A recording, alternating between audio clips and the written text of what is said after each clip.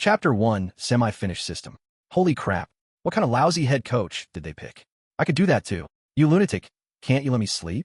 Holy crap. I have to go to work tomorrow. Stone, the national team has lost again. They actually lost to Vietnam. Isn't this normal? Go to sleep and move out tomorrow. I've been taking you in for a week, and I haven't slept well at all. Go and cause trouble for someone else. Don't just keep messing around with me. And another thing, you lunatic. Don't blame me for being nosy, but you'd better find a job. What will you do if you keep going like this? The madman, named Jiang Feng, just graduated this year from a second-rate university in Tongzhou. In today's job market, let alone a second-rate university, even graduates from Tsinghua and Peking universities aren't guaranteed a good job. Jiang Feng, however, is arrogant and haughty. Like during the day at the labor market. Yes, the labor market. He got into an argument with an employer while looking for work. The reason was simple. The employer could only offer him a factory worker position. Jiang Feng had a huge fight over this. Similar incidents happened many times. So, after graduation, Jiang Feng was kicked out of the university and had nowhere to go, so he had to stay at his classmates' places. The person sleeping on the bed was Lu Lei, Jiang Feng's roommate from school. Listening to Lu Lei's advice, Jiang Feng didn't say anything, but sat in front of the computer, staring blankly at the screen. Jiang Feng knew that his brother meant well by Lu Lei's advice. Damn it, this world is so unfair. How could I have fallen to this state? Jiang Feng thought. Forget it, I'll go look for a job tomorrow. Jiang Feng is called a madman because of his obsessive love for football. He's practically a veteran fan. However, his football skills are absolutely terrible. After playing a few games at school, no one wanted to be on his team anymore. So, Jiang Feng took a different approach and started researching various tactics.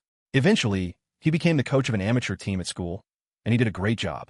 He became quite well known in the amateur football scene in Tongzhou, a third-tier city. As a result, Jiang Feng lived a very comfortable life at school, and he was often invited to coach by football enthusiasts from the city. Perhaps due to his experiences at school, Jiang Feng unexpectedly developed the idea of pursuing a career in professional football after graduation. Many of his close friends and classmates advised him against this fantasy, but Jiang Feng ignored everyone's advice and spent his senior year internship visiting almost every football club in the country. His ideals were lofty, but reality was harsh. Jiang Feng's football journey showed no signs of progress. Despite his failure, Jiang Feng remained unchanged, still obsessed with football. This resulted in him failing to find an internship, leading to his current predicament. Sitting in front of his computer, Jiang Feng thought about his 4 years of university life, feeling that fate had played tricks on him.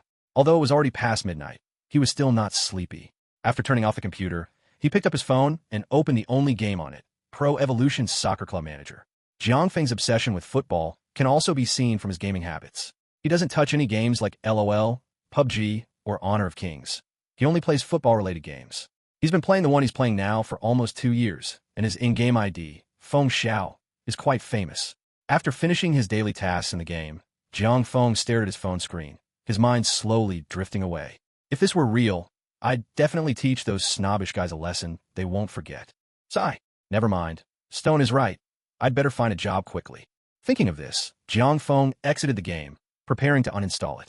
Unexpectedly, at this moment, a dialogue box popped up in the game. Congratulations, young Master Feng, for completing the 1000th daily task. The hidden task, The Life of the Godfather, has been unlocked. Would you like to enter? Huh, this stupid game has hidden quests? How come I've never heard of them before? Forget it. Let's just put a period to the past. Once this mission is finished, it's over. With that thought, Jiang Feng tapped the yes button on the screen. As soon as he tapped it, Chen Xiao felt a white light appear before his eyes, so bright that he involuntarily closed them and felt extremely dizzy, slowly losing consciousness. Before completely losing consciousness, Jiang Feng vaguely heard some mechanical voices. Live system loading, loading 10%, loading 15%, loading 20%, loading 55%. Warning, warning, warning, insufficient loading power. Jiang Feng felt as if centuries had passed while he was asleep. He slowly felt his consciousness returning. Before he even opened his eyes, he felt a terrible headache. Jiang Feng tried hard to open his eyes, and after his consciousness returned, he felt that his surroundings were very noisy. Quick, Steve, Jiang is awake. Jiang, how are you? It's all that bastard Jonathan's fault. A white man, probably in his 40s, squatting next to Jiang Feng, said excitedly. Jiang Feng was even more confused when he finally opened his eyes. He didn't recognize any of the people surrounding him, and they were speaking English. As a mediocre student who graduated from a second-rate university, the only English he knew was a few common greetings. But what baffled him was that he could clearly understand what these foreigners were saying. Shit, that bastard Jonathan kicked Jiang so badly. Jiang, how are you feeling? Is anything bothering you? The middle-aged white man shook Jiang Feng's shoulder and asked. After a period of confusion, Jiang Feng finally understood what was going on. He was able to figure it out so quickly thanks to his exposure to countless transmigration and rebirth novels. The fusion of memories from his 2 lifetimes made Jiang Feng realize that he had finally boarded the train of rebirth and transmigration. In this life, Jiang Feng is a Chinese man born in England. When he was 5 years old, his parents died in a car accident. After spending 2 years in an orphanage, Jiang Feng was adopted by the Englishman named Steve. Jiang Feng is 25 years old this year. Steve is a huge fan of a local football club, and Jiang Feng, who has followed Steve since childhood, naturally became a fan of the club as well. Today is a private football match organized by 2 fan groups of the club. Jiang Feng temporarily played the role of goalkeeper. Unexpectedly, he was hit on the head by a shot from the opponent during the match and passed out. It was because of this that Jiang Feng was able to take over this body. Steve, I'm fine, but if you keep shaking me, something bad will happen. Jiang Feng felt that if he was shaken any further, he would probably have to wear the clothes all over again. Oh, it's good that you're all right. If it's really not okay, you should go to the hospital to get it checked out. No need, Steve. I'll just go back and rest for a bit. Okay, then you go back and rest first. After greeting everyone surrounding him, Jiang Feng left the stadium. Chapter 2, Semi-Finished System 2. Back home, Jiang Feng sat blankly on the sofa, sorting through his memories of both lives. He realized that his start in this life was much smoother than his previous one. Although both his biological parents had passed away, Steve hadn't mistreated him after adopting him. After graduating from Imperial College London, influenced by Steve from a young age, Jiang Feng became a football fan and chose to study football coaching at the University of Cologne in Germany, successfully obtaining an international A-level football coaching certificate. This meant he was qualified to coach any professional football team in the world. Of course, this only applies to qualifications. After obtaining his coaching license, Jiang Feng's experience after graduating from the University of Cologne was similar to that in his previous life. This may be one of the reasons why Jiang Feng transmigrated and was reborn. It has been 2 years since Jiang Feng graduated from the University of Cologne, but he has not had a good opportunity to enter the professional football circle. He is still running a bar in Steve, which is quite famous in the local area. So, while unemployed at home, Jiang Feng often helps out at the bar, so his life is better than in his previous life. Having sorted through his memories, Jiang Feng felt he wouldn't waste this incredible opportunity of transmigration and rebirth. After all, he possessed over 20 years of memories. Yes, over 20. Jiang Feng was currently in 1999, shortly after the French World Cup. As a seasoned, passionate football fan in his previous life, his memories of the sport were particularly vivid. As a coach, he thought of Ronaldo, Messi. Witnessing the growth of these world-renowned stars from his previous life was a great honor. Moreover, with the memories of his past life, Jiang Feng might even be able to participate. Thinking of this, Jiang Feng was incredibly excited. At this moment, Jiang Feng suddenly remembered that before he fell into a deep sleep, a strange voice had rang in his mind. Thinking of this, Jiang Feng became very excited. Could it be that he could also possess something that transmigrators must have? A system. Hey, system, are you there? Seeing no response, Jiang Feng wondered, could it be that my posture is wrong? Or is the code wrong? Open sesame. Heavenly King covers the Earth Tiger. Jiang Feng was somewhat disappointed after struggling for so long. Why did he lack all the standard features that everyone else had when they transmigrated? Undeterred, Jiang Feng shouted one last time, System. Jiang Feng, who had already given up hope, found a very familiar logo appearing in front of him. It was the logo of the game Pro Evolution Soccer Club Manager, which he was very familiar with in his previous life.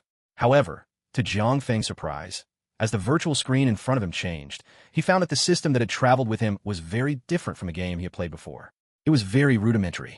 He couldn't access any scouting or training functions. The only things he could access were his own attributes and the tactical analysis system. Looking at his simple attributes, Jiang Feng felt like he had gotten a fake system. Name, Jiang Feng.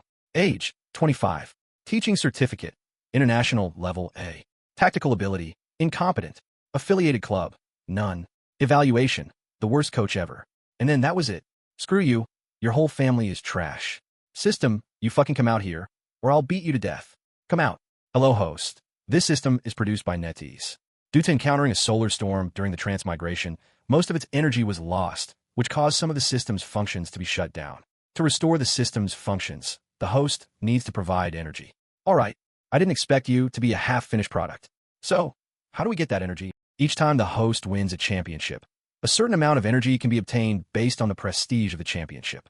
Everyone else who transmigrates with a system gets a newbie gift pack. What about mine?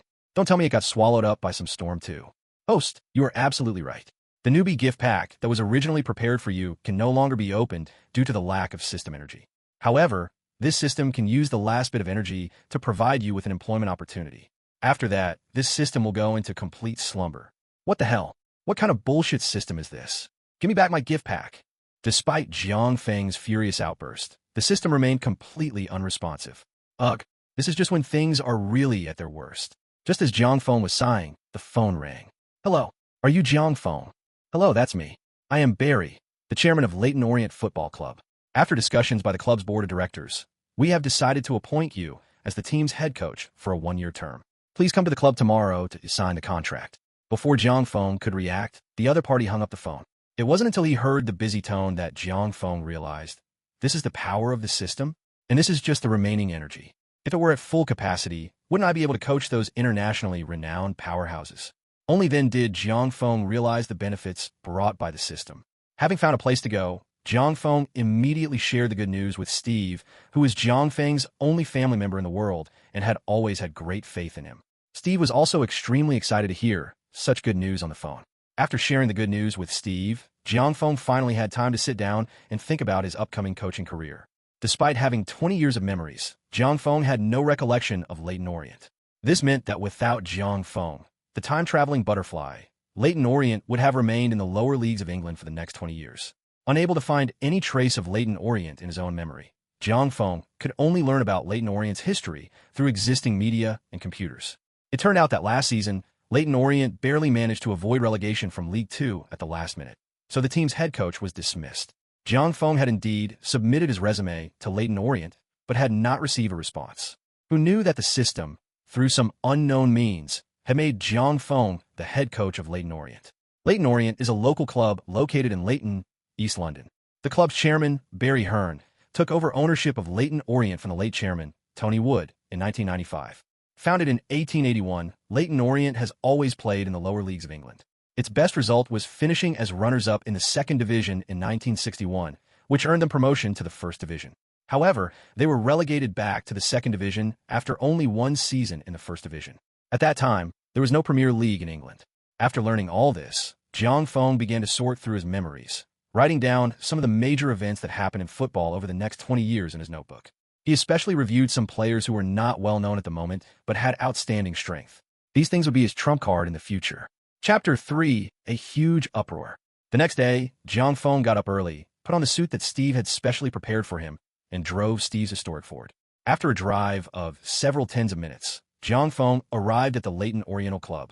After explaining his purpose to the security guard, Jiang Feng followed the directions to the club's office area. Arrive at Barry's office. Hello, Jiang, welcome to Leyton East. The white man, who looked to be around 60 years old, was very welcoming when Jiang Feng entered. Hello, Mr. Chairman. Thank you for your trust. Jiang, you were recommended by Bonner, your teacher at the University of Cologne. He said you were the most talented player he had encountered in his years of teaching at the University of Cologne, so I accepted his recommendation. However, as you know, you are very young. At your age, you would be in your prime as a player, but as a head coach, you are still very inexperienced. Therefore, I can only give you half a season. If you cannot perform well, I think I will not continue to employ you. Understand, Mr. Chairman. I am confident that I will satisfy you. After a brief chat, Barry had his assistant bring in the prepared contract. Jiang Feng carefully reviewed every clause of the contract, confirmed that there were no problems, and then officially signed his name on the contract. After the contract was signed, Jiang Feng and Barry talked about some ideas for the new season. Jiang, I don't know how much you know about Leyton Orient. I'd like to know your thoughts on the new season. Also, I can give you a transfer budget of £2 million this season. Since Bonner trusts you a lot, and Bonner and I have been old friends for many years, I trust him very much. So I hope you could do what you should do. Mr. Chairman, I have some ideas about the team that are not yet fully formed. Rest assured, you will definitely see a different Leyton Orient in the future. After Jiang Feng finished communicating with Barry and was on his way home, Leyton Orient's official website subsequently released news about the team's new head coach for the 1999-2000 season. The head coach of Leyton Orient will be Jiang Feng, a British citizen of Chinese descent. Jiang Feng is a very young and creative head coach. We hope that Leyton Orient can achieve good results in the new season under Jiang Feng's leadership. Along with this information came some basic information about Jiang Feng, but as a coach, Jiang Feng's experience, both as a player and as a coach, seemed very limited. Jiang Feng, male, 25 years old, graduated from the University of Cologne, Germany, with an international A-level football coaching certificate.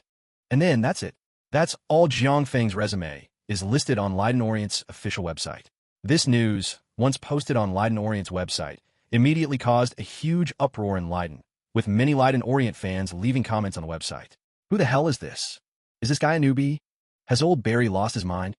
After the official website was filled with pessimistic views about Jiang Feng and Leyton Orient for the new season, the dissatisfaction intensified. Leyton Orient's official registered fan groups went to the club's gates to protest, and London's news media also began to take notice of what was happening to Leyton Orient, who were in the second division. These paparazzi, like crocodiles smelling blood, flocked to Leyton, and Jiang Feng became their target. Their information about Jiang Feng was thoroughly investigated.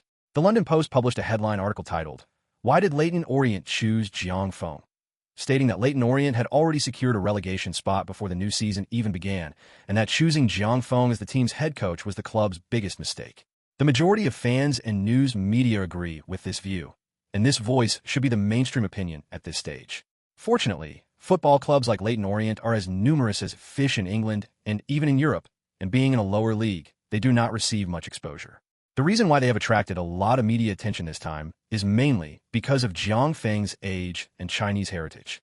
While all the attention was focused on Jiang Feng, he was not affected at all and was making final preparations for moving into Leyton Oriental. When it came to his next task, Jiang Feng's first thought was to find himself 2 assistants. As the saying goes, a hero needs 3 helpers. When he thought of assistants, Jiang Feng immediately remembered his 2 classmates from the University of Cologne, David Hannibal and Luther Williams. From his memory, Jiang Feng knew that these 2 were his best friends at the University of Cologne. David's major at the University of Cologne was sports skills and technique, while Luther and Jiang Feng were classmates. The 3 of them often got together to discuss football-related topics when they were in college. Thinking of this, Jiang Feng immediately contacted the 2 people by phone.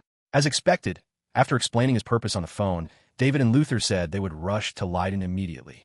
After resolving the assistance matter, Jiang Feng turned his attention to his greatest weapon.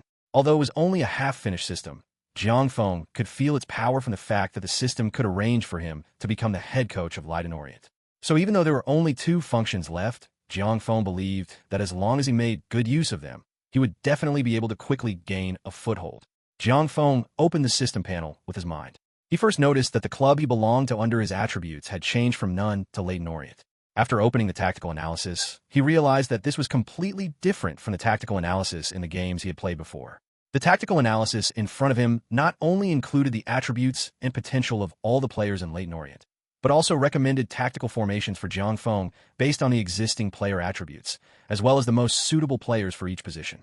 Moreover, Jiang Feng could arrange the formation according to his own ideas. Jiang Feng discovered that the formation recommended by the system based on the existing players was very similar to a formation he often used in games in his previous life. 42-13. This was a formation that Jiang Feng was very familiar with 2 holding midfielders and a single attacking midfielder in the midfield, and the left and right wingers in the front field often dropping back to participate in the passing of the ball in the midfield. This formation was not used in England in 1999. The most common formation seen in European football now is the traditional 442 formation, especially in the English League, where many coaches use this tactical configuration. Chapter 4 Entering Leiden Oriental. After studying the various functions of tactical analysis, Jiang Feng was full of confidence in his future.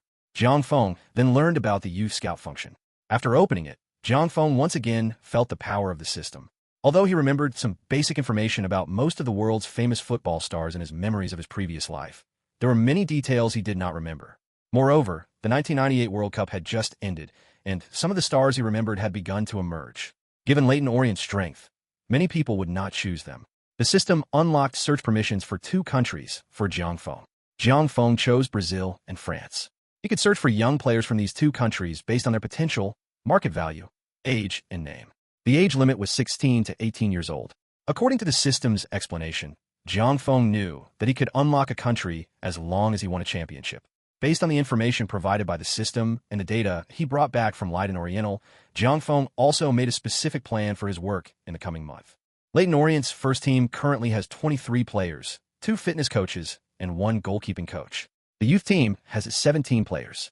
The first team is currently on holiday, while the youth team's work is basically at a standstill. Previously, the first team's head coach managed the youth team, but after the head coach was dismissed, the youth team has been largely unmanaged, with only an assistant coach responsible for daily training leading the players. Moreover, with Jiang Feng's arrival now a done deal, the team is in a state of great turmoil.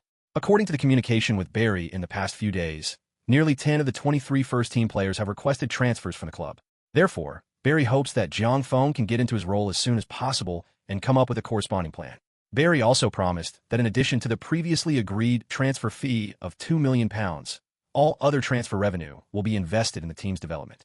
While £2 million might not seem like enough for a single-player transfer for some of the world's top clubs, it's a very high transfer fee for a lower league team like Leyton Orient in League 2. I spent a few days at home researching my work plan for the coming days. On this day, Jiang Feng arrived at the station to welcome his two good friends. After waiting for nearly half an hour, Jiang Feng saw David and Luther from the exit. "Hey, over here." Jiang Feng waved to the two of them. "Jiang, buddy, how are you doing lately?" Jiang Feng hugged David and Luther. "Let's go. I'll get you settled in first. Tomorrow we'll go to the team together. Whether we succeed or fail this time, the three of us will face it together." "No problem." David and Luther exchanged a glance, as if they had returned to their time at the academy. After Jiang Feng found a hotel with the two men, he did not leave. Instead, he told them in the room about his plans for the future, including his tactical arrangements for Leiden East. "Jiang, this formation of yours will place very high demands on the two defensive midfielders and the wingers. Does Leyton Orient have any players who are suitable for such a formation at this stage?" Rudd very accurately found the core of the problem. "Yes, Jiang. This formation places very high demands on the physical fitness of the midfielders. However, if the players can fully grasp this formation, it will definitely be a very sharp weapon for England at this stage. Don't worry, I've been studying Leyton Orient's current player configuration and some important positions these past few days. I'm planning to make some signings, and I already have some targets. So, the three of us need to work together. After reporting to the team, we'll first sell off some players we don't need, and then we'll develop a detailed training plan based on our tactics. You guys will lead the training, and I'll be in charge of signings." "Ok. Jiang, since you've made preparations, we have no problem on our end," Luther said. David, who was standing next to him, nodded as well. After a night's rest, on the morning of July 1st, 1999, Jiang Feng, accompanied by his two assistants, entered the gates of Leyton Orient. Although the news of Jiang Feng becoming a Leyton Orient fan had been circulating for several days and its popularity had waned, a large number of fans still gathered in front of the club, holding signs demanding that Jiang Feng leave Leyton in protest.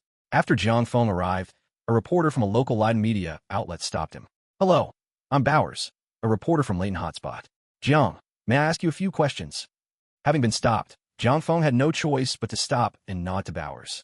"Jiang, may I ask how you became the head coach of Leyton Orient?" "Mr. Reporter, it was Leyton Orient that chose me, and I am very grateful for Mr. Barry's trust. As far as we know, your contract is only for half a season, which means that Barry doesn't fully trust you. Of course, I understand completely, but I believe the team will renew my contract soon." Jiang Feng answered the reporter's question with great confidence, and then led David and Luther into the club. As they entered the gate, Jiang Feng looked back at the protesting fans. "Mr. Chairman, these are my two assistants. This is David, and this is Luther. They're my classmates at the University of Cologne. I believe they will be competent for the position of assistant coach." In Barry's office, Jiang Feng introduced David and Luther to Barry. "Jiang, this is all your work and your choice. I'll say it again, I want to see results. As you can see, we faced a lot of pressure when we hired you as the team's head coach. I hope you won't let me and your teacher down. This is the club's manager, Philip. He's been handling the team's affairs while you were away. I hope you two can work together smoothly. If you need anything, just talk to Philip." Led by Philip, Jiang Feng entered his office for the first time. "Mr. Pauly, release all players who requested transfers. The team will be making some signings next, and I will inform you of some lists in advance. The team will assemble in 1 month, and I hope to handle all the team's transfer work in this month. David and Luther will be in charge of tactical matters. I hope you can cooperate with me to do a good job in the team signings," Jiang Feng said seriously. "Jiang, I don't know why Mr. Barry trusts you. Now that you're in charge of the team, I'll cooperate. But if I find any wrongdoing on your part, I'll tell Mr. Barry immediately." Philip was also very businesslike, but all of this was within Jiang Feng's expectations. On the second day after Jiang Feng took over Leyton Orient completed a series of transfers, all of which were outwards. This brought Leyton Orient nearly £2 million in revenue, which means that Jiang Feng now has a transfer budget of nearly £4 million, which is considered a large investment in League Two. However, Leyton Orient's recent transfer activity has put Jiang Feng in the spotlight even more, and Leyton Orient fans feel that the team's future this season is bleak. As the outcry against Jiang Feng intensified, he had already boarded a plane to Brazil to prepare for his first signing. Chapter 5 Trip to Brazil. Jiang Feng's first goal on this recruitment trip was to find the one for his 4-2-1-3 formation. After several hours of flight, he arrived in Sao Paulo. Jiang Feng's primary destination was Camp San Bernardo do Camp in Sao Paulo. Before heading to Brazil, Jiang Feng contacted a local third-party agency. So, upon arriving in Brazil, Jiang Feng did not go to the hotel first, but went to the target's home. Deco, full name Anderson Luis de Souza, was born in Brazil in 1977.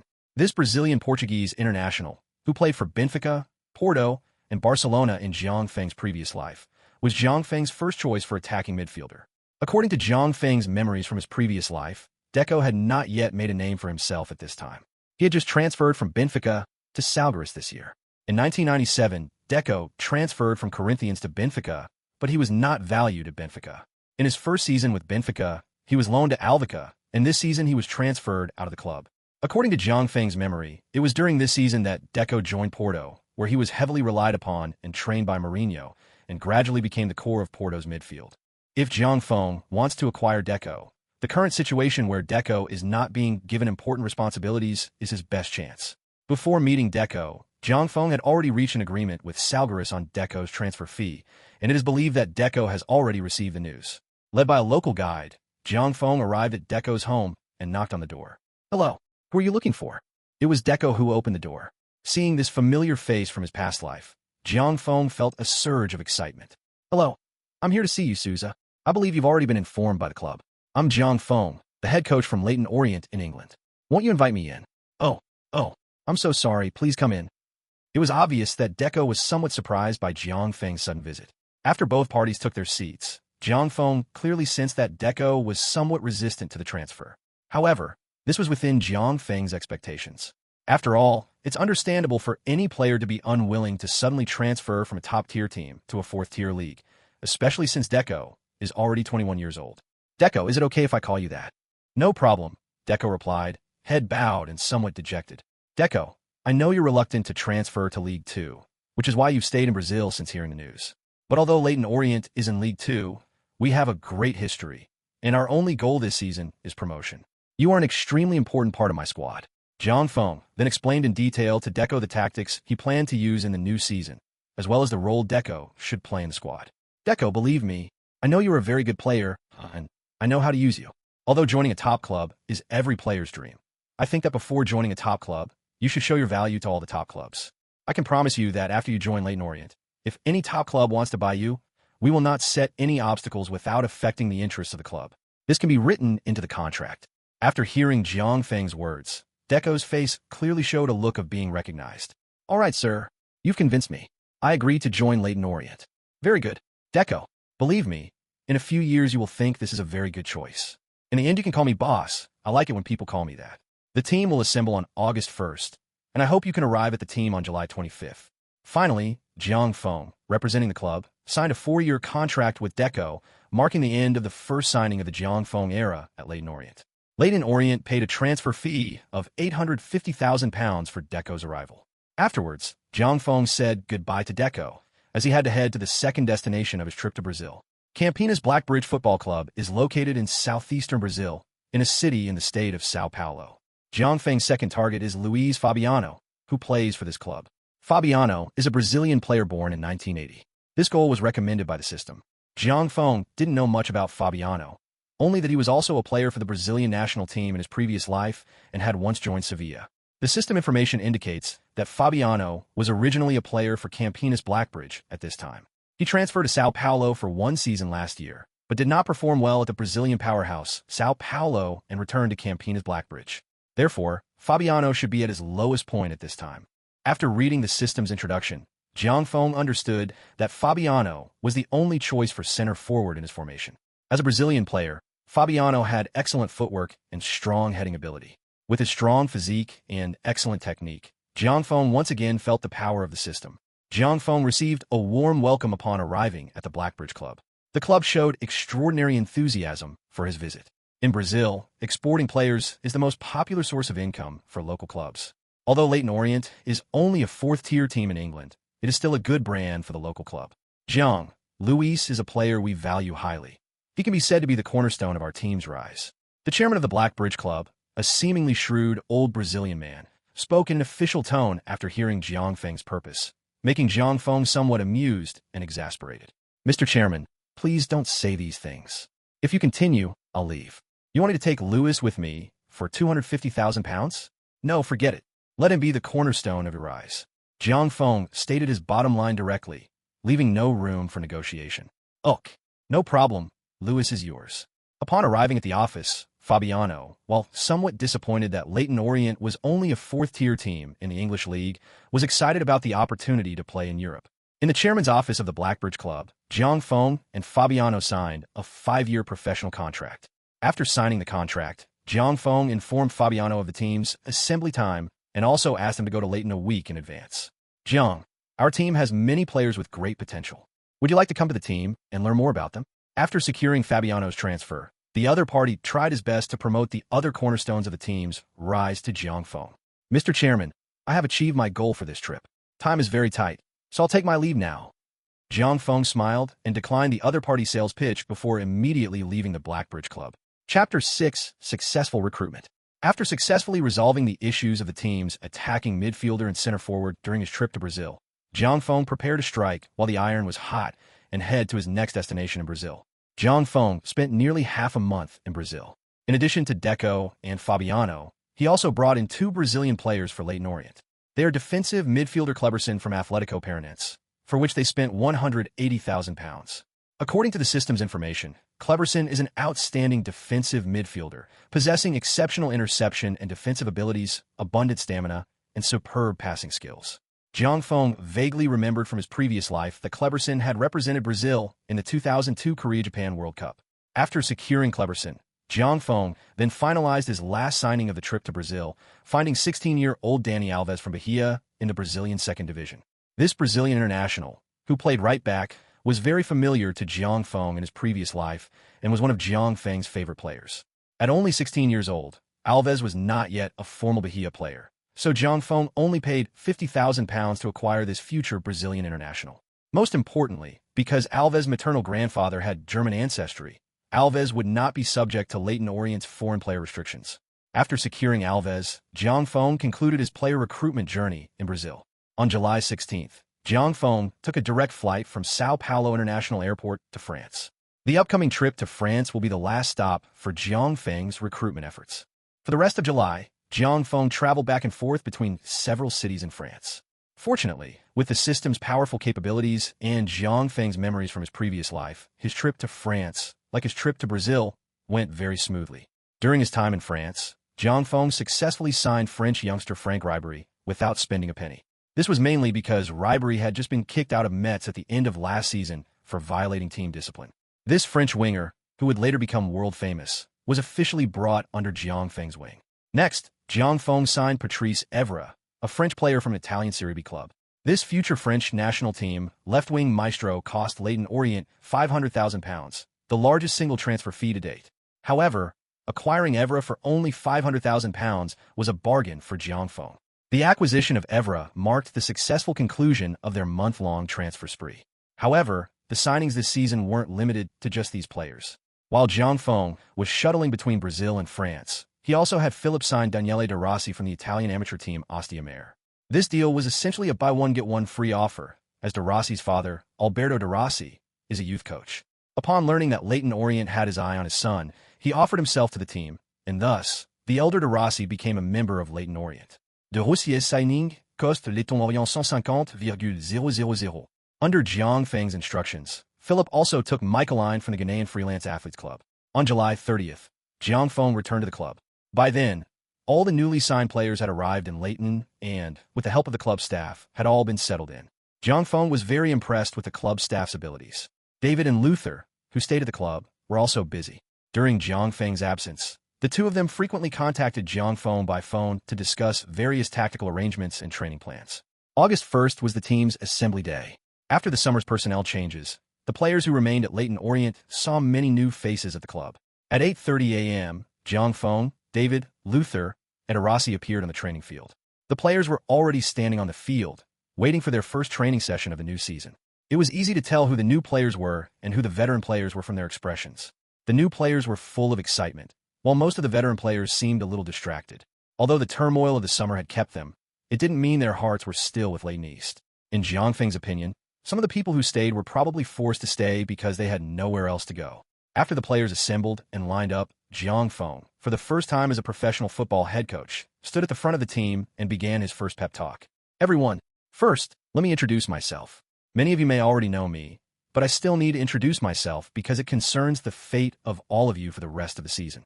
My name is Jiang Feng. You can call me boss. Although my resume is very simple, yours is also very simple. You're not players from a championship team, but players from a team that almost got relegated again. From now on, I'm your head coach.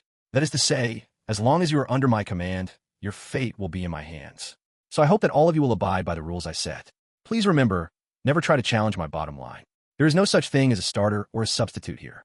As long as you train hard and are in good form, you will get opportunities. Otherwise, you may spend the rest of your time on the bench. Afterwards, Jiang Feng asked each player to stand up and introduce themselves to everyone. All right, everyone should know each other now. Captain Wald will lead everyone to the infirmary for a medical checkup. After the checkup, we'll return to the training ground for training. During the players' medical examinations, Jiang Feng also discussed his ideal starting lineup for the new season with everyone. After Jiang Feng completed all the signings, the corresponding lineup was also being finalized. After determining the formation and tactics for the new season, the starting goalkeeper would be John Cam. This local Leyton goalkeeper was Leyton Orient's starting goalkeeper last season. At 26 years old, he is in his prime. Judging from his performance last season, he should have no problem handling League Two matches. Last season, Leyton Orient ranked 6th in the league in terms of goals conceded, which shows that Cam's ability is not a problem. The right back is Alves, and both center backs are English players. One is 30-year-old Wald, a veteran from last season and also the team captain, and the other is George Plath, who transferred to Leyton Orient on a free transfer this summer. George played for Reading, another League Two team, last season. After his contract expired this season, he was poached by Philip and joined Leyton Orient. This deal was completed before Jiang Feng signed. The left back is the young French player Evra. In the double pivot position, Cleberson, Darasi, and I will rotate because the 4-2-1-3 formation places very high demands on the midfielders, especially the double pivot. Cleberson can also serve as Deco's backup. Deco is the obvious choice for the starting attacking midfielder. The center forward is Fabiano, the left winger is Ribery, and the right winger is English player Wickham. Chapter 7 Warm-Up Match. This lineup is also the best lineup given in the system's tactical analysis, which is why Jiang Feng is so confident. However, to fully unleash the power of this lineup, it needs to be gradually refined in training. After all, the system only gives the players a synergy score of 15 points in this lineup, and the formation arranged by Jiang Feng requires a very high level of connection between the front and back lines, which makes teamwork between the players even more crucial. Therefore, David and Luther developed a detailed training plan based on Jiang Feng's requirements, which was highly approved by Jiang Feng. While Jiang Feng and his coaching staff were leading the players in closed training, Leyton Orient's official website released another message, this time about player signings for the new season. It's important to know that the players Jiang Feng brought in were all relatively unknown at this stage. The youngest was only 16 years old, and the oldest was just 21. Darasi, for example, was a player from an amateur club. Therefore, the signing of these players was seen by fans and the media as a farce. At Leyton Orient's training ground, Jiang Feng was leading the team in a vigorous training session for the new season. Meanwhile, at the club's main gate, many Leyton Orient fans are holding up banners to protest against the club. This bizarre scene once again attracted the attention of the English media, and Jiang Feng once again became famous in the English professional football circle. Time always flies when you're in a hurry. During this period, Jiang Feng and his two assistants have been focusing all their attention on the team's integration. As time goes by, the players' understanding and chemistry are constantly improving. In particular, the speed at which the newly introduced players have integrated into the team is incredible. Their abilities shown in training have also made the players who are coming to Leyton Orient and the team's chairman, Old Barry, have to acknowledge Jiang Feng's vision. There's still nearly 20 days until the new season officially begins. David, Luther, thank you for your hard work these past few days. The team's operations are gradually getting back on track, and the league will start soon. We can adjust some tactical issues based on actual matches. After training that day, Jiang Feng and his two assistants were summarizing in the office as usual. Just then, there was a knock on the office door. Jiang Feng looked up and saw that it was the team's general manager, Philip. Hi, Mr. Paul. What can I do for you? Jiang, it's like this. Before you even came to the club, the team had already finalized 3 warm-up matches: Crystal Palace, Nottingham Forest, and Southampton. I just received calls from these clubs to confirm the match times. Through their time together, Philip had gradually developed some trust in Jiang Feng. Sure, no problem. What was the original time you set it for? On August 29th, we'll travel to Selhurst Park to play Crystal Palace at 3 p.m. On September 2nd, we'll go to St. Mary's Stadium for a match against Southampton at 6 p.m. This match also marks Southampton's 100th anniversary. The match against Nottingham Forest is on September 6th at 9 a.m. Also an away game, Philip explained to Jiang Feng, introducing these warm-up matches.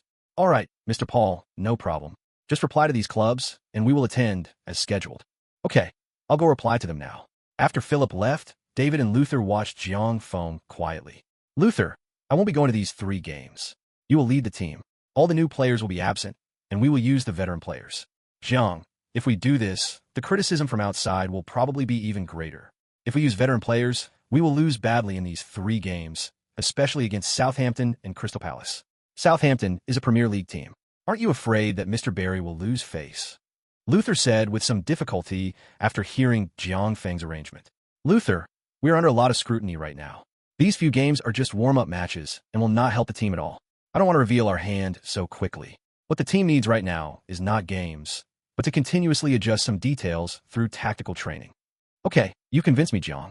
But after the warm-up matches, you'll probably be even more disliked by Leyton Orient fans.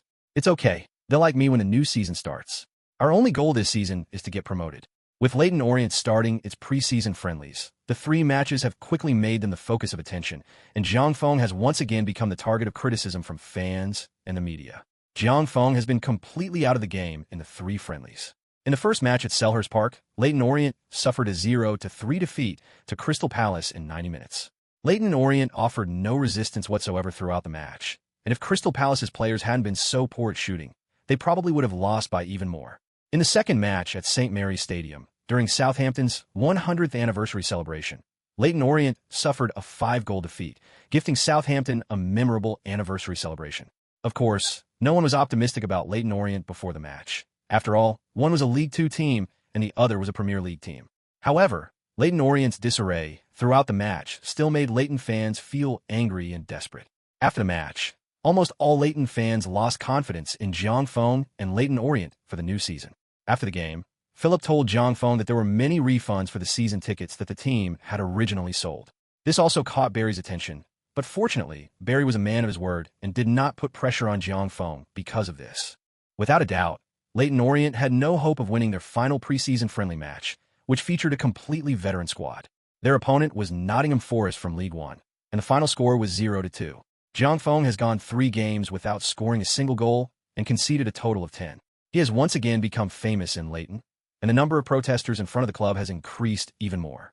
Fortunately, Jiang Feng has not left the club during this period, otherwise his personal safety would probably not be guaranteed. In European betting odds regarding promotion and relegation in League Two, Leyton Orient firmly holds the last position. Bookmakers offer odds of 1-200 for Leyton Orient's promotion, but refuse to offer odds for their relegation. This phenomenon indicates that Leyton Orient has become a minnow in League Two, and no one takes them seriously. Chapter 8. The new season begins. The opening match of the 1999-2000 English League Two season was scheduled for September 12th. On September 5th, the Football Association, FA, released the match schedule for each team in League Two on its official website.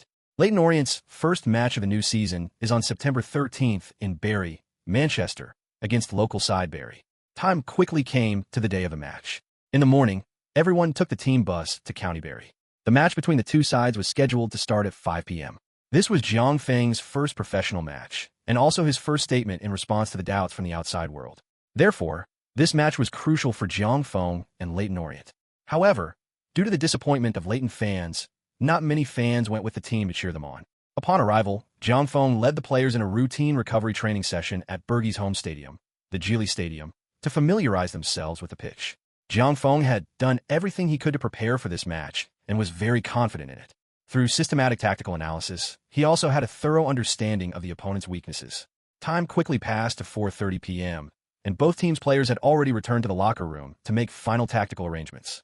Ladies and gentlemen, Almost everyone outside thinks we're a team destined for relegation. Nobody takes us seriously. Many of you were brought here by my own hand, and many look down on you. Today is the first day you'll make your voice heard in England, in Europe. Go and show everyone what happens when you look down on us. Use your strength to tear apart all the enemies in our path, and use your strength to slap everyone hard across the face. Can you do it? Yes. All the Leyton Orient players were waiting for this day, especially the players Jiangfeng was responsible for bringing in this season. Only after they arrived did they realize how much pressure Jiangfeng had endured for them. Now it was time for them to repay Jiangfeng.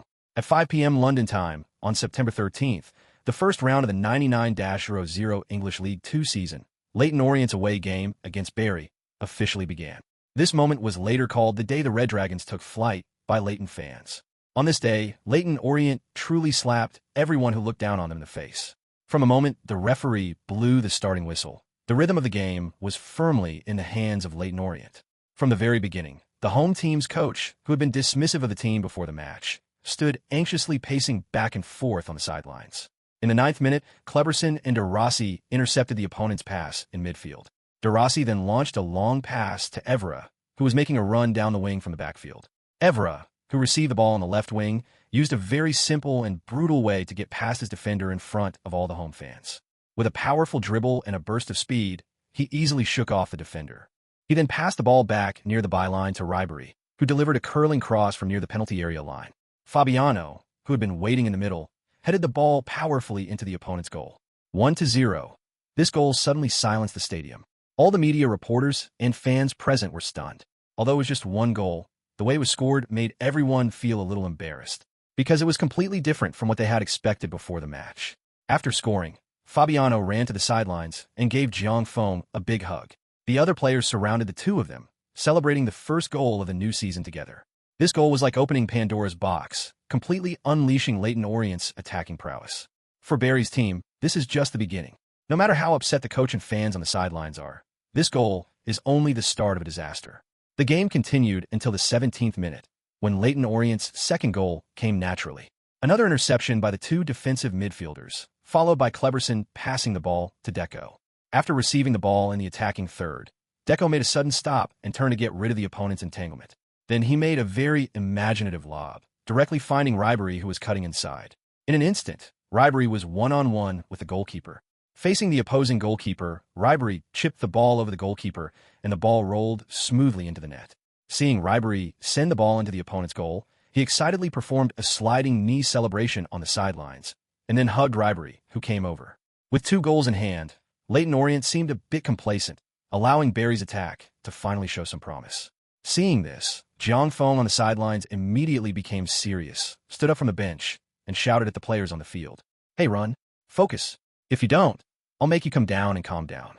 Under Jiangfeng's urging, the Leyton Orient players once again focused their attention. In the first half stoppage time, Leyton Orient scored their 3rd goal of the match. This time, Ribery took a corner kick from the left. Wald headed the ball in the middle, but it was saved by Ribery's goalkeeper. Ribery's center back cleared the ball with a long kick, but it didn't go very far. Deco got the ball in the attacking third, got rid of a defender, and then unleashed a long-range shot that went straight into the corner of the net. 3-0. When the whistle blew to end the first half, the stadium was almost completely silent as everyone stared at the unbelievable score. At that moment, everyone realized they had been deceived.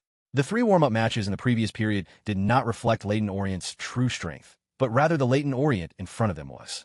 The tactics and formations used by Leyton Orient in the first half were refreshing for the fans and reporters watching the game. The constant dropping back of the 2 defensive midfielders and the 2 wingers to receive passes were tactical changes that Bury simply could not resist. Furthermore, the previously unknown players that Leyton Orient brought in before the start of the season have made a great impact on everyone. Although there are still mistakes in the cooperation between these players on the field, they have presented more highlights to everyone. At that moment, in a local bar in Leyton, the Leyton Orient fans present all-war expressions of disbelief and regret. "Peter, do you think it went a bit too far?" A very burly white man at the bar turned to the person next to him and asked, "Maybe we're all wrong. This Asian kid is amazing. Look at the first half of the game. How long has it been since our team played like this? And the players he found, look at that Scar guy on the wing. His speed is unmatched, not just by Bury, but by anyone in the entire league too. John, I've decided I have to go to the stadium to cheer him on for the next game. Maybe Bury really has found us a savior." "Okay, Peter, Let's all cheer for our team together in the next game. If the next game is like today, I will definitely apologize to that Asian kid. Chapter 9, The Terrifying Red Dragon. Just as Leyton Orient's fans were beginning to regret their decision, the second half of the match between Leyton Orient and Barry officially began. Despite Barry's adjustments at halftime, particularly targeting Leyton Orient's two wingers, he still couldn't stop the Red Dragons' advance. When the 90 minutes of the match were up, there were not many home team fans left in the stands. Many fans had already left, unwilling to see their team being slaughtered on their home turf.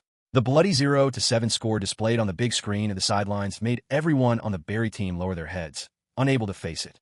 After taking a 3-0 lead in the first half, Fabiano completed a hat trick in the second half. Cleberson scored his first goal since joining Leyton Orient, and Ribery scored again in the second half, finishing with a brace for the entire match. When a referee finally blew the final whistle, the home team's head coach left the field without even shaking hands with Jiang Feng, leaving Jiang Feng's outstretched right hand looking somewhat awkward. At the post-match press conference, Jiang, this is your first time leading Leyton Orient in a competition. Why is Leyton Orient so different today from the Leyton Orient in the warm-up matches a while ago? I'm grateful for those 3 warm-up matches, which made me realize the team's shortcomings so that we can become better. Jiang, I'm from the London Post. What are your goals for this season? Everyone says you're a strong contender for relegation. Oh, Mr. Reporter, you said we were the favorites to be relegated, so our goal is definitely to stay in the league. Jiang Feng calmly handled the barrage of questions from reporters at the press conference. The day after the competition ended, a different kind of light in East, a mysterious power from mysterious East, Leyton's true strength. Many news articles used similar headlines, placing Leyton Orient's match at the top of their headlines.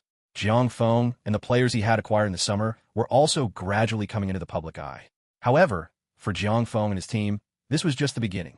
The day after the match with Barry made a special trip to Jiang Feng's office. No one knows what they talked about, but everyone saw the big smile on Barry's face when he left. The League 2 schedule is very tight, with 4 promotion spots each season. 24 teams compete for the top 3 spots for direct promotion, while teams ranked 4th through 7th compete for the last spot. In addition, the League Cup and FA Cup are interspersed during the league season. These 2 cup competitions are also the competitions where lower league teams in the English league strive for the greatest benefit.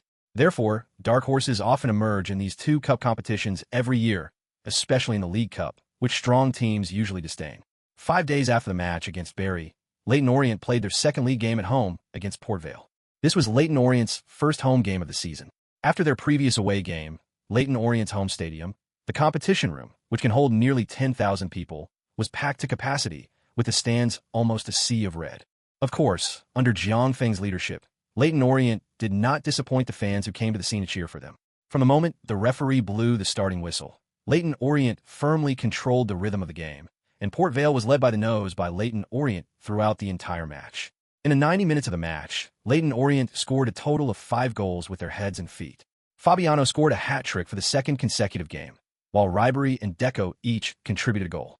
In this game, Jiang Feng chose De Rossi and Espin as the defensive midfielders. Espin did not disappoint Jiang Feng. Although he did not score, his constant running around the field in midfield made it very difficult for the Port Vale midfielders, and he also left a deep impression on the fans at the scene. Jiang Feng was deeply moved by the actions of the fans in the stands after the match. Many banners were erected in the stands around the stadium. Jiang, we're sorry. Jiang, we were wrong. In just 2 games, Jiang Feng fulfilled the promise he made when he stepped into the club. They will like me. The Red Dragon begins to take flight. This was the headline used by a local Leiden newspaper the day after the match between Leyton Orient and Port Vale. Indeed, Jiang Feng created a whirlwind for Leyton Orient in the subsequent English League 2 season. On September 21st, in the 3rd round of League 2, Leyton Orient continued to host Oldham at their home ground and cleanly defeated Oldham 4-0 in 90 minutes, achieving their 3rd consecutive victory. On September 26th, Leyton Orient traveled to Swindon Town in Wiltshire to challenge the local Swindon team. Due to their previous 3-game winning streak, Leyton Orient faced a defensive wall specifically designed for them by their opponents. The 2 sides were tied 1-1 after 90 minutes. At the crucial moment, Deco stepped up. In the 2nd minute of stoppage time, a breakthrough on the edge of the penalty area drew a foul from the opponent, creating a free kick in an excellent position for the team. Deco took the free kick he had created himself, and the ball drew a wonderful arc in the air before nestling into the top corner of the goal. Leyton Orient secured a dramatic 2-1 victory against Swindon Town on the road, extending their winning streak to 4 games. On September 30th, Leyton Orient returned to their home ground to face Millwall in the 5th round of the league. Before the start of the season, Millwall was considered by many to be a strong contender for the title, and they made frequent moves in the summer transfer market. All signs indicate the team's ambition this season.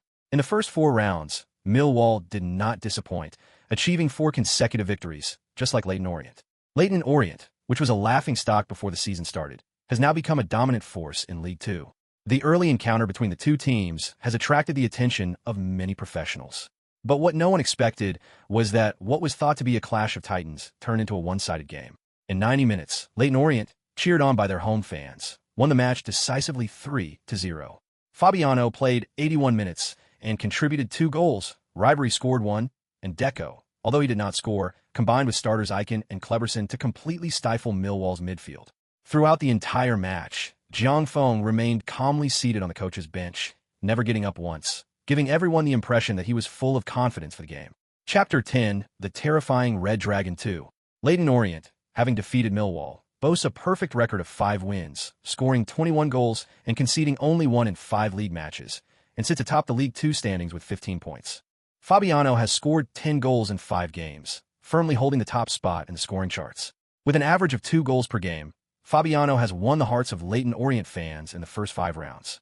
Players like Deco, Ribery, Kleberson, Evra, and Arasi, who were underestimated before the season started, have changed everyone's opinion of them through these few games. Of course, Jiang Feng is the biggest beneficiary. Only 5 rounds of the league have passed, and Jiang Feng is already a well-known young manager in the English League Two. At only 25 years old, Jiang Feng is the youngest in all of England's professional leagues. Now, Jiang Feng is slowly coming into the view of many people. Jiang, I think we should talk about a new contract. In Barry's office at the club, Barry, with a broad smile, said to Jiang Feng that in the eyes of the fans, Barry was no longer a muddle-headed chairman, but a chairman with extremely sharp vision and skillful management. Mr. Chairman, less than a month has passed. Isn't it a bit early to talk about this now? Jiang, it's not early at all. Do you have something on your mind? Barry asked nervously. Mr. Chairman, please rest assured, I have no objections. I'm very grateful for the opportunity you gave me back then. I just hope to wait and see. It's too early to talk about a new contract now. Okay, Jiang, I still hope we can have a proper talk. If you have any thoughts, just contact me directly. I trust you. Barry's desire to renew Jiang Feng's contract as soon as possible demonstrates that Jiang Feng is no longer the rookie he once was. Jiang Feng's rejection of a new contract doesn't mean he wants to leave Leyton Orient, but rather that he hopes to gain some psychological advantage in the upcoming negotiations. The league continues with Leyton Orient, who have won 5 consecutive games and are currently at the top of the standings, continuing their League Two journey. In the 6th round of League Two, Leyton Orient hosted Bristol at their home ground. Leyton Orient, who had demonstrated their strength in the 5 league matches, were also studied by all their opponents. Just like in this match, Bristol set up a tight defensive formation at Leyton Orient's home ground, and their players were very aggressive throughout the game. This made it very difficult for technical players like Deco and Ribery to adapt. The first half ended in a goalless draw amidst a lot of play. In the second half, Jiang Feng adjusted the lineup and tactics, instructing Alves and Evra to increase their forward runs, and told Ribery and Wickham to cut inside more often, try to create set pieces near the goal, and also ask the midfielders to take more long-range shots. Jiang Feng's trusted players executed his tactical arrangements very well.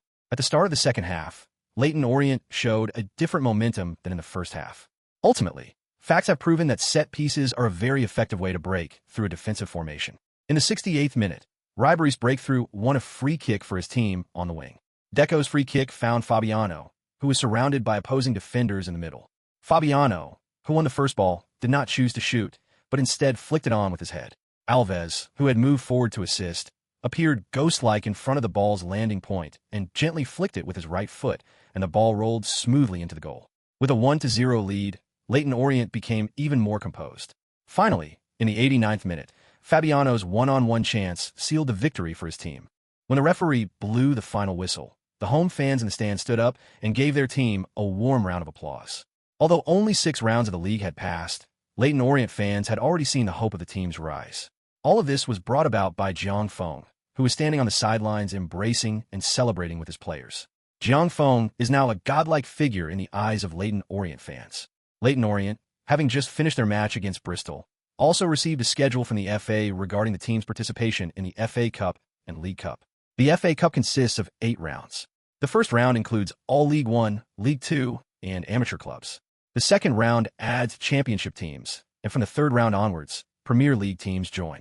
The League Cup, on the other hand, has 7 rounds. From the first round onwards, all teams are drawn against each other in a single elimination format. Therefore, England's cup competitions are a paradise for underdogs, with many dark horse teams emerging every year, and many neutral fans hope to see more matches where the underdogs defeat the strong. However, with some time still to go before the cup competition begins, Jiang Feng is focusing his attention on the league.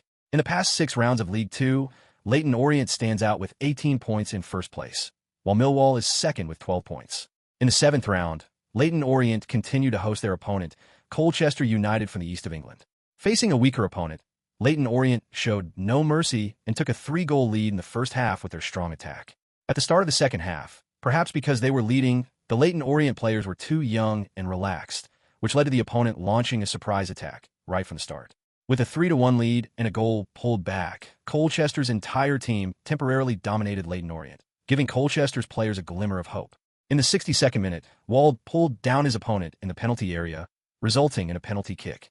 Jiang Feng, standing on the sidelines, had a gloomy face, clearly dissatisfied with his disciples' performance. Colchester converted the penalty, making it 3-2, trailing by only 1 goal. Moreover, Leyton Orient was at a disadvantage on the field, which made the fans in the stands a little nervous. During a dead ball situation, Jiang Feng pulled Deco aside and whispered a few words of advice in his ear. He then substituted Kleberson with Ein. It was Kleberson's mistake in the second half that led to the first goal conceded. A somewhat dejected Kleberson walked to the sidelines and didn't even dare to look up at Jiang Feng.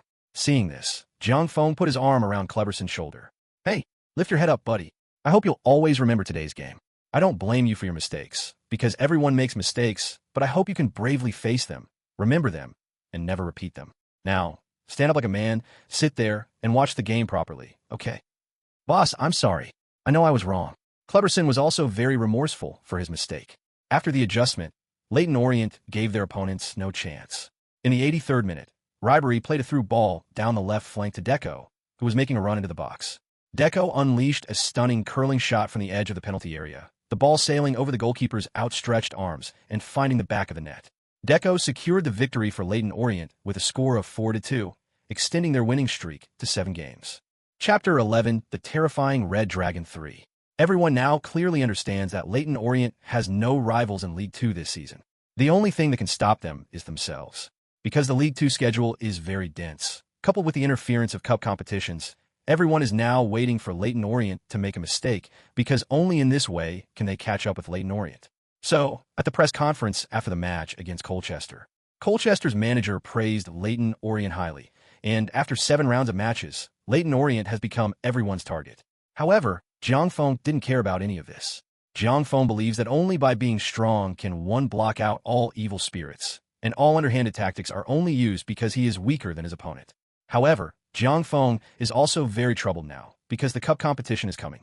Inside Jiang Feng's office, "David, given our strength and physical reserves, how do you think we should arrange the upcoming matches?"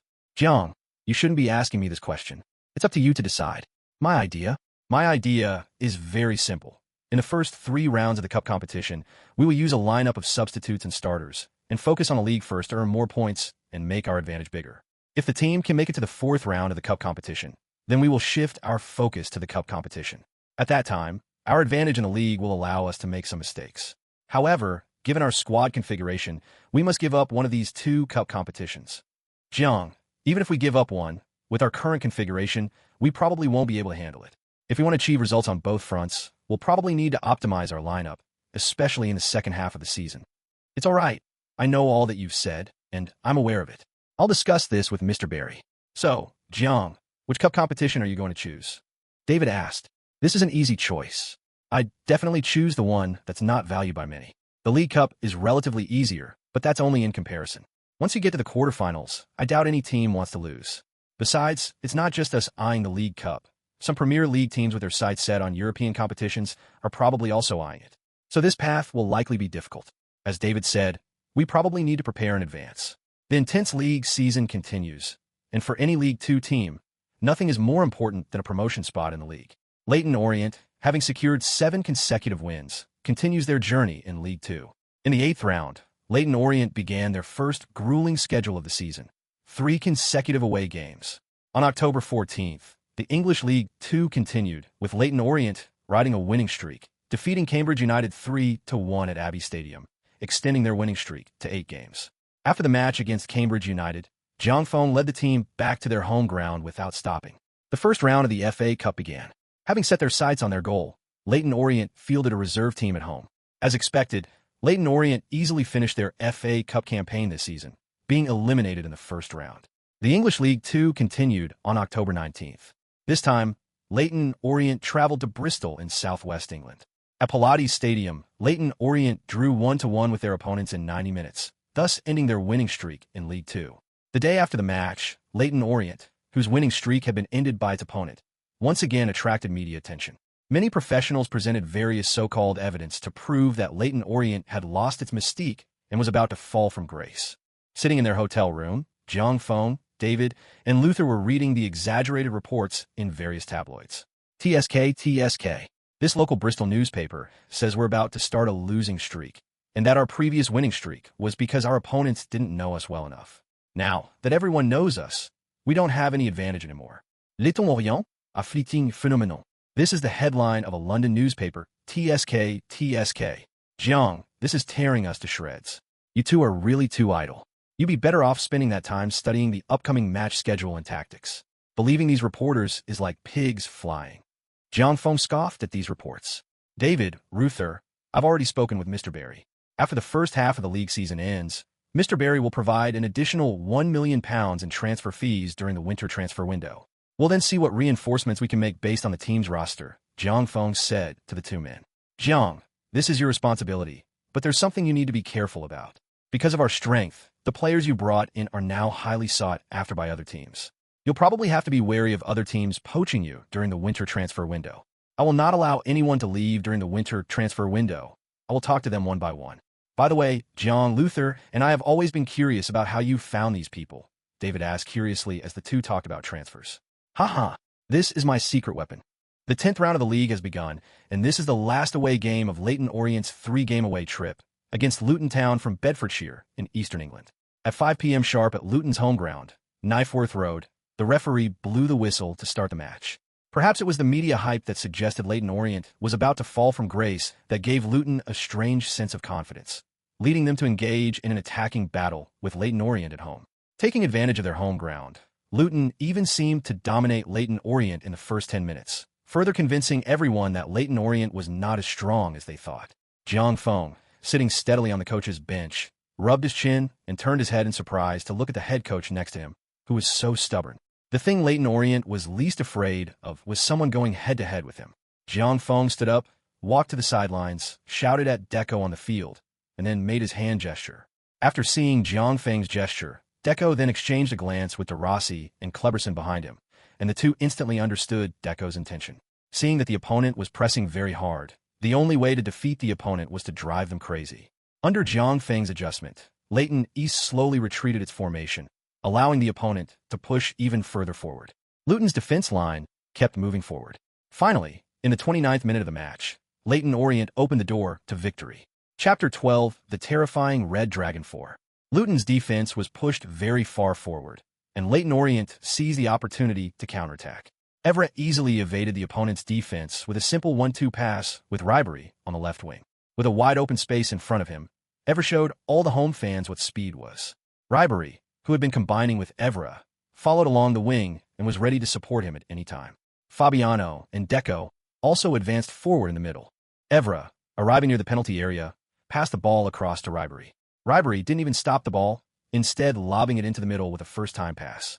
Fabiano leaped high and lightly flicked the ball on, and Deco, following behind, took a shot. The goalkeeper had been drawn to Fabiano's movement, so Deco's shot was practically an open goal. How could Deco miss such an opportunity? 1-0, the door to victory is open. The subsequent course of the match was completely controlled by Leyton Orient. When the 90-minute match ended, Luton's head coach stood on the sidelines with a gloomy face. After lightly touching hands with Jiang Feng, he returned to the locker room. Jiang Feng looked at his somewhat exasperated opponent and had a disdainful smile on his lips. The score was displayed on the big screen at the sidelines, with the home team's score listed first and the away team's score second, according to international convention, 0-4. After 10 rounds of league matches, Leyton Orient sits atop the standings with 28 points from 9 wins and 1 draw, while Millwall is in second place. However, Millwall trails Leyton Orient by a significant 7 points. In a League Two league with 46 rounds, falling behind by 7 points after only 10 rounds has prompted media outlets that follow League Two to start praising Leyton Orient again.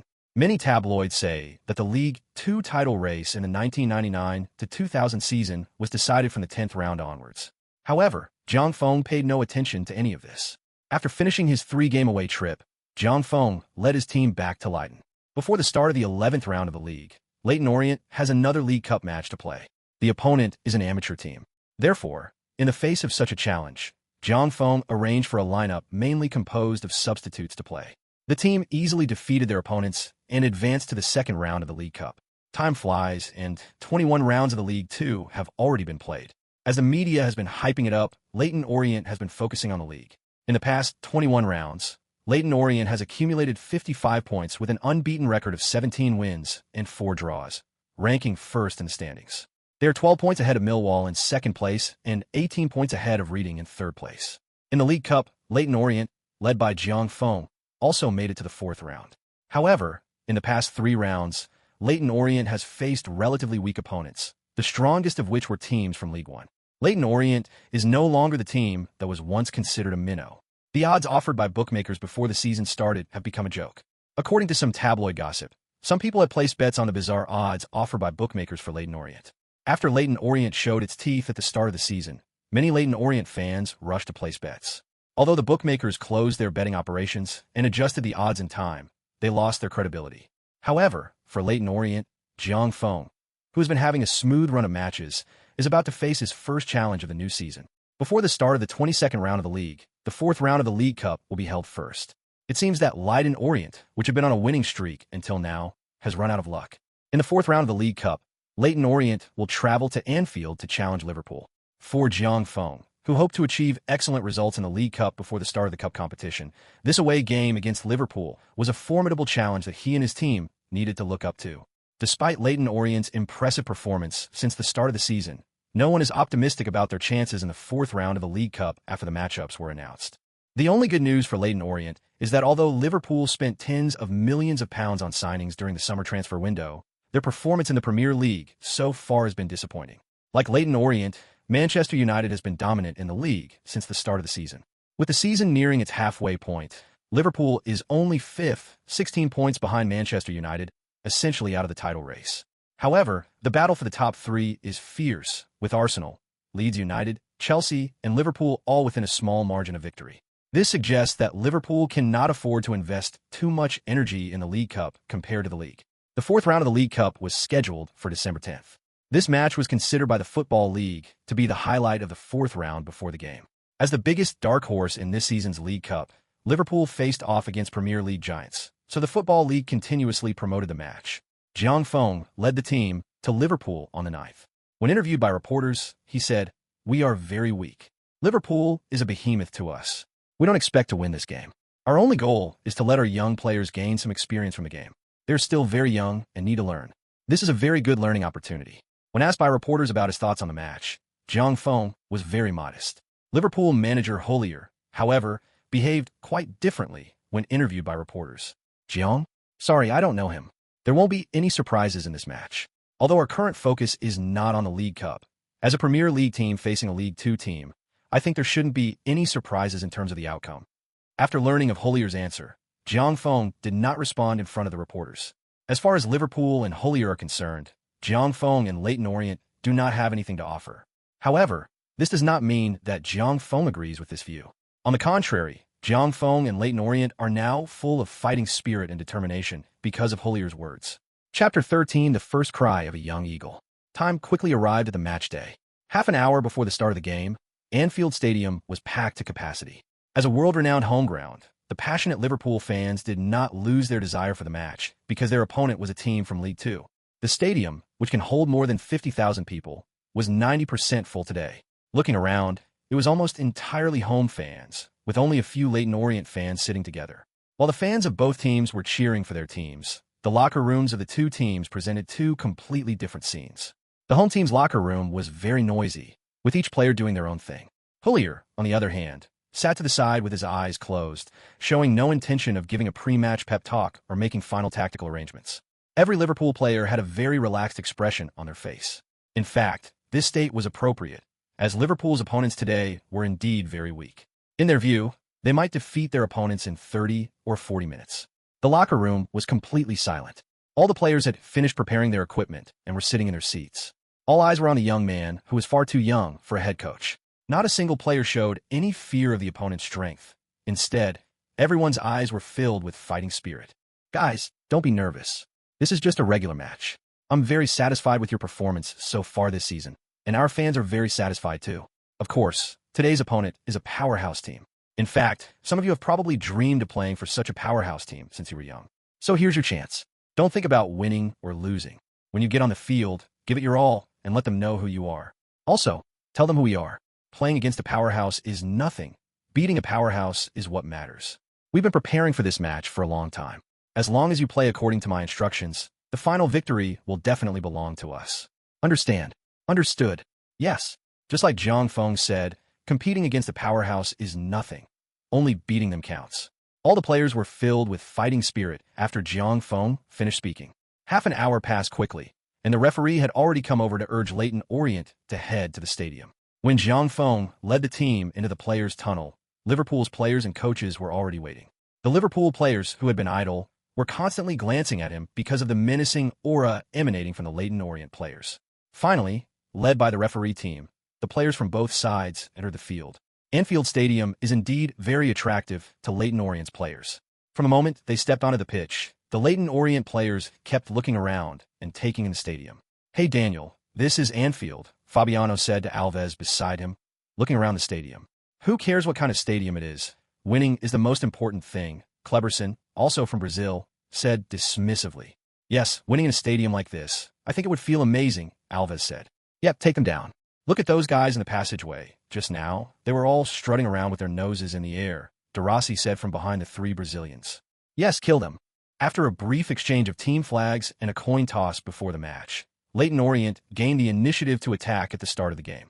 Both teams took their positions, waiting for the referee to blow the whistle to start the match. Zhang Feng, unlike in the English second division, no longer sat on the bench, but stood on the sidelines calmly watching the game. Today's fourth-round League Cup match was also broadcast live in China. In the past 2 years, with the development of the Premier League, China, which originally only broadcast Bundesliga matches, has also started to broadcast Premier League matches. As a Premier League powerhouse, Liverpool has a large fan base in China, and the famous Liverpool anthem, "Never Walk Alone," is loved by many Chinese fans. Zhang Feng, who was standing on the sidelines waiting for the game to start, was unaware that his appearance on the domestic television broadcast had attracted a lot of attention. "Hey, Duan Xian, who is this Leyton Orient head coach? He looks like an Asian." Zhang Lu, the commentator for today's match, asked. According to official information provided by England, the head coach is named Zhang Feng, a British citizen of Chinese descent, 25 years old this year. This is his first time coaching Leyton Orient. The information says that he graduated from the University of Cologne Sports Academy in Germany. I just checked Leyton Orient's record. Leyton Orient is not simple under his coaching. Oh, how can it not be simple? This season in League 2, Leyton Orient is the dominant team. You may not know that there are 24 teams in League 2, and there are 4 promotion spots each season. The top 3 teams are directly promoted, and the 4th to 7th teams compete for the last spot. This season, Leyton Orient has 17 wins and 4 draws in the 21 rounds played so far, accumulating 55 points and ranking first, leading the second place by 12 points. This is amazing. It's a wonderful surprise to see Chinese players competing on overseas stages thousands of miles away.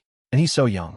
It's possible for a player to be 25, but it's truly rare to see him as a head coach. Yes, I believe this should be the only Chinese head coach in all the leagues of England. Okay, the game is about to start. Coach Zhang, let's watch the game first. Back at Anfield, Leyton Orient fielded their strongest lineup for this match. Liverpool's starting lineup is as follows: Dudek in goal, Hypaya, Schär, and Henjoez in defense, Redknapp, Murphy, Rees, Bambi, and Carragher in midfield, and Heskey and Anelka up front. Liverpool's key players Gerrard and Owen are both on the bench. For Hollier, this lineup is more than enough to easily defeat Leyton Orient. But the reason football has become the world's #1 sport is because anything can happen on the field. Finally, the referee, who was standing near the center circle, raised his hand to check his watch and then immediately blew the whistle to start the game. Chapter 14, Who is the Premier League team? No one expected that Leyton Orient, who kicked off first, would not choose a conservative approach just because they are a League Two team. Instead, they took the initiative to attack right from the start and gave the home team a rude awakening right from the beginning. The first attack of the match sent chills down the spines of Liverpool fans in the stadium and Hollier, who was sitting calmly on the bench. Fabiano, who kicked off, passed the ball back to De Rossi in the backfield. De Rossi, Cleberson, and Deco exchanged passes in the middle for a few rounds. Perhaps Liverpool were slow to get into the game, or perhaps De Rossi and his teammates' casual passing lowered Liverpool's guard. During one of these passes, De Rossi received the ball and suddenly launched a long ball to the left wing.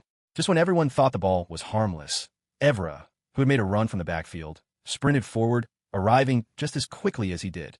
Just when Reece thought he had the ball in his grasp, Evra suddenly chipped it over from behind and then dribbled past him.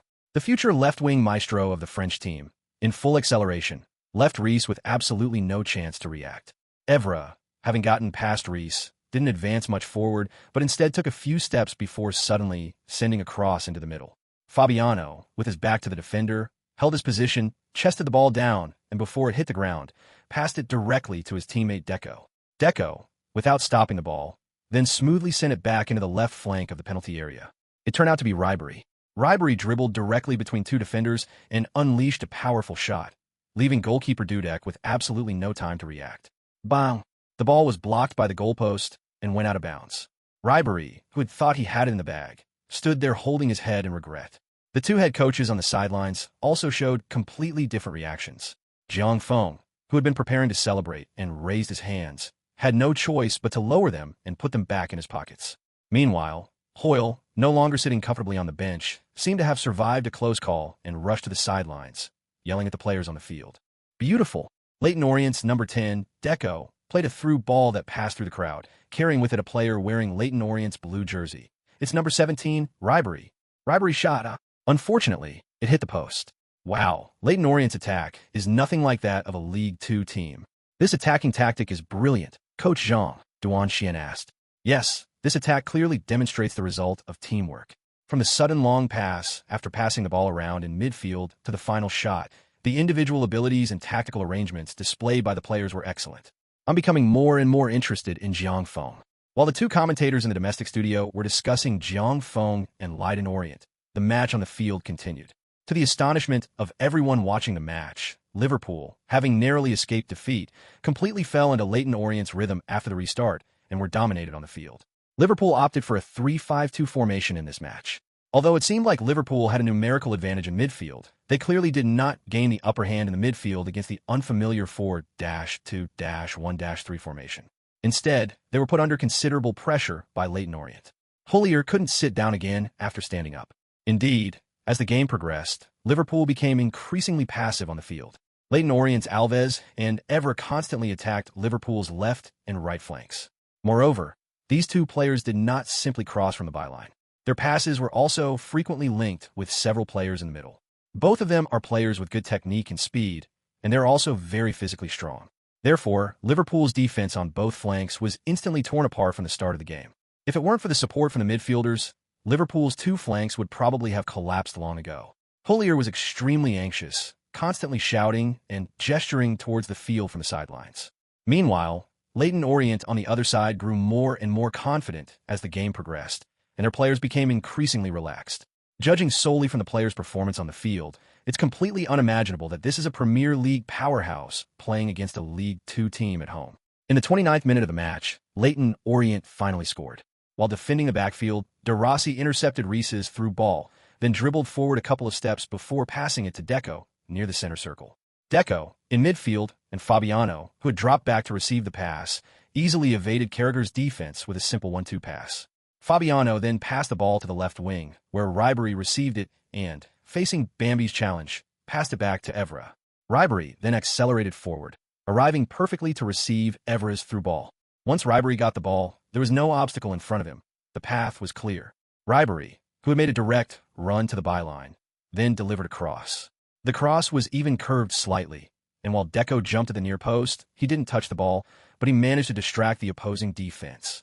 Fabiano, in the middle of the box, gently tapped the ball with his right foot, changing its trajectory and sending it into the goal. 1-0, a result no one expected before the match. Liverpool, playing at home, were down to a League Two team after just 30 minutes. This result even made the arrogant Holier feel a little embarrassed. Jiang Feng, who had been standing expressionless on the sidelines, excitedly performed a sliding knee celebration the moment Fabiano scored. Ironically, after celebrating, Jiang Feng stood up and realized he was very close to Holier. On a whim, Jiang Feng went up and hugged Holier. This anecdote left everyone in the stadium and those watching the game on television speechless. To kill someone, you must first destroy their spirit. Everyone saw the stiff expression on Holier's face as Jiang Feng held him. Jiang Feng quickly released the passive Holier and returned to his team. Even the fourth official on the sidelines couldn't help but laugh at the situation. However, the referee in charge still went over and warned Jiang Feng, since Jiang Feng's actions were suspected of provoking the other side. This little incident instantly brightened the atmosphere, but it didn't change anything for Liverpool. Chapter 15, Making History. Beautiful goal, beautiful teamwork, Coach Zhang. Leyton Orient's attack was truly a feast for the eyes, so fluid. In the Beijing studio, Duan Xian was extremely excited when he saw the goal. Yes, from the first 30 minutes of the game, you can't tell at all that Leyton Orient is a League Two team. This shows that Jiang Feng's coaching is excellent, and his coaching level is extraordinary. I just looked at Leyton Orient's information. Last season, they were a team in the relegation zone. This season, after Jiang Feng joined, they suddenly became the League Two champions. It's really unbelievable. Zhang Lu sighed. This is the first time I've seen a Chinese coach on an overseas coaching bench. I hope Jiang Feng can go further and bring glory to the Chinese people.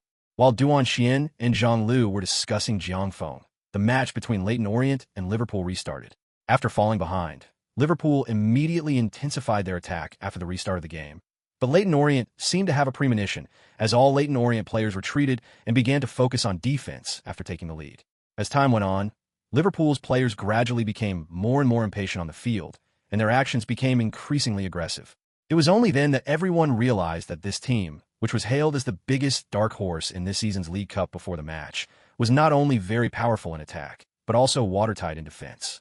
For the last 15 minutes of the first half, they did not give Liverpool, the Premier League giants, any chance at all. All the media present, and those who were following the match couldn't help but turn their attention to Jiang Feng, who was standing on the sidelines with his hands in his pockets. Everyone knew that Leyton Orient's strength was largely due to this man. The first half ended quickly with the referee's whistle, and both sides returned to the locker room to prepare and strategize for the second half. All the media were very excited. As mentioned before, it is not unusual for a strong team to beat a weak team, but it is big news for a weak team to beat a strong team. All the reporters knew that no matter what the final result of this game was, Leyton Orient and Jiang Feng would become famous in England and even Europe. The second half of the game soon began. Holier, who had been arrogant before the game, clearly did not want to lose. He brought on Gerrard and Irving in the second half, and the formation was changed to a 3-4-3 attacking formation. Liverpool's tactical change did have some effect. In the first 15 minutes of the second half, Liverpool pressed forward with all their players, bombarding Leyton Orient's defense relentlessly, giving everyone the impression that Leyton Orient's goal could be breached at any moment. Faced with Liverpool's relentless attack, Jiang Feng made no adjustments and continued to silently observe the situation on the field from the sidelines. Just when everyone thought Liverpool was about to score, the situation on the field changed dramatically. Leyton Orient, who had been relentlessly defending against the opponent's relentless attacks, suddenly scored again. Perhaps it was Leyton Orient's fluid attacking play at the start of the first half that made everyone overlook their powerful counterattacking ability. Team captain Wald blocked Owen's shot from the edge of the penalty area, and the ball bounced to the right flank. Alves got to control the ball first, but Liverpool's ability to win back possession prevented Alves from accelerating immediately. Helpless, he could only pass the ball to De Rossi, who came to receive it. After receiving the ball, De Rossi made a long pass from stationary position to Fabiano near the center circle. At this moment, no one realized that this was a very dangerous signal for Liverpool. Everyone thought that De Rossi's long pass was more of a clearance. Fabiano, with his back to the defender near the center circle, controlled the ball with his chest and then quickly chipped it with his right foot while turning sharply. This Brazilian-style lob pass easily bypassed his opponent. Fabiano then passed the ball to the left wing, where Ribery was already prepared. Facing Fabiano's half-high pass, Ribery controlled the ball to shake off his opponent and then accelerated rapidly. Just before reaching the penalty area, he suddenly made a high-speed change of direction and cut inside. This change of direction also caught Rees, who was chasing closely behind, off guard, and completely lost his position. Seeing Ribery enter the penalty area, Hypatia had no choice but to step forward to block him. However, Haipaya's action played right into Ribery's hands. Instead of forcing a shot, Ribery poked the ball to the far post. Houllier, who was watching the situation on the sidelines, saw Ribery's move and thought to himself, "Oh no." Meanwhile, Jiang Feng on the other side was watching the players on the field with shining eyes, his hands in his pockets clenched into fists. It turned out that Deco had arrived at the far post at some point. With the ball and Deco arriving at the same time, how could he possibly miss such a close-range shot? Deco gently tapped the ball with his outstretched left foot, and the ball flew into the goal. 2-0. In the 65th minute of the second half, Leyton Orient extended their lead away from home. This goal was more than just extending Liverpool's lead to 2 goals. What hurt Liverpool the most was that it came at the peak of their attacking momentum, instantly extinguishing their fighting spirit. Houllier, who was originally standing on the sidelines, had somehow ended up sitting on the coaching bench, his hands supporting his chin. No one knew what he was thinking, but everyone knew that Hollier's days at Liverpool were numbered. Jiang Feng, standing on the sidelines, wasn't as flamboyant about this goal. He simply hugged David beside him. With 2 goals in hand, Jiang Feng knew that Leyton Orient had essentially secured the victory in this match. Sure enough, after Liverpool's goal was breached again, they lost their momentum on the field. Although the players were still attacking, they were mostly playing individually and without any strategy. In the 89th minute, Fabiano unleashed a powerful shot from the edge of the penalty area, breaching Dudek's goal once again and sealing the victory. With less than 2 minutes of added time, the referee blew the final whistle. When the whistle blew, the cheers of Leyton Orient's players and fans in the stands and on the field mingled with the chants of "Get him out" from the home team's fans. At that moment, everyone recalled what Houllier had said to reporters before the match and couldn't help but feel extremely ironic. Perhaps not wanting to provoke the home team's fans too much, Jiang Feng and the players briefly thanked the fans who accompanied the team before returning to the locker room. Chapter 16, The March of Leyton East. Leyton Orient's victory over Liverpool solidified their role as the dark horse in the League Cup, and Jiang Feng is no longer an unknown rookie coach. After today, Jiang Feng will be a rather eye-catching young manager in England. At the post-match press conference, a reporter, always eager to stir up trouble, once again posed a very pointed question to Houllier. "Mr. Gerard, do you know Jiang Feng now?" Upon hearing the reporter's question, Hollier's already gloomy expression, already clouded by the loss, became even more somber. "I think sometimes a lot of things are stirred up by you reporters. What I meant was that I'm very unfamiliar with today's opponent. There is no record of Liverpool playing against them before, so what's wrong with me saying I don't know them?" "Mr. Gerard, what are your thoughts on the result of today's match?" "That's football. Today, the opponent played better, and we didn't play well, so we lost. It's that simple. What can I say? No team in this world can stay victorious forever. We are a team with a deep foundation. We won't be arrogant when we win, and we won't be discouraged when we lose. I think that's what makes a great team." After saying that, Houllier left the press conference. Jiang Feng sat in front of the microphone and applauded Hollier's words in agreement. After seeing Houllier leave, the reporters at the scene turned their attention to Jiang Feng. "Jiang, are you satisfied with the result of this match? Was it within your expectations?" The first question posed by the reporter from the London Post was full of traps. "We were luckier than Liverpool today, and I'm very satisfied with the result. However, I'm not God, and I can't predict the outcome of a match. Your question is unfair to the players on the field. The result of every match is achieved through the players' hard work and effort, not through my prediction. I just do my part to prepare for the match before it starts." "Jiang, you've made it to the quarterfinals of the League Cup. What are your goals this time?" "Our goal has always been the league, and as for the League Cup, we will just do our best to fulfill our responsibilities." After dealing with various questions from reporters at the scene, Jiang Feng also left. Jiang Feng led the team back to Leyton overnight. After the match against Liverpool, Leyton Orient had 2 rounds left in the first half of the league season before entering the winter transfer window. There would be a lot to do in the winter transfer window for Jiang Feng and Leyton Orient. After half a season of the league, the market value of several previously unknown players has increased significantly, and the team will see a large number of contract renewals and salary increases. In addition, during the winter transfer window, Jiang Feng will need to strengthen the team again. However, the good news for Leyton Orient is that the players they signed in the summer remained unmoved by external temptations and chose to stay with Leyton Orient. On December 14th, the 22nd round of the English League Two resumed. In this round, Leyton Orient hosted Wigan Athletic at their home ground. Riding the momentum of their away victory against Liverpool, Leyton Orient easily defeated Wigan Athletic 2-0 at home, consolidating their dominance in the league. On December 19th, the final match of the first half of the League Two season kicked off, with Leyton Orient playing away against Wycombe Wanderers at Adams Park. Jiang Feng was not present at the match. Instead, assistant coach David led the team. Despite Jiang Feng's absence, Leyton Orient, a dominant force in League Two, easily defeated the home team, Wycombe Wanderers, 3-1 in 90 minutes. Thus, the first half of the 1999-2000 League Two season officially came to an end. Leyton Orient topped the standings with an unbeaten record of 19 wins and 4 draws, accumulating 61 points and leading second-placed Millwall by 18 points. They had essentially secured the league title by the halfway point. At the halfway point of the season, Leyton Orient had 19 wins and 4 draws, scoring 57 goals and conceding 16. Fabiano, with 29 goals, was not only Leyton Orient's top scorer, but also the top scorer in the entire League Two for the first half of the season. Fabiano was 11 goals ahead of the second-place scorer. Barring any unforeseen circumstances, Fabiano would also retain the league's top scorer title. Jiang Feng was unsurprisingly selected as the League Two's best manager for the first half of the season. The happiest people to achieve such results should be the Leyton Orient fans. Since its establishment, Leyton Orient has been playing in the lower leagues and has never achieved such a dominant result. This has led Leyton fans to regard Jiang Feng as Leyton's savior.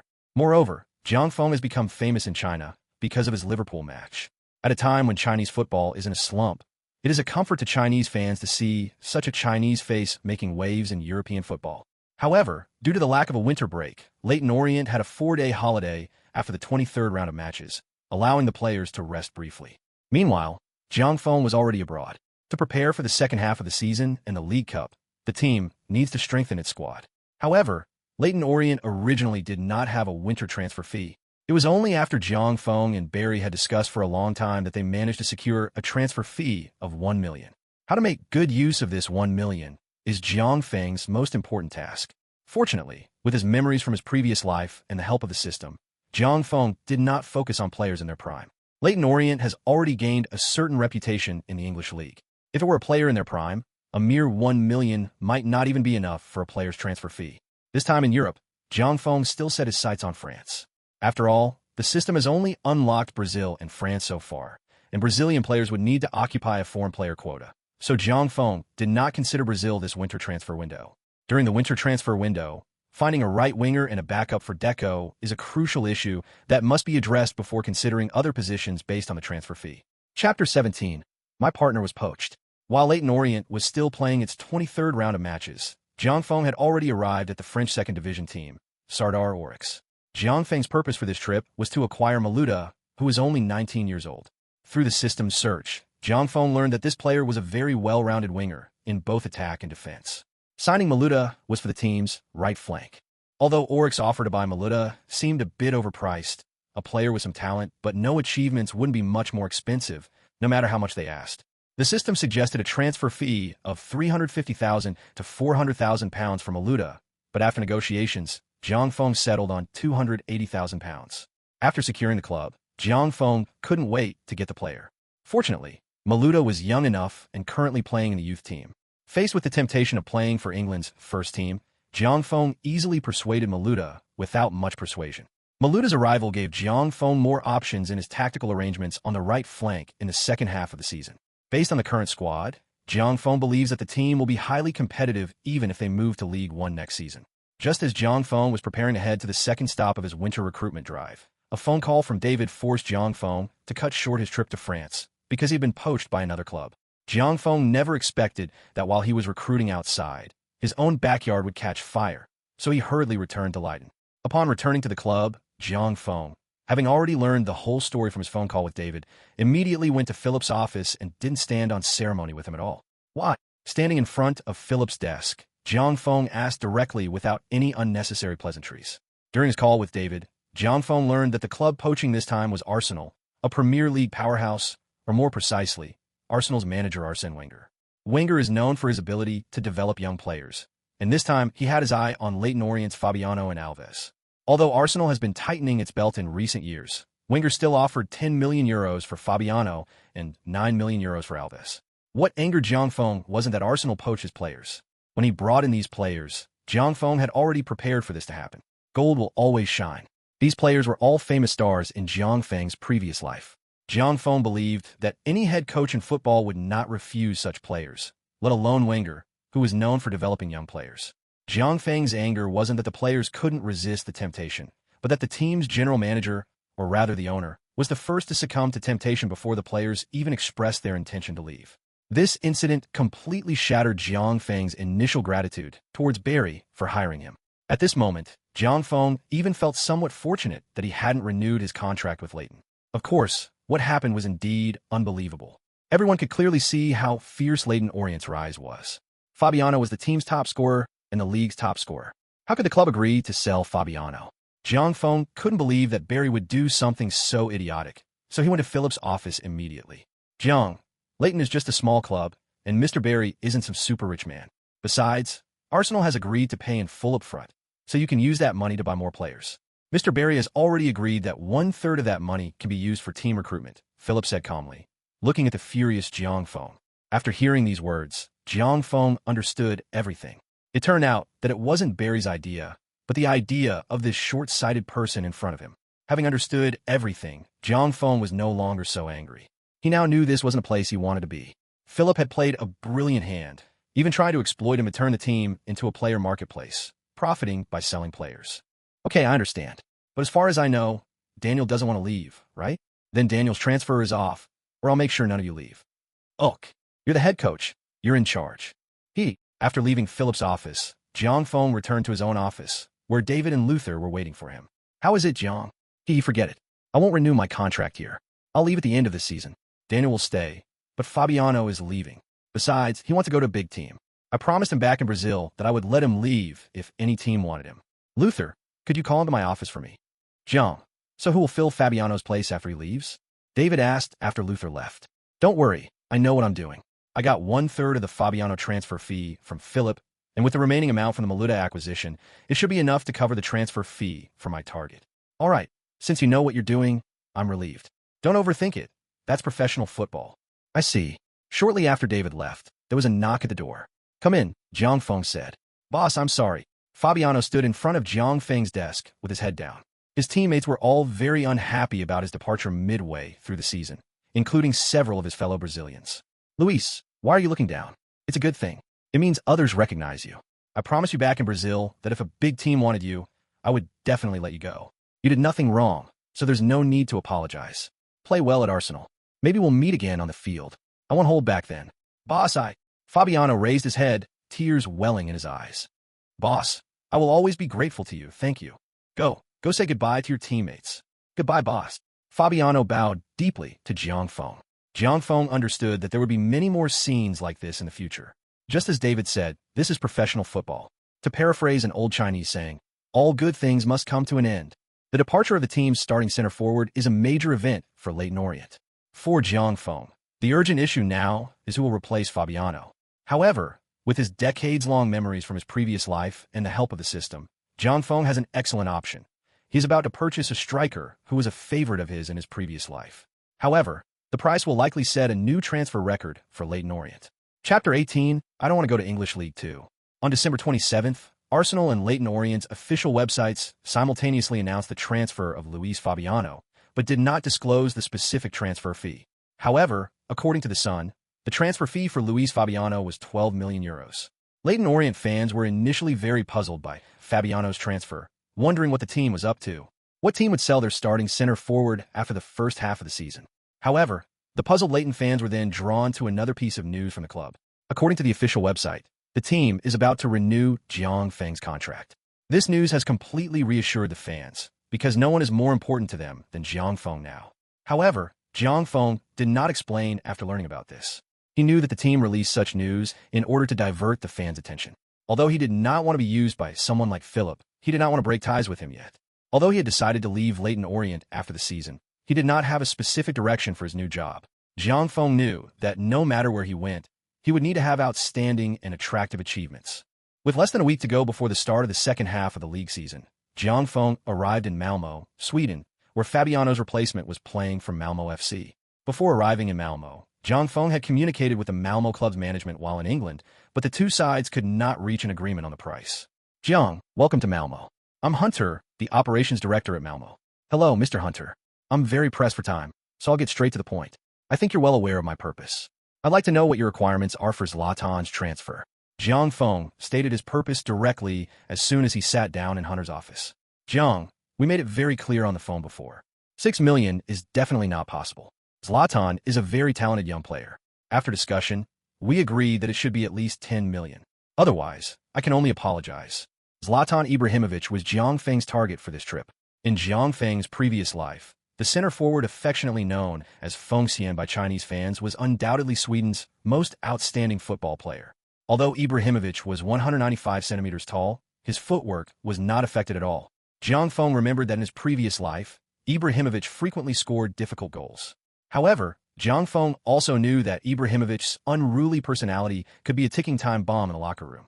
Mr. Hunter, I have a proposal here. What do you think? If it works, we can continue the discussion. If not, I'll have to give up. Regarding Zlatan's transfer, Leighton can offer 8 million, but we can add a clause to the contract that Malmo will receive 5% of the transfer fee for Zlatan's next transfer. I think this should be much more affordable than the 10 million you mentioned. Since you believe Zlatan is a genius, his next transfer will definitely be an astronomical price. Jiang Feng offered Malmo a tactic commonly used in player transfers in his previous life. After listening to Jiang Feng's suggestion, Hunter fell into deep thought. He had to admit that Jiang Feng's move made Hunter feel very good, especially Jiang Feng's last words. All right, Jiang, you're quite something. You convinced me. I think you can contact the players now. I'll have the contract prepared. After a moment of thought, Hunter agreed to Jiang Feng's plan. However, to Jiang Feng's surprise, after persuading the club, he encountered trouble with Ibrahimovic. No, I don't want to go to League 2. That's only the 4th tier of English football. I should go to the Premier League. At that moment, the young Ibrahimovic was shouting to his agent in front of Jiang Feng. Zlatan, can you let me finish? I'm Jiang Feng, the head coach of Leyton Orient. Yes, we're currently only a 4th-tier team in England, but we'll be in the 3rd tier next season. One reason I came to Sweden to find you during the winter transfer window is that you're a genius. But the most important reason is that our team's starting center forward was bought by Arsenal. Yes, that Premier League giant Arsenal. His name is Luis Fabiano, a Brazilian. He scored 29 goals for our team in the first half of the season, so Arsenal took a liking to him. And when I was in Brazil, I promised him that if any big club wanted to buy him, I would definitely let him go. Jiang Feng paused for a moment and continued. Zlatan, you are a genius. There is no doubt about that. Otherwise, I would not have come here. But you're still young, and you need to show others your abilities. Now, I am bringing you to England to give you the opportunity to show others your abilities. If a big team wants to buy you, I will let you go. This can be written into the contract. Jiang Feng's words calmed down the irritable Ibrahimovic. Are you sure you'll let me go then? Certainly. All right, sir, you've convinced me. You can call me boss, Zlatan. You're still young, and I hope you can control your temper and learn to stay calm. That way, you'll go further and achieve greater things. Ibrahimovic nodded. Subsequently, Jiang Feng signed transfer contracts with Malmo and Ibrahimovic. The moment Ibrahimovic signed his name, it meant that he belonged to Leyton Orient. After settling everything, Jiang Feng took Ibrahimovic back to Leyton. The second half of the league season was just 4 days away, leaving Ibrahimovic with only a few days to integrate into the team. However, Jiang Feng believed that with Ibrahimovic's ability and football intelligence, he would integrate into the team quickly.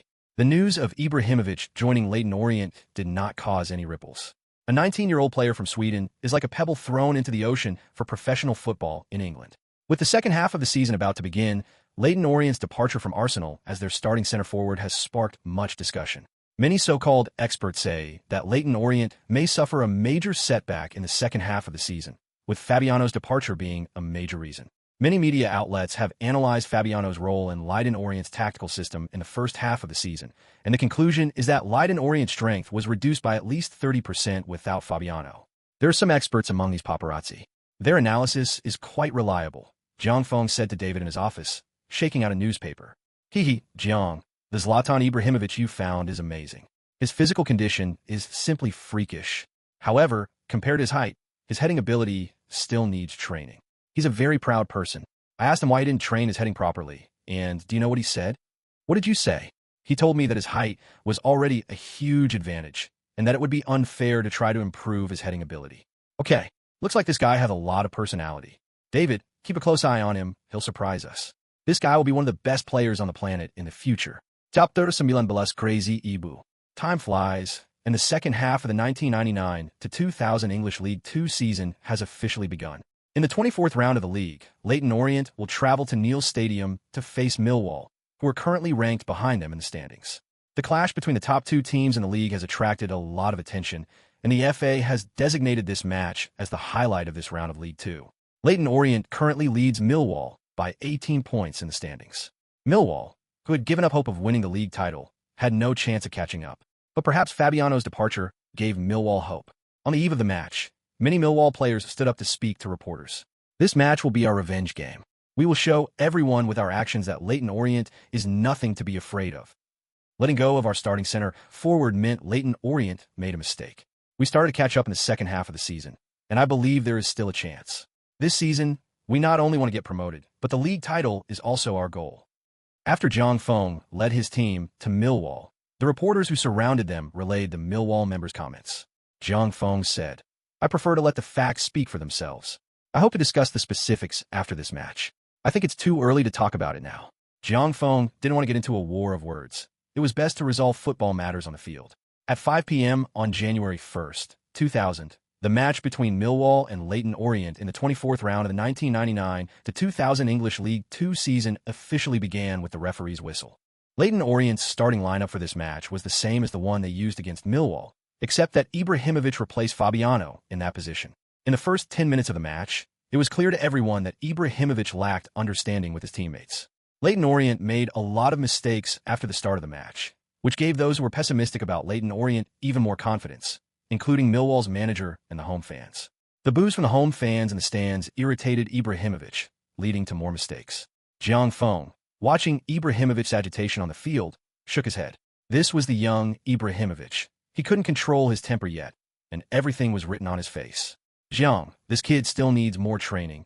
It's a pity we don't have time. There's no other way but to train through competitions.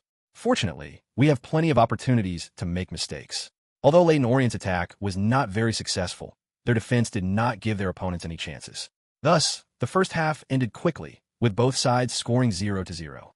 Back in the locker room, Zhang Feng clapped his hands to get the players' attention and said, "Hey guys, you all did pretty well in the first half. After the break, our defense was still unstoppable, and our attacking tactics worked. It's just that we weren't very lucky. We'll make some adjustments in the second half. Maluda just arrived, so you'll play right winger in the second half. The requirements are simple. Just bring out your skills from training. Their right back is no match for you. Take him down." "Okay, got it, boss." "Zlatan, don't rush. If you rush, you'll fall into their trap, you know? Their center back isn't as strong as you, and he's slow to turn. Do you know what to do in the second half? Remember, Zlatan, the only one who can stop you is yourself. You must always stay calm, understand?" Ibrahimovic nodded and said, "I understand, boss. I know what to do." It was only then that Ibrahimovic realized that the intensity of competition in a fourth-tier English league was much greater than that in the Swedish youth team. "Deco, Frank, you need to pay attention to Zlatan's positioning and your own positioning. Remember, stay calm, stay calm, stay calm. Don't worry, victory is definitely ours. Besides, we're leading them by 18 points, so we have plenty of room to make mistakes. Don't worry." After hearing Zhang Feng's instructions, Deco and Ribery both nodded to indicate that they had received them. The break ended quickly, and the second half of the match began with the referee's whistle. After the match started, everyone quickly noticed that Leyton Orient was different in the second half. Maluda, who had just come on as substitute, frequently broke through and passed the ball on the right flank, making Millwall's flank vulnerable. At this point, everyone had to admire Zhang Feng's eye for talent. The players Zhang Feng brought in were all previously unknown, but they all performed exceptionally well after coming to Leyton Orient. Maluda's frequent attacks unknowingly shifted Millwall's defensive focus to the right flank, while Ribery on the left flank also began to make his mark. In the 61st minute, Maluda drew the defense on the right wing before suddenly making a cross to the left. Ribery received the ball, performed a few step-overs, and then changed direction to get rid of his opponent. After a few more steps, he crossed the ball to Ibrahimovic, who was positioned at the edge of the penalty area. Ibrahimovic, who had made many mistakes in the first half, turned his back to the goal and forced himself to face the direction of the ball. He then chested the ball down and leaned back to create some space for himself. The next move immediately made everyone at the scene understand why Ibrahimovic is the most expensive player in Leyton Orient's history. Ibrahimovic turned and volleyed the ball, which flew towards the goal like lightning. Millwall's goalkeeper was only halfway through his save when the ball flew into the goal, and it looked as if he was welcoming the ball. 1-0. Ibrahimovic was extremely excited after scoring the goal and rushed to the sidelines to roar at the fans in the stands.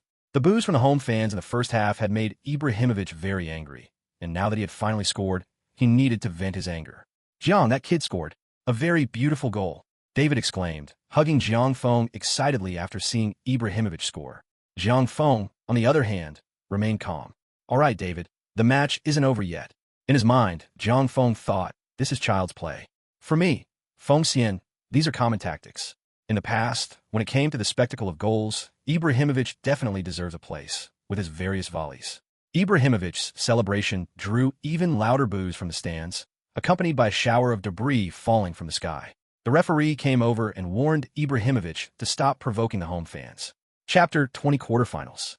Ibrahimovic's goal seemed to have completely shattered the obstacles in his way. After the game restarted, Ibrahimovic and his teammates cooperated more and more.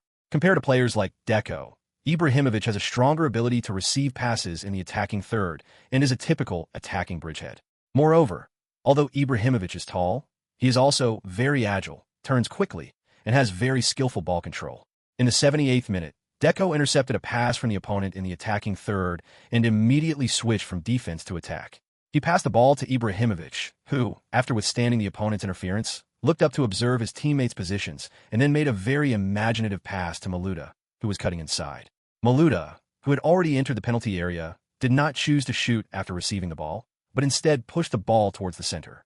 It was a very cunning low ball with a very fast speed, which made it very difficult for the defenders.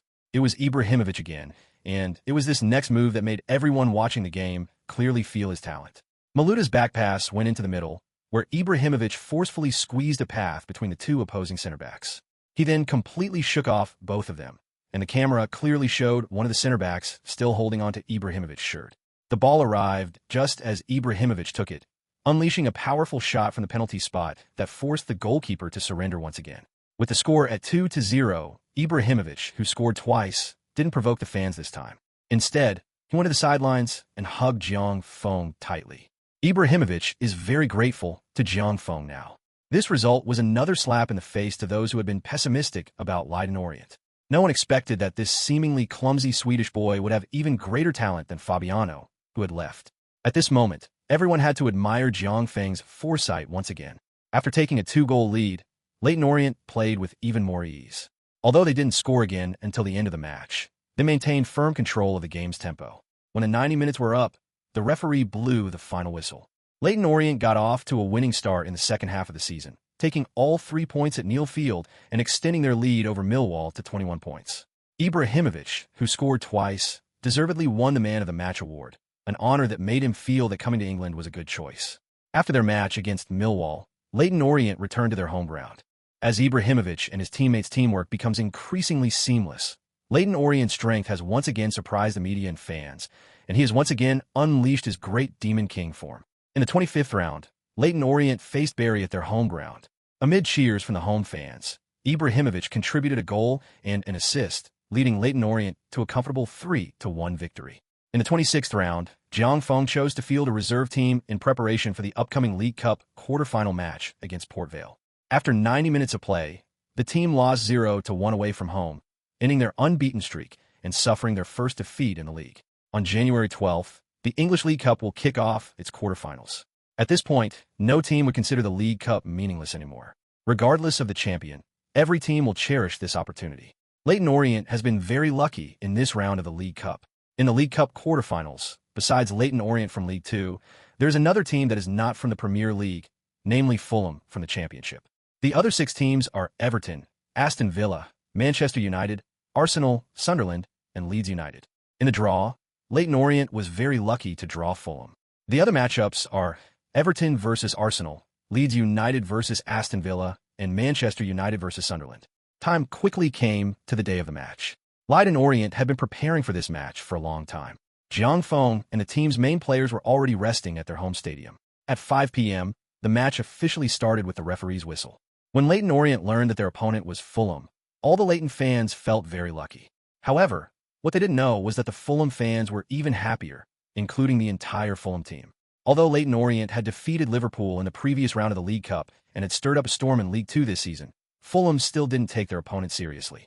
This lack of focus was evident in the game itself. After the referee's whistle blew, Fulham frantically pushed their formation forward, attempting an early attack with a simple and brutal long ball and cross style. Leyton handled this attacking style with ease. Although they retreated their formation somewhat, their counterattacks became even more lethal. In the 21st minute, Fulham's continuous attacks failed to break through, forcing the players to slow down the pace of the game. Jiang Feng, who had been standing on the sidelines, noticed the change in the opponent's performance and immediately shouted to the field, then gestured to Deco and his teammates. After seeing Jiang Feng's gesture, Deco immediately signaled to the players around him during the dead ball situation. After Leighton took the throw-in, Fulham's players noticed that their opponents suddenly sped up the pace and increased the speed of their passing and receiving. It was clear that Jiang Feng had instructed his players on the sidelines to change their tactics, and his intention was very simple. They couldn't just slow down as they pleased. Fulham's players, who had been pressing forward for 20 minutes, were struggling to adapt to Leyton Orient's sudden acceleration of their attack. In the 34th minute of the match, Leyton Orient had their best chance since the start of the game. After a series of passes and exchanges between De Rossi, Deco, and Maluda on the wing near the center circle, De Rossi suddenly launched a long pass to Evra, who was making a run down the left wing. Evra, facing the incoming ball, displayed his superb skills in front of all the home fans. Facing the defender, Evra lifted his right foot and, before the ball even touched the ground, flicked it over the opponent's head, then forcefully overtook him from the outside. The move was both visually stunning and incredibly simple and brutal. As Evra dribbled past his opponent, Ribery on the left wing had already begun cutting inside. The French duo on the left wing, who already had excellent chemistry, displayed their perfect understanding to the fullest at this moment. After Ribery cut inside, Evra's pass arrived in front of him. Ribery, who had just received the ball, was already in the penalty area. The defenders dared not make any big moves and could only try to block Ribery's passing lanes. Facing the defender, Ribery made a feint towards the inside and then suddenly stopped and changed direction, creating space for himself to shoot. He then unleashed a curling shot with his right foot. The goalkeeper's outstretched hands just missed the ball, which then smoothly went into the goal. Leyton Orient took the lead 1-0 at home. After Ribery scored, Jiang Feng turned around and waved to the home team fans behind him, seemingly to reassure them that there would be no surprises in the match. Now, whenever it's a Leyton home game, only Leyton's most loyal fans are allowed to sit in the stands behind the home team's coaching bench. Jiang Feng's waving gesture made the fans in the stands shout even louder. After half a season, it's safe to say that Jiang Feng is now the most popular person at Leyton Orient, without a doubt. Chapter 21, Quarterfinals 2. After taking the lead, Leyton Orient played with more ease, with frequent forward runs down the flanks, keeping Fulham's wing defense constantly on the line. In addition, Deco's central playmaking in the middle made Leyton Orient play more and more smoothly, prompting Fulham's manager to anxiously shout at the field from the sidelines. Leyton Orient, with their sharp attack, found another good opportunity in the 43rd minute of the match. This time, it was Alves who broke through on the right wing and crossed the ball. Ibrahimovic's header was blocked by the Fulham goalkeeper. However, the goalkeeper, who was lying on the ground, was somewhat desperate after he saw where the ball was going to land, because a Leyton Orient player appeared in front of the ball. It turned out that Deco stretched out his left foot before the defender and gently poked the ball past the lying Fulham goalkeeper and into the goal. Leyton Orient extended their lead to 2-0 as the first half drew to a close. After Deco scored, he ran to the sidelines and hugged Jiang Feng. "Boss, thank you. Go for it. You'll be the best player on the planet." The embrace between the mentor and protege thrilled the Leyton fans in the stands. One was their savior of Leyton's East, the other the midfield maestro. Their achievements this season were unimaginable to any Leyton fan before the season began. While Deco couldn't match the goal-scoring prowess of a striker, he orchestrated Leyton's entire midfield attack, seamlessly transitioning between offense and defense, and between fast and slow tempos, making Leyton's midfield incredibly organized. It's fair to say that Deco's role in Jiang Feng's tactical system was the most crucial, which explains why he ran to the sidelines to embrace and express his gratitude to Jiang Feng after scoring. It was a gesture of trust. After taking a 2-0 lead, the first half ended a few minutes later with the referee's whistle, and both teams returned to the locker room to prepare for the second half. The break passed quickly, and the competition resumed. Fulham, having come this far, were clearly unwilling to concede defeat. During halftime, they immediately made adjustments based on the first half's performance, especially targeting Leyton Orient's attacks on both flanks. Fulham substituted an attacking midfielder for a defensive midfielder and changed their formation to a 4-5-1 counter-attacking formation, packing the midfield with a large number of players. However, once the game started, Fulham's manager realized how difficult Jiang Feng was to deal with. In the second half, Leyton Orient changed their tactics. The Leyton Orient, who had been aggressive in the latter part of the first half, began to retreat and play a defensive counter-attacking style in the second half. Basically, Fulham felt that if you don't come out, I won't come out either, which was a shameless attitude. For Jiang Feng, the result of 2-0 and 8-0 was the same. Since he was already in the lead, there was no need to fight to the death, After all, his team's bench strength was a bit weak. After the second half began, everyone watching the game noticed a strange scene. No matter who had the ball, the two teams would pass it around in their own half, and no one on the team without the ball would press or interfere. But as soon as the ball crossed the halfway line, players would immediately fall over. The only result of this was that the game was boring and lacked any technical skill. However, this kind of dragging on was very different for both teams. The Fulham manager, standing on the sidelines, felt that things couldn't continue like this. It would be a slow suicide. After all, they were currently behind, and if they couldn't score soon, the game would slip further and further away. Thinking of this, he immediately shouted to attract the players' attention, and then gestured to the players to strengthen their pressing in the attacking third, trying to prevent Leyton Orient's players from passing the ball easily on the field. But he never imagined that this adjustment would completely overturn his midfield strategy. Sitting steadily on the coaching bench, Jiang Feng saw that the opponent had changed their tactical arrangements. He immediately told Ein to warm up and had the players tighten their formation again, just like in the first half. Fulham would attack hard and Leyton would defend and counterattack. Fulham's relentless and frantic attack in the second half caused Leyton Orient a lot of trouble. In the 68th minute, Fulham's relentless attack paid off. A shot from outside the penalty area by a Fulham midfielder struck Wald's arm, and the referee immediately blew the whistle and pointed to the penalty spot. Fulham converted the penalty, making it 2-1. Seeing the goal conceded, Jiang Feng shook his head as he stood on the sidelines. It wasn't anyone's fault. He then called Ai Xing over to his side. Michael, remember, once you're on the field, don't let them handle the ball easily.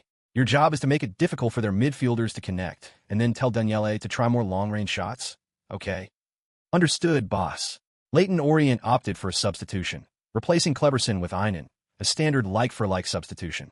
However, Ein's entry into the game meant that Leyton Orient began to increase the intensity of their pressing in midfield. Jiang Feng's substitution quickly paid off. After the game restarted, Fulham's players found that the black player who had just come on was running all over the field and his movements were very aggressive.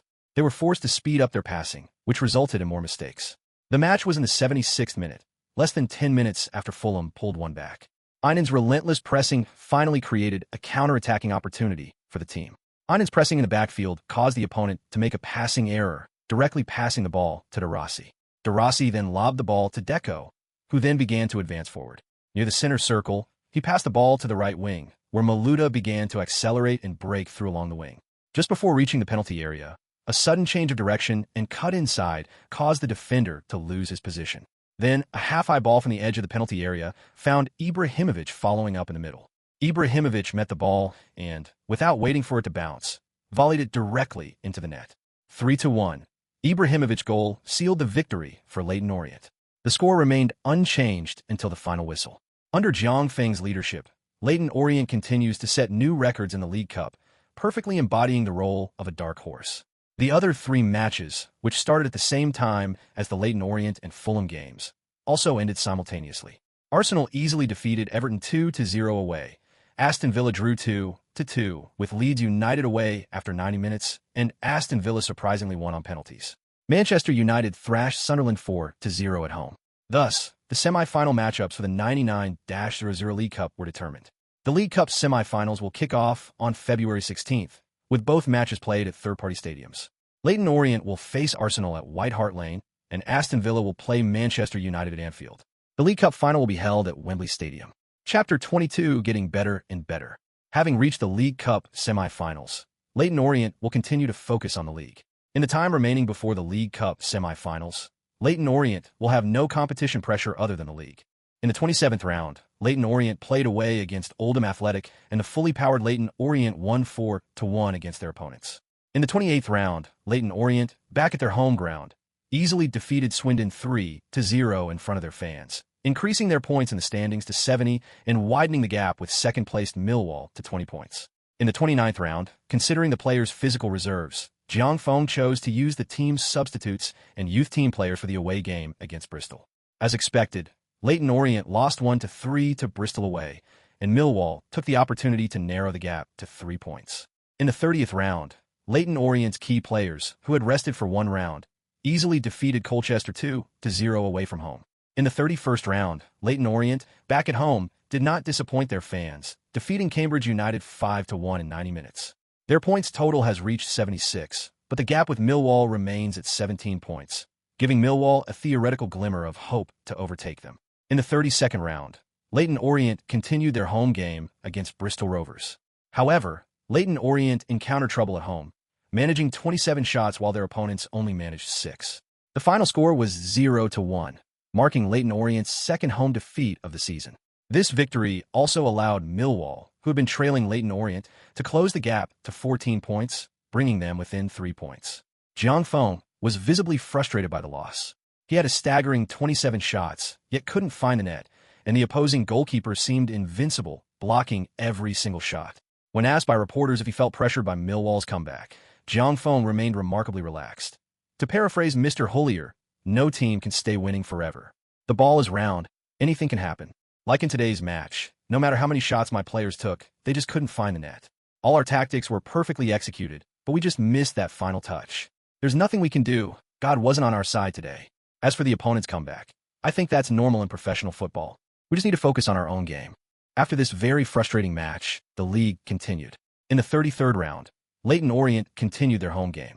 This time, the players who had experienced the defeat in the previous round cleanly and decisively defeated the visiting Luton team 3-0 with the cheers of the home fans, increasing their points to 79.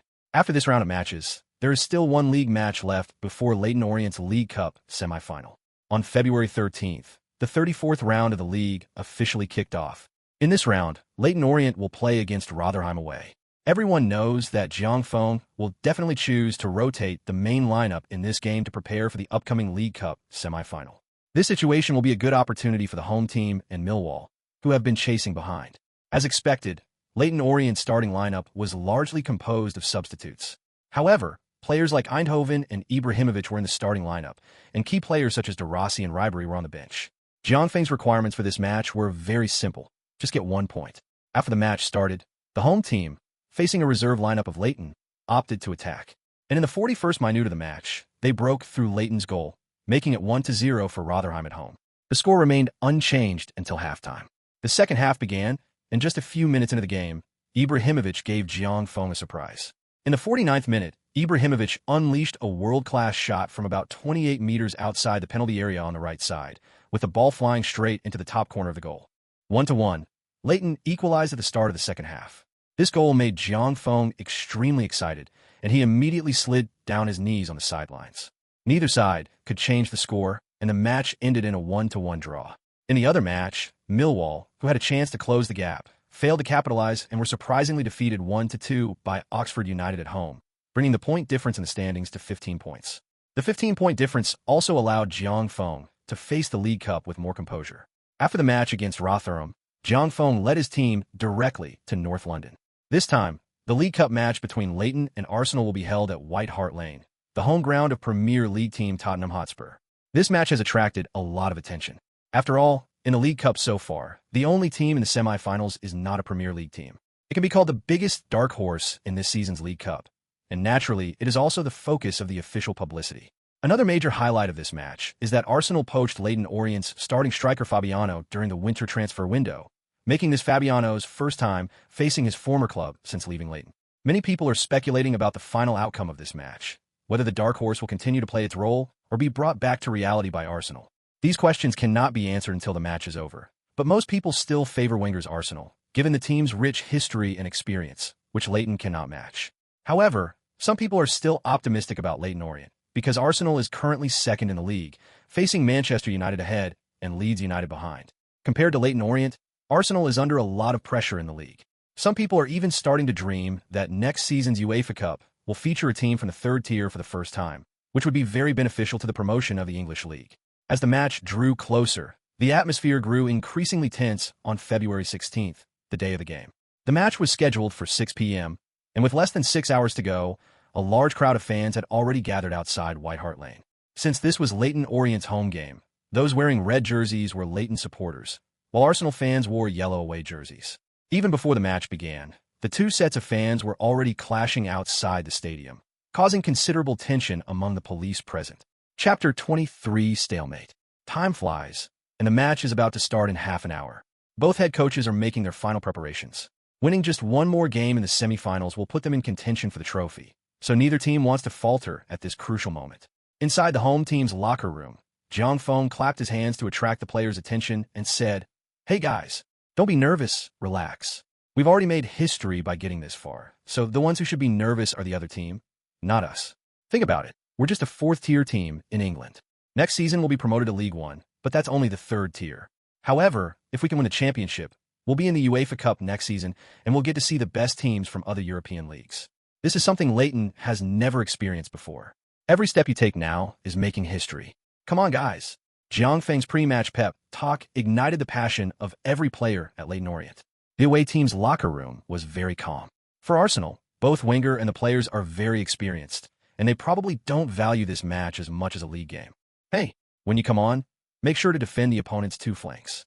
They do have a unique approach to this, so don't underestimate them. As long as everyone does their job, victory will definitely be ours in the end. Wenger gave the players a brief reminder.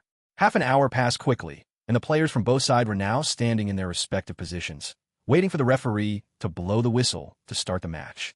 Leyton Orient's starting lineup remained unchanged, with Ibrahimovic as the center forward, Ribery and Maluda as the left and right wingers, Deco as the attacking midfielder, De Rossi and Kleberson as the two defensive midfielders, Alves and Evra as the left and right fullbacks, Wald and George as the center backs, and Cam in goal. Arsenal's starting lineup is Seaman in goal, Silvinho, Adams, Keown, and Dixon in defense, Overmars, Petit, Vieira, and Ljungberg in midfield, and Bergkamp and Henry in attack. This lineup is also the one that Arsenal has used the most in the league this year. Fabiano, who joined Arsenal from Leyton Orient during the winter transfer window, was on the bench. Wenger bought Fabiano only as a backup for Bergkamp, given the Ice Prince's age. When the players entered the field, Fabiano even went over to Jiang Feng and hugged him and some of his former teammates. To be honest, Fabiano now regrets his initial choice. He was always the starting center forward at Leyton Orient, but after joining Arsenal, he was only a substitute. At his age, Fabiano needs more games to accumulate experience, so he has some regrets after joining Arsenal, feeling that perhaps his initial choice was not the best for him. Moreover, the relationships between players in a top club are not as simple as they were at Leyton Orient.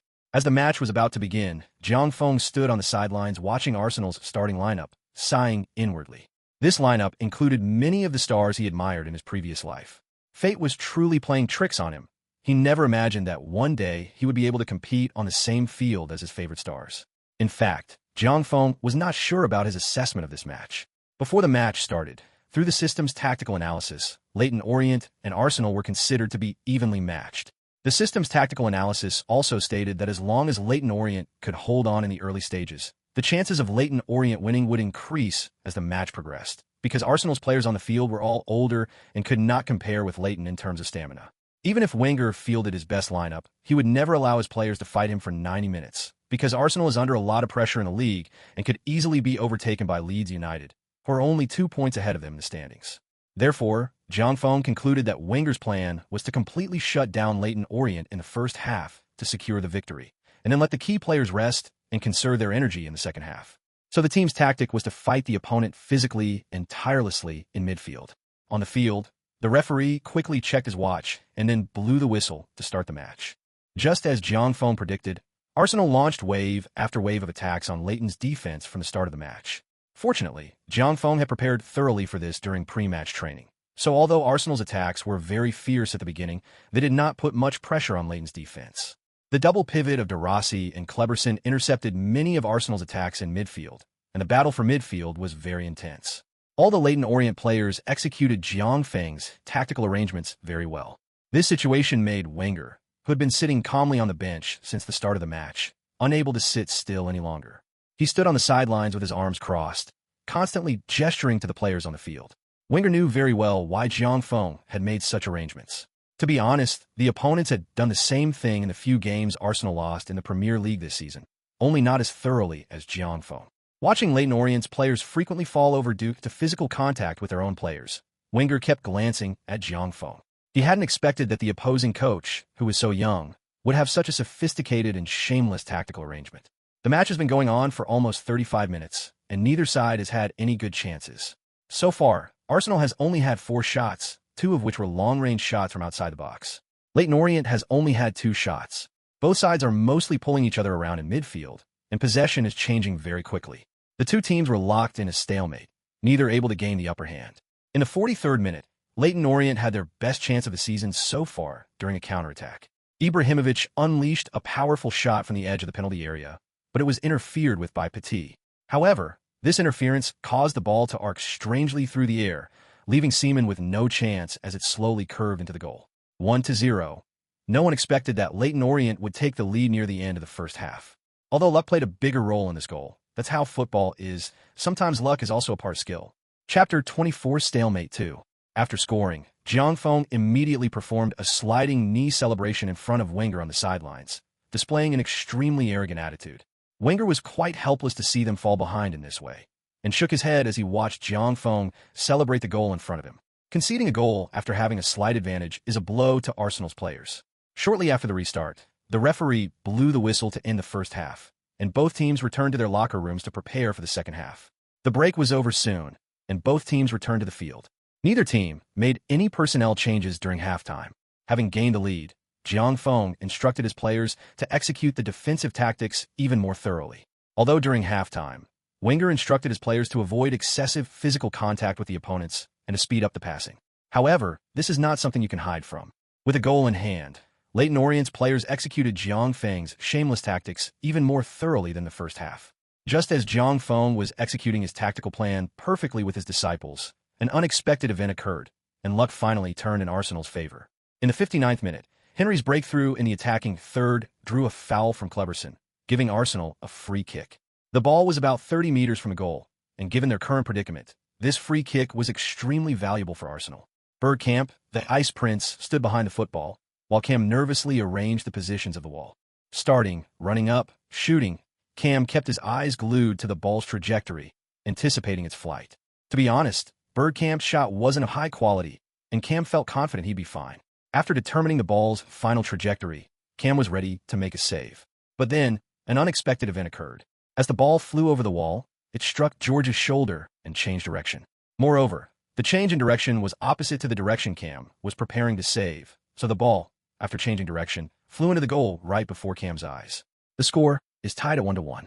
When Wenger saw the ball fly into the opponent's goal, he didn't act as wildly as Jiang Feng. He just clenched his fist and squatted down. Then, taking advantage of a dead ball situation, he pulled Petit aside and instructed him to continue applying attacking pressure on the field. Jiang Feng stood on the sidelines, frowning as he watched the Arsenal players celebrating. The goal conceded was indeed unexpected. It's true what they say, fortunes change. Luck was on their side in the first half, but it turned against them in the second. If it weren't for this goal, Jiang Feng was very confident of defeating their opponents. Now that both sides are back on equal footing, the course of the game will be different. This goal has greatly boosted Arsenal's morale, putting much more pressure on Leyton for the rest of the match. Sure enough, after the game restarted, Arsenal's attack became even more ferocious, making Leyton Orient's defense look somewhat shaky, as if it might collapse at any moment. Jiang Feng, who was on the sidelines, quickly had AI Xing warm up. However, this time Jiang Feng did not intend to make a substitution. After AI Xing warmed up for 5 minutes, Jiang Feng called AI Xing to his side and whispered a few words in his ear before quickly making a substitution. In the 65th minute, Leyton Orient made a substitution, and Jiang Feng played his first card. Surprisingly, Einan didn't replace the defensive midfielder, but Maluda, which made Wenger on the sidelines frown. He didn't expect Jiang Feng to not only make a substitution, but also change tactics. After Eindhoven and Maluda high-fived, he ran to Deco and explained Jiang Feng's arrangements to him. He then spoke a few words to Ribery and Ibrahimovic. After the match resumed, everyone watching noticed that Leyton Orient's players had changed their formation from 4-2-1-3 to 4-2-2-1-1. Ein replaced Cleberson and Rossi as the double defensive midfielders. Cleberson moved up to become an attacking midfielder with Deco, and Ribery moved to the center to stand between Deco and Ibrahimovic as a hidden striker.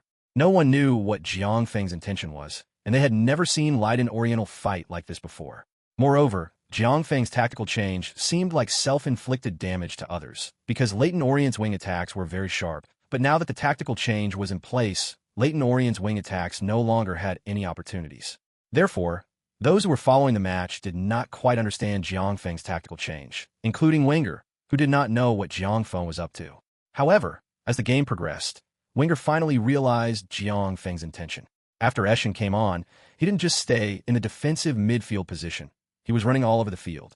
His excellent stamina made Eschen more like a free man on the field. Moreover, Eschen was very strong. Only Vieira, in Arsenal's lineup, could compete with him. After more than 60 minutes of high-intensity competition, the Arsenal players on the field were not physically able to compete with Eschen. Therefore, Zhang Feng's first move had a significant effect as soon as he entered the game. Eintracht Frankfurt's continuous pressing in midfield caused Arsenal a lot of trouble with passing the ball. Wenger, standing on the sidelines, seemed to sense the danger and quickly had the substitutes warm up. He then stood on the sidelines and gestured to the players on the field. But sometimes by the time you realize it, it's already too late. Einen's constant harassment and pressing caused Petit's back pass to go astray. The pass was too weak and was intercepted by Deco midway. Then, facing Vieira's pressure, Deco made a change of direction and turned around to get past the impatient Vieira. After getting past his opponent, Deco immediately advanced forward. At this time, Arsenal was in a state of transition from attack to defense, and the players in the backfield were positioned very far forward. As they advanced to the center circle, Deco played a through ball to Ribery, who easily received the pass. It was then that people realized Ribery's position was putting Arsenal's defenders in a very awkward position. Ribery received the ball between Silvinho and Adams.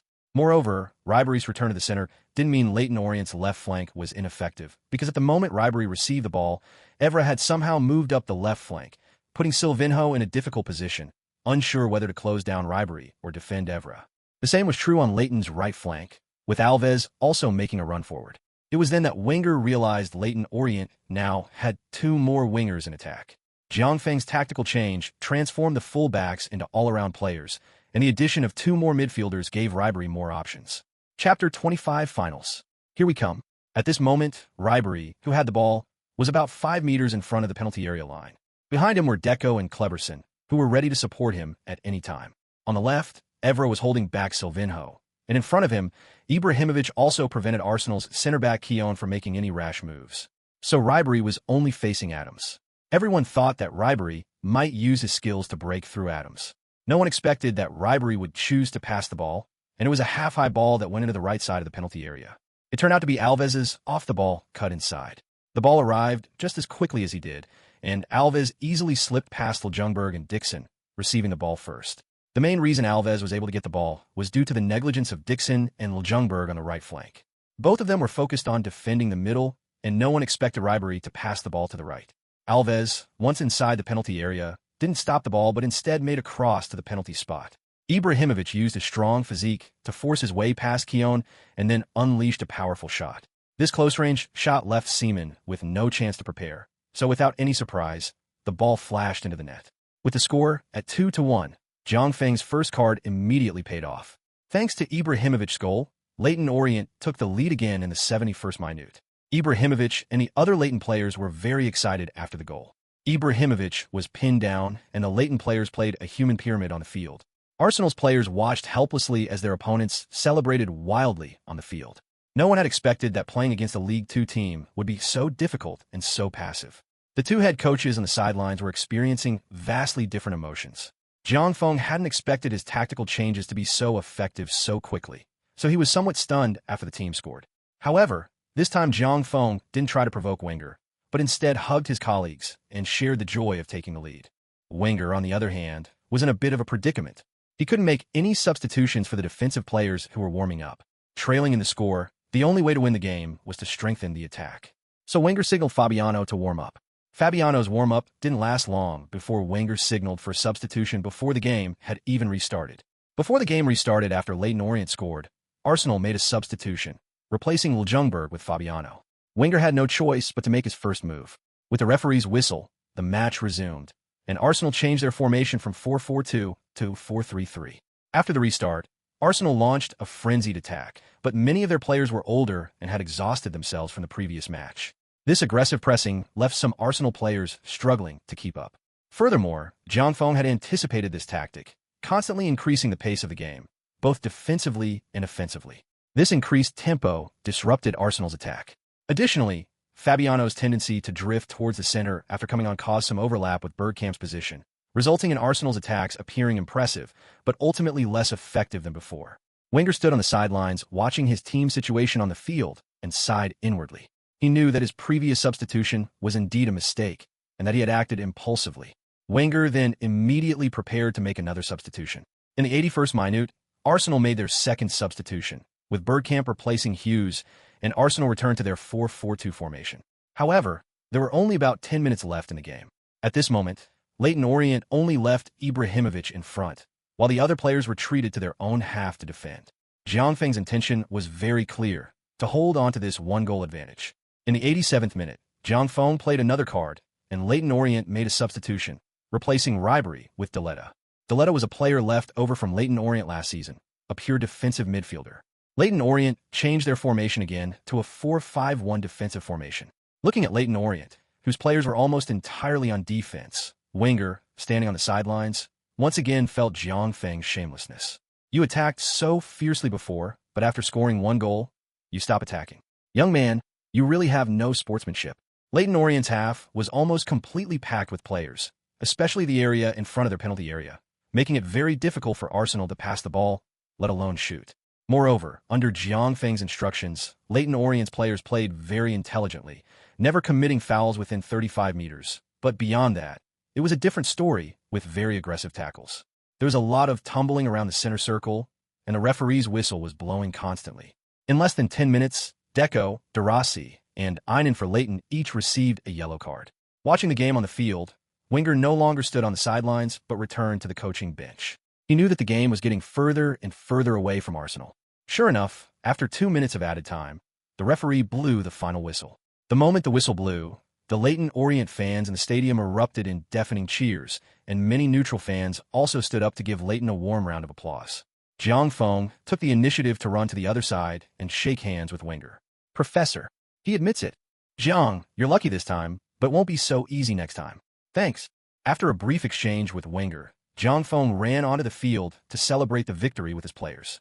Fabiano stood quietly on the other side, watching the Leyton Orient players celebrating their victory, thinking that if it weren't for his initial choice, he would definitely be among the crowd celebrating the victory right now. Leyton Orient, having once again overcome the League Cup hurdles, is about to reach their first ever League Cup final. This is incredibly exciting for Leyton fans who have traveled a long way to cheer on their team. Such a result was unimaginable before the season began. In the stands, some fans have already displayed banners that read, "Final, here we come." Seeing the excited fans in the stands, Jiangfeng led his disciples down to the stands and bowed deeply to them. He then returned to the locker room with the players, while Jiangfeng went to the post-match press conference. Chapter 26 League Champion. The other semi-final match, which started at the same time as this game, also ended simultaneously. Unsurprisingly, Manchester United easily defeated Aston Villa 2-0. Therefore, the final match was between Leyton Orient and Manchester United. The two teams will compete for the final championship at Wembley Stadium on March 18th at 6 p.m., a month from now. One is a dominant force in the Premier League, having consistently topped the league table this season. The other is the reigning champion of League Two and the biggest dark horse in the League Cup. The final between these two teams has become the most anticipated match in the history of the League Cup. For Leyton Orient, if Manchester United ultimately wins the Premier League title at the end of this season, then even if Leyton Orient loses this final, they will still qualify for the UEFA Cup. Having finished the League Cup semi-final, Leyton Orient continues to focus on the league. With a 15-point lead over second-placed Millwall, Jiangfeng hopes to secure the championship within the next month, allowing him to face Manchester United without any worries. Against an opponent like Manchester United, Jiangfeng doesn't want anything else to interfere with him. The day after the match against Arsenal, Jiangfeng reviewed Manchester United's weaknesses in the system's tactical analysis. The system showed that Leyton Orient only had a 30% chance of winning against Arsenal, and no matter how he adjusted his tactics, it wouldn't change much. However, the system's hints suggest that Manchester United is not invincible and still has some hope of winning. However, there is still a long time before the competition, and the focus now is on the league. After a few days of rest, the 35th round of the league kicked off. Leyton Orient traveled to Reading for their away game. Returning to League Two, Leyton Orient carried the momentum from their victory over Arsenal and defeated Reading 3-1 in 90 minutes at Reading's home ground, raising their points total to 83. In another match, Millwall also won their game, maintaining the 15-point gap between the two teams. In the 36th round, Leyton Orient continued their dominance in League Two with their powerful attack, delivering a resounding 4-0 victory to all home fans at Peterborough's home ground, securing 86 points. Millwall, however, couldn't keep up with Leyton's pace, unexpectedly drawing 1-1 with Barry at home, widening the gap between the two teams to 17 points. With 10 rounds left in the league, a 17-point gap has essentially sealed the championship. Perhaps the widening gap again completely eroded Millwall's confidence to catch up.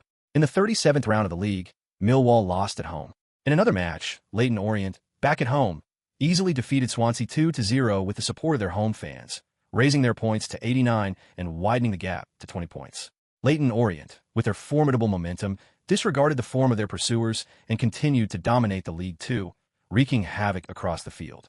Based on the current momentum, many media outlets are analyzing that Leyton Orient is very likely to set a new record in League Two, winning the title early. With 9 rounds remaining, they are already leading by 20 points.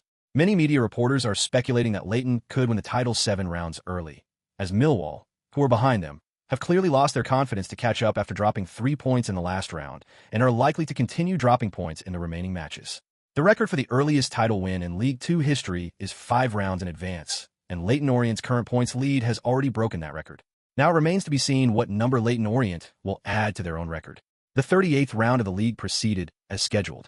Leyton Orient had a tough battle at home, as the visiting Oxford United team caused them a lot of trouble. Just over 10 minutes into the game, Cleberson fouled his opponent and was shown a straight red card by the referee. Oxford United, leading in numbers, then scored and maintained their lead until halftime.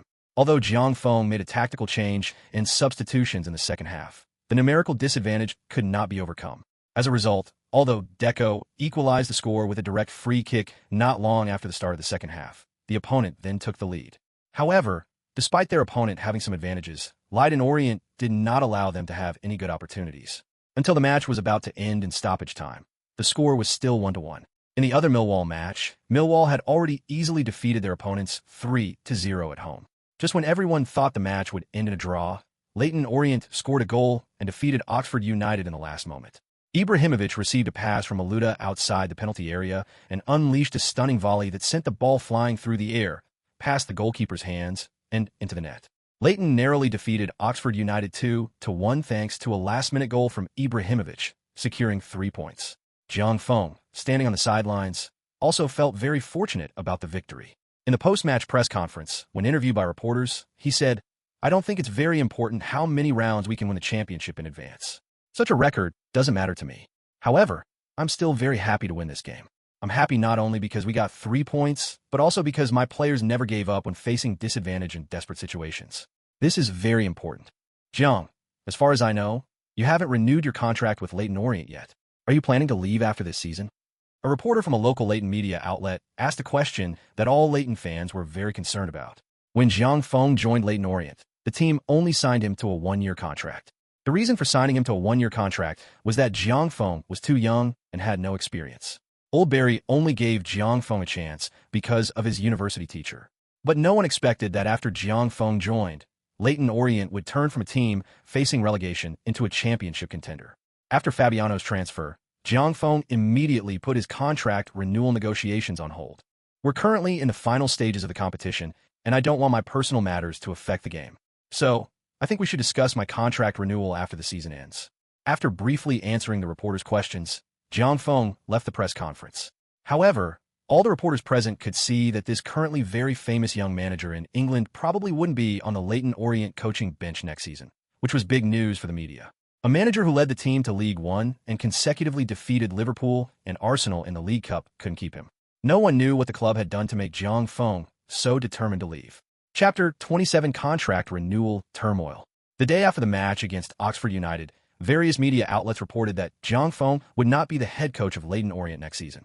This news immediately went viral, with football commentators expressing their opinions in newspapers and many speculating about the reasons. The Sun then reported that, according to sources at Leyton Orient, Jiang Feng and the team's general manager, Philip, had a serious falling out. The report also stated that Jiang Feng left because, during the winter transfer window, Philip unilaterally agreed to Arsenal's offer for Fabiano without Jiang Feng's consent. Furthermore, the source revealed that if Jiang Feng hadn't returned to the club in time, not only Fabiano but also Alves would have been sold to Arsenal. The news from the Sun immediately caused an uproar among Leyton fans. They hadn't expected such a thing to happen. When the news of Fabiano's transfer first broke, these fans thought it was orchestrated by Jiang Feng. So even though some fans had doubts, they didn't pay much attention. In addition, the outstanding performance of Ibrahimovic after being brought in meant that Fabiano's transfer didn't cause much of a stir. Now that these loyal Leyton fans know the truth, they immediately feel unable to accept this fact. They feel deceived, and they cannot imagine what will happen after Jiang Feng leaves Leyton. As a result, the area in front of Leyton Orient Club became lively again, just like when the club had just announced Jiang Feng as the team's head coach. Fans gathered in front of the club, holding up various banners to protest. Barry, it's Philip who should leave. Get him out of here. Jiang, please stay. Philip, get out of Leighton. Inside the club's chairman's office, Barry and Philippe stood by the window, watching the scene unfold at the doorway. Philip, is this what you meant by absolutely foolproof? Barry turned to Philip and asked seriously. You said back then that Jiang's contract renewal was no problem, but look at it now. Can it even be renewed? You've been with me for many years, and I've always thought you were an excellent manager. But this is football. You can't manage a club like a business. Of course, you've already tried, but you've seen the consequences. So what are you going to do next? Old Barry asked. Sir, this was my mistake. I originally thought that Jiang, as a young head coach, wouldn't have any problems since he didn't have much of foundation. I would talk to him again. However, I still think that a head coach shouldn't have too much power, otherwise it's easy for problems to arise. After listening to Philippe's words, Old Barry stared at him without saying a word. Old Barry, being the shrewd man he was, could easily see what Philippe meant. In fact, he had always known about the conflict between Jiang Feng and Philippe. As a competent businessman, it was normal for conflicts to arise between subordinates. Balance was crucial. The reason Old Barry agreed to Philippe's suggestion regarding Fabiano's transfer was precisely because of this balance. However, there were some aspects Old Barry hadn't considered. First, the team's rapid improvement in performance had exceeded his expectations. Second, there was Jiang Feng's temperament. In fact, as Old Barry himself had just said, a club couldn't be managed using conventional corporate management methods. But wasn't he himself the same way? Forget it, Philip. You don't need to worry about this for now. I'll handle it. The controversy surrounding Jiang Feng's contract renewal is escalating. After nearly a season of development, not only Leyton Orient is considering renewing Jiang Feng's contract, but many other teams are also eyeing him. After all, Jiang Feng's performance this season has been outstanding, and he has a keen eye for developing young players. For example, many players in Leyton Orient's current squad have seen their market value skyrocket. Fabiano's transfer fee to Leyton Orient was £250,000, which is roughly equivalent to €300,000, while his transfer fee to Arsenal was €10 million. This more than 30 times return has made Leyton a fortune. Just as Barry was figuring out how to persuade Jiang Feng to renew his contract, Jiang Feng received a phone call in his office. Hello, may I ask who this is? Hello, Jiang. I am Friedrich, the chairman of Kaiserslautern in Germany. We would like to invite you to be our head coach. Kaiserslautern? Isn't Mr. Otto your head coach? And the season isn't over yet. Jiang Feng found Kaiserslautern's invitation very strange. Mr. Otto's contract expires next season and will not be renewed. After careful consideration, our board of directors unanimously believes that you are the best fit for us. Mr. Frederick, let me state my requirements first. If these can be met, then we can discuss the specifics. If not, then there's no need for us to continue, Jiang Feng said. It's all right, Jiang. I know your requirements. As long as you join Kaiserslautern, you'll have the final say on everything. We can also give you a transfer budget of $50 million for the new season. We only have one requirement: results. And I can assure you that what happened to you at Leyton Orient will never happen at Kaiserslautern. You'll have the final say on all personnel matters. Before Jiang Feng could even state his conditions, Frederick had already answered Jiang Feng's questions. All right, then I have no further requests. We'll discuss this in person after the season ends. Thank you for your trust, Mr. Chairman. Okay, I look forward to meeting you. After hanging up the phone, Jiang Feng felt somewhat incredulous. He didn't know why Kaiserslautern would contact him, and also why Rie Hagel, who was doing so well, had quit. However, Jiang Feng was quite satisfied with the other party's attitude. Thinking about this, Jiang Feng realized that he desperately needed an agent to help him handle these matters, so that he could focus on the team's affairs without any distractions. Suddenly, a knock on the door interrupted Jiang Feng's thoughts. Jiang, you really are still in the office. Young people should pay attention to balancing work and rest. Old Barry pushed open the door and walked in. So, it's Mr. Barry. What brings you here? Jiang Feng knew why he had come all this way when he saw Old Barry walk in. After Barry sat down, he immediately said, Jiang, I heard from Paul that you haven't renewed your contract yet. Why is that? I thought Philip had already reached an agreement with you, so I didn't ask about it until now that there's been so much talk about it. Mr. Barry, I just haven't thought it through yet. Besides, the schedule is so tight, I want to wait until after the season to talk about it. Chapter 28 Contract Renewal Turmoil 2. Jiang, is it because of Luis's transfer? Philip did something wrong, but he was doing it for the good of the club. It's just that his perspective is different from yours. I already talked to him about it in the office. In the future, if there are similar matters, let him discuss them with you before making a decision. Don't keep bringing it up. Since you said you'd talk about it after the season ends, then let's wait until the season ends. After saying that, Barry left Jiang Feng's office. Both of them knew very well that they would be going their separate ways next season. Neither Jiang Feng nor the club addressed the widespread rumors surrounding him, choosing instead to let them die down on their own. The heat of an event has a limited lifespan.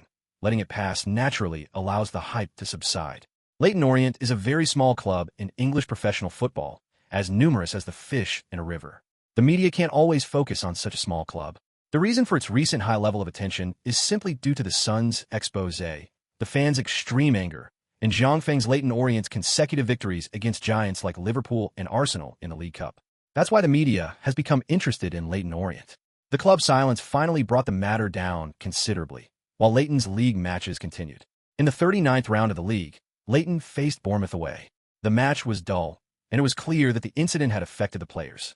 Leyton and Bournemouth played to a 0-0 draw after 90 minutes. After the game, Jiang Feng vented his anger on the players in the locker room, clearly extremely dissatisfied with their performance on the field. However, back at the post-game press conference, Jiang Feng did his best to defend his players.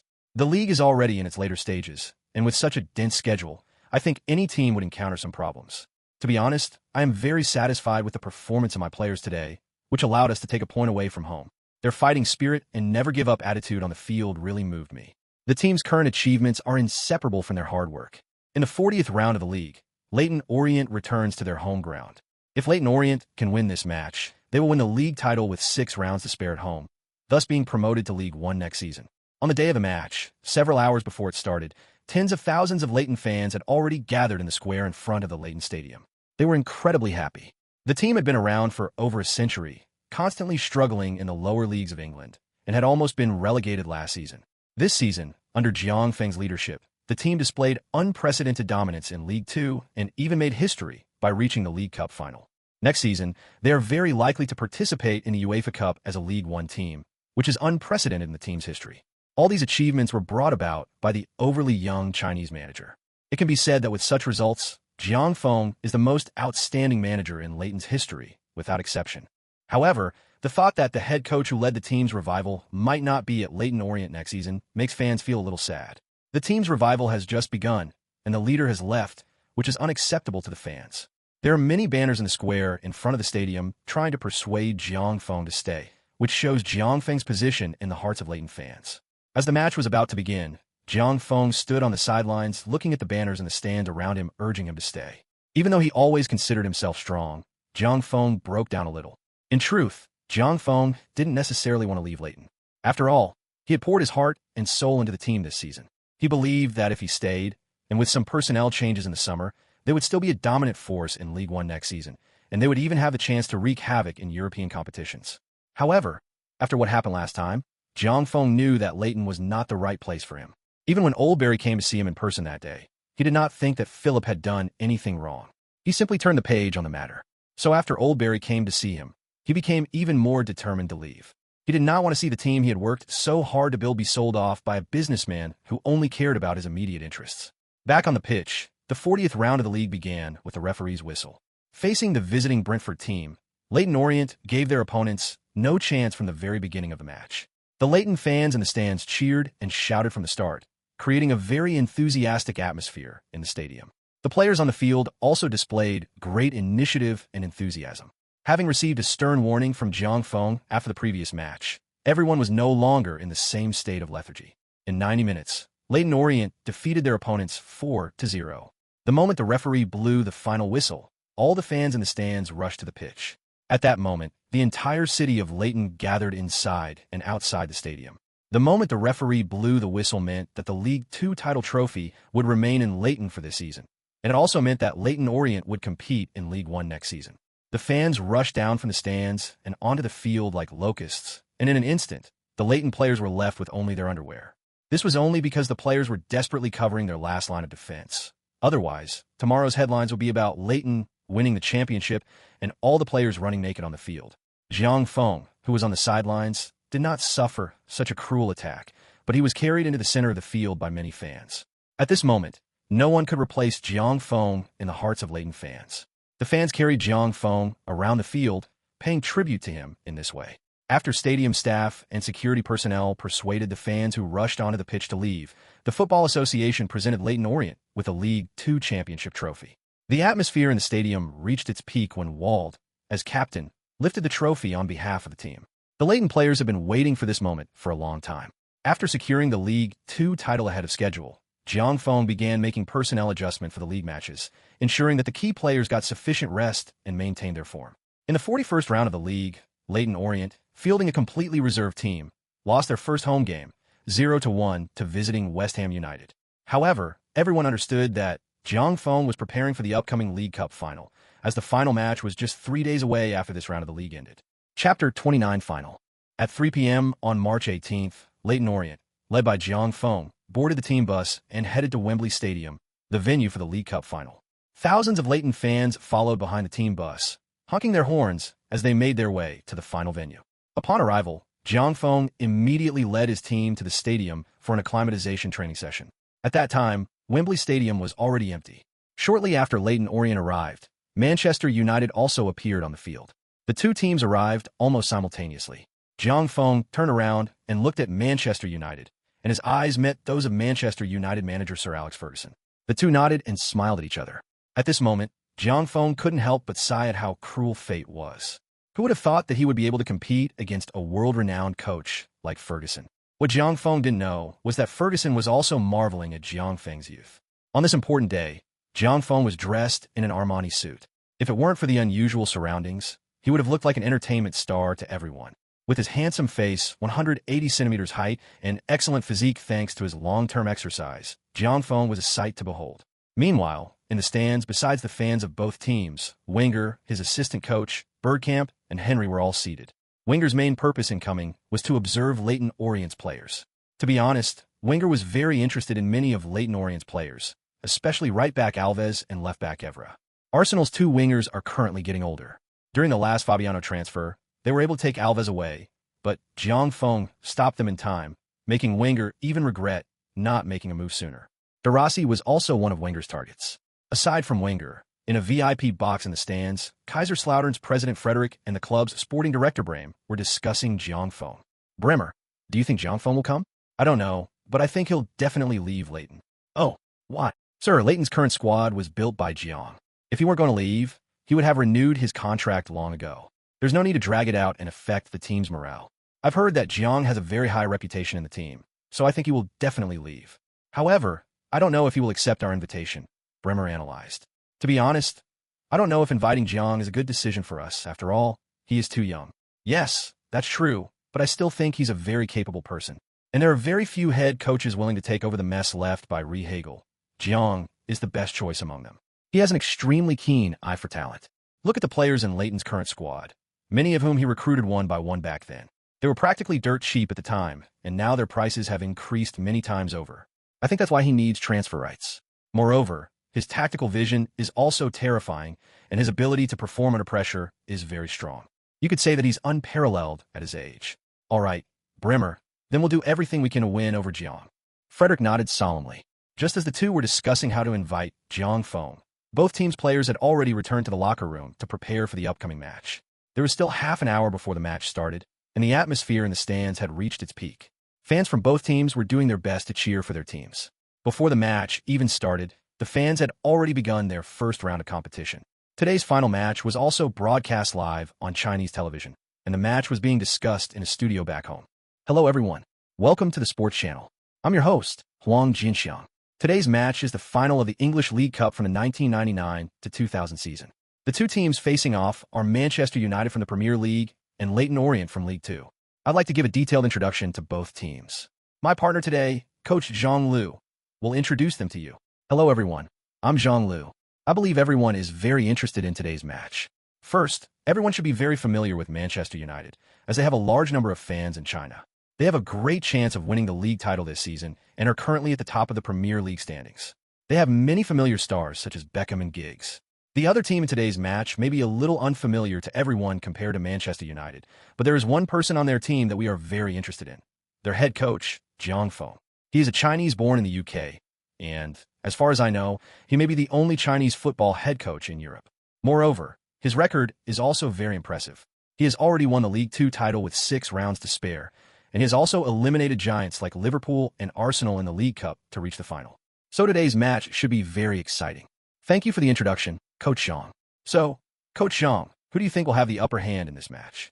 Well, I think Manchester United might have a slight advantage. After all, they are stronger than Leyton Orient in terms of both paper strength and match experience. However, Leyton Orient isn't without hope. As far as I know, Leyton Orient has a very high attacking ceiling, and several of their young players are very talented. So I think the odds for today's match are about 40-60, with Manchester United having a slight edge. While the two hosts were discussing some off-the-beaten-path news about the two teams, inside the locker rooms of both teams, the two head coaches were making preparations for the final match. Manchester United are the home team in today's match, so we are in the home team's locker room at the stadium. Everyone, I hope you won't let your guard down in this match. Our opponents are not as simple as you think. Think about Liverpool and Arsenal who fell to them. David and Ryan, watch out for your backs after you attack. Both of their flanks are very fast. Remember to slow down their advance. Roy, watch out for their number 10. Okay, as long as we play our tactics, I believe victory will be ours. Yes, I understand. While Ferguson was giving his players a pep talk, Jeong Fong was also giving his team a final pep talk. Hey guys, it's the final. We've made it to the final as a League 2 team. Today our opponent is Manchester United, which I'm sure you all know well. Some of you might even be hoping to join them. Well, great. How we join them? We beat them first, let them know you, let them see your ability and value. Remember our strategy, attack aggressively for the first 10 minutes, catch them off guard. Deco, remember, only 10 minutes. Regardless of the result, immediately retreat to a defensive formation and launch counterattacks. Okay guys, don't be nervous, relax. It's not like we haven't played against big teams before. Think about Liverpool and Arsenal who fell to our feet. Understood, boss. Chapter 30 Final 2. Soon, half an hour passed. Amidst the deafening cheers of both sets of fans, the starting players from both sides walked out of the players' tunnel under the guidance of the referee team. Looking at the championship trophy placed before them, all the Leyton players couldn't help but stare at the trophy, while the Manchester United players seemed much calmer. A League Cup trophy was indeed much less tempting for Manchester United players. After a brief ceremony, the players shook hands and greeted each other. Then, in the coin toss, Leyton's luck prevailed, and he won the right to kick off. The players returned to their positions, with Ibrahimovic and Ribery standing in front of the ball, waiting for the referee's whistle. Finally, the referee raised his hand to check his watch, then blew his whistle, and the match officially began. Ladies and gentlemen, the match has begun. Now, let me introduce the starting 11 for both sides.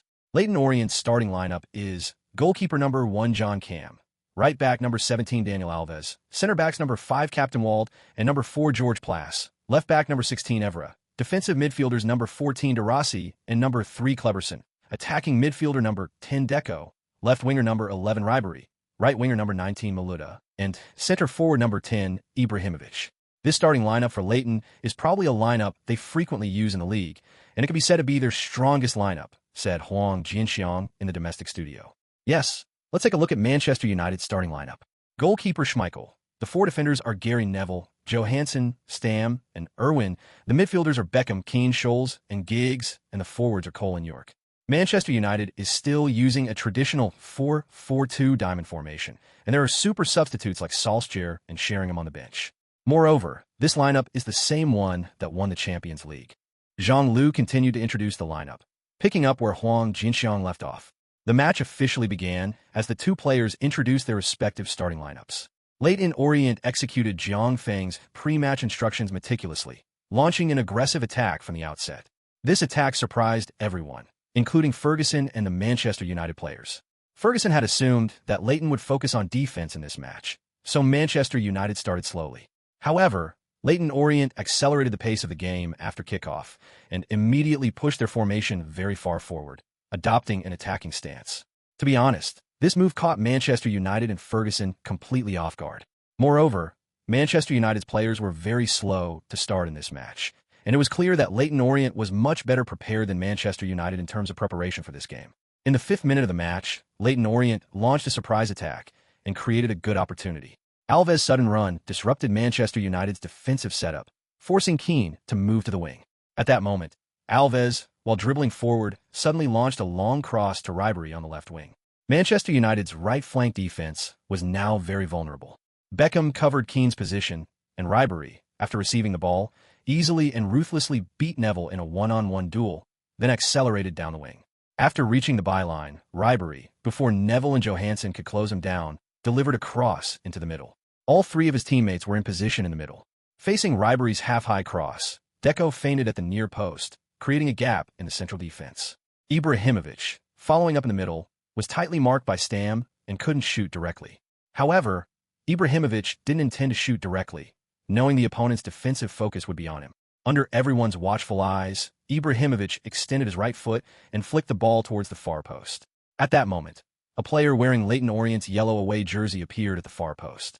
Facing Ibrahimovic's pass, he gently tapped the ball with his right foot, and the ball obediently nestled into the net. 1-0, just 6 minutes into the game, Leyton Orient took the lead thanks to a goal from Malouda. Jiang Feng had been nervously watching the situation on the field from sidelines. To be honest, arranging an aggressive opening was a gamble. He was betting that Manchester United's players would be unprepared for this match and would be very slow to start. Now he had made the right bet. After Malouda scored, Jiang Feng excitedly turned around and hugged his assistant David. Then he turned to face the stands where the Leyton fans were and pumped his fist. On the other side, Ferguson was in a completely different situation. His face was dark with anger. He never expected that his long-term strategy would be so thwarted by a mere sparrow. From Leyton's aggressive attack at the start, he knew he'd been outmaneuvered, but he also hadn't anticipated his players' poor performance. He had warned them to be careful before the match. The Old Sir roared angrily at the field. The Arsenal fans in the stands were stunned when they saw Leyton score, and they could hardly believe their eyes. They never expected that Manchester United, who were so dominant in the league, would fall behind after just 6 minutes. Wenger, seeing Leyton's goal, became even more envious of some of the players on the field, wishing he could buy all of Leyton's young players and train them at his own pace. Beautiful goal. What a beautiful goal.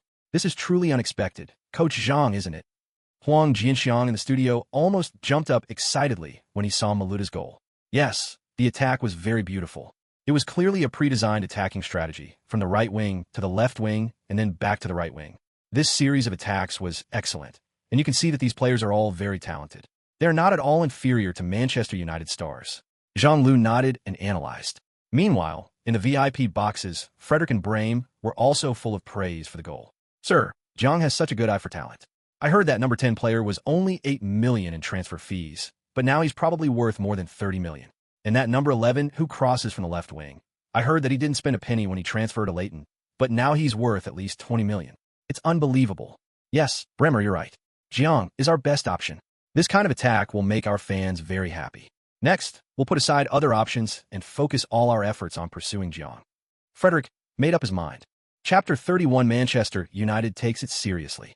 The referee intervened and stopped the Leyton players' celebration, urging the game to continue. At this moment, the Manchester United players helplessly watched the Leyton players celebrating wildly on the field. This goal had indeed stunned them, but it also seemed to have woken them up.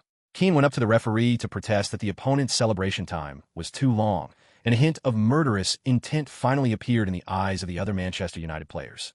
The match restarted with the referee's whistle. After the kickoff, the Manchester United players were no longer as nonchalant as they had been at the start of the game. Instead, they naturally sped up the pace of the game and spread out their formation. When Manchester United got serious, they became one of the most terrifying teams in the world. After Leyton scored, Manchester United quickly took control of the game, showing everyone what a Premier League champion team is all about. Almost all of Leyton Orient's players were pinned back in their own half to defend. In the 17th minute of the match, Beckham delivered a classic curved cross from the right flank, finding Cole in the middle. Cole, under pressure from Wald, headed the ball towards goal, but thud. Cole's shot hit the crossbar and went out of play. Wald grinned and thought to himself, that's fucking freakish. Luckily, I've been training with Ibrahimovic a lot lately, so I don't find him freakish anymore. Manchester United have a corner kick opportunity, and Beckham is standing at the penalty spot. Beckham's corner kick spun towards the near post, where Giggs flicked his head, changing the ball's trajectory towards the goal. Fortunately, Cam was very focused, and Giggs' shot was hampered by Ever behind him, so he didn't use much power, and Cam caught the ball firmly in his arms. Manchester United's continuous attacks kept Jiang Feng on the sidelines, his eyes glued to the situation on the field. Jiang Feng was worried about whether his defense could withstand Manchester United's attack. When using the system for tactical analysis, he realized that it wasn't impossible to break through Manchester United's goal. Every team has weaknesses, and exploiting those weaknesses would always be effective. The most frightening thing about Manchester United wasn't that he couldn't break through their goal, but that they couldn't maintain their lead for long. When using the system for analysis, if they could maintain their lead until the end of the second half, their chances of winning would be 70%, and that was precisely what was difficult to achieve. Jiang Feng's concerns were not unfounded. In the 24th minute, Beckham delivered another cross from the right wing. This time, Cole in the middle was just a decoy, and Leyton's defense was indeed fooled by Cole, including goalkeeper Cam. The real killer move came from Giggs at the far post, who shot easily broke through Leighton's goal. The score was 1-1, and Manchester United demonstrated their formidable attacking prowess to the world. Jiang Feng stood with his hands in his pockets, watching helplessly as the Manchester United players celebrated on the field, especially their number 7, David Beckham. As expected of Beckham, to be honest, Beckham was the most important player in Manchester United's attacking front. If you could shut down this player, you could stop most of Manchester United's attacks, but there are very few teams in the world that can do that. Looking at the heartthrob laughing wildly on the field, and then at Sir Alex Ferguson, Jiang Feng knew that the mentor and disciple were about to part ways.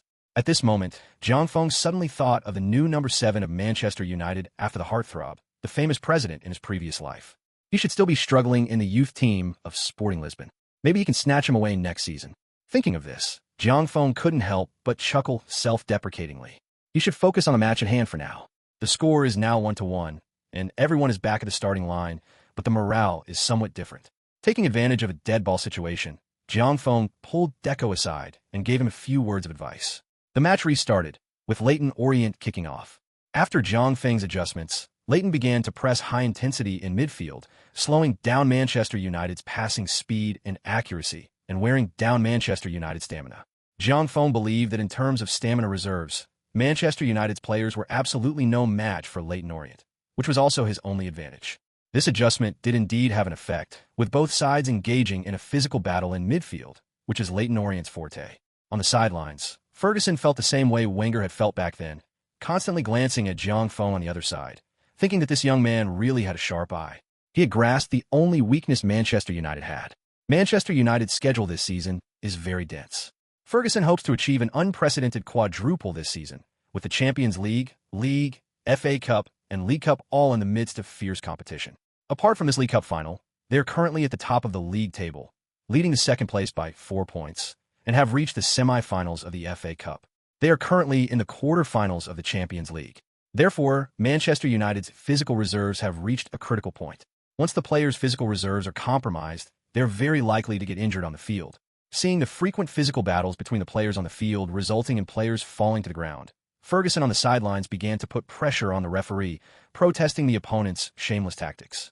What angered Ferguson the most was that the referee's performance today was very lenient, and so far no yellow card had been issued. Seeing Ferguson's furious outburst on the sidelines, Jiang Feng smiled disdainfully.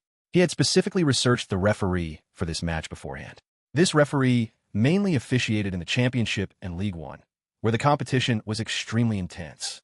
Therefore, minor physical contact on the field was considered normal by this referee. It was a refereeing habit, so no matter how much Ferguson protested, he couldn't change the referee's habit.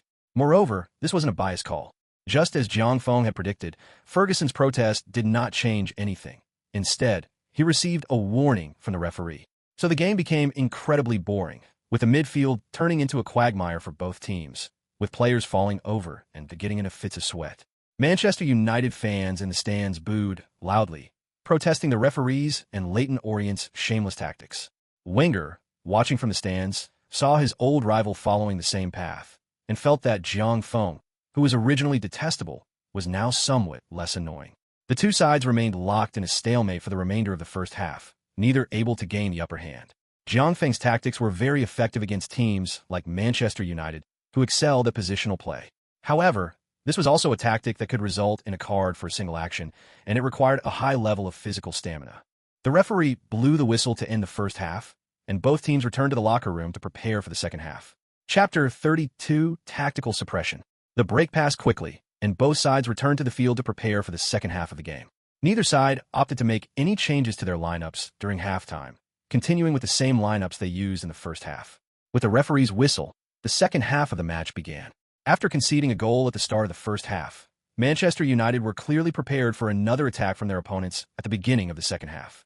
Moreover, during halftime, Ferguson deliberately set several traps for Leyton Orient, and Manchester United were ready to counterattack should Leyton Orient choose to attack. Unfortunately, Ferguson's preparations were completely useless.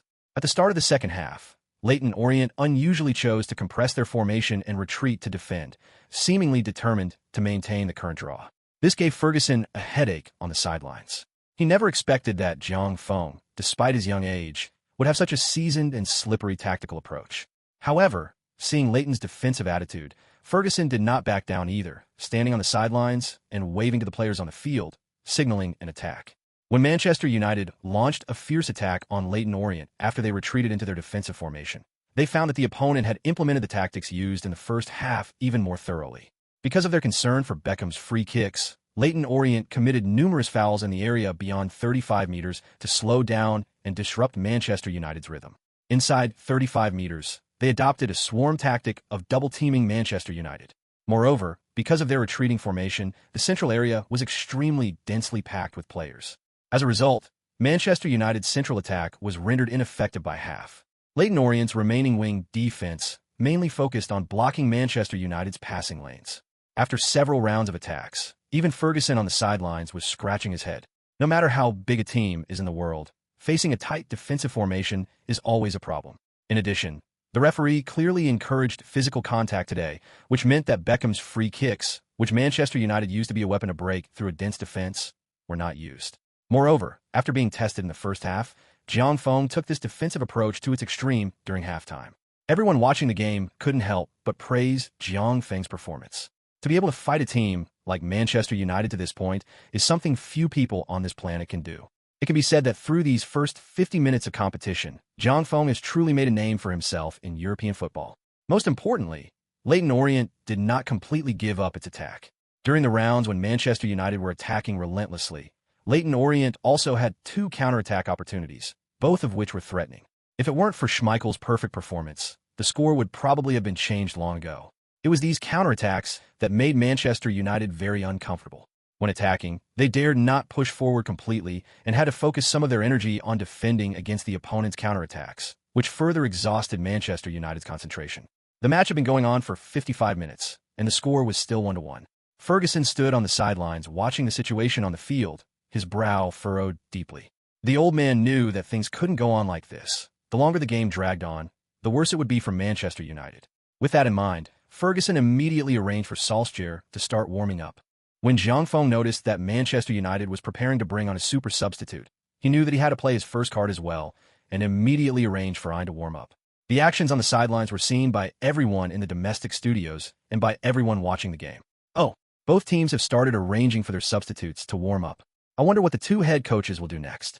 Coach Zhang, what do you think of Jiang Feng from your professional perspective? Incredibly impressive. His on-field adjustments and tactical arrangements are outstanding. No wonder he was able to defeat Liverpool and Arsenal. To be honest, I haven't seen any domestic head coaches reach this level.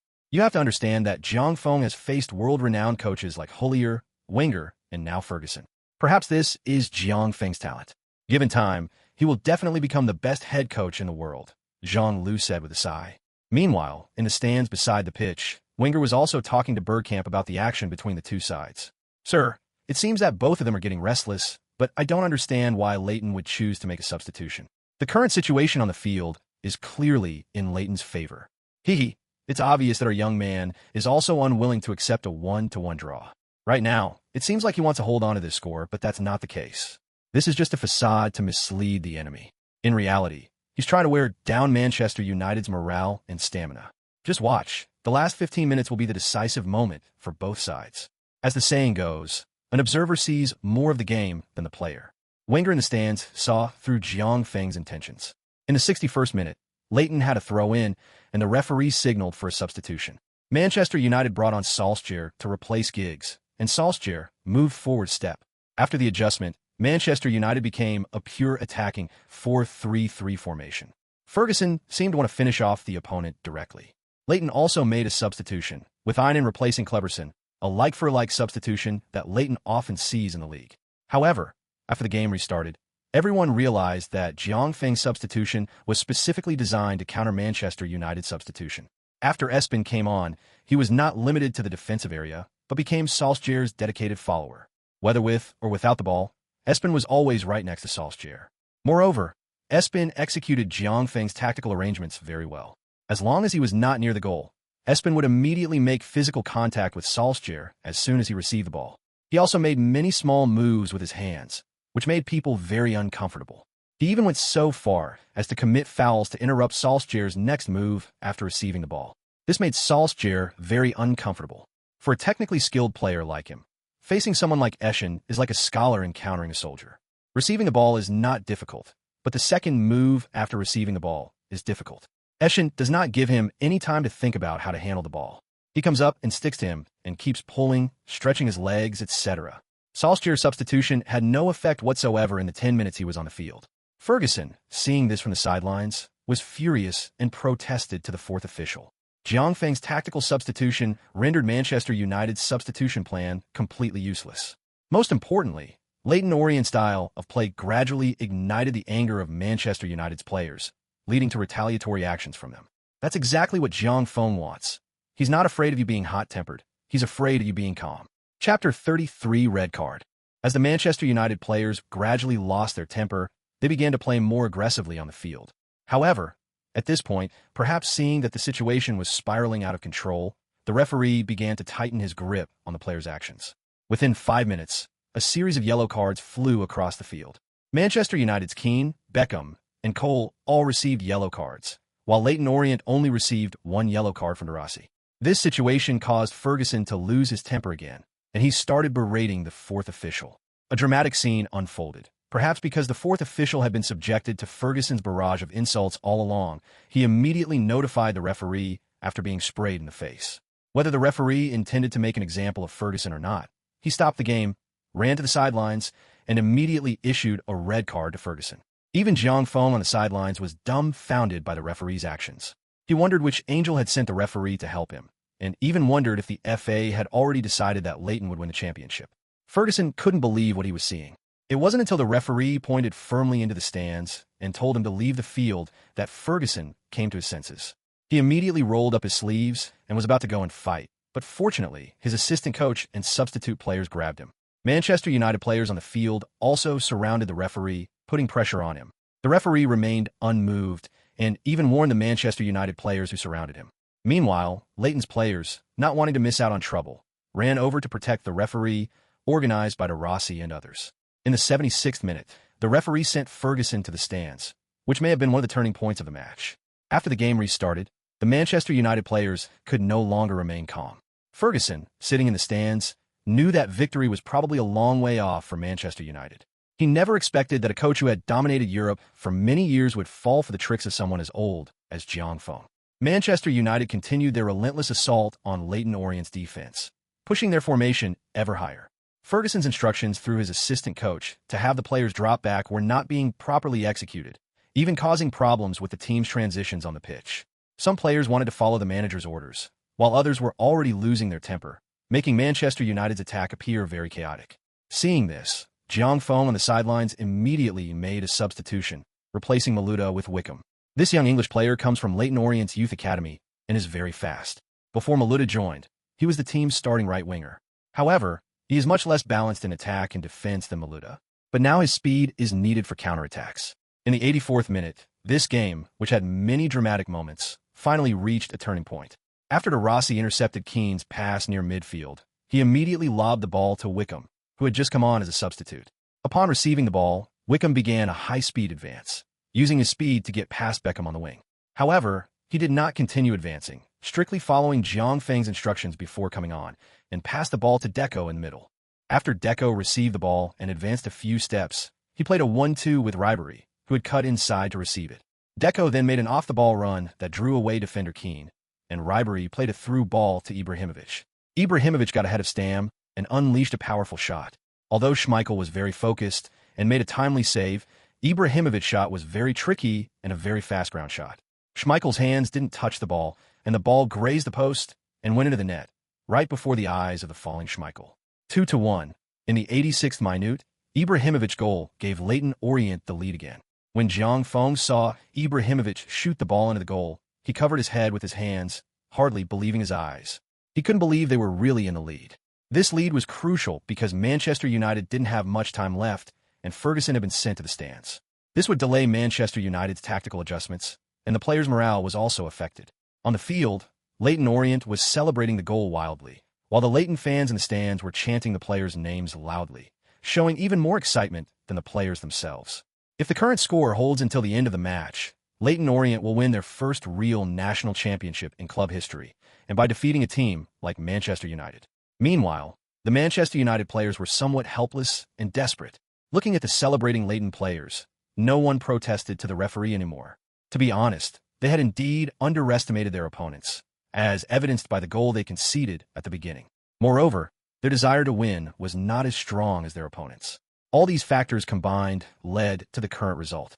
Of course, there are also some factors on the sidelines, but that's football for you.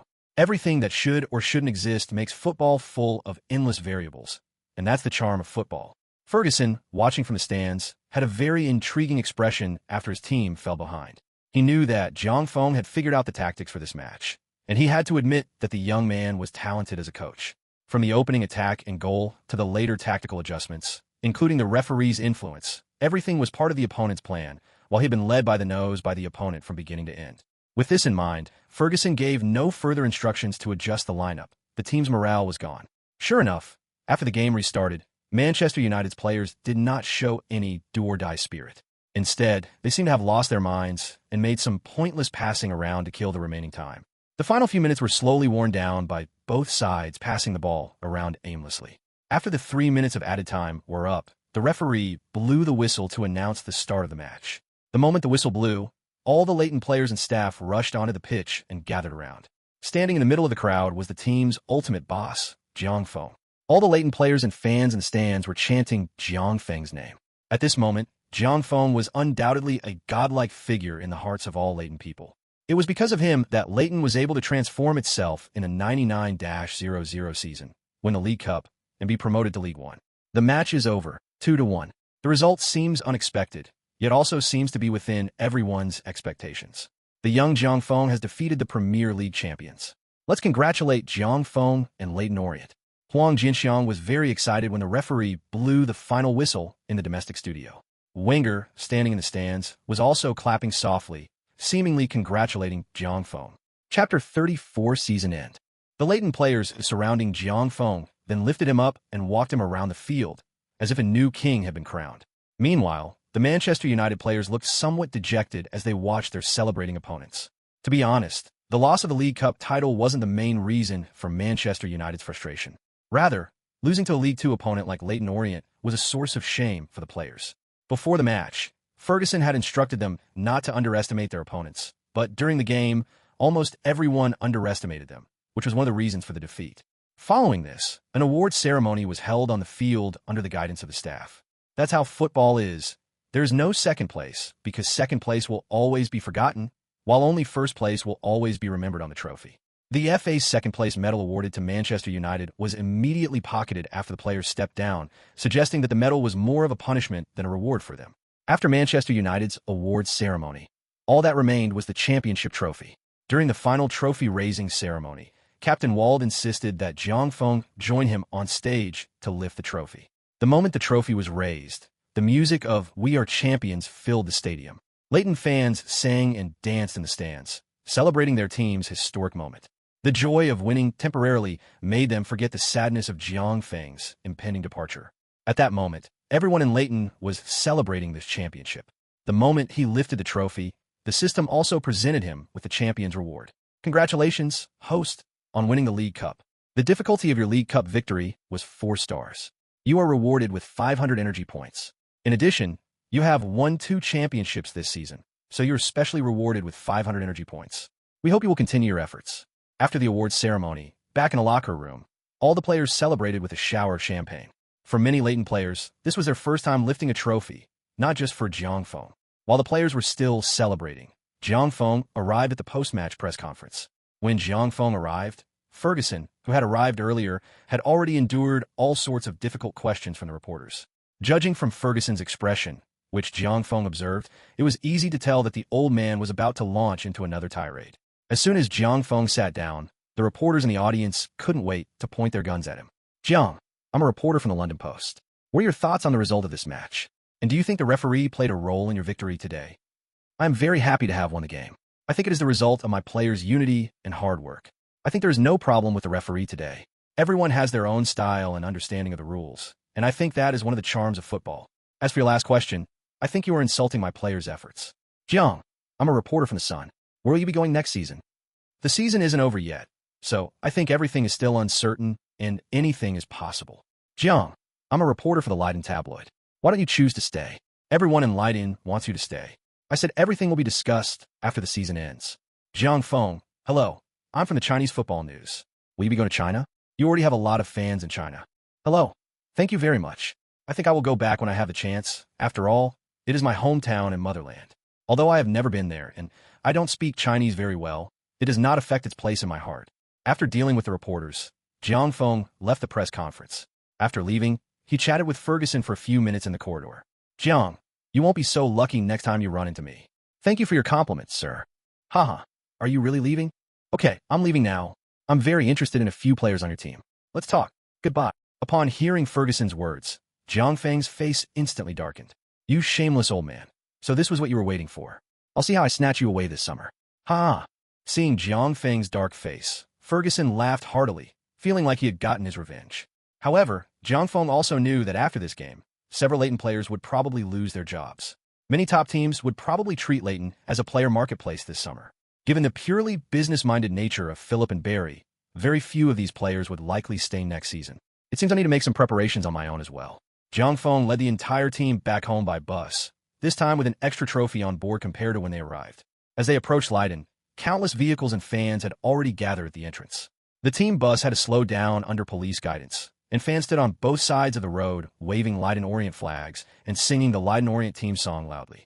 The team bus brought the players to the square in front of Leighton's home stadium. Jiang Feng and Wald stepped off the bus first, holding the trophy hand in hand. At that moment, the atmosphere in the square reached its peak, and everyone shouted Jiang Feng's name in unison. Every player who came down afterward received cheers from the fans. After the victory celebration ceremony, Barry invited everyone to a party. At the party, Jiang Feng once again declined Old Barry's offer to stay. This time, Old Barry felt a sense of loss and regret for the first time. He never expected that Jiang Feng would lead the team to such excellent results. If he had known in advance, he would definitely not have agreed to Philip's suggestion. Old Barry even vaguely felt that he might have missed the key to Leighton's rise. After the League Cup matches, Leyton Orient's mission for the season has been completed.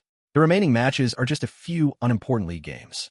In the remaining 6 league rounds, Jiang Feng will no longer use the main lineup, but will make extensive use of substitutes to give every player on the team a chance to play. Time flies, and Leyton Orient achieved 2 wins, 3 draws, and 1 loss in the remaining 6 league rounds. After 46 rounds of league matches, Leyton Orient, Millwall, and Burnley won the first, second, and third places respectively and were directly promoted to League One. Preston, Wigan, Reading, and Luton participated in the playoffs to compete for the last promotion spot. Jiang Feng was also named the League Two Manager of the Year for this season. Ibrahimovic scored 31 goals in half a season and won the League Two Top Scorer award, while Deco won the League Two Player of the Year award. Chapter 35, A Quick Signing. The day after the season ended, Jiang Feng received Frederick and Bremer, who had rushed over at his apartment in Leiden. Hello, Mr. Frederick, Mr. Bremer. Jiang Feng received the two in a very gentlemanly manner. Jiang, I think you know why we're here. I wonder what your decision is. Sir, I am indeed very interested in Kaiserslautern, but as you know, I have my own requirements. I have my own ideas about building the team, so I must have absolute power in the player arrangements. I mentioned my conditions to you last time.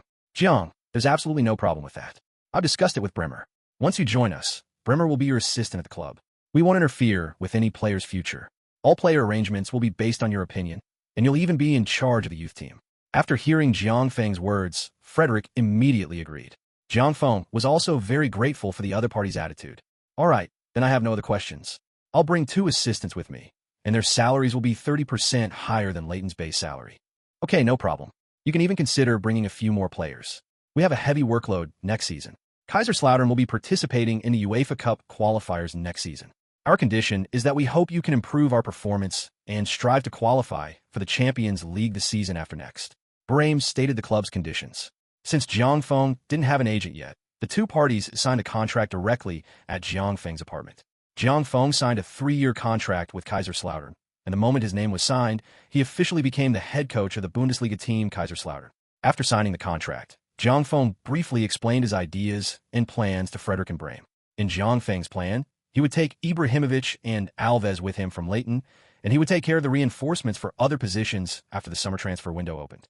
In addition to the 50 million transfer fee that Frederick had previously agreed to for Jiang Feng, he added another 20 million. The day after signing his contract with Kaiserslautern, Jiang Feng published his farewell letter to the Leiden fans in a local Leiden newspaper. Goodbye, all the Leighton fans. Please forgive me. I didn't have the courage to tell you this result in person because I really didn't know how to face you and say goodbye, so I could only do it this way. First of all, I want to thank Mr. Barry for giving me the starting point of my career last season. Last season, I earned the trust of all of you. I love Leighton, I love you all, but unfortunately, I have to say goodbye. Finally, I wish Leyton Orient greater success under the new head coach. I wish all the Leyton Orient players happiness in football, and I wish all the club staff and fans happiness in their families. Sincerely, Jiang Feng. When fans saw this news, Leyton's official website also announced that Jiang Feng would no longer serve as the team's head coach, and everyone was speculating about Jiang Feng's next destination. The official website of German football club Kaiserslautern updated its information, stating that Jiang Feng will serve as the head coach of Kaiserslautern for a period of 3 years, effective immediately. The website also published Jiang Feng's work experience and honors.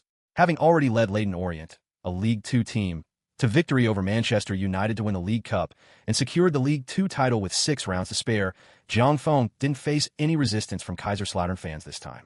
However, the fans weren't particularly enthusiastic about Jiang Feng's joining, because the previous Kaiserslautern manager had such a stellar track record. Rehagel's Kaiserslautern myth was renowned worldwide. After Jiang Feng signed with Kaiserslautern, he talked with Brehm about the reasons why Rehagel left. After Rehagel created the Kaiserslautern miracle, the team increased its investment, but the results dropped significantly. Although the team's 5th-place finish in the league seemed decent to outsiders, it was actually disappointing compared to the team's investment. As a result, Rehagel's contract expired at the end of the season, and he ultimately did not choose to renew it with the team. Before leaving Leiden, Jiang Feng first instructed his 2 assistants, David and Luther, to travel to Germany after their vacations and wait for him at the club. Jiang Feng, on the other hand, needed to deal with the summer transfer targets one by one. The first thing to do was to deal with his several star players at Leiden. Therefore, before leaving, Jiang Feng met with each of the players he had brought to Leiden and learned about their thoughts. After a protracted negotiation with Philip, Jiang Feng took Alves, Evra, Ibrahimovic, and Arasi from Leiden. Deco had already received an offer from Paris Saint-Germain in League One, while Ribery was spotted by Ferguson. Maluda transferred to Tottenham Hotspur, Einen was spotted by Wenger, and Cleberson transferred to Perugia in Serie A. All the players Jiang Feng brought to England left Leyton Orient after his departure. This meant that the lineup Jiang Feng had painstakingly built in Leyton instantly collapsed, leaving Leyton Orient with only a total revenue of 80 million euros. The 4 players Jiang Feng took away alone cost Kaiserslautern 38 million euros, while the total cost of these players when they were transferred to Leyton was less than 15 million euros. When the Sun broke these transfer records, Jiang Feng was once again pushed to the headlines by the media. Many people envied Jiang Feng's eye for talent. Fortunately, it only spread for a while in some tabloids in England. Otherwise, if it had become a rumor throughout Europe, it probably wouldn't have been a good thing for Jiang Feng's upcoming summer transfer journey. After dealing with these matters, Jiang Feng returned home. Originally, Jiang Feng planned to have Steve go to Germany with him because Steve was getting old, and Jiang Feng was worried that no one would take care of him after he went to Germany. However, Steve was very reluctant to leave England. Jiang, don't worry about doing what you want to do. I'm used to staying here, and I don't want to go to such far places. Just come and visit whenever you have time. Okay, Steve, I won't force you if you don't want to, but you must call me if anything happens. You're my only family in this world, and I don't want anything to happen to you. Don't worry, Todd and the others are all here. I'll be fine. Take care of yourself. Chapter 36, Unexpected Encounter. After staying at home for a few days, Jiang Feng took a direct flight to Kaiserslautern. Kaiserslautern is a famous large city in Germany. In Germany, a city can be called a large city if it has a population of at least 100,000. Today, Kaiserslautern is also a famous center for information and communication technology in Germany, as well as an industrial city and a university town. Kaiserslautern, located in the Palatinate National Park in southwestern Germany, boasts excellent scenery and air quality, making it a renowned leisure city. The inner city also contains the ruins of the famous Barbarossa Palace, built in 1152 during the reign of Frederick I, also known as Barbarossa. Therefore, Kaiserslautern is also known as the City of Barbarossa. After several hours of flight, the plane landed at Frankfurt Airport in Germany. Jiang Feng then needed to take a train to Kaiserslautern, the city where he would be living for at least the next 3 years. In this life, Jiang Feng still has a lot of feelings for Germany. After all, he spent his university years there, so he is very familiar with the local culture and environment. Upon returning to the country, Jiang Feng kept looking around after getting off the plane. Just then, without paying attention to where he was going, Jiang Feng suddenly felt something soft bump into him, followed by a cry of pain. Jiang Feng quickly looked ahead and saw a long-haired Asian girl sitting on the ground, staring at him with tears in her eyes, her hands constantly rubbing her ankles. I'm so sorry. I'm so sorry. Are you all right, miss?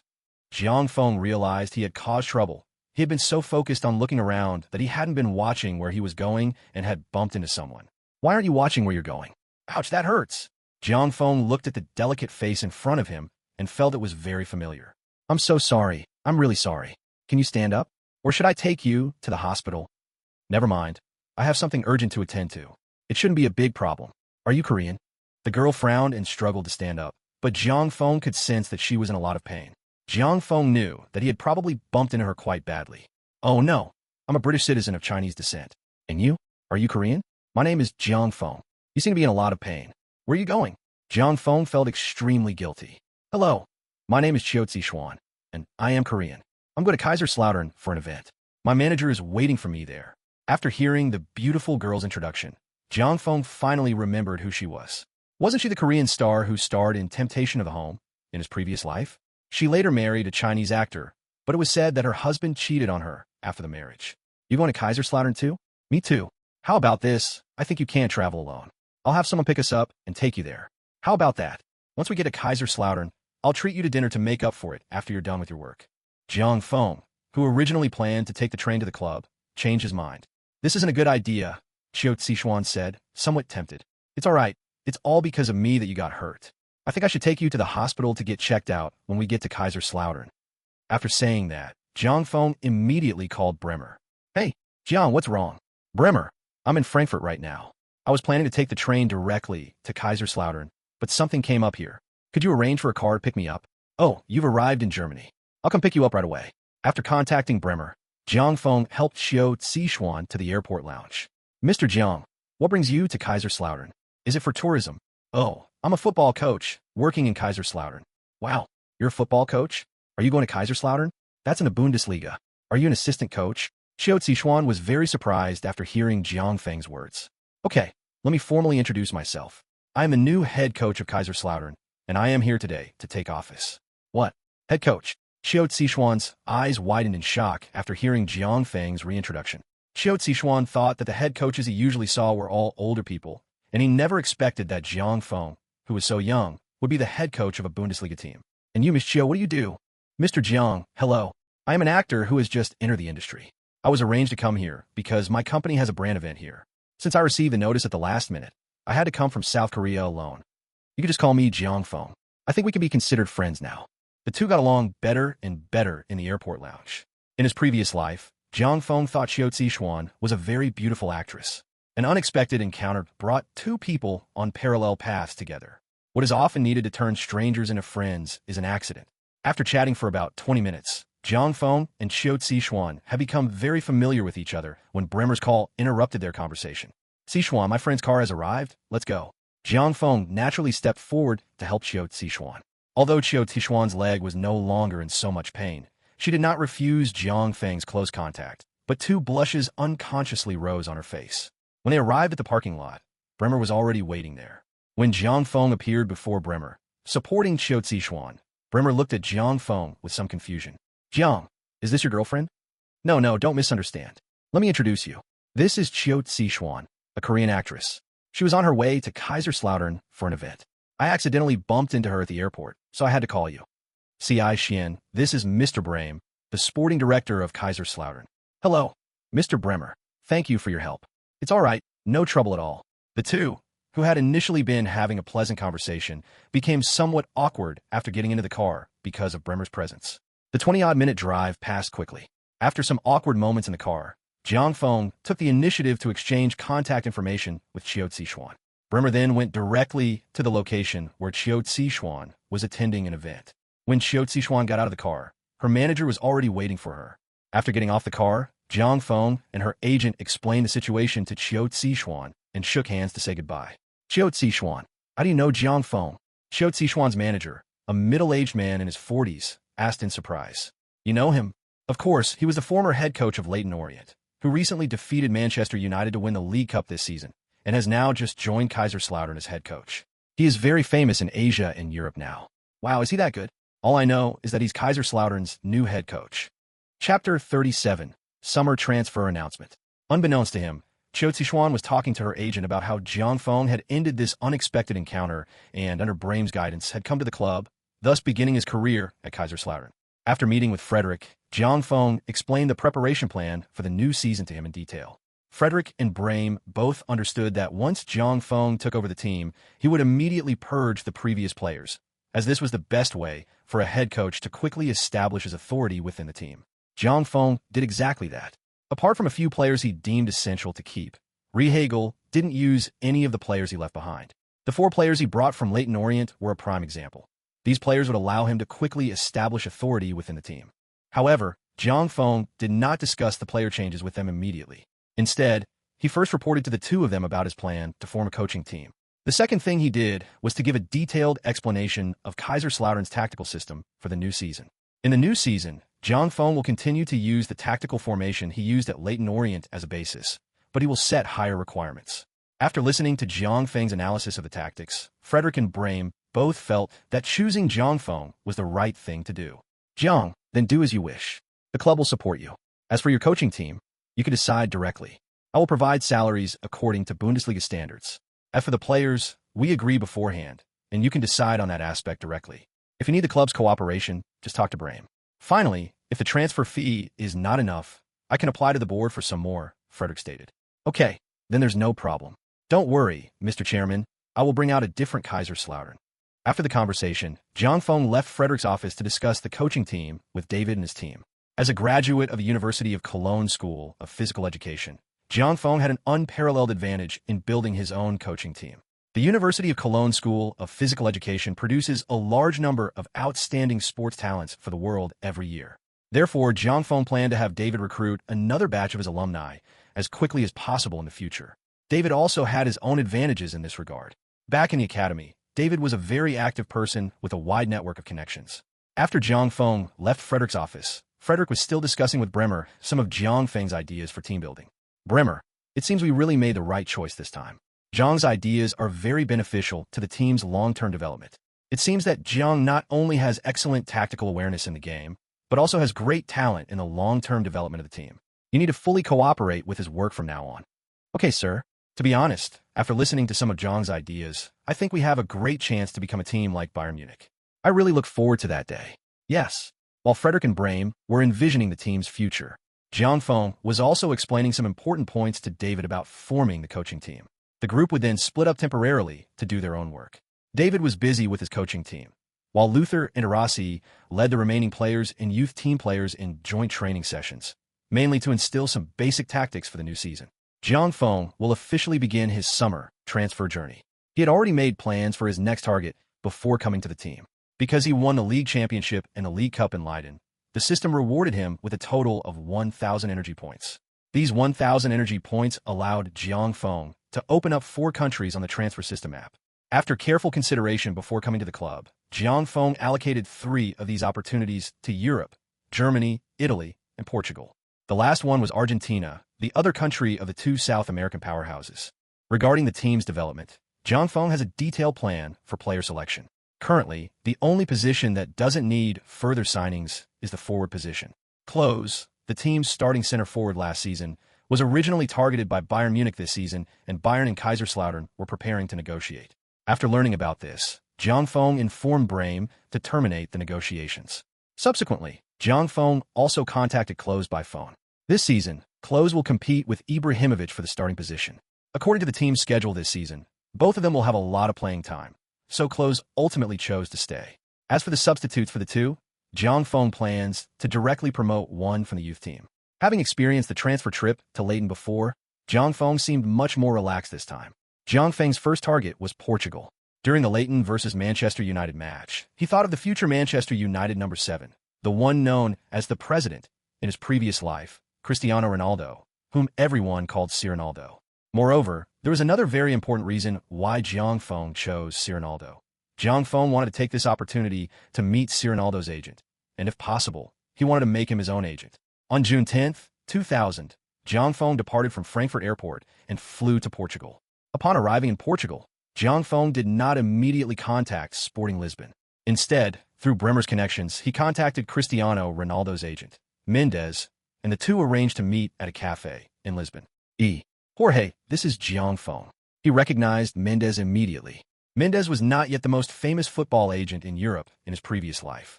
He seemed to be doing a bit less well now. In his previous life, Mendez became famous after becoming Mourinho's agent. Only then did Mendez slowly become a giant in the European agent industry. Oh, hello. Mendez seemed a little flustered by Jiang Feng's sudden appearance.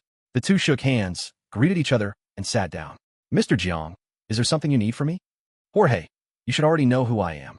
Brahm's friends should have told you about me. Here's the thing, I have two things to say to you. First, I'm very interested in the players under your management, and second, I'm very interested in you as a person. Chapter 38 finalized. Mr. Jiang, I don't understand what you mean. If you're interested in my players, you should contact the club. As for your statement that you're interested in me, I don't quite understand what you mean. Jiang Feng looked at the somewhat uneasy Mendez in front of him and felt a bit of a mischievous glint in his eye. Mendez was not as famous as he was in the later stages of his previous life. At present, Mendez only had one unknown player, Cristiano Ronaldo, under his management. Moreover, the top agent in Portugal was not Mendez but Vega. According to Jiang Feng's memory, Mendez should have just sold his video store. Mendez's career as a football agent really began after Porto won the Champions League in 2004, when he sent players including Mourinho and Porto to Chelsea after Abramovich took over. Subsequently, Ronaldo's transfer from Manchester United to Real Madrid took Mendez's career to another level. Jorge, you can call me Jiang or Jiang Feng. First, let me explain. I'm a head coach of a football team, and I've just accepted an offer from Kaiserslautern in the Bundesliga, as you probably already know.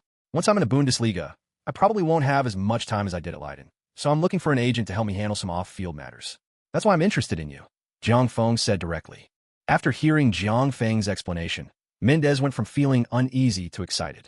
He really didn't expect the surprise to come so unexpectedly. Jiang, are you serious? Of course, I don't know if you'd be willing. I'd be more than happy to oblige. How could Mendez, with his lofty ambitions, possibly refuse such a pleasant surprise? He was currently struggling to break into the agent world, and Jiang Feng's generous offer was a godsend. Indeed, as Jiang Feng knew, the Portuguese football agent circle was essentially controlled by Vega, and without connections, it was extremely difficult for Mendez to enter that world. Afterwards, Jiang Feng and Mendez had a pleasant chat. Jiang Feng first explained his requirements to Mendez one by one, based on his memories from his previous life, and also gave him a lot of advice. Finally, Jiang Feng and Mendez signed a 5-year agent contract. Or hey, one last thing. There's another reason I came to Lisbon. I got my eye on Cristiano. I contacted Sporting Lisbon, and they offered 8 million euros for the transfer. But since you're my agent and also Christian's representative, it's best if you handle this. I can accept 5 million euros, but I think you should be able to find a way to lower that figure. Anything below 5 million euros is yours. Also, I need another player from Sporting Lisbon, Ricardo Quaresma, on the same terms as Cristiano. To be honest, Mendez was very surprised after hearing Jiang Feng's request. For a player who was 16 years old and not even 18, Jiang Feng was willing to offer a transfer fee of 5 million, which was indeed a big deal. Jiang, it's a deal. I'll give you an answer within a day, Mendez said confidently. Just as Jiang Feng predicted, Ronaldo is only 16 years old and still relatively unknown at Sporting Lisbon. His talent has not yet been fully displayed, so Sporting Lisbon is simply asking for an exorbitant price. As for Quaresma, it was a memory that Jiang Feng suddenly recalled after arriving in Lisbon. Jiang Feng remembered that Quaresma was also a player who became famous at a young age. When he left Lisbon, he joined Barcelona for 6 million euros. At Sporting Lisbon, he even surpassed Ronaldo. However, he failed to break through in Barcelona for a long time. It was only after returning to Porto that he showed his true colors. In fact, Jiang Feng's purchase of Ronaldo was just his own quirky hobby. Ronaldo is not yet a reliable player for Kaiserslautern, while Quaresma fits Jiang Feng's requirements for a right winger in the new season. If things go smoothly, Jiang Feng will put Ronaldo in the first team and train with him directly. That evening, Jiang Feng received a call from Mendez at the hotel. Jiang, it's all settled. Quaresma for 3 million. Cristiano for 2.8 million. As you wish, we can sign the players tomorrow. Do you need to meet with them? If so, I can bring them to your place.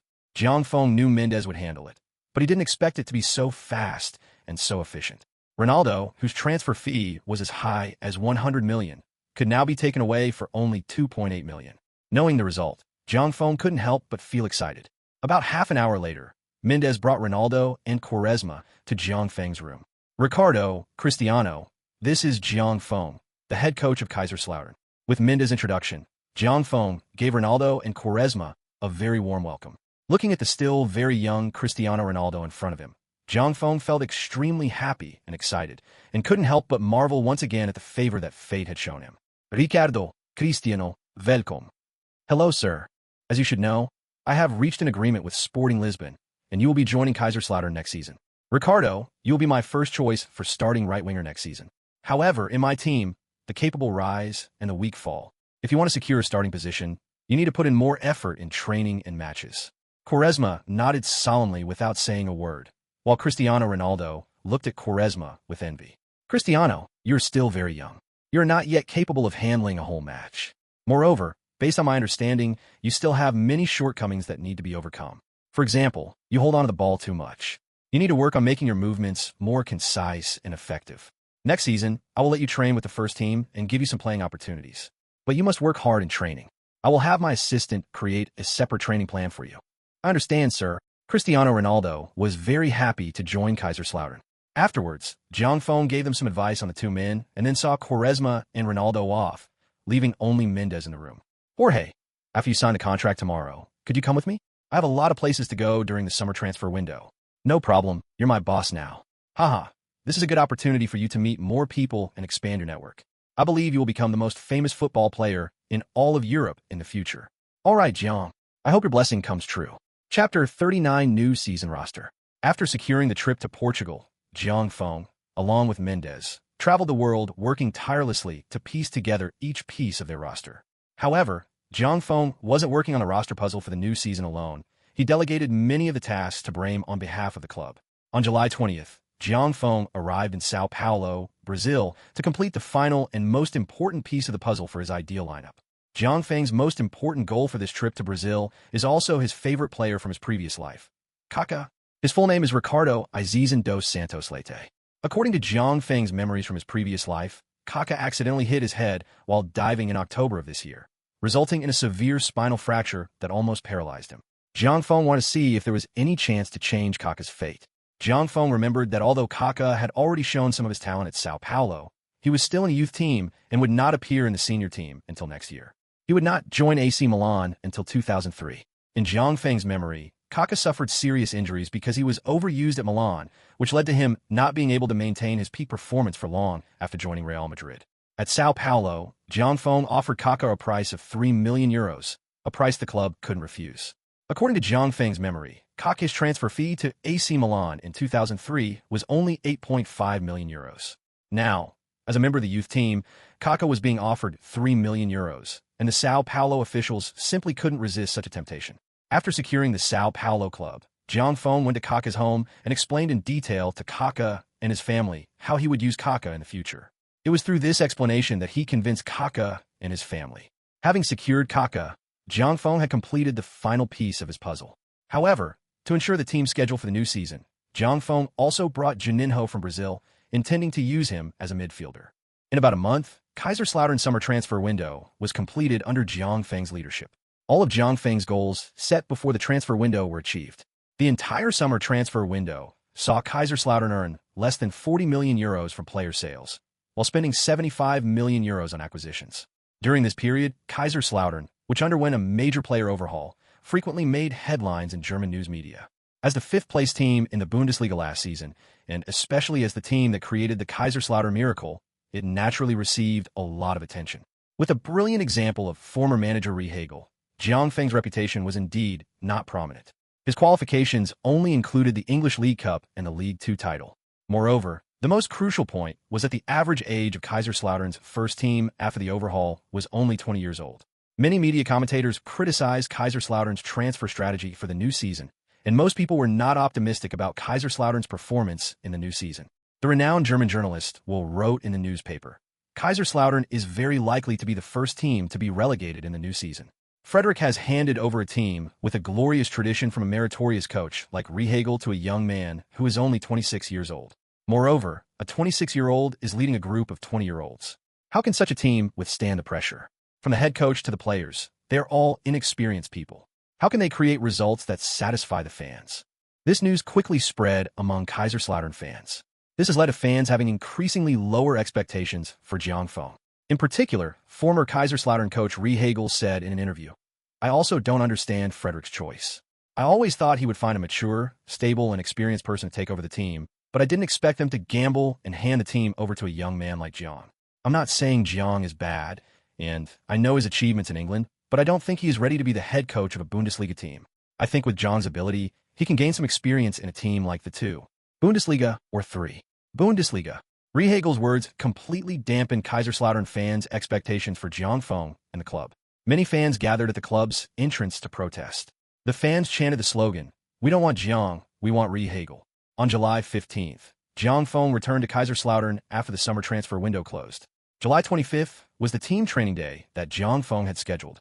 In order to alleviate the pressure on the club and Frederick, and since there was no press conference for Jiang Feng's joining Kaiserslautern, Jiang Feng decided to hold a press conference on July 20th after discussing with Frederick and Brehm. Jiang Feng informed many German football reporters through the club's publicity director that he would be attending a press conference, which immediately attracted a lot of interest. Everyone felt that Jiang Feng's decision to stand up at this critical juncture was very courageous. The press conference was held as scheduled. When asked to respond to Rehagel's remarks, Jiang Feng said, "Of course, Rehagel is a very capable head coach, my senior, and I agree with that. However, I don't agree with what he said. Results are the best way to judge a person's ability, not speculation and unfounded evaluations." Kaiserslautern's investment last season was similar to this season's. Last season, they finished 5th, and I think Kaiserslautern will be a strong contender for the Bundesliga title this season. So, I'm suitable for both the 2. Bundesliga and the Bundesliga. Jiang Feng's preseason championship declaration immediately excited the reporters present. They loved such remarks because only in this way could their newspapers sell and their television stations get high ratings. Jiang Feng's remarks shifted the focus of the media and those who looked down on Kaiserslautern from the club itself to him. Many began criticizing Jiang Feng, accusing him of overestimating his abilities and being arrogant. The only positive effect of Jiang Feng's actions was that the protesting fans outside the club gradually dispersed. As he said, the best way to test a person's ability is through results. After learning the truth, the fans calmed down and prepared to see what kind of results Jiang Feng would bring to the team. This is the result Jiang Feng wanted. He didn't want people to affect the team's upcoming training camp. As for the media reporters, Jiang Feng didn't care at all. These people were irrelevant to him. Chapter 40 New Season Roster 2. The external turmoil did not affect Jiang Feng's work.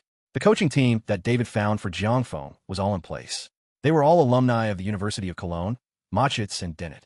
Machitz was good at tactical analysis and tactical deployment and could assist Jiang Feng in tactical training, while Dennett was good at physical fitness. Thus, Jiang Feng's coaching team was complete. The new season's players have all been finalized. This summer, Jiang Feng brought Kaká and Juninho from Brazil, Quaresma and Ronaldo from Portugal, and Saviola, Palacio, and Colaccini from Argentina. Jiang Feng also had Brehm intercept Metzelder from Dortmund's third division team, Munster. In addition, Jiang Feng brought Gattuso, Barzagli, and Zardato from Italy. In addition, there are 2 goalkeepers, Cech from the Czech Republic and Friedel from the United States. In particular, Friedel was signed by Jiang Feng through his friends in England, who snatched him from Blackburn from Liverpool. Another player is Drogba, whom Brehm acquired from Le Mans in League 2. Of the transfers Jiang Feng had planned, only Lahm's transfer was involved. This process was fraught with difficulties, mainly because Jiang Feng had blocked Klose's transfer. As a result, Bayern Munich retaliated by shelving Kaiserslautern's transfer request. Lahm joined Bayern Munich's youth academy in 1995 and began his Bayern career. However, he didn't get many playing opportunities in recent years because Lizarazu firmly occupied the fullback position in Bayern's first team. Jiang Feng saw this and made a transfer request to Bayern. However, Bayern insisted on a loan deal, and the 2 sides remained deadlocked. Jiang Feng didn't want to do the work for someone else, but later Brehm contacted Lahm's agent privately. Lahm, hoping for more playing opportunities, agreed to let his agent put pressure on Bayern, which finally made Bayern relent, but they also demanded a transfer fee of $6 million from Kaiserslautern. Jiang Feng values Lahm highly because Lahm was an outstanding left-back in Germany in his previous life, and the system gave him a very high evaluation and potential. The most important reason why Lahm finally agreed to join Kaiserslautern was because he listened to Jiang Feng's plans for him. Lahm has always played right back in Bayern's youth academy, but Jiang Feng plans for Lahm to be able to play on either left or right in rotation, so that he can rotate with Alves and Evra. In addition, there is Zardato from Italy, so there is enough reserve in the fullback position that Jiang Feng considers very important. Cech and Friedel will compete for the goalkeeper position, but Jiang Feng believes Cech has a slight advantage. Colaccini and Metzelder will be the starting center backs, while Barzagli from Italy will be an excellent rotation player. In addition, Lutz, who is staying with the team, and Huth, who was promoted from the youth team, should be able to meet the needs of the team for a season. In the defensive midfield position, De Rossi and Gattuso are the undisputed starters. Currently, there shouldn't be any Kaiserslautern players who can challenge their positions. However, in Zhang Feng's plan, besides keeping Andreas as a backup for the two, Juninho can fill in at this position. In addition, Zhang Feng has also promoted Marco from the youth team as a supplement. Therefore, the defensive midfield position in Kaiserslautern's first team is currently the most well-stocked after the center-back position. The attacking midfield position is a weak point. Kaka's stamina is definitely not enough to complete a season's games on his own. Juninho is a supplementary point, but Zhang Feng doesn't have a good option through the system search at the moment. We can only wait until the winter transfer window to think of a solution. The situation is slightly better for the wingers. Of the four players, Quaresma, Palacio, Saviola, and Ronaldo, only Palacio focuses on the right wing. The other three can play on either the left or right wing, which give Zhang Feng more attacking options during the game. The center-forward position is probably the most competitive. Ibrahimovic, Klose, and Drogba were all top-tier center-forwards in Zhang Feng's previous life. However, Drogba has not yet fully developed into the complete version of Drogba. His footwork is still very rough. Therefore, Drogba is currently more of a substitute, while the starting position is contested between Ibrahimovic and Klose. July 25th arrived quickly, the training camp day for Kaiserslautern's new season, as arranged by Zhang Feng. Inside the locker room, all the newly joined players, led by Captain Lutz, were arranging their lockers. Upon opening their lockers, everyone found a booklet containing rules set by Zhang Feng. These rules included things like what to do if you're late for training, what to do if you miss the team bus, what to do if you're not enthusiastic about training, and what to do if you give random interviews. Zhang Feng had meticulously compiled all of these rules into the booklet. There wasn't such a booklet when they were at Leighton because Leighton was a small club back then, and the first team didn't have that many players. But now it was different. The first team had 25 players, and there might be more in the future.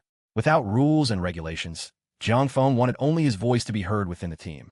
However, most of the players were confirmed to be brought in by Zhang Feng, and Zhang Feng also communicated with the previous veteran players privately before the training camp. In particular, Zhang Feng made Lutz the team's first captain, which was to use Lutz's seniority to guide the new players. When Lutz was arranging lockers for his teammates, he carefully instructed each of them about the booklets. It can be seen that Lutz adapted to the role that Zhang Feng assigned to him very quickly. All right, everyone hurry up and change your gear. We need to be at the training ground in 20 minutes. It won't look good if we're late, Lutz said after giving the instructions. While everyone was changing into their jerseys and equipment, Zhang Feng and the entire coaching staff were already on the training field. Luther, take everyone to the physical test later and get a detailed physical test report for each person. After you come back, Dennett will lead everyone in some recovery training. David, you'll have to work hard and make some targeted arrangements based on their physical test reports. Tactical training will start in the afternoon. Machitz, you'll have to work hard on that. Zhang Feng gave instructions to the others, and the coaching team members nodded in approval, as Zhang Feng's arrangements were based on each of their strengths. Chapter 41 Training Camp begins. After Lutz reminded them, everyone consciously arrived at the training ground before the agreed time. After everyone lined up, Zhang Feng said, "Good morning, everyone. I'm very happy that you are all on time for the first day of training. This is a good start, and I hope that every training session in the future can be like today. First of all, let me introduce myself. My name is Zhang Feng. You can call me boss, or just Zhang. I believe you have all seen the booklet in your lockers. It contains things that I don't like to see in the team. So, to avoid having to tell you all individually, I made this booklet. I hope that each of you will keep it safe, read it carefully, and remember every word written in it. Next, let me introduce you to my coaching staff."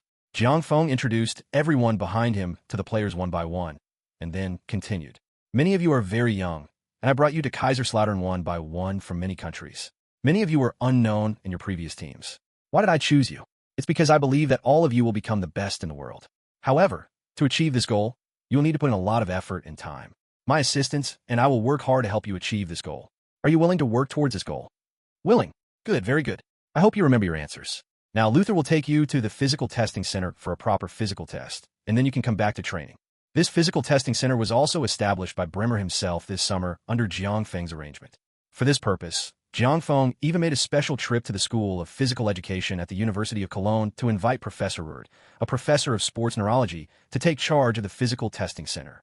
The center alone cost nearly 10 million euros, which was applied for by Frederick personally from the board directors. Moreover, according to Professor Ruhr, This 10 million euros is just the beginning, and a lot more investment is needed to make it play a greater role in the future. However, Zhang Feng did not require all of this to be in place. For Zhang Feng, the investment in the physical testing center is a bottomless pit, and he can invest a little every year. Many players were experiencing this physical test for the first time, and they all found it very novel, so they cooperated well with the staff's instructions. Soon after everyone finished their physical tests, they returned to the court. Then, under Dennett's guidance, they conducted recovery training, while Zhang Feng, David, and Moshai's arranged some training equipment in preparation for the afternoon's tactical training. Many of these equipment were designed by Moshai's after he arrived, and, after everyone confirmed them, they all felt they were very practical. In Zhang Feng's tactical design for Kaiserslautern, although the same 4-2-1-3 formation as in Leiden was used, this formation was only a basic tactic. Because most of the players were different, many small-scale tactical settings were different. What tactics to use at what time, how players should move in local areas, and how to pass the ball needed to be designed and trained. Zhang Feng would propose the general direction, while everyone would work together to come up with ideas for the small details. Some tactics even required one-on-one training and explanation. This is why a good head coach always has a group of people supporting him. This explains why, when you see teams training, the head coach often stands by and watches, while the assistant coach leads the training sessions. This is why Zhang Feng brought forward the training camp time for the new season. The team is newly established, and the players need time to build chemistry. Otherwise, even the best tactics will be useless.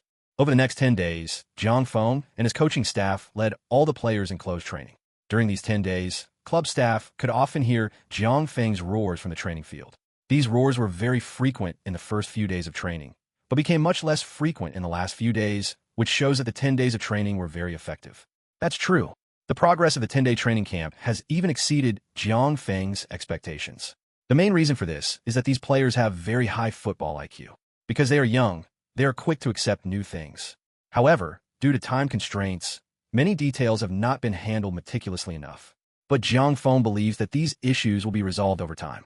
After the 10-day closed training camp, the team will have a 3-day break before heading to an overseas training camp. Zhang Feng has chosen Switzerland as the location for this training camp, where Kaiserslautern will spend 10 days.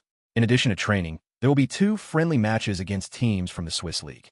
Zhang Feng can use these 2 friendly matches to test the team's fighting strength and identify any problems. The rest period passed quickly, and Zhang Feng led the entire team to fly to Switzerland. On August 6th, the Kaiserslautern team arrived in Zurich, the capital of Switzerland, under Zhang Feng's leadership, and then checked into the hotel that the club had booked in advance. On August 8th, after 2 days of recovery training, Kaiserslautern played their first warm-up match since arriving in Switzerland against FC Zurich at the Losglun Stadium, the home ground of the Swiss Super League club FC Zurich. Kaiserslautern ultimately defeated their opponents 3-1 in the 90 minutes of the match. In this match, almost every player got a chance to play, and the goals were scored by Ibrahimovic, Kaka, and Juninho. However, this match also exposed many problems, especially the fact that young players are prone to emotional outbursts and often make some basic mistakes on the field. After the first warm-up match, the team immediately resumed closed training in Switzerland to address the problems that were identified. The team concluded its second phase of closed training on August 16th. On August 17th, Kaiserslautern continued with their final warm-up match in Zurich, this time against another Zurich football club, Grasshopper Zurich. Kaiserslautern's 5-0 away victory over Grasshoppers this time is not because Zurich is much stronger than Grasshoppers, but because Zhang Feng led the coaching staff to conduct targeted training in response to the problems that occurred in the first warm-up match. As a result, many of the problems that occurred in the previous match did not reappear in this match. Chapter 42. The new season begins.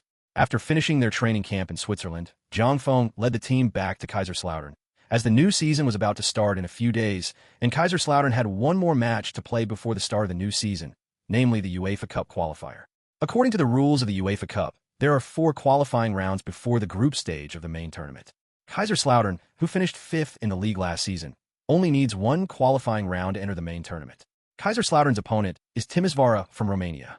Zhang Feng did not dare to take this unfamiliar opponent lightly. After learning who the opponent was, he immediately arranged for scouts to collect match videos and team information from the opponent. In recent years, the UEFA Cup has been in a very awkward position in Europe. For some European powerhouses, the UEFA Cup is a very insignificant competition.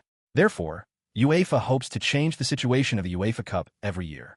However, due to the uneven strength of the participating teams, it is difficult to attract the attention of fans on the field. After all, with the Champions League ahead, there is nothing that can be done. However, all of that is still a long way off for Jiang Feng. The UEFA Cup is now a shortcut for him to step into European football, so Jiang Feng attaches great importance to this qualifying match. In the fourth qualifying round of the UEFA Cup, Kaiserslautern plays the first leg at home and the second leg away, making this home game extremely important for them. Smaller clubs like Timisoara have very strong home grounds, so it will be crucial for Kaiserslautern to secure a decisive victory at home. August 21st marked Kaiserslautern's first home game of the season. Although Jiang Feng faced intense criticism and protests from Kaiserslautern fans during the summer, the fans put aside their differences and flocked to the Fritz-Walter Stadium to cheer on their team. Located in Kaiserslautern, in the southwestern Rhineland-Palatinate region of Germany, the stadium is named after Fritz Walter, the captain of the West German national team that won the 1954 World Cup, in honor of this great player. Fritz Walter played only for Kaiserslautern throughout his career. The reason why the fans' doubts and protests against Jiang Feng gradually subsided in the summer was mainly because the old man came out and said, "Time will tell." This simple sentence shielded Jiang Feng from most of the storms. At 5 p.m. on August 21st, the first match of the fourth qualifying round of the UEFA Cup between Kaiserslautern and Timisoara officially began with the referee's whistle. Kaiserslautern's starting lineup for this match was goalkeeper Petr Cech, right back Dani Alves, left back Patrice Evra, center backs Metzelder and Colaccini, defensive midfielders Daniele De Rossi and Juninho, attacking midfielder Kaka, wingers Saviola and Quaresma, and center forward Miroslav Klose. Jiang Feng needed a big win in this match, so he chose Juninho, who has a very strong attacking ability, for the defensive midfield position. After the match started, the fans in the stands stared wide-eyed at the performance of their team on the field. Only then did they realize that the team in front of them was completely different from the Kaiserslautern they remembered. It could be said that they had undergone earth-shattering changes. However, this change made them very excited and happy, because the team had become stronger. Kaiserslautern controlled the tempo of the game from the very beginning, both in defense and attack. In the 7th minute, Klose received a cross from Evra in the penalty area and headed it in, opening the scoring frenzy. 1-0, Klose scored Kaiserslautern's first goal in an official match this season. Goal. The goal scorer is Miloslav K. Lo. Sh. The passionate commentator led the fans in the stands in excited cheers and shouts. Fans are that simple. As long as their team wins, they forget all the unpleasantness. Jiang Feng calmly watched the players celebrate on the sidelines. After the game restarted, Jiang Feng continued to gesture to the players on the field, urging them to intensify their attack. In the 19th minute, it was Kaka's turn. Kaka used his skillful individual technique to dribble past 3 players on the edge of the penalty area before unleashing a powerful shot inside the box to break through the opponent's goal once again. 2-0. Kaka's celebration after scoring made Jiang Feng on the sidelines feel a little dazed, because he often saw such a celebration when watching Kaka's matches in his previous life. The game continued, and the 2-goal lead allowed the players to play with greater composure on the field. Just 5 minutes after scoring their second goal, in the 24th minute, Kaiserslautern extended their lead once again. Kaiserslautern earned a corner kick, and Juninho Jr. stepped up to take it. He delivered a precise, curving shot to Colaccini at the far post. Colaccini, a center back, was unmarked at the far post and didn't even need to jump. He easily headed the ball into the goal with his forehead. With the score at 3-0, the home fans in the stands felt like the happiest fans in the world. Jiang Feng had won over the Kaiserslautern fans in just over 20 minutes. At this moment, there were no more comments like, "We don't want Jiang, we only want Rehagel." However, for the opponents, the process of the game was extremely painful. Timisoara's coach was constantly directing the players on the sidelines from the very beginning of the game, but even so, he could not stop Kaiserslautern from slaughtering them. In the 44th minute of the first half, Kaiserslautern scored again. After De Rossi intercepted the ball in the middle, he immediately passed it to Juninho, who then passed it to Kaka. Influenced by Kaka's recent goal, 2 opponents prepared to double-team him. After dribbling a few steps, Kaka suddenly played a through ball to Quaresma, who had cut inside the penalty area on the right wing. Quaresma made a sudden change of direction inside the box, creating some space, and then curled the ball with the inside of his left foot in a beautiful arc, the ball bypassing the goalkeeper's hand and nestling into the top left corner of the goal. An absolute dead angle. 4-0. Quaresma's goal brought the entire stadium to their feet once again, erupting in applause and cheers. Quaresma, who scored the goal, shook off his teammates and ran to the sidelines to hug Jiang Feng tightly. Quaresma used this goal to thank Jiang Feng for his trust in him. Shortly after the goal, the referee blew the whistle to end the first half. Kaiserslautern had already secured their place in the UEFA Cup group stage in just half a game, with no doubt about it. Chapter 43, New Season Opening 2. Halftime passed quickly, and when the players came back on the field, everyone realized that Jiang Feng had directly substituted 3 forwards. Ronaldo for Saviola, Palacio for Quaresma, and Ibrahimovic for Klose. When Timisoara's head coach saw Jiang Feng make that substitution, his face turned pale. He felt that Jiang Feng was clearly looking down on them. He vowed in his heart that he would teach Jiang Feng a lesson if he had the chance. To be honest, he was a bit wrong about Jiang Feng. Jiang Feng didn't make that substitution because he looked down on him. The substitution was decided before the game started, so it had nothing to do with the score or the opponent. Just as the fans were still worried about Jiang Feng's substitution, the second half of the game began with the referee's whistle. As the game progressed, the fans' worries quickly dissipated because the 3 players who came on in the second half were no worse than the 3 players in the first half, just with different characteristics. In the 52nd minute, Ronaldo's dazzling series of moves on the left wing not only stunned the opposing team, but also left the fans in the stands somewhat bewildered.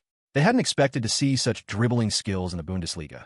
It was as if Ronaldo was performing freestyle football. Faced with Ronaldo's step-over and change of direction, the opposing defender had long since lost his balance. About 28 meters from the goal, the frustrated defender, already exasperated by the feint, tackled Ronaldo to the ground. Kaiserslautern was awarded a free kick. Jiang Feng, standing on the sidelines, shook his head and sighed, saying to David and Moshais beside him, "Why is this brat still so flashy? He should have passed the ball a long time ago. No, he needs more practice." Cristiano Ronaldo, who was lying on the ground, grinned, and Kaká, who was next to him, stepped forward and helped him up. "Cristiano, the boss is angry. You're in trouble." Cristiano Ronaldo shrank back and turned to look in Jiang Feng's direction, just in time to see Jiang Feng pointing at him. His excitement at having just dribbled past someone instantly vanished. Many fans on the sidelines saw Jiang Feng's actions. Just as Ronaldo dribbled past the first player, Jiang Feng was shouting, "Pass the ball! Pass the ball!" The fans knew that if Ronaldo had passed the ball to the center, it would have been an excellent opportunity. However, even knowing this, the fans still stood up and gave Ronaldo a warm round of applause. Some fans even leaned on the railing and shouted at Jiang Feng, "Jiang, please, don't punish him." Clearly, Ronaldo's series of moves just now have garnered him some fans in Kaiserslautern. A free kick from the left flank, with both Kaká and Juninho positioned in front of the ball. With the referee's signal, Kaká and Juninho started almost simultaneously. Kaká's right foot swept across the ball, and then Juninho's left foot struck the ball. The football arced beautifully through the air, just past the wall of players, and then suddenly plummeted just before reaching the goal. This sudden drop caused the goalkeeper, who had misjudged the situation, to panic, but to no avail. The football nestled into the goal, wedged against the post. "Go out!" The home team commentator's passionate voice rang out again, accompanied by a deafening roar of cheers from the home fans. In the 54th minute, Kaiserslautern extended their lead to 5 goals with a direct free kick from Juninho. After scoring, Juninho pulled his compatriots Kaká and Alves along for a classic samba performance for the fans.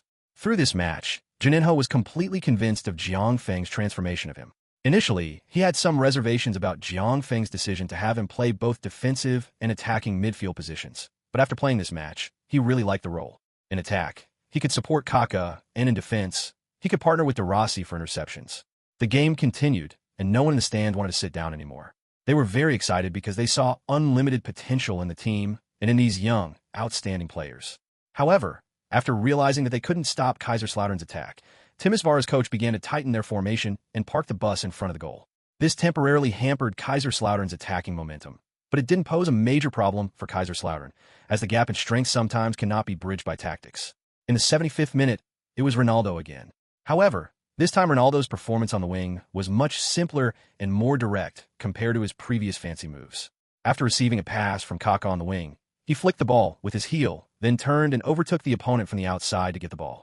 This dribbling move excited the fans in the stands once again. After getting past the defender, Ronaldo looked up at his teammates in the penalty area and then crossed the ball into the box. Ibrahimovic, who was following up in the middle, was a bit too far ahead and couldn't head the ball. But because of this, the fans witnessed an amazing goal. Ibrahimovic, with his back to the goal and shielded by a defender, stretched out his right leg, stopped the ball in midair, then flicked it with his left foot and unleashed a side volley, his right instep striking the ball perfectly. In the eyes of the fans, Ibrahimovic's body was now parallel to the pitch, and the ball he struck went into the net like lightning. The opposing goalkeeper had only completed a small part of his save attempt when the ball was already in the net. 6-0, the attack continued, and Ibrahimovic, who came on in the second half, scored his first official goal since joining the team tying the score with close in the competition. This goal was ultimately the last goal of the match. When the referee blew the final whistle, all the Timisoara players rushed off the field. For them, today was like a nightmare.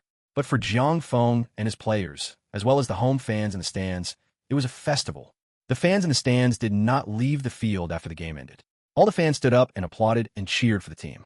Jiang Feng's gesture of leading his disciples to the stands to thank the fans made the applause and cheers even more enthusiastic. For Jiang Feng, the result of this match was announcing to everyone that his Kaiserslautern era had officially begun. Chapter 44, Admiration. The second match against Timisoara is not until September 16th, and this resounding victory has essentially rendered the second match meaningless. The result of this match stunned all the media that followed Jiang Feng and Kaiserslautern. Although Timisoara is just a team from Romania, it is a dominant team in Romania, having won the domestic league championship for many consecutive years, and its strength is still quite good. Many German media outlets were not optimistic about Kaiserslautern's chances in this match. After all, Kaiserslautern underwent an unprecedented overhaul this summer, bringing in players who came from lower-level leagues in other countries or from youth teams. Moreover, the team had an average age of only 21, and even the head coach was only 26 years old. Therefore, the match was not favored by people before it started. However, the result was beyond everyone's expectations. Kaiserslautern's control of the rhythm of the game, the tactical changes in the transition between attack and defense, the individual abilities and talents of the players, as well as Jiang Feng's on-the-spot command ability, all amazed those who watched the game. 6 goals in one game came from 6 different players. The talent of the players that Jiang Feng brought in during the summer transfer window made many Bundesliga teams envious. At this moment, people remembered that Jiang Feng had defeated the invincible Manchester United and won the League Cup in England last season with a group of young players. At this moment, they remembered that Fabiano, whom Jiang Feng had brought in for more than 300,000, was transferred to Arsenal for 10 million after half a season, a growth of more than 30 times. The day after the match against Timisoara, German media outlets prominently featured the game on their front pages. The mysterious East, the mysterious Jiang Feng. This is the headline chosen by the German newspaper Bild. Their front page featured a photo of Jiang Feng standing on the sidelines, arms crossed, expressionless as he watched the pitch. The article read, "We were all wrong. This coach from the East has completely transformed Kaiserslautern into a different team in just 2 months, a formation never before seen in the Bundesliga, a stunning result, a process that captivated and drove fans wild. We now have to believe that this young coach possesses magical abilities. Finally, I must tell all Bundesliga opponents that this season's Kaiserslautern will be a headache for you." The article also extensively analyzed Kaiserslautern's tactics and the talent and ability of players in each position, praising each player highly. The Bild reporter even said that if every player in this game were to be rated, every player would get a perfect score, except for the goalkeeper, who would get a low score because he was not tested at all and his teammates nipped all threats in the bud. In less than a month, the media's attitude towards Jiang Feng and Kaiserslautern went from belittling them to praising them. However, none of this affected Jiang Feng and his disciples. At this moment, they were in the team's meeting room analyzing some of the problems they had encountered in the game. "Cristiano, look at how you handle that ball. I always remind you to keep your ball handling simple and efficient, so you can achieve the best results with the least amount of energy. Look at all those fancy moves you're making. The rough actions you're attracting could very well get you injured." Jiang Feng was seriously criticizing Ronaldo as the big screen showed some of his flashy dribbling skills. "Starting today, you will clean the locker room for a week. If it happens again, I'll make you clean it for a year." "No, boss, I won't do it again." Ronaldo's plea for mercy not only failed to elicit sympathy from his teammates, but also drew a burst of laughter. "Yes, boss, punish him severely, preferably for a year." Cristiano Ronaldo's teammate Kaká added insult to injury. I don't know why, but 2 people with such different personalities became good friends. Kaká and Cristiano Ronaldo quickly became very good friends after they met. "That works too, you two can clean together," Jiang Feng said with a sinister smile after seeing Kaká's gloating expression. "Why? I didn't do anything wrong." Kaká's gloating expression suddenly turned blank, while the other teammates in the meeting room lowered their heads and laughed awkwardly. "You're his good friend. Why didn't you remind him on the field?" Now it was Ronaldo's turn to smile. "Ruts, you're in charge of supervising them." "Understood, boss." Let's replied with a laugh. Meanwhile, Ibrahimovic was talking to Juninho and Arasi with his head down, seemingly trying to mess with Ronaldo and Kaká during this time. This little incident illustrates that the atmosphere at Kaiserslautern is currently very harmonious, which is quite normal. Almost everyone is very young and energetic, without much scheming or backstabbing. Jiang Feng was originally worried about some small groups, such as the Brazilian clique or the Italian clique, but now it seems he was overthinking it. Okay, let's continue. Jiang Feng explained the problems that arose during the competition one by one, telling them what the best choice was at that time. Finally, Jiang Feng specifically brought up the fact that the newspaper had praised them. Everyone, have you read the newspapers? Less than a month ago, these reporters were still trying to belittle us, saying we could only go to the second or third Bundesliga. Now, they're practically calling us Bundesliga champions. So I'm telling you today, if you want to earn respect, results are the only thing that matters. Don't believe what others say, especially these reporters.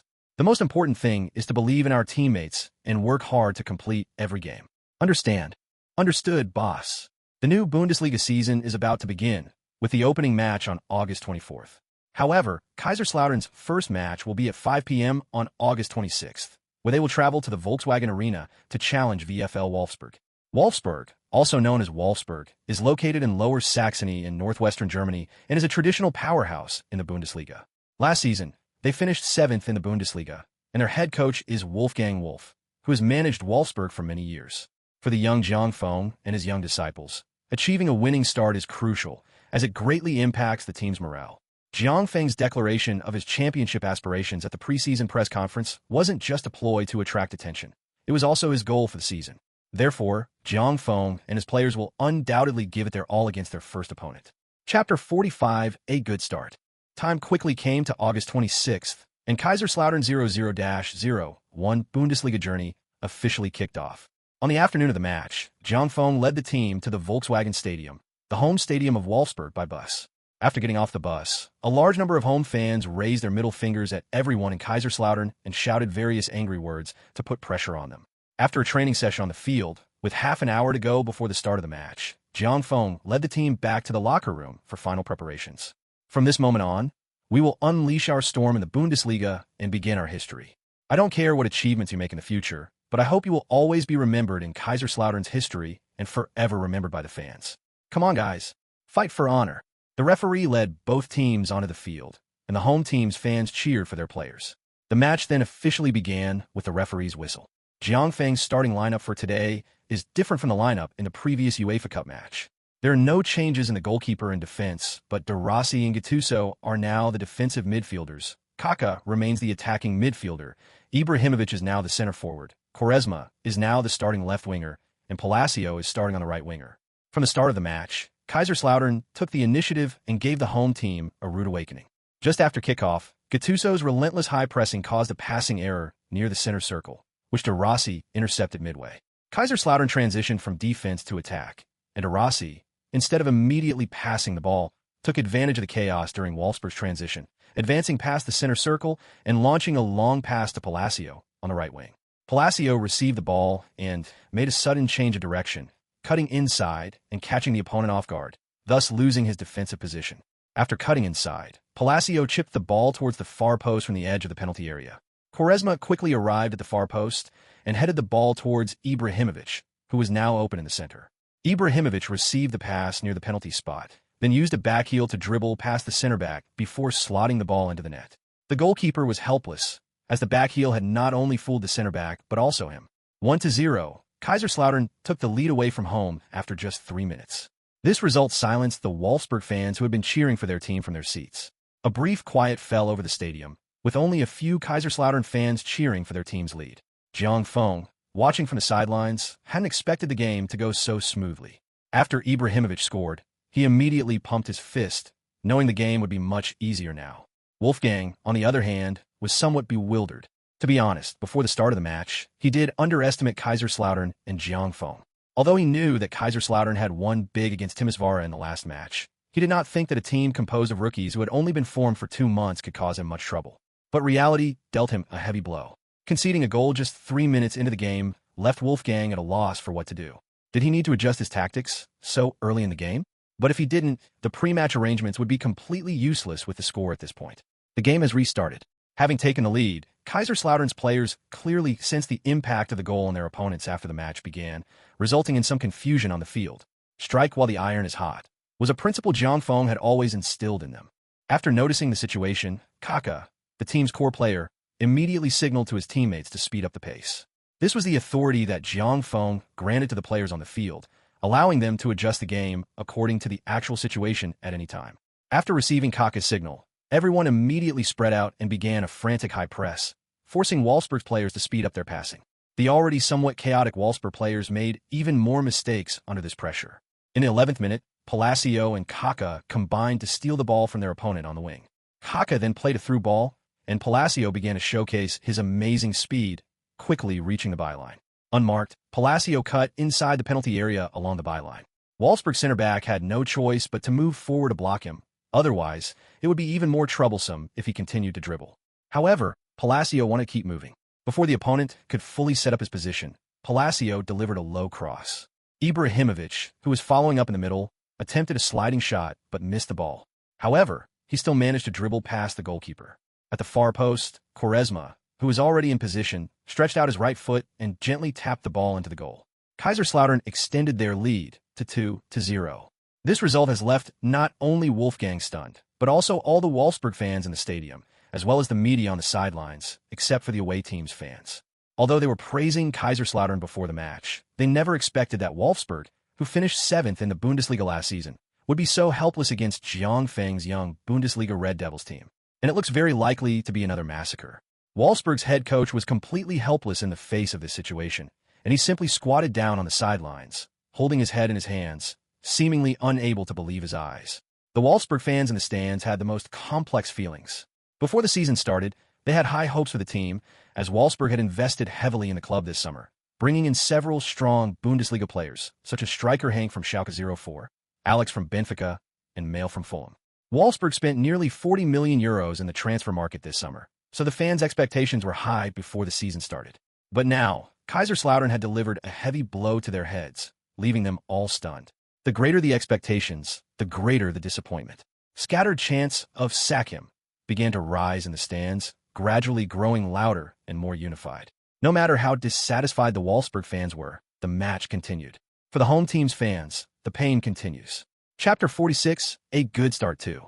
The game continued, with Kaiserslautern firmly in control of the situation. Until the end of the 90 minutes, Wolfsburg was led by the nose by Kaiserslautern throughout the entire match, without any chance, no matter how Wolfgang adjusted the team. When the final whistle blew, the score on the big screen was glaringly obvious to the home team's fans, 0-5. As is customary, the home team score was listed first and the away team score second. Wolfsburg's first match of a new season was a humiliating defeat at home to Kaiserslautern, marking the biggest scoreline between the two teams in nearly 20 years. This score was also the biggest score of the round, putting Kaiserslautern at the top of the standings on goal difference. The Wolfsburg fans in the stands had already left, leaving only a few Kaiserslautern fans. The players held hands and bowed to thank the fans for their support. Cristiano Ronaldo, who was substituted in the second half, even took off his jersey and threw it into the stands to express his excitement. Ronaldo, who replaced Palacio in the second half, frequently switched positions with Quaresma during the game, which made Wolfsburg's already somewhat collapsing wing defense even more difficult. Cristiano Ronaldo also scored his first Bundesliga goal in the 84th minute of the second half, which also broke the record for the youngest player to score in the Bundesliga. Of Kaiserslautern's 5 goals, Ibrahimovic contributed 2, Kaka 1, Ronaldo 1, and Quaresma 1. With 3 points, Jiang Feng and his teammates returned to Kaiserslautern, where Frederick and Brame greeted them at the club's entrance. "Jiang, I knew I hadn't misjudged you. You've successfully shut those people on the board up." "Sir, thank you. Don't worry. You will see a different Kaiserslautern. Today is just the beginning." Okay, I'll wait and see." With the conclusion of the opening match, Kaiserslautern officially began its new season. A week after their match against Wolfsburg, the second round of the league kicked off, with Kaiserslautern hosting Stuttgart at their home ground. This is the first home league match at Fritz-Walter Stadium this season. Facing Stuttgart led by Sammer, Jiang Feng dared not be careless. Since returning from Wolfsburg, Jiang Feng had been studying his opponent. As time went by, the day of the competition soon arrived. The Fritz-Walter Stadium was packed to capacity that day, and many fans couldn't even get into the stadium, so they watched the game on the big screen in the square in front of the stadium. This shows that after the opening victory in the first round, all Kaiserslautern fans have high expectations for the current team, hoping that they can bring something different to this historic club. Jiang Feng fielded a slightly different starting lineup than in the previous match. Lahm replaced Evra as the team's starting left back, and because Metzelder had a cold, Jiang Feng used Barzagli as the team's starting center back.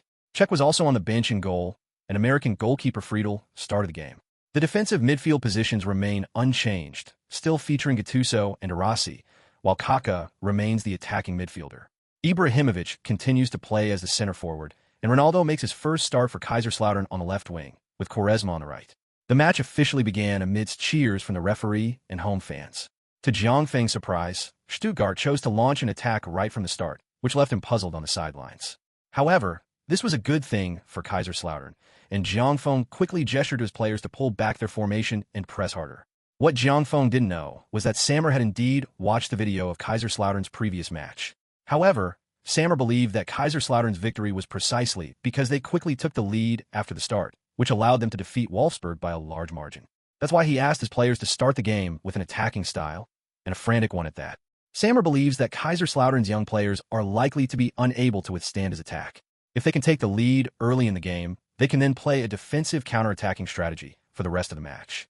But reality dealt Sammer a heavy blow. Stuttgart's early attacks failed to change the score, as Kaiserslautern's defensive strategy of retreating and pressing thwarted every Stuttgart attack. Each unsuccessful attempt dealt a blow to Stuttgart's confidence, especially when playing away from home. Coupled with the boos from the home fans, Stuttgart's pace on the field gradually slowed down, and they started passing the ball around more and more in their own half. All of this indicated that the opponent's attacking momentum was being gradually worn down. Seeing this, Jiang Feng, who was standing on the sidelines, slowly smiled. He knew his chance had come. Jiang Feng shouted at Kaká on the field and made a gesture. Seeing Jiang Feng's gesture, Kaká nodded to Jiang Feng to indicate that he understood. Kaiserslautern's pressing had previously been maintained in midfield, but after receiving Jiang Feng's instructions, they started a frantic high press in the attacking third. Even Ibrahimovic began to block the opponent's passing. This change made Stuttgart very uncomfortable. In the 28th minute, Stuttgart, who had taken the lead since the start of the game, showed signs of fatigue after 20 minutes of relentless attack. Meanwhile, Kaiserslautern unleashed their fury. Ibrahimovic and Quaresma's high press forced a back pass in error. The ball deflected off Ibrahimovic's leg and was intercepted by Kaká. Kaiserslautern, having won the ball in the attacking third, immediately switched from defense to offense. Kaká made a high-speed run through the middle, while Ronaldo and Quaresma made runs down the flanks to receive the pass. After advancing a few steps, Kaká suddenly passed the ball back to De Rossi behind him. De Rossi received the ball, but did not stop it. Instead, he made a long pass to Lahm, who was making a run down the left flank. After receiving the ball and advancing slightly, Lahm, facing a defender, feinted and then suddenly played a through ball to Ronaldo, who was cutting inside. The two young left-wingers seemed to have a telepathic connection, and Ronaldo easily received the ball. One-on-one, the young Ronaldo didn't miss the opportunity, calmly slotting the ball into the far corner of the goal from a tight angle against the goalkeeper. Stuttgart's goalkeeper misjudged the situation, and the ball rolled smoothly into the goal. 1-0, Cristiano Ronaldo opened the scoring in his first start for Kaiserslautern. Chapter 47 Winning Streak. After scoring, Ronaldo ran frantically to the sidelines and tackled Jiang Feng, while the other players followed suit. Jiang Feng's joy turned to sorrow. "Get up, you son of a bitch, Cristiano. You wait, I'll make you clean the locker room for a year." After the players got up and ran onto the field, the fans saw Jiang Feng being helped up by David and burst into good-natured laughter. The once neat suit was now a mess, and the funniest thing was that someone had ruffled his hair into a bird's nest, with a few blades of grass stuck in it. "Damn it, if I find out who came up with this idea, I'll make sure he rots on the bench," Jiang Feng said to David through gritted teeth. "Haha, I think it's great. It's just that I can't stand seeing you dressed so formally for a competition. Fuck, I'm being a gentleman, you know? I understand. You had this vain habit back in college." This little incident made the atmosphere at the home game even more exciting. The referee interrupted the players' celebrations, urging them to return to their positions immediately. The game restarted, and Sammer began to regret his choice on the sidelines. He knew he had underestimated his opponents. He hadn't expected Kaiserslautern to be so different from the Kaiserslautern of last season. Although the players were very young, they were very experienced under Jiang Feng's guidance. Moreover, Kaiserslautern's new tactical formation made his team very uncomfortable. In fact, the main reason was that Sammer hadn't taken Jiang Feng and Kaiserslautern seriously. After Stuttgart restarted the game, Sammer kept shouting instructions from the sidelines to the players on the field to prepare for defense, but to little avail. The situation on the field was very favorable for Kaiserslautern. After taking the lead, they retreated their formation and focused on counterattacking. However, Kaiserslautern's counterattacking style was very different from other teams. Their defense focused more on pressing in the attacking and midfield positions. They were very aggressive in this regard, sometimes giving the opponents the illusion that Kaiserslautern's forwards and midfielders were more like defenders. Especially Gattuso, Jiang Feng's requirement for him was to be like a disruptive force, constantly stirring up trouble in the attacking and midfield positions, frequently pressing the opponent's back and midfield players with a frenzied pressing style, forcing the opponent to speed up their passing and receiving of the ball. Because once the speed of passing on the field increases, the number of mistakes also increases. As time went on, Sammer's forehead was covered in more and more sweat. At this moment, he felt the same way as Wolfgang had felt before. The 90-minute match was almost over. The 4-0 score on the big screen was dazzling to Sammer, and he could hardly believe his eyes. What he found even more unbelievable was the gap in strength between the two teams. Near the end of the game, the Stuttgart players on the field were acting like zombies. Sammer couldn't understand why Kaiserslautern's strength had improved so quickly. Could Jiang Feng really have some mysterious power, as the media said? Otherwise, where did he find these players? Beep! With the referee's whistle, the match ended. When they heard the whistle, the Stuttgart players on the field even felt a sense of relief. They had played a very frustrating match, and throughout the game they were like bulls being led around by the opponent, without any resistance. However, Kaiserslautern's players and fans didn't care what the Stuttgart players were thinking. They only knew that they had won the game again and secured 3 points. All the cameras on the sidelines were focused on the young team, thanking the fans. Now everyone believed that these young men were very likely to create a youth storm in the Bundesliga this season, and they would appear in the history of the Bundesliga. Speaking of this, everyone was once again impressed and envious of Jiang Feng's godlike eye for talent. Kaiserslautern have won 2 consecutive Bundesliga matches in the new season, scoring 9 goals and conceding none, showcasing their unparalleled attack and defense to the world. After these 2 matches, Jiang Feng's double defensive midfielder tactic has been continuously studied and learned by other teams. There is reason to believe that Kaiserslautern's matches will become increasingly difficult as time goes on. However, Jiang Feng understands all of this. If you don't improve your tactics, you will be eliminated by others. Jiang Feng hopes to achieve what the saying goes: always imitated, never surpassed. What's more, he has an even greater advantage than others, which is the system, this huge cheat code. 2 consecutive wins are not the end. They are just the beginning of Kaiserslautern's youth storm. On September 10th, in the 3rd round of the Bundesliga, Kaiserslautern continued to play at home, this time hosting FC Köln. Jiang Feng's players once again staged a massacre in the 90 minutes of the game, cheered on by the home fans, with the final score being 5-0. Kaka scored a hat-trick, while Saviola and Klose, who came on as a substitute in the second half, each contributed a goal. Because of the second qualifying match for the UEFA Cup, Kaiserslautern's 4th Bundesliga match was postponed by 2 days. Having already scored 6 goals in the first match, Jiang Feng opted for more substitute players in the game against Timisoara on September 16th, with even Lutz making an appearance. Ultimately, Kaiserslautern defeated their opponents 2-1 at Timisoara's home ground, advancing to the main stage of the 2001 UEFA Cup with an aggregate score of 8-1. After the qualifying rounds, the UEFA Cup will proceed to the group stage according to the rules. The 24 teams that won the qualifying round will be divided into 8 groups of 4 teams each, along with the third-place teams from the 8 groups in the Champions League group stage. The teams will play a home and away double-leg point system. The top 2 teams from each group will advance to the round of 16. In the round of 16, all teams will be randomly drawn into 2 halves of the bracket.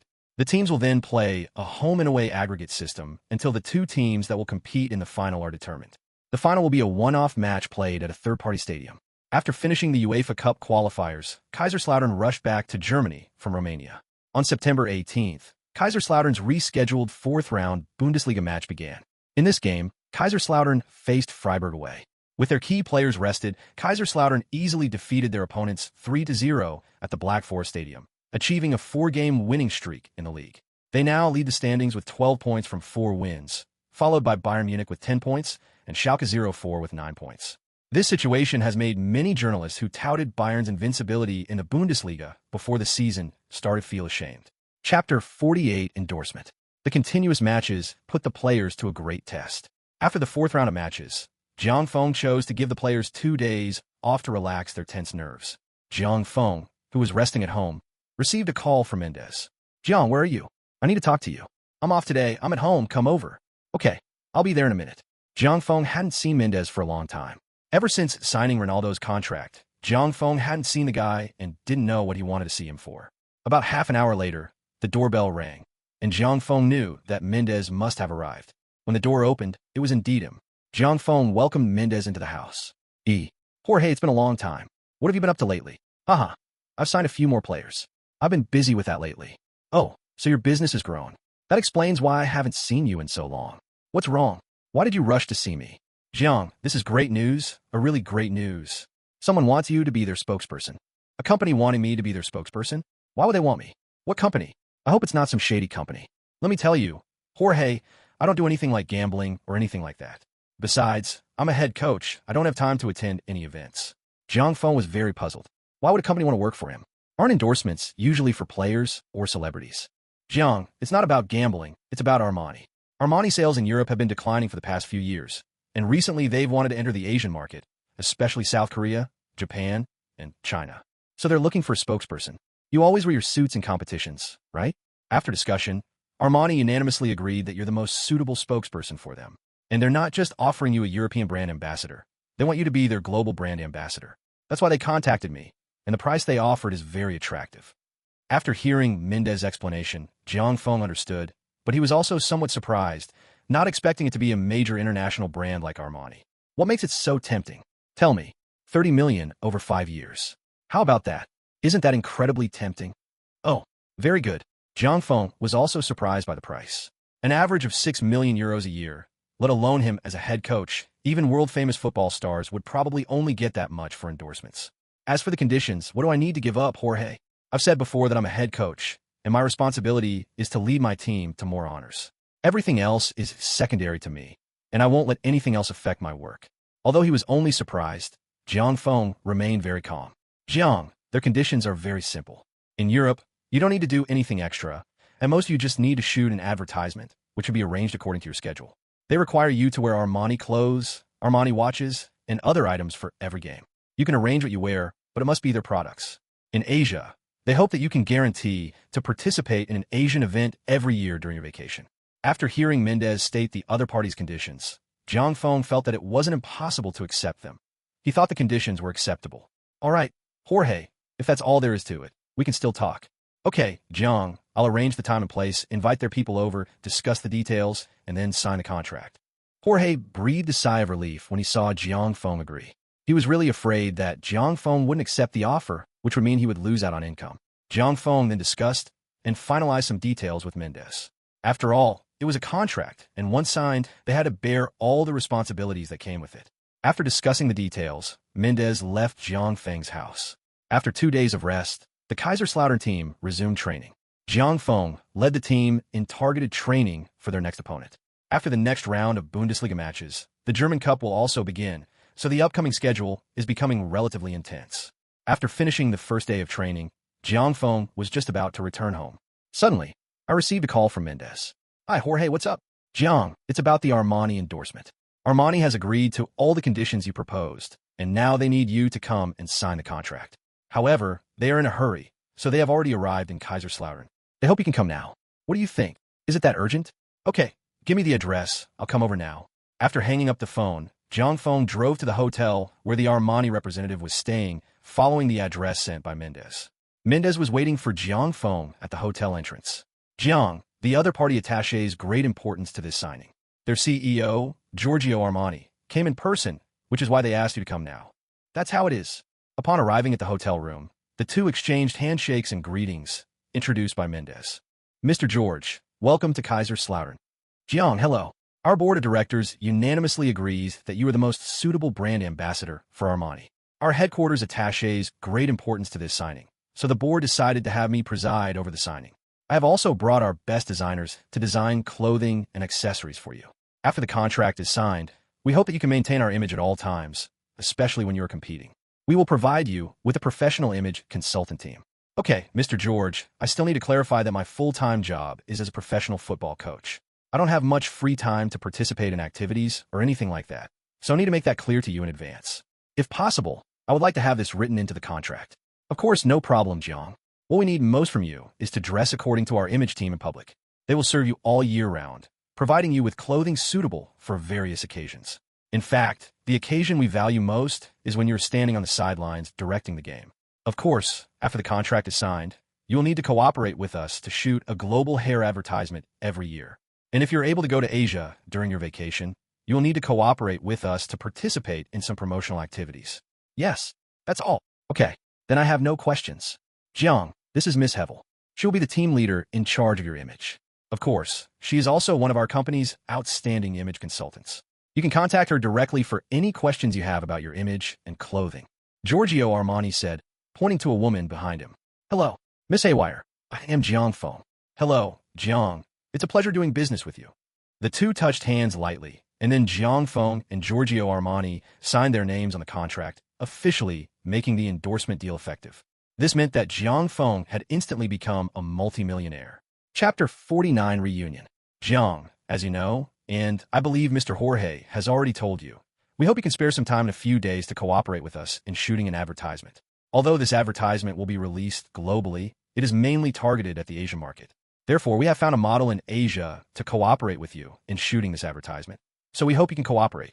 Giorgio Armani raised a champagne and clinked glasses with Jiang Feng before saying this. Okay, Mr. George, there's an old Chinese saying, if you take someone's money, you have to solve their problems. Now that we've signed the contract, I will fulfill my obligations diligently. So please rest assured. However, you need to let me know the timing in advance because it can't conflict with my match time since the team schedule will be tight from now on. Don't worry about that, Jiang. I will communicate with Mr. Jorge in advance. Okay, it's a pleasure doing business with you, Mr. George. After this incident, Jiang Feng continued to lead the team in training. On September 23rd, the fifth round of the Bundesliga kicked off. Kaiserslautern continued their away trip this round, heading to Munich. However, their opponent was not a Bundesliga powerhouse like Bayern Munich, but another Bundesliga team from Munich, 1860 Munich. At the Greenwood Stadium, the home ground of Munich 1860, Jiang Feng's Kaiserslautern showed no mercy to the home team, completely dominating them from the start. After 90 minutes of competition, Kaiserslautern ultimately defeated the home team 3-1 away from home. This goal conceded was Kaiserslautern's only one in 5 matches this season, and it came while they were leading 3-0. Jiang Feng was very dissatisfied with this. After the match, in the locker room, Jiang Feng gave a serious reprimand to Colaccini and Evra, who bore a great deal of responsibility for the goal. Although it was only one goal and did not affect the final result, Jiang Feng felt that no matter what, as long as the game was not over, no one should relax. I hope this incident will draw your attention. I don't want this to happen again. No matter what, you need to take every minute on the field seriously. Conceding a goal is not terrible. No team can guarantee that it will never concede a goal. But you can't lose your spirit. Never give up. That's the most important thing. Taking your opponent seriously is the greatest respect you can show them. I hope you can remember this. Boss, we know we were wrong. Evra and Colaccini quickly realized their mistake and admitted it to Jiang Feng in front of everyone. It's good that you know you're wrong. You have to pay the price for your mistakes. You two will be suspended for 3 games. After saying that, Jiang Feng turned and walked out of the locker room. Don't blame the boss. He's doing it for your own good. Lutz and Kaka stepped forward to comfort their 2 teammates, not wanting the incident to affect the team's atmosphere. Captain, no, I accept the punishment. I did make a mistake. Yes, we accept the penalty. Both Colaccini and Evra reassured Lutz. After leaving the locker room and arriving at the post-match press conference, Jiang Feng began to defend his player. When asked by reporters why he looked so upset after conceding a goal, Jiang Feng said, "A game lasts 90 minutes. For such a long time, the players are under a high level of tension, so it is very normal for them to make mistakes. I don't think there is any need to make a big deal out of it. As long as they realize their mistakes, that's enough. Besides, we still got 3 points, so I think it's a normal thing, a very small thing." After the match, Jiang Feng led his team back to Kaiserslautern overnight. On the bus, Jiang Feng received a call from Mendes. "Jiang, do you have time tomorrow?" "What's wrong?" "Jorge, is something the matter?" "It's an Armani ad. They contacted me, and I figured since you don't have a match tomorrow, it should be fine. So Armani has already arranged a filming team, and they've also found a partner to film the ad with you." "Okay, I'm all set. Can you pick me up tomorrow, morning or afternoon?" "I'll pick you up at 9 a.m. "Okay, see you tomorrow." After hanging up the phone, Jiang Feng briefly spoke with David beside him, asking him to lead the team in training tomorrow, since it was the first day after the competition ended. So the training plan was to conduct recovery training. The next day, Jiang Feng rode in Mendes' car to the filming location of the advertisement, an old castle on the outskirts of Kaiserslautern. After leaving the city, the surrounding scenery became very charming, and the air was very fresh. Jiang Feng, who had not yet had time to explore the city since arriving in Kaiserslautern, looked at the surrounding scenery and couldn't help but calm down. "Oh, Jorge, I didn't expect there to be such beautiful scenery on the outskirts of Kaiserslautern." "Of course, Jiang, you need to know how to balance work and rest. Don't stay in your office all the time. You should go out more, or you should have a relationship to enrich your life. Otherwise, don't you think your life is too boring?" Okay, or hey, I know you're right, but I don't have time. The two chatted and soon arrived at their destination. Jiang Feng looked at Giorgio Armani, who was walking towards them from a distance, and turned to Mendez and whispered something to him. Is this guy so free? He has to come in person to shoot an ad. Isn't he the president of Armani? Mendez rolled his eyes. Do you think everyone is a workaholic like you? Jiang, Bokuma. Hello, Mr. George. Giorgio Armani gave Jiang Feng a hug, showing great enthusiasm. Come on, Jiang. Let me introduce you to a beautiful lady. She'll be your partner today, Giorgio Armani said as he led Jiang Feng into the castle. Upon entering the castle, Jiang Feng discovered that while the exterior was very old, the interior was exceptionally beautiful and well-maintained. The castle's interior wasn't as opulent as he had imagined. Instead, it exuded a rustic yet cultural atmosphere, creating a sense of tranquility. Jiang Feng. A girl's surprised voice interrupted Jiang Feng's looking around. Turning around, Jiang Feng realized that Xiao Zixuan, whom he had unexpectedly met before, was standing in front of him. Xiao Zixuan? What are you doing here? You two know each other? I was going to introduce you. Jiang, this is your partner today, Giorgio Armani said, looking at the two of them with a puzzled expression. Since exchanging contact information, Jiang Feng hasn't contacted Xiao Zixuan. Although their last encounter left him with some feelings for her, his experience of being single in 2 lifetimes left him unsure how to interact with girls. So, in short, he chickened out. Chapter 50 Reunion 2. There's still some time before filming. Since you two know each other, there's no need for me to introduce you again. Jiang, you can walk around with Miss Xiao and visit the castle. The shrewd and understanding Giorgio Armani was very considerate. Jiang Feng and Xiao Zixuan then walked out of the castle. Xiao Zixuan's manager and Mendez only glanced at the two of them with suspicious eyes and then did not follow. As for Xiao Zixuan's manager, he couldn't wait for something to happen between Xiao Zixuan and Jiang Feng. Ever since he found out that the two had met, he had been constantly encouraging Xiao Zixuan to contact Jiang Feng more. He had also reported their relationship to the company, which also asked him to help them develop their relationship. How could he possibly miss such a good opportunity? Jiang Feng himself may not have realized his current popularity in Asia. Although the Bundesliga was not broadcast in the first few rounds, it is still very popular in Asia. Players from Asia, especially the 3 East Asian countries, play in the Bundesliga. For example, Yang Chun from China plays for Eintracht Frankfurt. Lee Dong-guk from South Korea just joined Werder Bremen on loan this season, and Naohiro Takahara from Japan just joined Hamburg. Other Asian players in the Bundesliga include 2 other Iranian players from Hamburg, Hashemian and Matavikia, as well as Ali Daei from Hertha Berlin, a nemesis of Chinese football. These Bundesliga players have drawn the attention of Asian fans to the Bundesliga, and naturally, the currently winning Kaiserslautern has easily caught their eye. In particular, there are many Asian players playing there, but only one Asian head coach, Jiang Feng. He is young, handsome, and has an outstanding track record. Many fans even fantasize about how wonderful it would be if their own country's players could play under Jiang Feng's guidance. The two walked around outside the castle, neither of them speaking first. Jiang Feng didn't know what to say, while Xiao Zixuan, although she also had some feelings for the man in front of her, lacked confidence in herself due to her childhood experiences. Jiang Feng finally broke the silence. By the way, have you been in Kaiserslautern all this time? No, the last time I came here was to attend an Armani event, and since then I've been traveling between several cities in Germany. Oh, I thought you'd already gone back to your country. That's why I didn't contact you. Jiang, I also watched your match. You and your players are all very strong. Thank you. Did you go to the scene? No, I watched the broadcast at the hotel. There were too many people there, and I wouldn't dare go alone. When are you going back to China? Can I invite you to watch the game live? We're playing at home for the next league match. I can arrange it for you. To be honest, sometimes a single person's IQ is still online. Really? I'll talk to my agent later. It should be fine. I still have half a month of vacation left. Xiao Zixuan was inexplicably happy to hear Jiang Feng's invitation, and feelings between the two began to spread between them unintentionally. While the two continued chatting, a staff member ran over and interrupted them, telling them to go to the filming location, saying it was ready. We arrived at the filming location. Jiang, this is the director of this shoot, Mr. Schmidt. He is a very famous advertising master in Germany, and he has shot many advertisements for major brands. Giorgio Armani introduced the director to Jiang Feng. Hello, Mr. Schmidt. Jiang, I'm from Kaiserslautern, and I'm a Kaiserslautern fan, as is my son. I take my son to almost every Kaiserslautern game. Today, my son insisted that I get your autograph. The bearded German man was very excited when he saw Jiang Feng and immediately hugged him. Jiang, can we win the championship this year? Mr. Schmidt was clearly more interested in football than in shooting commercials. His question also made Giorgio Armani, who was standing next to him, Wonder if he had invited the wrong person. We don't know yet, but that's what my team and I are aiming for this season.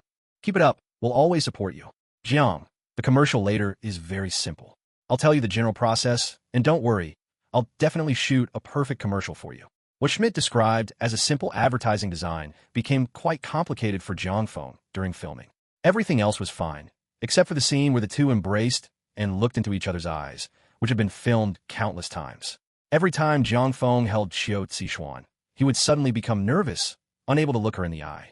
In this scene, Qiu Zixuan wore a low-cut Armani dress, and her perfect figure made Jiang Feng even more unsure of where to look. Director Schmidt, standing on the sidelines, didn't know what to do either. If it were any other actor, they probably would have already started cursing. But he could only helplessly continue filming and carefully explain things to his idol. Jiang, look in her eyes. She's your lover now. Jiang, it's not about your arms around her. It's about your hand around her. Okay, just like that. A little tighter, a little closer. Yes, just like that. Keep it like that. After countless takes, the filming was finally completed. After hearing the approval, Jiang Feng finally breathed a sigh of relief, feeling as if he had personally played a match. After filming, Jiang Feng was thinking of leaving because Kaiserslautern will be playing 2 matches a week for the next 2 weeks, as the German Cup was about to begin. Sichuan, I'm leaving now. I'll contact you once I've made arrangements. After saying goodbye to everyone, Jiang Feng came over specifically to say goodbye to Qiu Zixuan and made a promise to invite her to watch the match. Okay, Jiang, take care and get some rest. After Jiang Feng left, Qiu Zixuan told her manager about Jiang Feng's invitation to watch the game live. After receiving instructions from the company, Qiu Zixuan's manager appeared very understanding, which made Qiu Zixuan feel a little strange. Sure, how about this? You still have half a month of vacation left. Why don't you stay in Germany and I go back first? Huh, is that okay? Of course, the company agrees. Hearing such good news, Qiu Zixuan also seemed very happy. Meanwhile, in Mendez's car, Mendez frequently glanced at Jiang Feng in the rearview mirror. Hey, Jorge, look at the road. Why are you looking at me? Jiang, when did you meet that girl? I was just saying this morning that you wanted to have a relationship, and now you're already in a relationship? That's too fast. Don't talk nonsense. We just know each other. We've only met once. Oh, right, I know Bremer too. Okay, but I think you two are quite a good match. Jiang, good luck. Sitting in the back row, Jiang Feng shook his head helplessly after hearing Mendez's encouragement. Chapter 51, The First Signs of Scandal. After finishing filming, Jiang Feng returned to the club, but instead of starting work immediately, he contacted Bremer to arrange for Qiu Zixuan to come and watch the game. Hey Jiang, what's up? Bremer knew this workaholic wouldn't contact him unless there was a reason. Hey, isn't our next league match a home game? A friend of mine wants to go and watch the game live. Do you have any tickets left? Do you have any friends going to watch the game live? Do you have any friends in Germany? Yes, that's right. Actually, you know her too. She's Ms. Qiu, who came to Kaiserslautern with us last time. She's my partner for the advertisement shoot today. Oh, what a coincidence.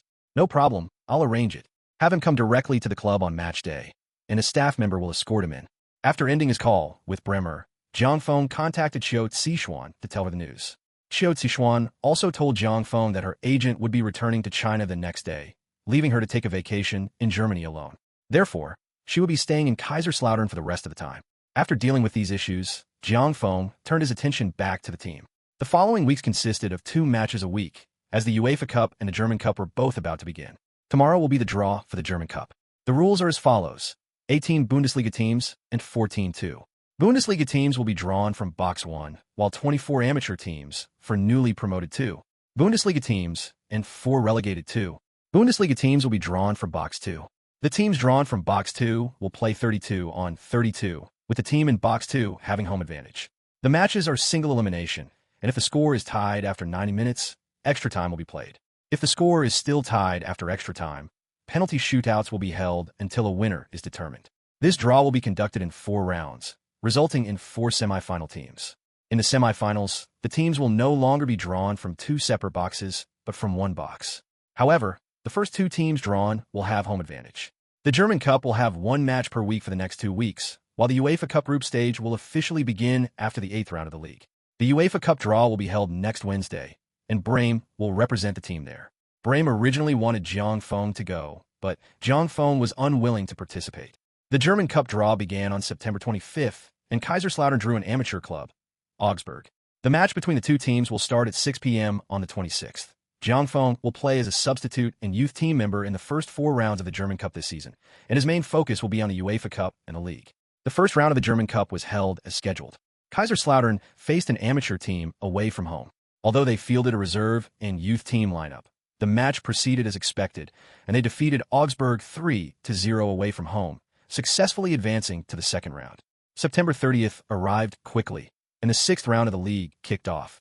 In this round, Kaiserslautern would host newly promoted Unterhaching. This match was also broadcast live by several Asian TV stations that broadcast Bundesliga matches. However, Jiangfeng was unaware of this. In each round of the league, there is always one match that the Bundesliga broadcasts internationally. Previously, Asia mostly broadcast matches featuring Asian players, but after Jiangfeng joined Kaiserslautern, there were more and more requests to broadcast Kaiserslautern's matches. Half an hour before the start of the match, Jiangfeng received a message from Chiu Sichuan on his phone, telling him that she had arrived at the stadium, that Bremer had arranged for her to stay in a VIP box, and that she wished him victory in the match.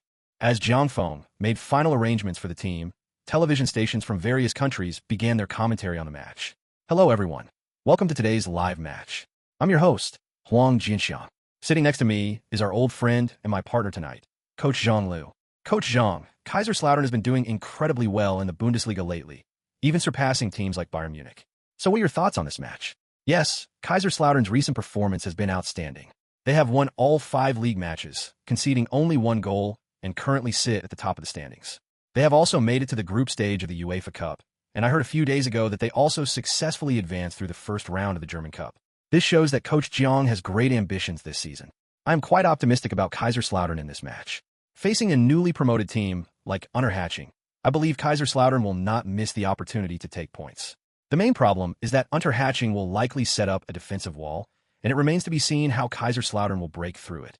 Since the match had not yet started, the footage shown on television stations in various countries consisted of the on-site directors searching for interesting things happening in the stands.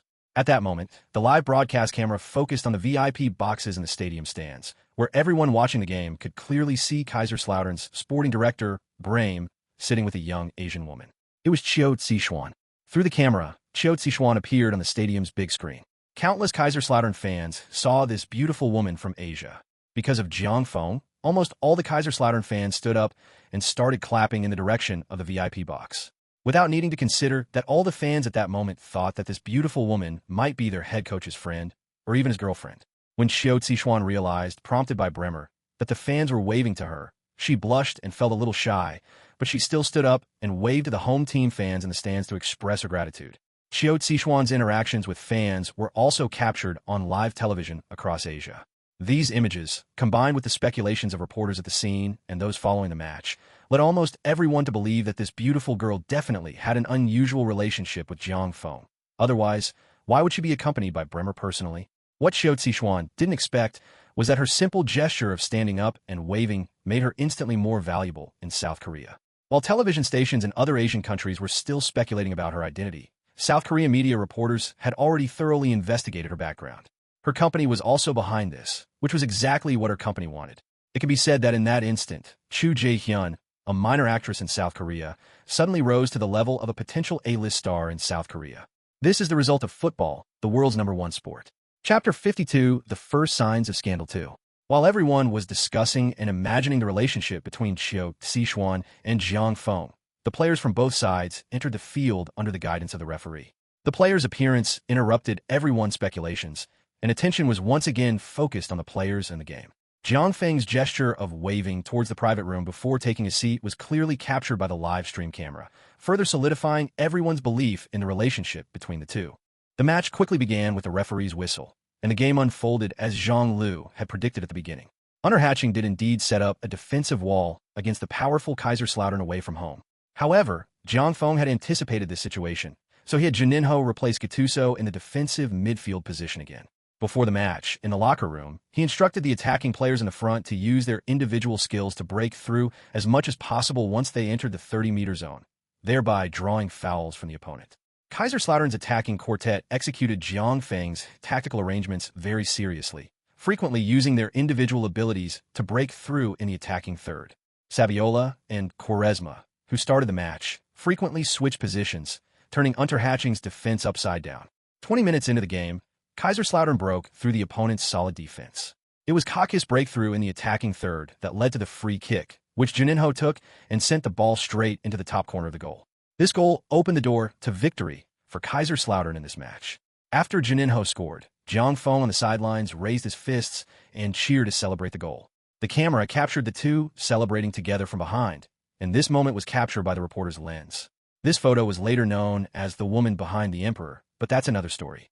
After scoring, Kaiserslautern played even faster and more effectively, while Unterhaching's defensive formation collapsed after conceding the goal, forcing them to engage in an attacking battle with their opponents. This is exactly the situation Kaiserslautern wants to see. Kaiserslautern gradually took firm control of the game's pace. The final result did not disappoint the Kaiserslautern fans in the stadium. After 90 minutes of play, Kaiserslautern once again achieved a resounding victory in the league, winning 4-0. It is worth mentioning that Drogba, who came on as a substitute in the second half, scored his first league goal since joining Kaiserslautern. After the match ended, a funny incident even occurred on the field. When the referee blew the final whistle, the Kaiserslautern players learned during halftime that their boss's friend had watched the game from a VIP box. After the game, all the players made heart shapes with their hands towards Xiao Zixuan in the VIP box. Xiao Zixuan, seeing the players' actions, covered her mouth and laughed nonstop. This situation made the reporters who were following the story even more convinced that this was Jiang Feng's girlfriend. Jiang Feng, standing on the sidelines, became somewhat enraged upon seeing the players' actions. He grabbed Ronaldo by the neck as he was making a ruckus. Whose idea was this? Cristiano, if you don't tell me, I'll make you clean the locker room for a year. Was it you? Help. Boss, it really wasn't me. I'm innocent. It was him, boss, it was him. He came up with the idea, and he even said that's how he confessed to his girlfriend. Before Jiang Feng could ask any more questions, Cristiano Ronaldo's close friend Kaka spoke up next to him. Fuck, Kaka, boss, it's not me, it's Kaka. If you don't believe me, ask someone else. You two are fighting like dogs? I bet you're both involved. Jiang Feng then grabbed Kaka and pulled her into his arms as well. You two just wait and see how I deal with you, Jiang Feng said through gritted teeth. The fans in the stands laughed as they watched Jiang Feng and his players playfully bickering. The atmosphere within the Kaiserslautern team made the fans feel very relaxed and united. This also included the two best friends who were now blaming each other after being released by Jiang Feng. After joking around with his players, they all returned to the locker room, while Jiang Feng went to the post-match press conference. When Jiang Feng arrived at the press conference, Unterhaching's head coach had already finished his interview and was preparing to leave. To be honest, the reporters present didn't have many questions for Unterhaching's head coach. After all, losing to the informed Kaiserslautern wasn't shameful, so no one asked any difficult questions during the interview. What interested almost all the reporters present today wasn't the match itself, but rather who the Asian girl in the VIP box was and her relationship with Jiang Feng. These were the things the reporters were interested in. Gossiping is both a journalist's profession and human nature. After Jiang Feng sat down, the reporters couldn't wait to stand up and ask questions. Jiang, I'm a reporter from Bild. First of all, congratulations on your victory. I'd like to ask, there was an Asian girl in the VIP box today. What is your relationship with her? Thank you for your congratulations. I don't know where you got the idea that she's my girlfriend. I do know her, because she was my co-star when I was filming an advertisement. Jiang, hello. I'm a reporter from the Daehan Daily. Are you currently dating Chu Jahyun? How far have things progressed in your relationship? When are you getting married? Jiang Feng, sitting on the stage, was completely bewildered by the question from the reporter from South Korea. What was going on? How could they be getting married so soon? Sir reporter, didn't you hear my answer just now? Ms. Xiao Zixuan is my partner when I was filming an advertisement. I only invited her to watch the game. Also, this is a post-match press conference for a football game. I will only answer questions about the game from now on. To Jiang Feng's bewilderment, the other party seemed quite satisfied with his answer and nodded before sitting down. What Jiang Feng himself didn't realize was that what pleased the other party was that Jiang Feng didn't seriously declare that he wasn't dating Xiao Zixuan. This kind of trap was something many reporters would ask at previous post-match press conferences, and Jiang Feng always answered it well. But this time, for some reason, Jiang Feng didn't do so. Perhaps this is a subconscious expression of affection for Xiao Zixuan. After dealing with the reporters' difficult questions, Jiang Feng left the press conference and went outside the stadium. Just after the game ended, Xiao Zixuan sent her a message saying she was waiting for him outside the stadium. Chapter 53, Falling in Love. Zixuan, had you been waiting long? Jiang Feng hurriedly arrived at the place the two had agreed to meet. No, Mr. Bremer, just had someone bring me out. Congratulations on your victory. Thank you. How about I treat you to dinner? You haven't eaten yet, have you? I know a really good restaurant nearby. I go there often.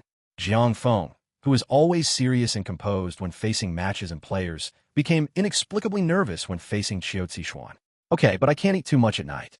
Let's go, we'll walk there, it's very close. Because the game had just ended, there were still quite a few people around the stadium. Before she knew it, Jiang Feng had grabbed Xiao Zixuan's hand. Xiao Zixuan was only slightly taken aback, but did not refuse. The two held hands until they reached the restaurant entrance. For some reason, Jiang Feng's not particularly broad palm made Xiao Zixuan feel especially safe. On the way there, many fans recognized Jiang Feng, but seeing the two holding hands tightly, no fans went up to disturb them. When they arrived at the restaurant entrance, the two looked at each other while holding hands and did not let go of each other's hands. Zixuan, I like you. Will you be my girlfriend? Yes, I like you too. A simple confession. Xiao Zixuan's childhood experiences made her somewhat introverted, but now her closed heart has been completely opened. It seems that fate has its own way of telling her why she always feels a sense of security when she is with Jiang Feng. She has had an inexplicable fondness for Jiang Feng since the first time she met him. Jiang Feng had no romantic experience in either of his two lifetimes, so everything happened naturally. Two people who had feelings for each other naturally came together.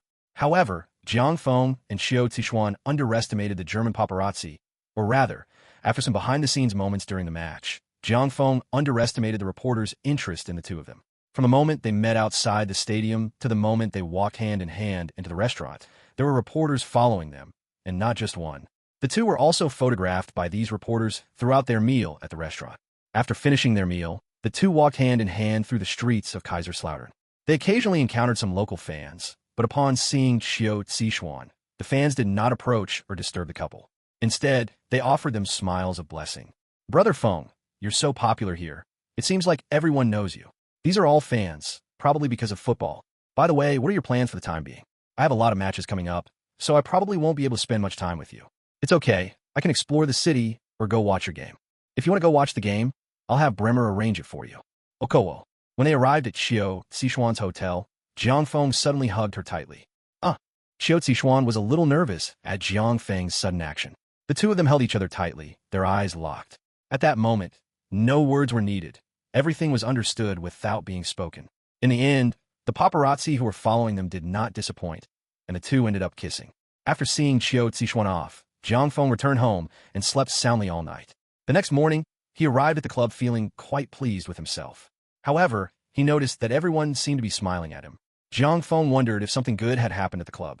Because the match had just ended, according to Jiang Feng's rules, unless there were special circumstances, the day after a match, everyone would review the previous day's game together, explaining and analyzing any problems that were discovered during the match.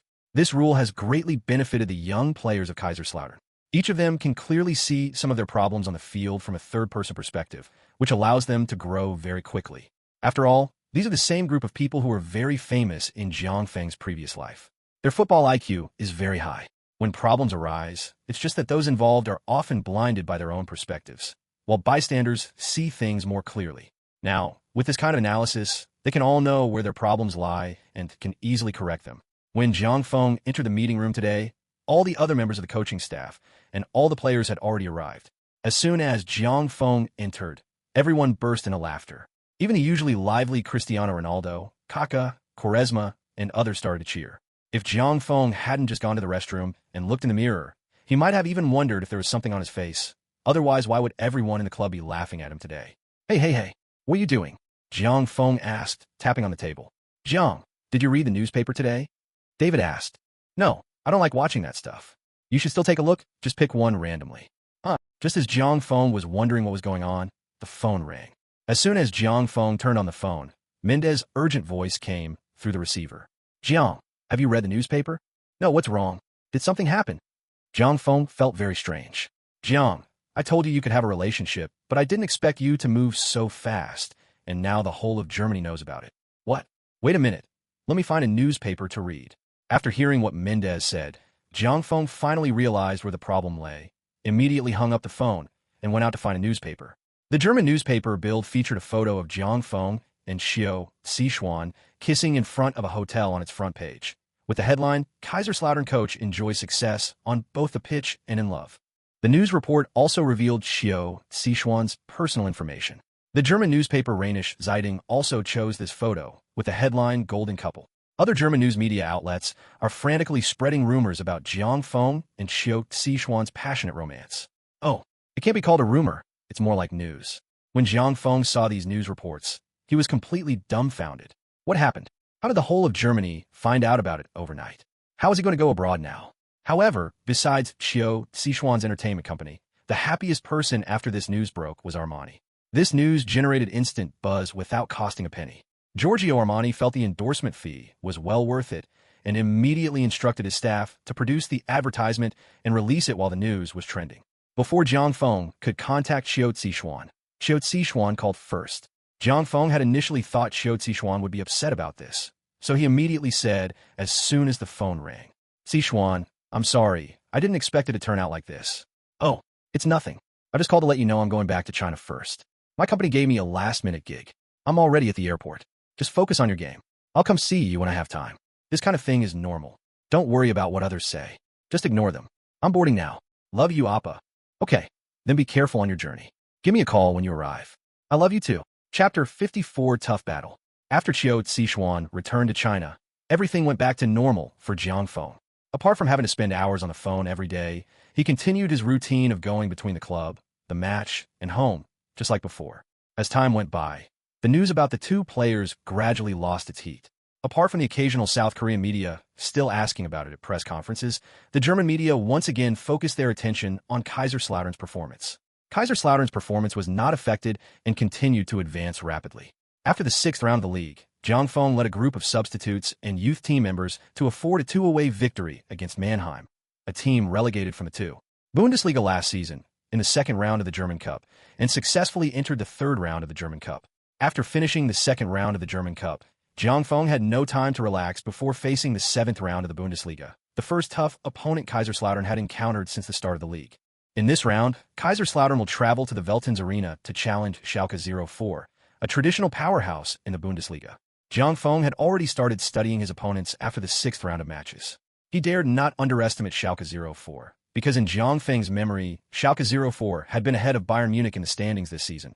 But unfortunately, they were overtaken by Bayern at the last moment and ended up as runners-up.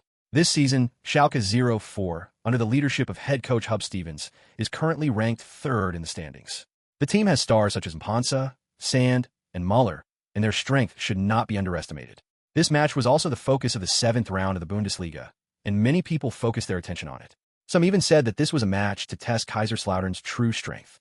Although Jiang Feng and Kaiserslautern were popular in the previous 6 rounds of the league, some people still believe that Kaiserslautern had not encountered any strong challenges so far, and that the current record did not truly reflect the team's strength. Although Jiang Feng usually doesn't pay attention to these things, this statement shows that almost everyone believes this match is definitely Kaiserslautern's first tough battle of the season. Even before the match between the two teams began, the German Football Association started building hype for the game. 2 days before the match, when a reporter interviewed Schalke 04 coach Stevens and asked him if he was prepared for Kaiserslautern's strong attack, he said, "I don't think my team's attack is worse than theirs, and I've already found Kaiserslautern's weaknesses. Just wait and see. I will definitely teach them a lesson in this game and show Jiang Feng that the Bundesliga is not so easy."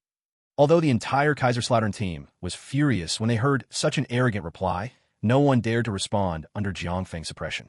In Jiang Feng's view, these verbal battles were meaningless, and everything would have to be decided by the results on the field. Time flies. At 3 p.m. on October 7th, the entire Kaiserslautern team boarded the team bus on time to head to Schalke 04's home stadium, the Auf Schalke Stadium. The match between the two teams was scheduled to begin at 6:30 p.m. Thousands of Kaiserslautern fans drove closely behind the team bus, and from the air, the Kaiserslautern bus looked like a charging chariot leading the main force forward. The bus arrived at the parking lot of the Veltins Arena in less than 2 hours, where Schalke fans had been waiting for a long time. As soon as Jiang Feng and his disciples got off the bus, they were greeted with friendly greetings from Schalke fans. Countless vulgarities were hurled at the Kaiserslautern players. Fortunately, the stadium security was very strong. Otherwise, judging from the situation, it would have been uncertain whether the Kaiserslautern players could have safely entered the stadium. The pressure of playing away from home begins the moment you step off the bus. Although Kaiserslautern's players are relatively young, after these few rounds of league matches, these factors have become irrelevant to them. With the mediation of veteran players like Lutz, these challenges are child's play for them.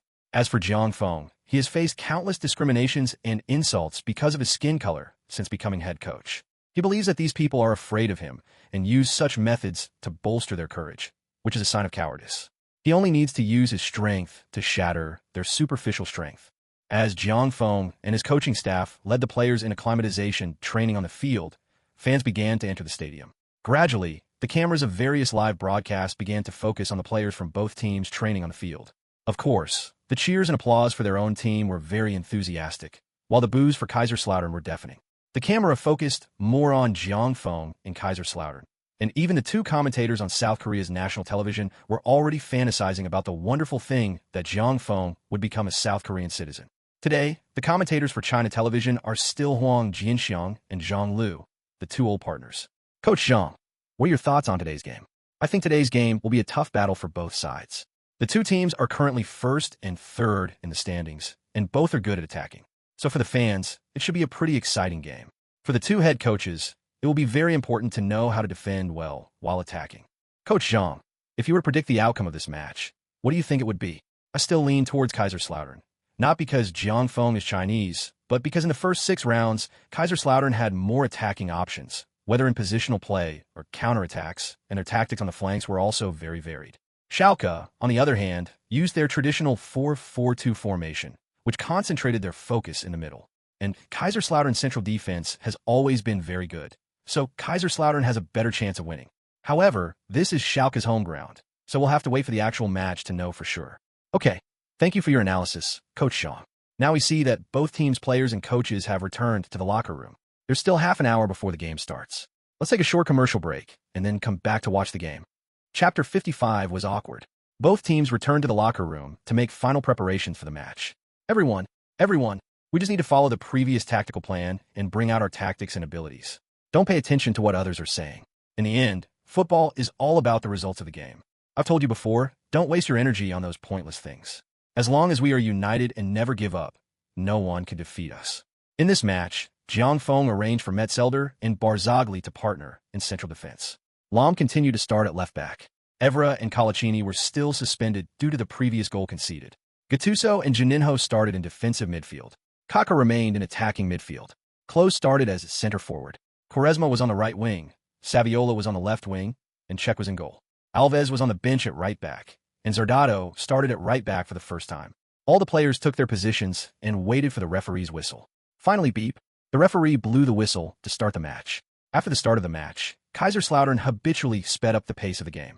From the very beginning, Kaiserslautern consciously increased the speed of the game, and the passing speed of both sides was very fast.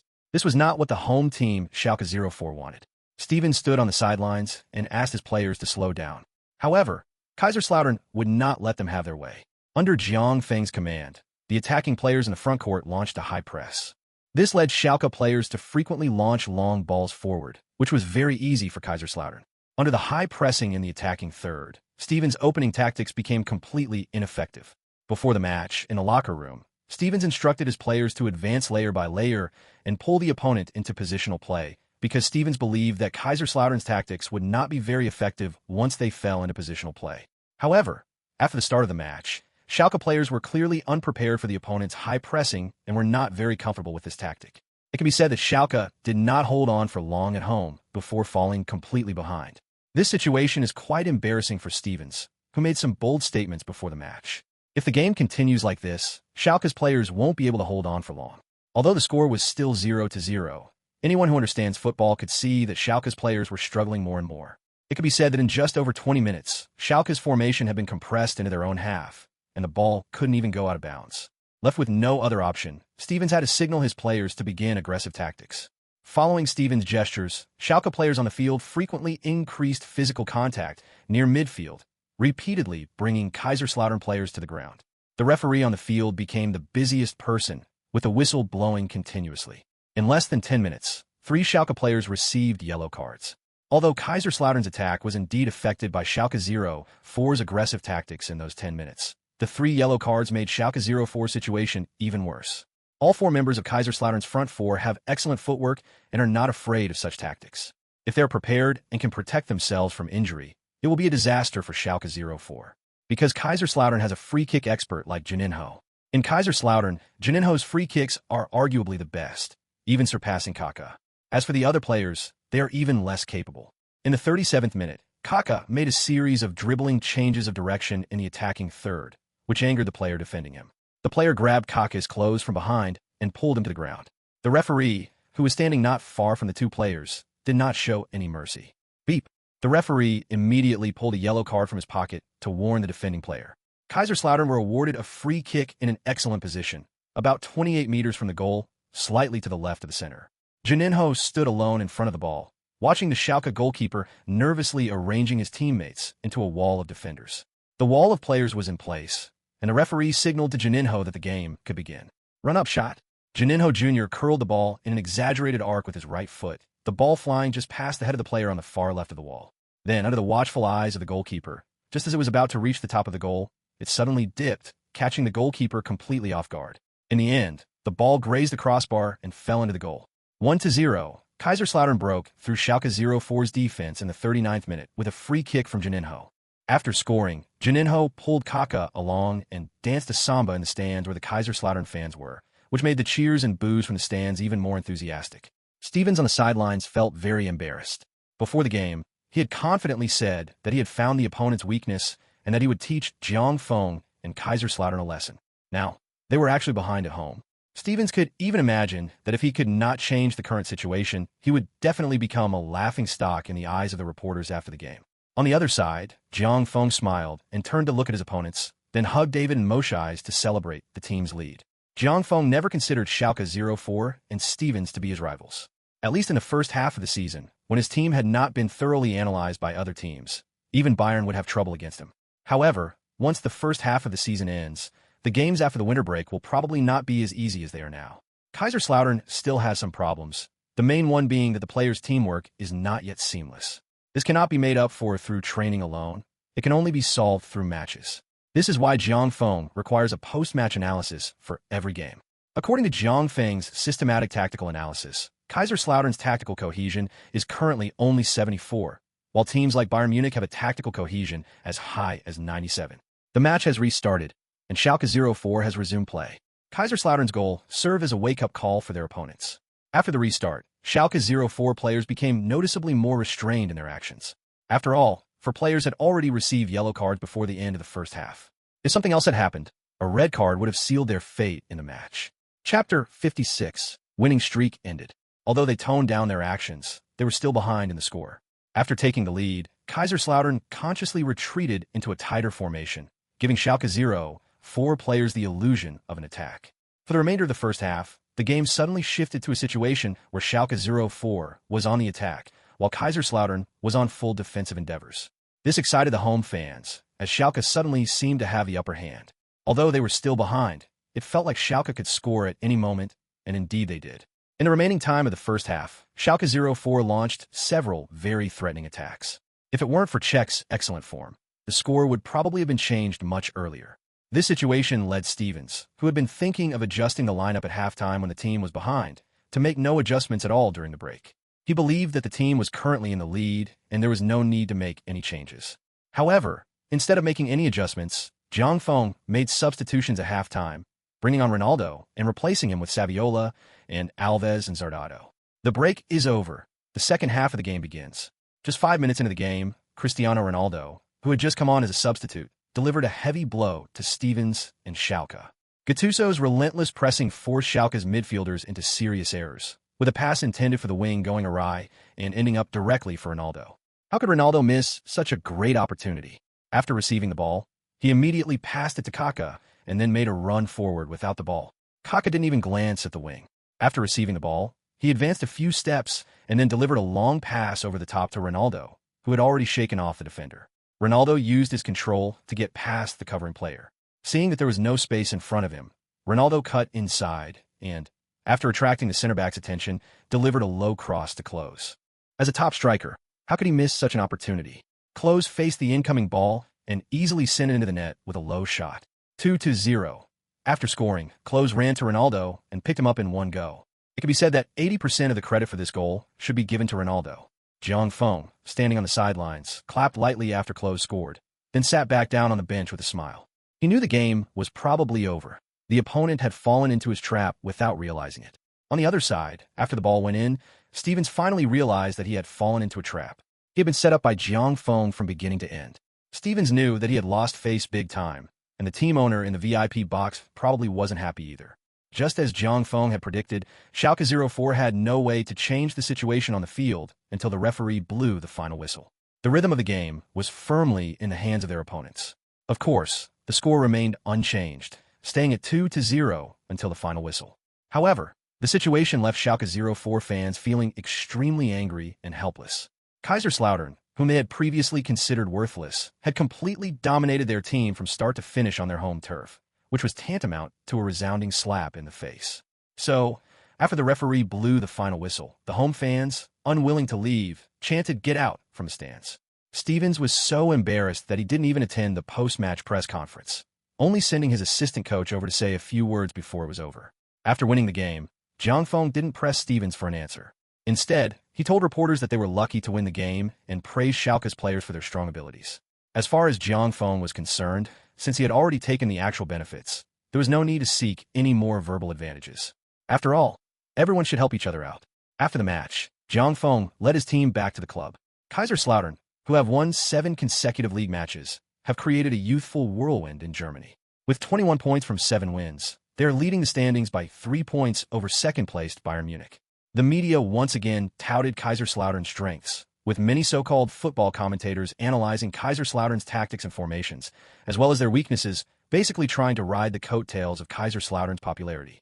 However, Jiang Feng and his players didn't have much time to worry about these things, because the third round of the German Cup was about to begin. Fortunately, the German Cup was not in Jiang Feng's plans, and he wouldn't field his main players unless they made it to the semifinals. Their opponent in this round is Braunschweig from the Amateur League.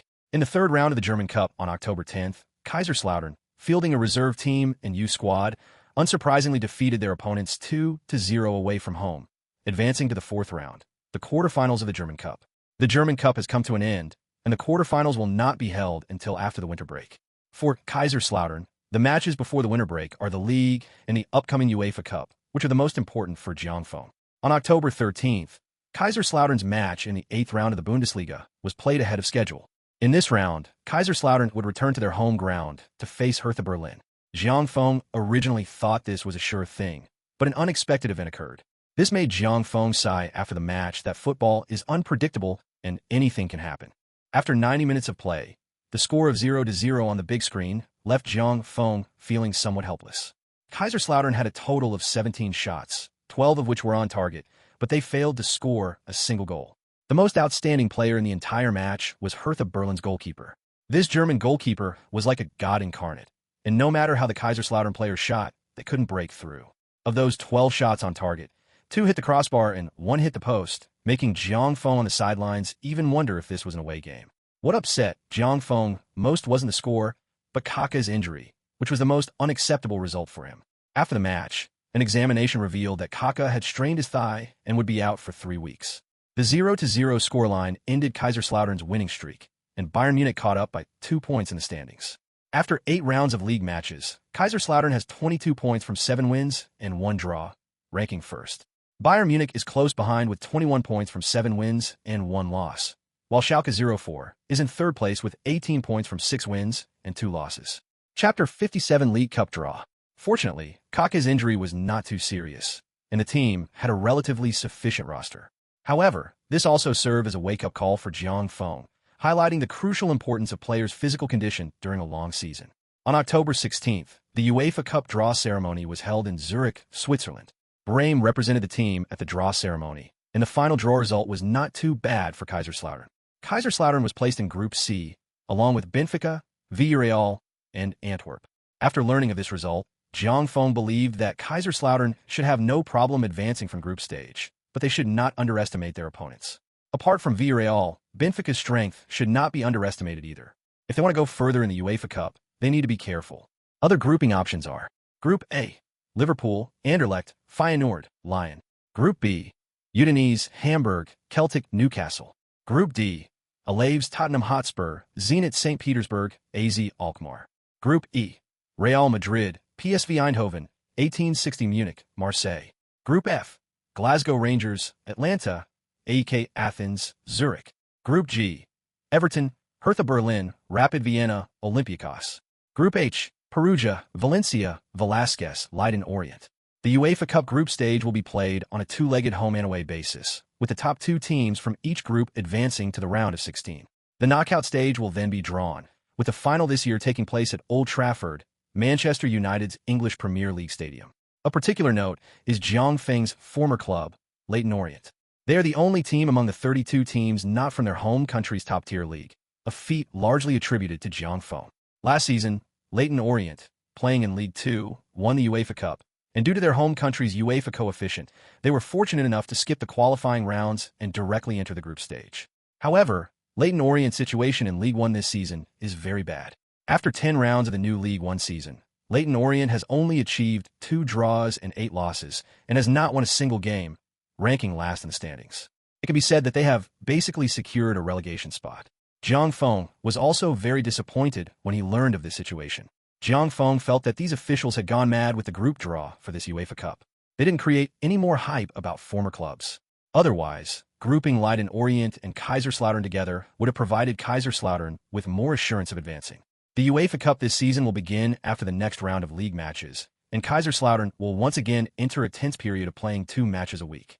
The good news for Kaiserslautern is that the schedule is very favorable to them. Their first UEFA Cup match will be at home on October 23rd against Antwerp from Belgium. After receiving the schedule from UEFA, Jiang Feng immediately arranged for scouts to start collecting information on their opponents. The only thing Jiang Feng knew was that Dong Fanjua had been loaned to this team by Manchester United in his previous life, and that was all he knew. After finishing his work that day, Jiang Feng was about to go home when he found a large number of reporters outside the club's gate, and they were from Asia. Jiang Feng found this very strange. He had initially thought it was just the paparazzi chasing after his relationship, but when he arrived at the gate, the reporters immediately surrounded him. To be honest, this kind of situation is very rare for German media, except for some important matches or events. This made Jiang Feng a little flustered, wondering what had happened at the club. Club staff also rushed over. When Jiang Feng heard the reporters' questions, he realized things weren't as he'd imagined. These reporters were mostly Chinese football journalists, and their purpose was to interview Yang Chun, a Chinese player playing for Eintracht Frankfurt, Kaiserslautern's next league opponent. Jiang Feng was momentarily stunned. He hadn't expected that a regular league match would lead to them surrounding him because of a single player. However, being Chinese himself, even though Jiang Feng hadn't grown up in China and wasn't familiar with the domestic football scene, he politely accepted the unexpected interview and gestured to the staff who had come to protect him that they didn't need to approach. Everyone, first of all, I want to clarify that my Mandarin isn't very good. Also, I've been working all day and I'm very tired. I hope to go back and rest as soon as possible, so I'll only answer 3 questions. Think it over before you ask. Also, if you want to interview me next time, I can apply to the club. I could have refused in a situation like today. After thinking for a moment, Jiang Feng decided to be direct to prevent such a thing from happening again. Coach Jiang, hello. I'm a reporter from China Football News. Do you know anything about Yang Chen? What kind of player do you think he is? You have 2 questions, sir, but I'll answer them as one. I study my opponents carefully for several days before each match, and I study every important player on those teams. I think he still needs to play more games. A player's greatest growth happens on the field. Coach Jiang, hello. I'm a reporter from China Sports Monthly. Would you consider bringing Yang Chun under your wing in the future? Kaiserslautern is a club with a long history, and we have players from all over the world. Of course, if he is an excellent player, I would certainly be willing to be his head coach. Coach Jiang, hello. I'm a reporter from Football Online. Do you still have relatives in China? Will you return to China? Beautiful reporter, you have 2 questions, but this is the last one, so I won't hold it against you. My parents passed away when I was very young, and I was raised by my British adoptive father. So I grew up in England, and I don't think I have any relatives in China. But I will definitely go back to visit when I have the chance, because it is my motherland no matter what. Okay, I have answered all 3 questions, so I have to go now. Goodbye, everyone.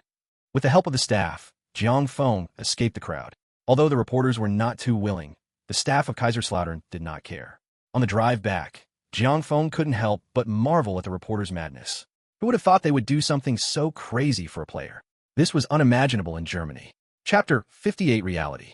What Jiang Feng didn't know was that after he gave the interview, major sports newspapers in China began to report on the brief interview, but the content of the reports was quite different from his answers.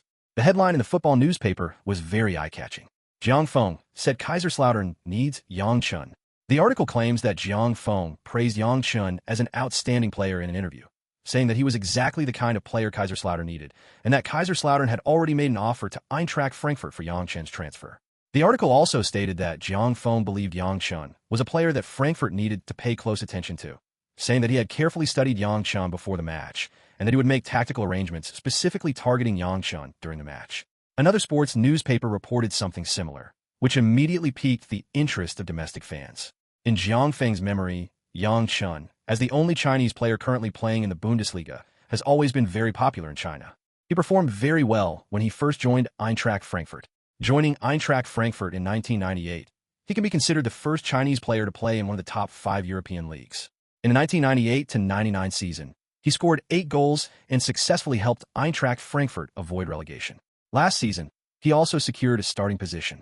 However, this season he has frequently returned to China to participate in matches and has gradually lost his starting position at Eintracht Frankfurt. After seeing this news, fans even started to fantasize about Yang Chun becoming the team's main striker under Jiang Feng's guidance next season. Fortunately, Jiang Feng was unaware of these domestic news reports. Otherwise, he would have been furious with these unscrupulous reporters. In Jiang Feng's memories from his previous life, these unscrupulous media outlets were at least half responsible for the poor state of domestic football. They hyped it up before the game started, and then started assigning blame afterward. Time quickly came to the day of the competition. Everything is ready for the 9th round of the Bundesliga. Kaiserslautern will continue to host Eintracht Frankfurt at the Fritz-Walter Stadium. This match was also highly anticipated by Chinese fans, and Chinese television stations would broadcast it. Jiang Feng was unaware of how many fans across the country were watching the game. The German Football Association also considered this match a key game of the round. In recent years, due to Yang Chen's transfer to Eintracht Frankfurt, the Bundesliga has received even more attention in China, and the cost of broadcasting has increased year by year, which has brought considerable benefits to the German Football Association. With Kaka sidelined due to injury, Juninho started as the attacking midfielder for the first time in this match, with De Rossi and Gattuso as the defensive midfielders behind him. Ronaldo replaced Saviola as the team's starting left winger, while Quaresma remained on the right wing. Ibrahimovic started at center forward, while Colaccini and Evra both started after returning from suspension. Alves also continued to be in the starting lineup. Cech was in goal, and Metzelder was rested at center back, while Barzagli continued to start. Frankfurt's head coach Andermatt's starting lineup also made the Chinese fans watching the game very happy. Yang Chun appeared in the team's starting lineup. Andermatt deployed a 4-5-1 defensive counterattacking formation today, and Yang Chun was the only striker in Frankfurt's starting lineup. This shows that Under Armour has high hopes for Yang Chun. Meanwhile, in the studio of a domestic television station, Huang Jianxiang and Zhang Lu were discussing the starting lineups for both sides. Coach Zhang, what are your thoughts on the starting lineups for both sides today? Do you think Yang Chun will cause Kaiserslautern any trouble? After all, there is still a significant difference in strength between the two sides. I don't think so. I think Frankfurt still has some strength, and their head coach Andermatt is good at counterattacking. As we all know, Yang Chun is very fast on the counterattack, so Yang Chun still has a chance in this game. Moreover, the fact that Kaiserslautern's main attacking midfielder Kaka is injured and absent is good news for Frankfurt. I also think Yang Chun is very likely to cause some trouble for Kaiserslautern in this match. As we all know, Yang Chun's counterattack is his signature move, and he has some speed advantage. It depends on what kind of help Yang Chun's teammates can give him. Coach Zhang, there are news reports that Jiang Feng is interested in Yang Chun. Do you think it is possible that Yang Chun will actually join Kaiserslautern next season? That's hard to say. If Yang Chun can really show his strength in front of Jiang Feng in this match, there's a good chance. However, it seems that Yang Chun's main focus this year is on the national team. The World Cup qualifiers are about to begin, and Yang Chun is Miludinovic's first choice for starting striker. So he needs to be careful not to get injured in the league. This year is the best opportunity for China to break out of Asia. While the two commentators were still discussing Yang Chun, the match officially began with the referee's whistle. Jiang Feng stood quietly on the sidelines, watching Yang Chun on the field, his thoughts drifting back to his past life. In his past life, Yang Chun was also a player Jiang Feng admired. What impressed Jiang Feng the most was the solo goal he scored in the semi-final match against Japan in the Asian Cup that was about to begin this year. Unfortunately, this one of the few Chinese players who played in Europe only had a brilliant 2-season run in the Bundesliga before fading into obscurity. As Jiang Feng's thoughts drifted off the field, the score on the field had already changed. Less than 5 minutes into the game, the home team, Kaiserslautern, scored, completely neutralizing Andermatt's counterattacking tactics. The goal originated from De Rossi's interception of Yang Chun near midfield. De Rossi immediately passed the ball to Juninho, who turned and deftly evaded the opponent's challenge before delivering a precise long pass to Evra, who was making a run down the left flank. Evra then played a 1-2 with Ronaldo before dribbling to the byline. Surprisingly, instead of crossing, Evra passed the ball back to the left side of the penalty area. Ronaldo, who had been waiting for the ball, received it, adjusted slightly, and then curled it into the net with his right foot in an exaggerated arc, the ball perfectly bypassing the goalkeeper's hands. 1-0, Kaiserslautern took the lead in the 5th minute at home. This reality shattered the illusions of Chinese fans who had high hopes for the match. Chapter 59 Post-match. The subsequent developments in the match made the commentary by the two commentators even more awkward before the game even started. Being behind on the field means that defensive counterattacking tactics will not be effective at all. Losing by 1 goal or losing by 10 goals will have the same result in the end. The only way to change the current situation is to attack. However, Frankfurt's lineup became unable to support both ends under Kaiserslautern's strong tactical system. Yang Chun was unable to play any role by standing alone in front, under the double protection of Colaccini and Barzagli. And once Yang Chun dropped back to receive support, he would be pressed by Gattuso and De Rossi. Under such defense, how could Yang Chun possibly play any role without the help of his teammates? This situation allowed Kaiserslautern to play with more composure and create more and more opportunities. In the 19th minute of the match, Ibrahimovic received a cross from Alves inside the penalty area and headed the ball into the Frankfurt goal with a beautiful header. 2-0. This header was also Ibrahimovic's first header of the season. Yang Chun, who was sitting comfortably on the coach's bench, did not even get up when he saw the goal. He just sat there and clapped to celebrate. Jiang Feng is now handling opponents like Frankfurt with ease. This doesn't mean he's become arrogant or proud. He still studies each opponent carefully before the match, devises corresponding tactics, and arranges the players accordingly. In short, he takes the enemy seriously strategically but underestimates them tactically. Moreover, as the teamwork among his players has improved, Jiang Feng no longer needs to make many on-the-spot adjustments when facing opponents like Eintracht Frankfurt. Just like Phil Jackson, the famous coach in the NBA basketball game. As Andermatt watched his team's lead widen again, he became increasingly anxious on the sidelines. He knew he had to make adjustments, or they risked a crushing defeat. In the 28th minute, Andermatt made a substitution, replacing an attacking midfielder with a defensive midfielder. Such a substitution is very rare in football, as making a substitution too early could be a huge blow to the player, but Andermatt had no other choice but to do so. The players who were substituted and also conveyed the head coach's instructions to every player. After the adjustments, Frankfurt's situation on the field finally changed somewhat, but only in terms of defense. The numerical advantage in midfield made Kaiserslautern's central organization less smooth than before, but that was all. Frankfurt's attack still showed no signs of improvement. Yang Chun was already mired in Kaiserslautern's defensive quagmire, and his ball control was insufficient to support him fighting alone in the attacking third. Moreover, because he had no one to support him, Yang Chun's role on the field diminished as the game progressed. This situation left the two commentators in the studio speechless, only able to marvel at Kaiserslautern's strength. As mentioned before, Kaiserslautern no longer needs Jiang Feng to make too many on-the-spot adjustments when facing such situations. Sometimes, the players will adjust themselves on the field according to the changes in the situation, just like now. After failing to gain much advantage in midfield, under Juninho's orchestration, the ball began to spread to the two flanks, where Ronaldo, Evra, Quaresma, and Alves started to exert their strength, especially Ronaldo and Quaresma, the Portuguese duo, who frequently switch positions.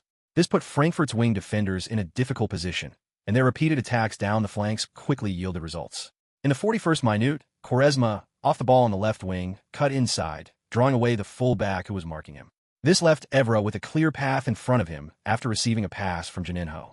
He then immediately accelerated forward with the ball, and just before reaching the byline, he crossed the ball. Ibrahimovic, surrounded by two defenders, headed the ball back at the near post. Ronaldo, already prepared at the far post, had only one simple task, to gently push the ball with his left foot, following its trajectory. The ball obediently rolled into the goal, leaving the goalkeeper helpless. 3-0, Kaiserslautern extended their lead again near the end of the first half. The home team fans in the stands excitedly started doing the wave to express their excitement. "David, it seems you've done a great job training Cristiano. The kid rarely makes those fancy moves on the field anymore. He's very concise and efficient now." "Jiang, Cristiano is a very hard-working player. I heard that he has started practicing free kicks with Juninho Jr. in private now." Jiang Feng nodded thoughtfully after listening. This goal essentially sealed the outcome of the match, and that was indeed the case. Although Kaiserslautern made like-for-like substitutions in the second half, and Jiang Feng used up all his substitutions at once, the strength of the newly substituted players was not to be underestimated by Frankfurt. When the referee finally blew the final whistle, the score on the big screen made the Frankfurt players feel ashamed. 5-0, Frankfurt were slaughtered by Kaiserslautern away from home. Yang Chun, who was of great interest to Chinese fans, was substituted by Andermatt in the 65th minute of the match. However, Yang Chun performed relatively well in the second half, having 2 shooting opportunities and also giving Czech a certain degree of challenge. These 2 shots made the 2 people in the studio very excited, praising Yang Chun endlessly. After the match, at the post-match press conference, both head coaches, Andermatt and Jiang Feng, were asked about Yang Chun by Chinese reporters. It's clear that Andermatt is used to this kind of question, as he answered very smoothly, praising Yang Chun while also pointing out some of his shortcomings. These polite remarks pleased the reporters who asked the questions. Jiang Feng, on the other hand, seemed to be at a loss for words, and he didn't want to say anything polite. As a fellow countryman, Jiang Feng still hoped that his motherland could become better and better. Actually, I didn't know much about football in China before. After you interviewed me in front of the club last time, I made a point of learning about football in China. I don't want to comment on the merits or demerits of individuals. I'll just talk about the environment. I think if football in China wants to improve, it must start with youth. We need to do a good job in youth training, let more children play football, and let more players get out of the game.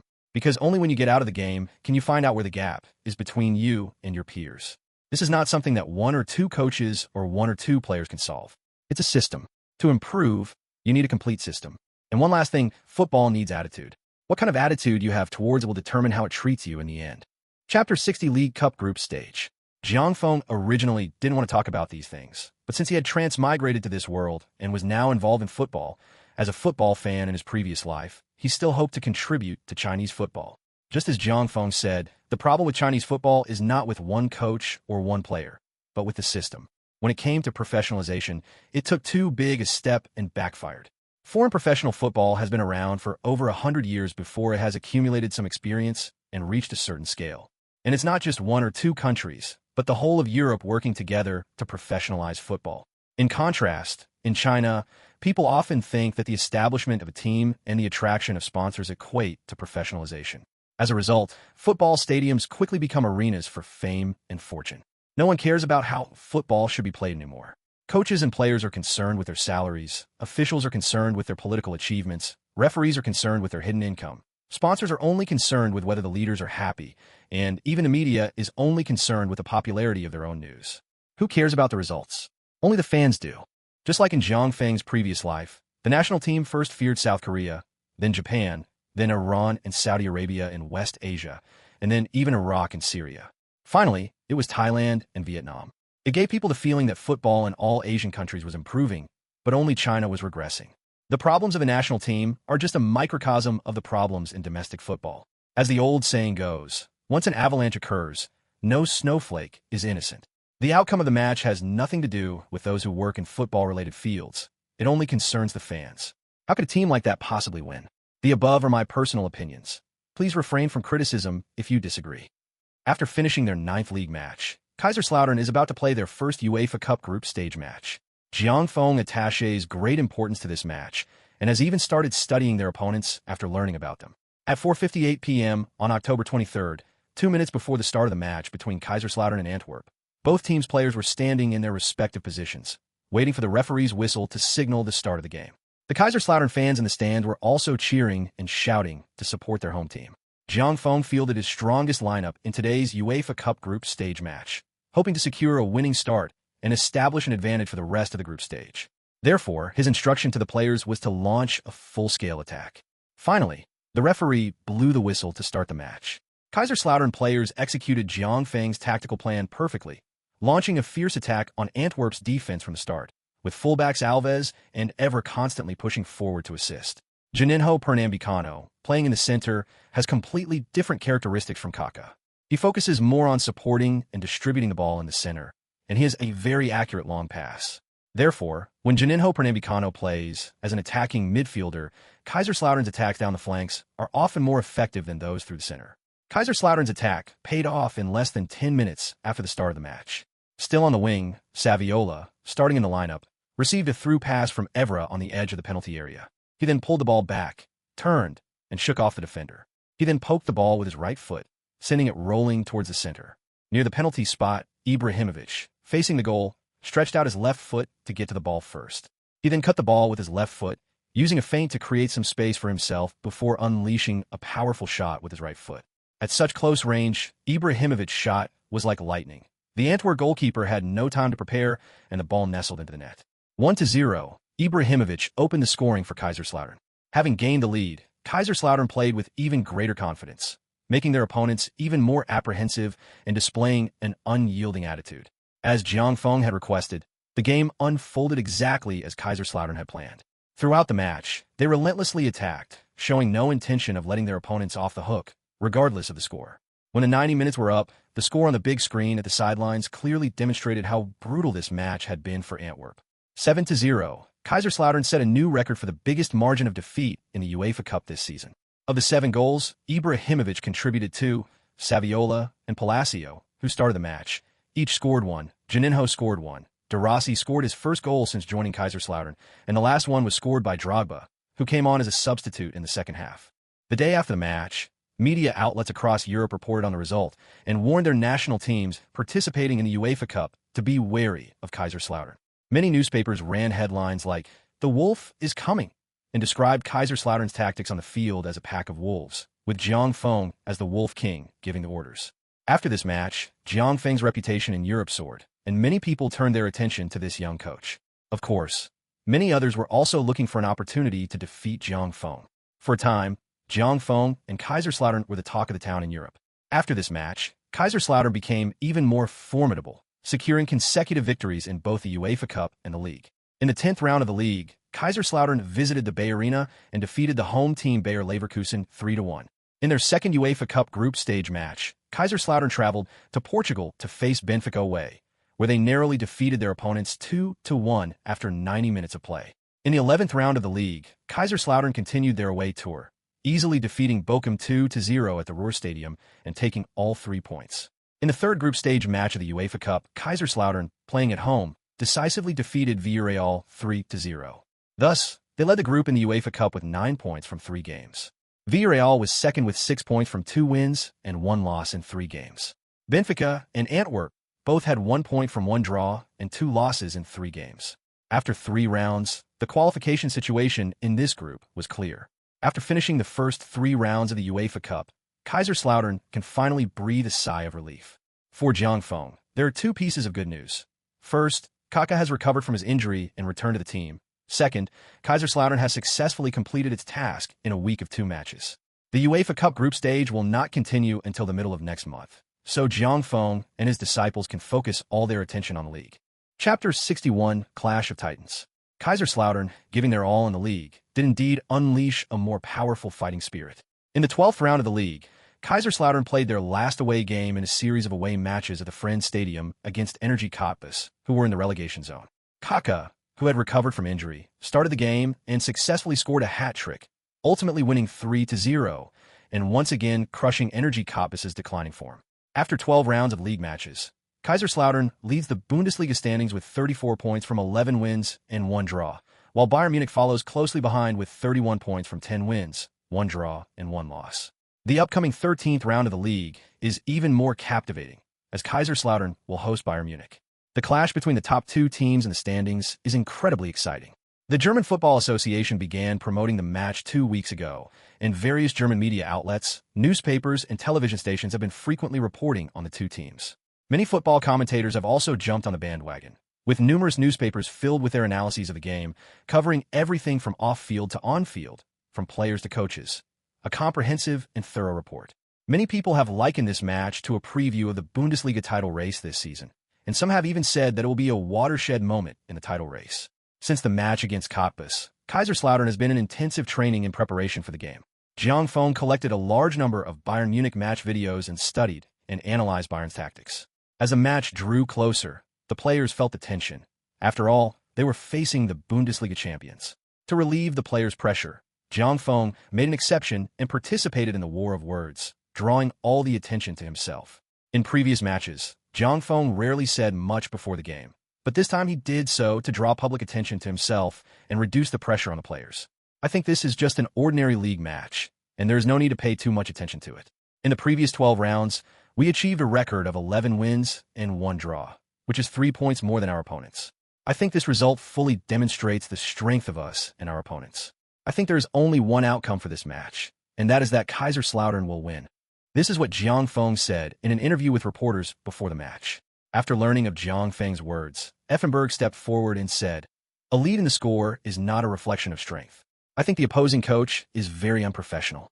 I believe that no qualified coach would say such a thing. In this game, we will show him what Bayern's strength is like. The 3-point lead will be gone after this game. When interviewed by reporters, Lizarazu said, "I think the final score of this match should be 3-0, Bayern 3-0, no doubt about it." The Bayern players' words helped the young Kaiserslautern players relax and regain their fighting spirit, which was exactly what Jiang Feng wanted to see. He didn't want his players to lose their fighting spirit by staying in a tense atmosphere before the game even started. Time quickly came to the day of the match, November 18th.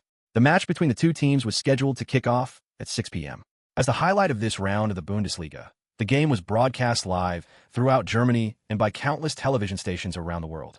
After returning to Korea, Cheo Tsi-Xuan, whose value has increased significantly, specially canceled all her engagements and stayed at home with her good friend Song Hye-kyo to watch the broadcast of the game.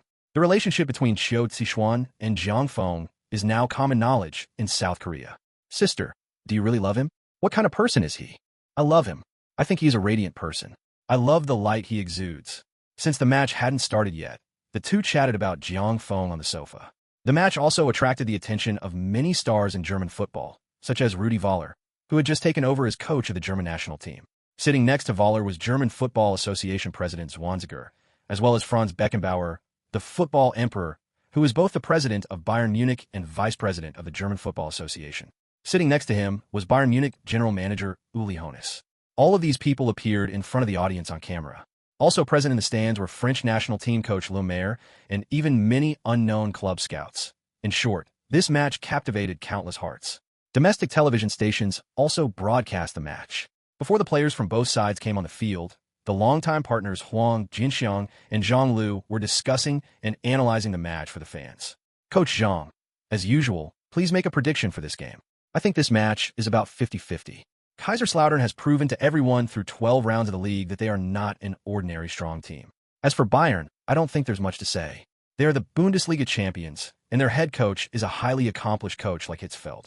Bayern's players are experienced, while Kaiserslautern's players are young and have strong attacking potential. Jinxiang, what do you think of this match? I usually make predictions, so why don't you make one today? Personally, I still think Bayern has a bigger advantage. Although they are currently behind in the standings, they have a deeper foundation. Such scenes were playing out in studios around the world, with everyone discussing and analyzing the possible starting lineups for both sides and what the final result of the match would be. While everyone was discussing, there was still half an hour before the start of the match. At this time, both head coaches were making final arrangements and giving pep talks for the match. Inside the home team's locker room, Jiang Feng had finished outlining all the tactics and was giving a final pep talk. Guys, this is arguably the most important game of the first half of the season for us. Our opponents are indeed very strong. Perhaps every one of you dreamed of joining a team like this when you were young. Today, they stand opposite us, and you should feel honored. The only thing you can do is use your strength to defeat them and conquer them. Don't be afraid of them. They're not that scary. Remember, this is your stage. Countless eyes will be on you. If you want to become the best stars on this planet, they're the first target you need to conquer. Come on, guys. Go and show your idols and dreams what you're made of. Yes, boss. Take them down. Everyone shouted in unison, their fighting spirit high. At this moment, the referee also began to notify both teams' players to prepare to enter the field. The match was about to begin, a clash of titans, ready to erupt at any moment. Thank you all for your support and understanding. If you enjoy the book, please give it a free gift, urge me to update, and leave positive reviews. The more the merrier. Chapter 62, Stalemate. Finally, under the watchful eyes of countless people, the referee led the players from both sides onto the field. At this point, all the commentators broadcasting the match began introducing the starting lineups of both sides to the fans. Jiang Feng fielded his strongest lineup in this match, and the rotations in the previous rounds allowed the main players to get plenty of rest. Kaiserslautern's starting lineup is goalkeeper Czech, left back Evra, right back Alves, two center backs Metzelder and Colaccini, two holding midfielders De Rossi and Gattuso, attacking midfielder Kaká, left winger Cristiano Ronaldo, right winger Quaresma, and center forward Ibrahimovic. It is Kaiserslautern's signature 4-2-1-3 formation. For Bayern Munich, Hitzfeld fielded a lineup of goalkeeper Kahn, three defenders Kupfer, Anderson, and Link, midfielder Sagnol, Effenberg, Hargreaves, and Lizarazu, and three forwards Salomidzik, Elbier, and Scholl, a 3-4-3 formation commonly used by Bayern. Both sides brought out what they were best at. The players shook hands and then guessed which side they would play on. Kaiserslautern won the right to kick off. The players from both sides quickly took their positions, and the referee, standing near the center circle, raised his hand to check his watch before immediately blowing the whistle to officially start the match. Dear viewers, the match has begun with the referee's whistle. Now you're watching a key match in the 13th round of the 2000-2001 Bundesliga season, which will be commentated by me and Coach Zhang Liu. Kaiserslautern, who are ranked first in the standings, will host Bayern Munich, who are ranked second. After the match started, the situation on the field immediately became intense. It was clear that Hitzfeld was well prepared for this match. As soon as the match began, Bayern's midfielders immediately launched a pressing and swarming attack. Both sides focused on the midfield, so both sides committed a lot of players to it, and there were many exchanges of possession. Standing on the sidelines, Jiang Feng watched the situation on the field and couldn't help but admire Hitzfeld's reputation as a world-renowned coach. He directly and decisively chose to press Kaiserslautern's most crucial area. Many teams that played against Kaiserslautern believe that the core attacking point of Kaiserslautern's lineup was the two flanks, but that's not the case. In Jiang Feng's tactical system, the midfield trio is the core in both defense and attack. Some people think that Jiang Feng set up two defensive midfielders just to stabilize his own defense, but that's not the case either. De Rossi and Gattuso's positions are very important. In defense, they're a solid barrier for the team. In attack, they need to follow behind Kaka to provide support. The smooth coordination of the three in midfield is the key to the team's victory. Hitzfeld's tactics at the start of the game today were to disrupt Kaiserslautern's flow and prevent their tactics from being effective. As Hitzfeld predicted, Kaiserslautern's attack got bogged down from the start. However, Jiang Feng, standing on the sidelines, did not seem too anxious. Hitzfeld's tactics were a self-destructive approach, and while Kaiserslautern's attack was indeed ineffective, Bayern's attack was also ineffective. This was a direct result, with both sides locked in a midfield battle, making it difficult to launch an attack. Therefore, Jiang Feng was not in a hurry, as he knew that Bayern would eventually change their tactics and would not be aiming for a draw. Another very important point is that he chose to start Ronaldo in this match. When arranging tactics before the game, he asked Ronaldo and Quaresma to keep a distance from the center forward, and for the two of them to close the distance with Kaka, and for the three of them to switch positions from time to time. This is because Ronaldo's individual ball protection and dribbling skills are the best in the team right now. His requirement for Ronaldo today is to use his skills to constantly provoke the opponent's emotions, especially Effenberg, who is the most hot-tempered player in the Bayern team. If he can make him lose his temper, then the game will be very promising. The match has been going on for less than 20 minutes, and the current situation on the field presents a stalemate for all the fans. Both sides are fighting hard in the midfield, and neither side has gained the upper hand. Now it depends on who changes tactics first. Gradually, Hitzfeld also noticed the performance of Ronaldo, Kaka, and Quaresma near the midfield. The three of them took turns showcasing their individual abilities near the midfield, constantly attacking the midfield defense formed by Effenberg and Hargreaves. Effenberg, in particular, was targeted more often. It could be said that Kaka and several other players took turns targeting Effenberg, which was a provocation for the usually tough Effenberg. However, he was not as agile as the three players, so Effenberg often resorted to physical contact or even fouls to stop the opponent from getting the ball. When you walk by the river, you're bound to get your shoes wet. Finally, in the 24th minute, after Ronaldo and Kaka switched positions, Ronaldo faced Effenberg's defense. A series of fancy stepovers made Effenberg unable to tolerate it any longer. From the beginning until now, these Kaiserslautern players seemed to be treating him like an easy target, constantly attacking him. This had already made Effenberg angry, and now Ronaldo's fancy moves only added fuel to the fire. Effenberg was determined to teach them a lesson. After being beaten by Ronaldo, Effenberg pushed Ronaldo from behind. The referee, who was not far away, saw the foul and stopped the game without hesitation. He then ran up to Effenberg and pulled a yellow card straight out of his pocket. Effenberg, who had just received a yellow card, was unaware that he had become Kaiserslautern's weak point in the game. Meanwhile, veteran coach Hitzfeld on the sidelines sensed something was amiss. The experienced Hitzfeld had a feeling that Effenberg's position was very dangerous, so he quickly took advantage of a dead ball situation to have his players warn Effenberg. However, such reminders are sometimes not very effective for players who are caught up in their emotions. Hitzfeld understood this, so he instructed Hargreaves to move closer to Effenberg and assist in the defensive reception. Jiang Feng, watching from the sidelines, realized that Bayern's seemingly strong lineup had finally shown a crack, and this yellow card could very well be Kaiserslautern's chance. However, to Jiang Feng's surprise, just as he was thinking about how to take advantage of this opportunity, the situation on the field changed dramatically, catching him off guard. Chapter 63 is behind. In the 40th minute, with 5 minutes left in the first half, Lizarazu received a pass from Effenberg on the left wing. However, Although Lizarazu got the ball, Gattuso immediately stepped up to interfere, and Alves blocked his passing lane, so Lizarazu didn't have many good options. It must be said that Lizarazu is very experienced. Seeing that he had fallen into Kaiserslautern's defensive trap, he immediately kicked the ball towards Gattuso's shin. The ball went out of bounds, and Bayern still had possession. Lizarazu's sideline inbounds pass, seemingly harmless, dramatically altered the course of the game. His powerful shot sent the ball flying far towards the edge of the penalty area. Elbier tightly marked Colaccini, attempting to reach the ball, but neither could make contact. The ball bounced and struck Metzelder's arm inside the box, prompting Bayern players to raise their hands in protest. Beep! The referee blew his whistle and pointed firmly to the penalty spot. After seeing the referee's decision, Metzelder covered his head with his hands and squatted on the ground, unable to believe his eyes. The team's captain, Kaka, kept explaining to the referee that Metzelder's handball was unintentional, but the referee, having already made the call, firmly signaled to Kaiserslautern's players not to approach. At this point, the referee's authority was not to be challenged by anyone. Penalty. It's a penalty. Coach Zhang, what's your opinion on this goal? Metzelder's handball was unintentional, and in a match, it could have been called or not. This shows that today's referee is definitely a strict referee. This goal is troublesome for Kaiserslautern. In the previous 40 minutes, Kaiserslautern actually had a slight advantage, but now it's different. Seeing this situation, Jiang Feng shook his head helplessly. However, he remained calm and did not go up to protest to the fourth official. He knew that no matter how he protested, he could not change the result. However, his team had no way out in the next game. Thinking of this, Jiang Feng pulled Quaresma, who was close to him on the wing, and whispered a few words in his ear. After listening to Jiang Feng's instructions, Quaresma quickly ran to Kaka's side and relayed Jiang Feng's plan to him. After listening, Kaka gave Jiang Feng a thumbs up to indicate that he had received it. Elbier took the penalty kick, and despite check save, Elbier successfully put the ball into the goal. Kaiserslautern trailed Bayern Munich 0-1 in the 42nd minute of the match.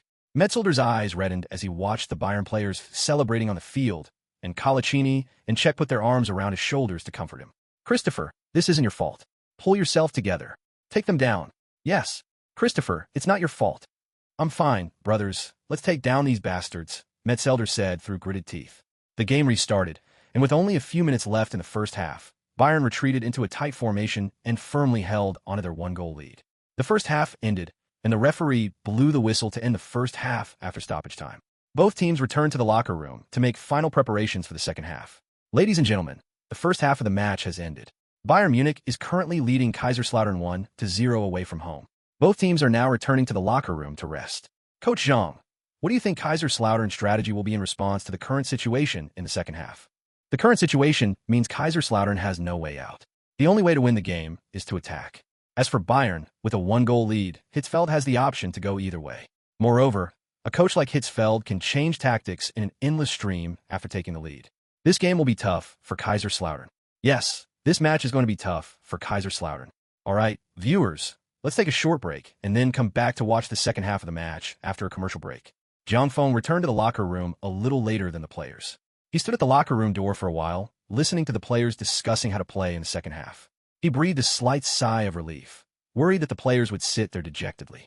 Jiang Feng walked in and clapped his hands, interrupting the players' discussion. Guys, don't worry. We still have time. Conceding one goal isn't the end of the world. Come on, listen to my instructions. Kaka, Cristiano, and Ricardo, the three of you keep attacking Effenberg. He already has a yellow card. Take him down. And whoever is in the middle, make sure to pay attention to the positions of your teammates on the wings, understand? Yes, boss. The three men nodded emphatically. Zlatan, you have only one task. Stay firmly between their three defenders, hold them back, and prevent them from making any sudden moves. Okay, don't worry, boss. Daniel, Patrice, you two take turns pushing forward. Don't give their wingers a chance to breathe. Keep them firmly pinned down in their own half. And that's it. No other way, just one method. Cross from the byline, okay? Danielle, Ivan, you need to watch out for the gaps left by Daniel and Patrice when they move forward. Don't give them any chance to counterattack. If necessary, block them in midfield, even if it means committing fouls, to prevent them from speeding up their counterattacks. Christopher, don't be sad. It's not your fault that we conceded a goal, but can you promise not to concede another one? Boss, don't worry. I promise I won't let them score again. Yes. Boss, don't worry. They definitely won't score again.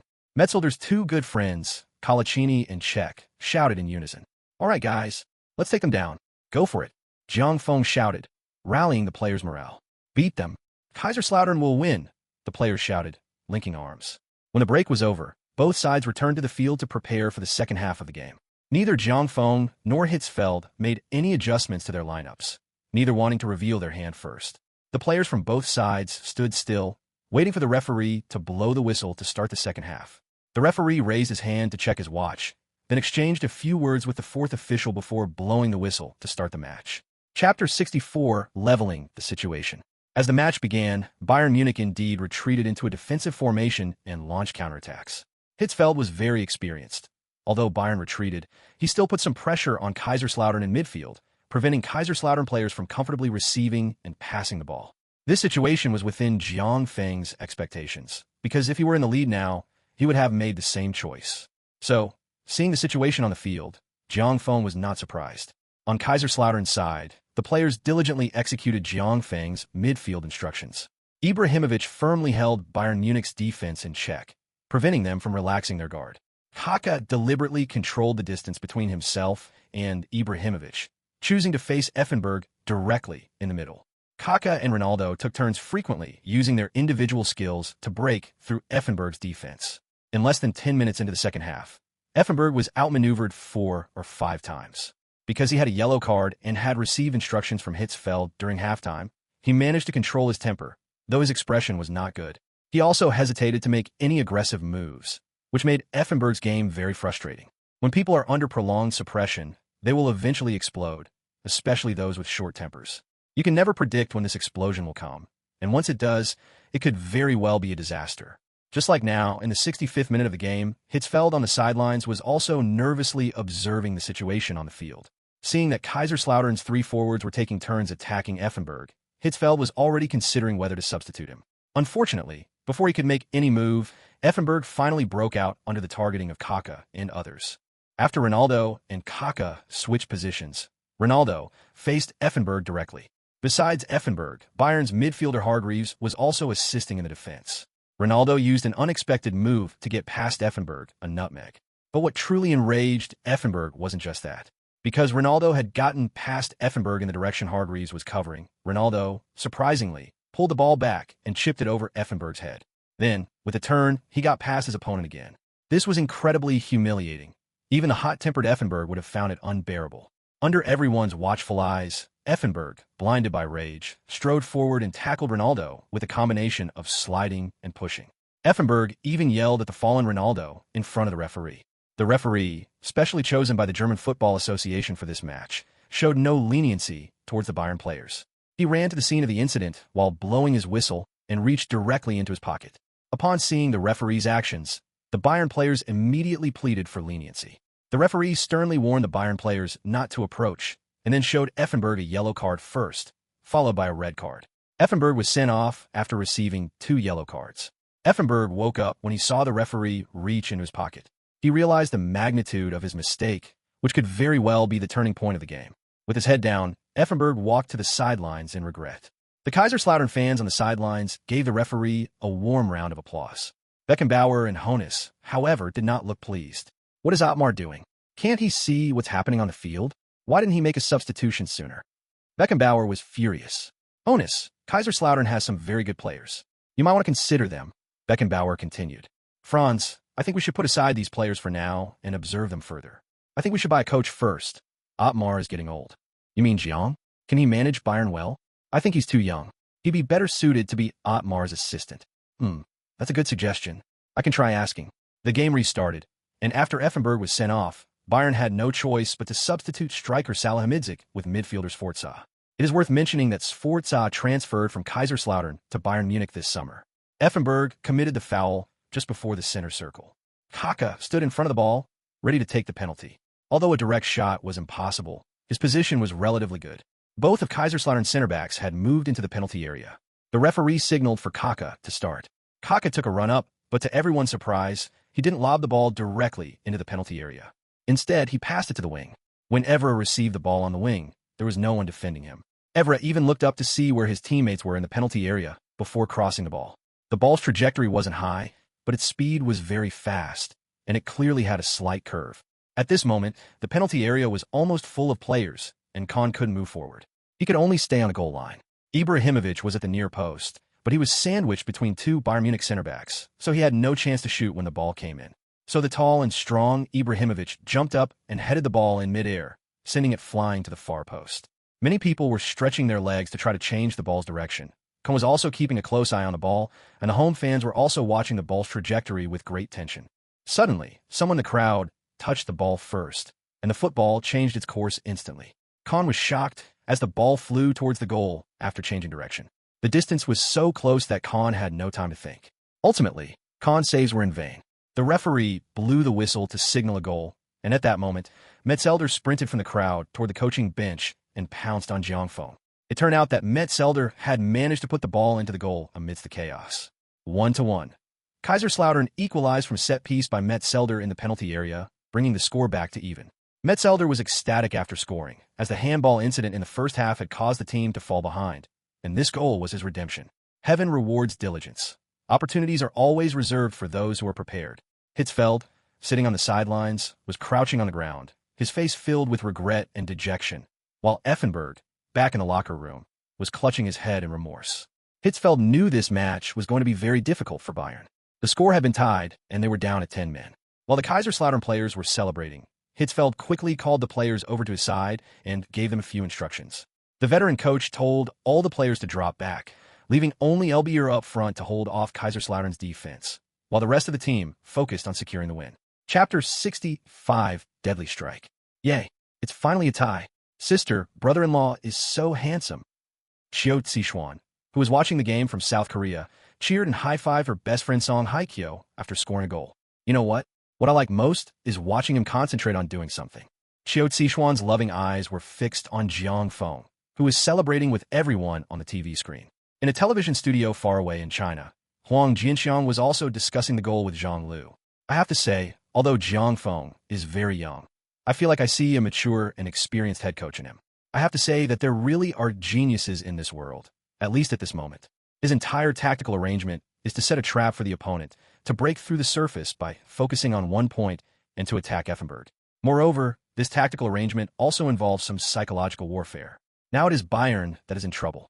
After Effenberg was sent off, Bayern were down to 10 men, including their most crucial midfielder. Although Sforza was brought on, he is probably not as good as Effenberg. The match restarted, and under Jiang Feng's command, Kaiserslautern indeed adopted a strike while the iron is hot approach, launching a full-scale attack on Bayern's defense. For the home team's fans, the match truly began at this moment. However, although Kaiserslautern's attack was very fierce, Bayern's defense was still quite good. Furthermore, because Elbier, positioned up front, consistently put enough pressure on Kaiserslautern's attack couldn't be too unrestrained.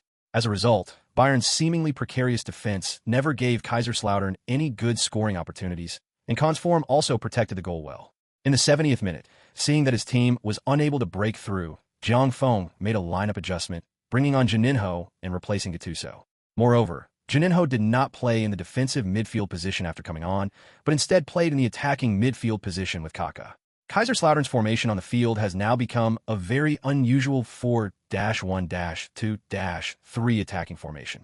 However, Jiang Feng's tactical change did not immediately produce the desired effect. Instead, he was terrified by Bayern's counterattack. In the 79th minute, Kahn saved Quaresma's shot and then launched a powerful throw-in. Sforza, who had just come on as a substitute in the second half, received the ball and immediately launched a long ball to Elbier. Elbier controlled the ball with his chest, then chipped it over his defender and turned to shake off Colaccini. He then dribbled forward, with Colaccini chasing desperately behind him.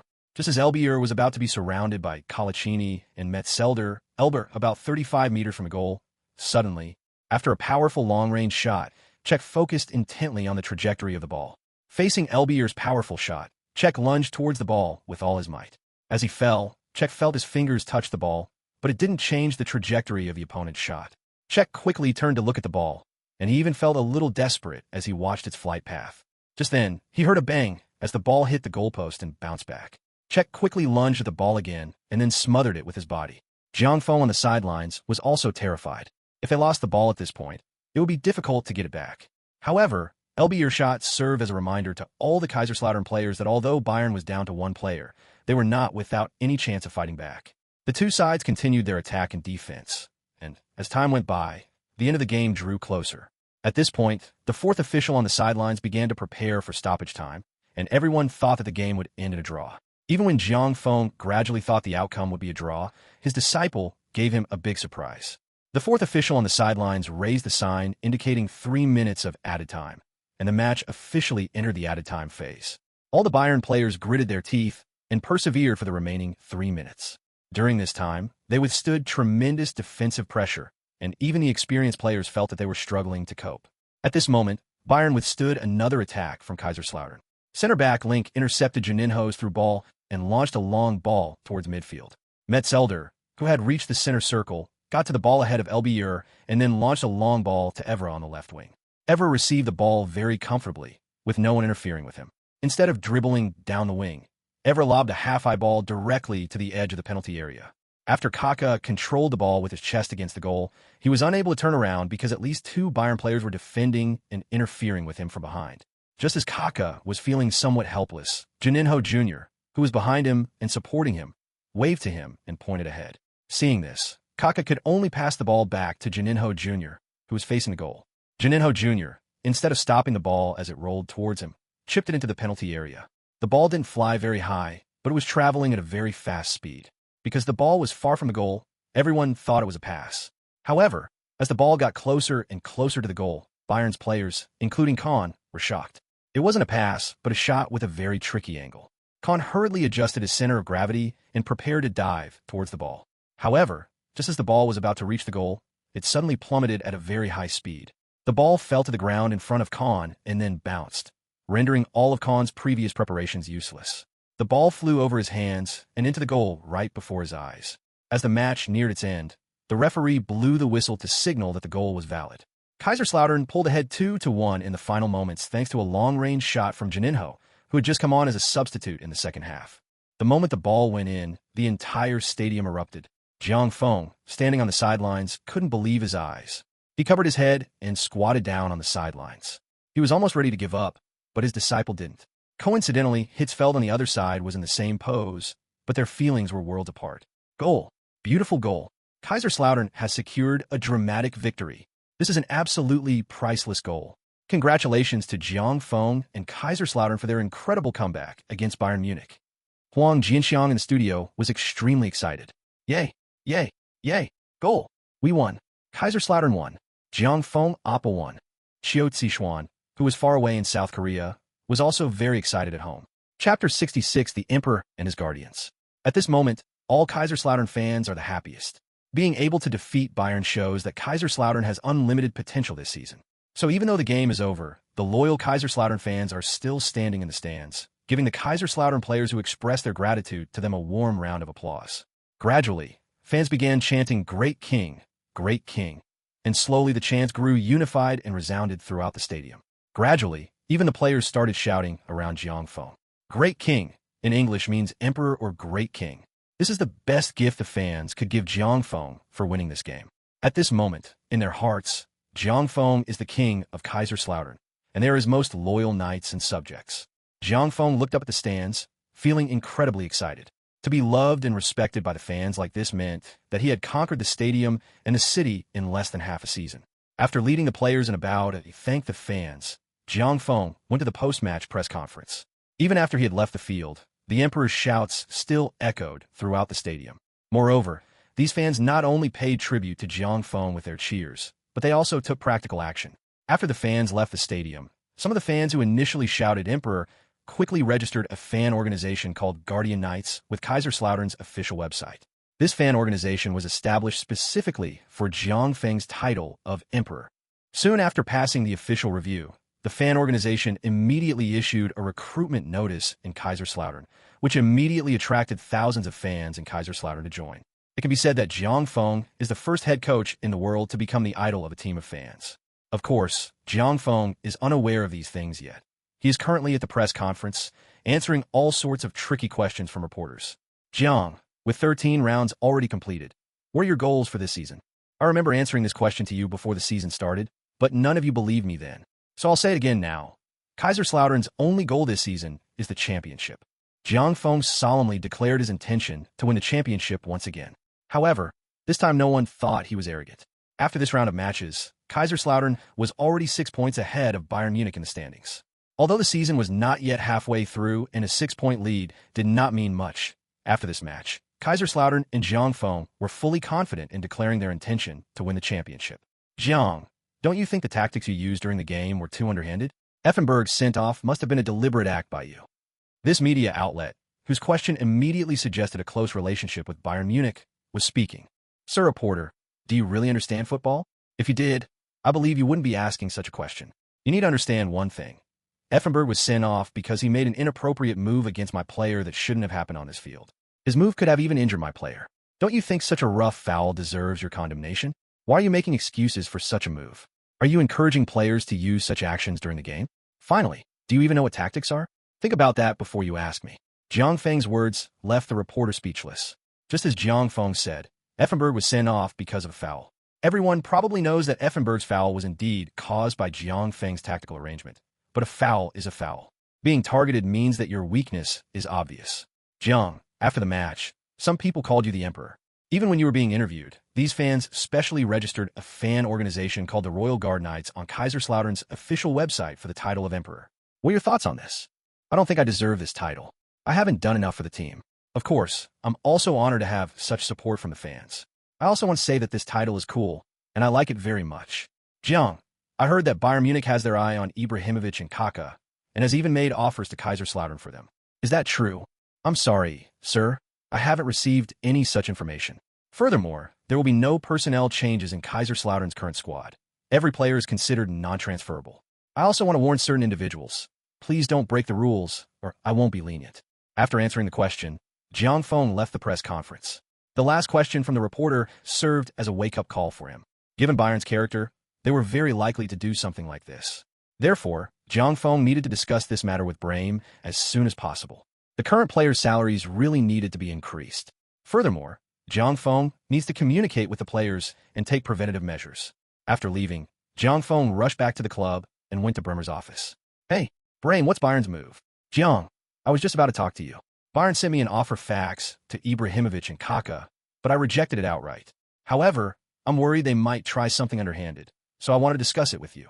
I only found out at the press conference, Brehm. These players can now have their salaries raised by a level. I'll talk to them privately and appease them. Damn it, when they can't win on the field, they resort to these underhanded tactics. Don't let me catch them doing anything wrong, or I'll make them suffer. There's nothing we can do. This is Bayern's usual tactic, unless you can actually get some solid evidence. It's all right, I'll ask Jorge. There's no need to worry about Ibrahimovic and Kaká. Ibrahimovic is now a player under Jorge, and Jorge will contact me if anything happens. As for Kaká, it's fine too. His father is a very nice person.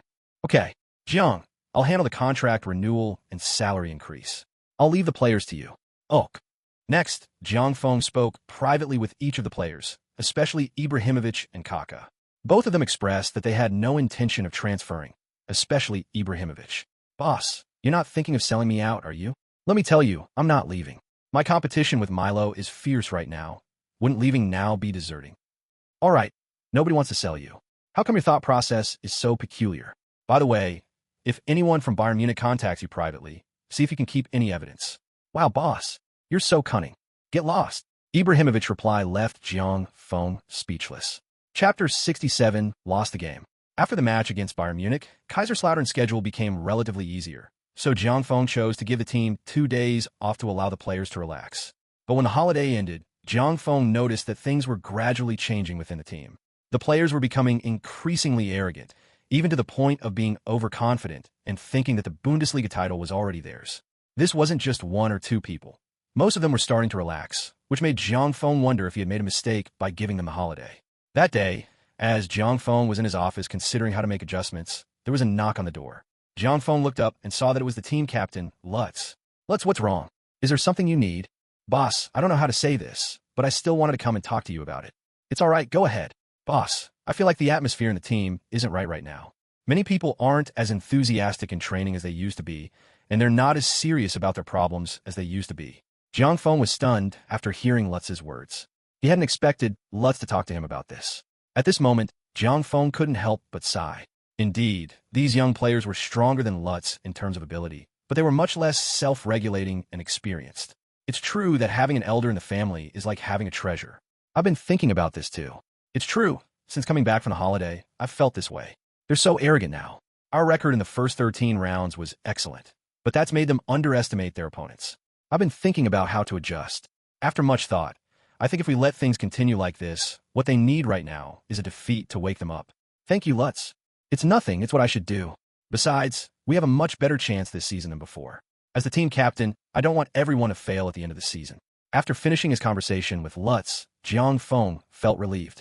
No team has a smooth journey all the time. Everyone encounters problems. Young people, in the process of growing up, always have to get back up on their own after falling down. The 14th round of the league began as scheduled, with Kaiserslautern hosting Hamburg at their home stadium.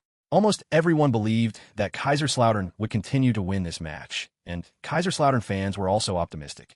They believed that no team in the Bundesliga could stop them from advancing. Before the match, the players were very relaxed in the locker room, and even thought that Jiang Feng was making a fuss over nothing. However, once the match started, the performance of the players on the Kaiserslautern pitch was a huge blow to everyone.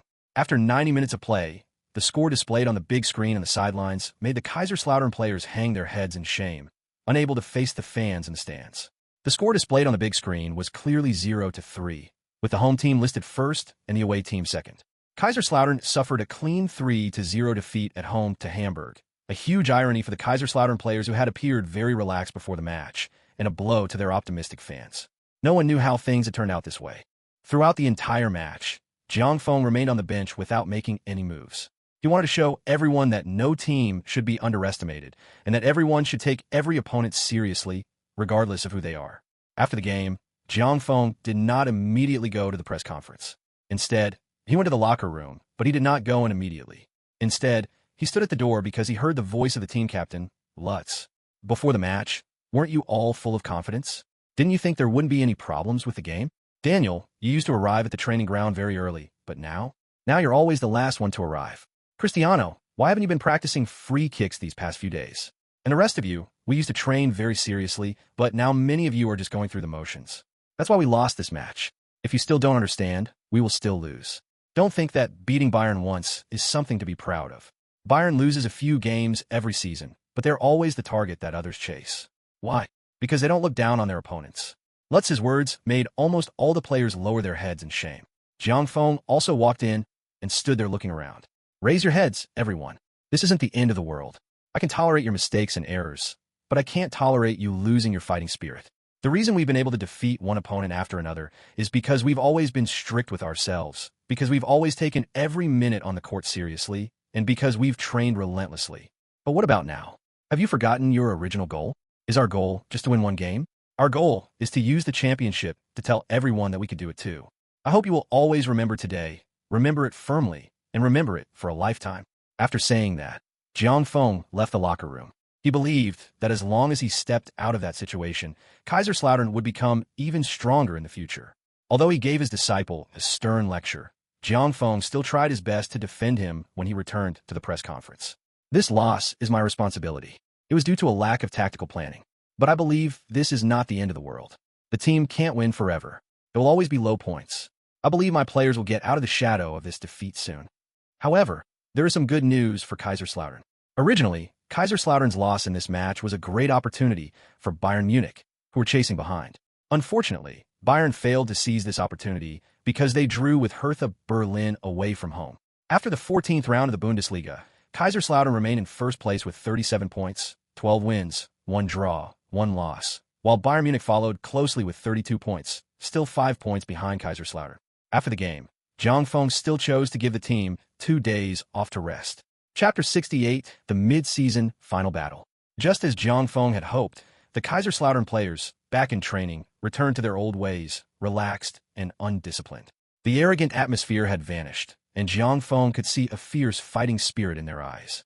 Although no one said anything to Jiang Feng like, "I'm wrong," they were all showing him their attitude through their actions. With their fighting spirit restored, Kaiserslautern has also regained their formidable strength in the league. In the 15th round of the league, Kaiserslautern faced Rostock away. Perhaps Hamburg's victory over Kaiserslautern at home in the previous match gave Rostock a false sense of security, as Rostock surprisingly chose to play an attacking game against Kaiserslautern in this match. In the first 10 minutes of the match, Rostock did have a slight advantage at home, but after 10 minutes the two sides switched positions and Kaiserslautern firmly took control of the game. Until the end of the match, no matter how the coach made adjustments, Rostock's situation on the field did not improve. The score displayed on the big screen after the match left the home team's players and fans feeling extremely ashamed. After the referee blew the final whistle, chants of "sack him" and "sack him" rose and fell from the stands. 6-0, that was the final score. Rostock was thrashed by Kaiserslautern at home. The league continues. The 16th round of matches resumed a week later. This time, Kaiserslautern returned to their home ground to face Werder Bremen. Kaiserslautern continued their winning streak, defeating their opponents 2-0 after 90 minutes of play, fueled by the cheers of their home fans. After this round of matches, Kaiserslautern will also face the final match of the first half of the league season. The completion of this match also marks the start of the Bundesliga's winter break. Among the top 5 European leagues, the Bundesliga has the longest winter break. The reason is quite simple. German winters are too cold, making it unsuitable for both players on the field and fans in the stands. Therefore, the Bundesliga usually finishes the first half of the season around Christmas, while the second half begins in late January. The Bundesliga's winter break this season is from December 24th to January 20th, which is about 4 weeks. However, Kaiserslautern cannot relax yet, as their opponent in the last match of the first half of the season is no pushover. In the 17th round of the league, Kaiserslautern will host Borussia Dortmund at their home ground. Kaiserslautern are eager to end the first half of the season on a high note, while Borussia Dortmund are currently behind Schalke 04 in the standings and should not be underestimated. December 23rd arrived quickly, and the match between the two teams was scheduled for 5 p.m. Jiang Feng fielded the exact same starting lineup as he did against Bayern Munich in this match. Borussia Dortmund's starting lineup is as follows: goalkeeper Lehmann, defenders Warnes, Reut, Kohler, and Madani, midfielders Rosicky, Heinrich, Didi, and Stevic, and forwards Everton and Kohler. This match garnered significant attention, with many media outlets highlighting Dortmund's desire for revenge. Here, it's worth mentioning the background. Dortmund's current head coach was Sammer, who was also Stuttgart's head coach at the beginning of this season. Sammer was sacked after only 4 games in charge of Stuttgart this season, and the media believes that the trigger for his dismissal was the match against Kaiserslautern. Meanwhile, Dortmund's original head coach resigned due to health reasons, so Sammer quickly took over as Dortmund's coach in the 10th round of the league. Therefore, this match attracted a lot of media attention, with many saying that it was Sammer's redemption game. The match quickly began with the referee's whistle. After the match started, Dortmund did not launch an attack as the media had predicted. Instead, they made many defensive arrangements in the midfield and backfield. As a result, Kaiserslautern's attack was not very effective in the early stages. Judging from the situation of the match in the first 10 minutes, Sammer had indeed studied his opponent carefully. Watching the intense match from the sidelines, Jiang Feng felt both helpless and gratified. He was helpless because many teams now chose a defensive counterattacking style when facing him, even traditional powerhouses like Borussia Dortmund. He was gratified because when many teams chose this tactic, it meant that they were starting to fear him from the bottom of their hearts, and that this was a sign of a strong team. However, if you feel fear before the competition even begins, it means you've already lost 3 points before the game even starts. What makes a strong team? It's a team that can find the weaknesses of its opponents no matter what tactics they employ. Since winning against Bayern Munich and experiencing the defeat, Kaiserslautern now possesses some of the characteristics of a strong team. Just like in the current match, although Sammer's setup did cause a lot of trouble for Kaiserslautern's attack in the first 10 minutes, Jiang Feng didn't need to do anything specific. The Kaiserslautern players in the match had already learned how to adjust because Jiang Feng often explained and guided them on these things in daily training. As the tactical core of Kaiserslautern, Kaka immediately slowed down the pace after the team's attack failed to produce results for 10 minutes. He completely reduced the speed and instructed his teammates to pass the ball around in the backfield, allowing them to calm down from their previous frenzy and slowly look for weaknesses in the opponent's defense.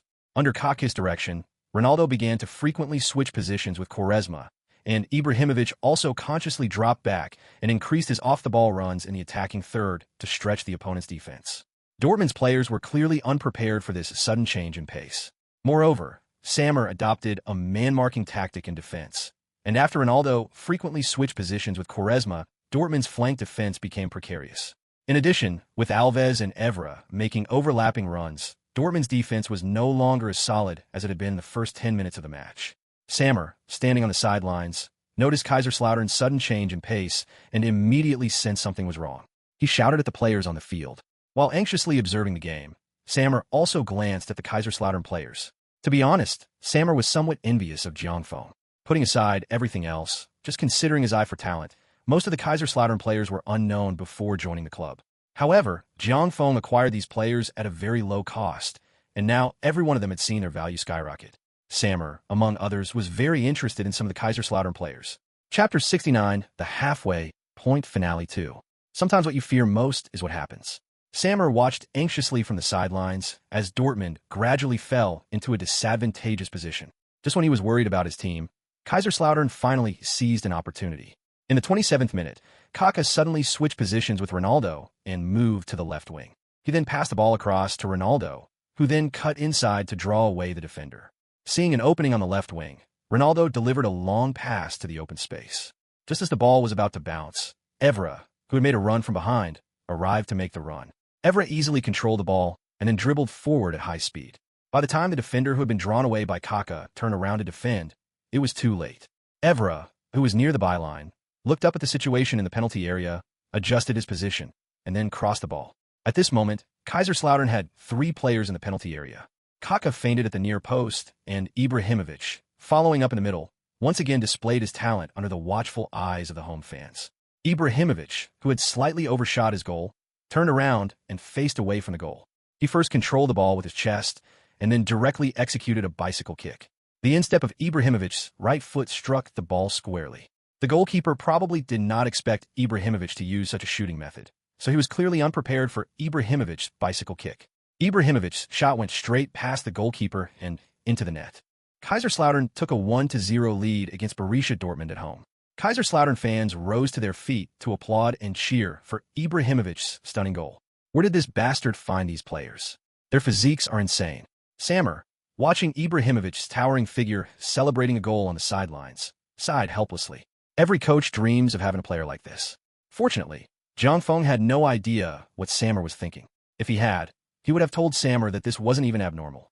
The truly abnormal physical condition belonged to Drogba, who hadn't even played yet. That was truly explosive.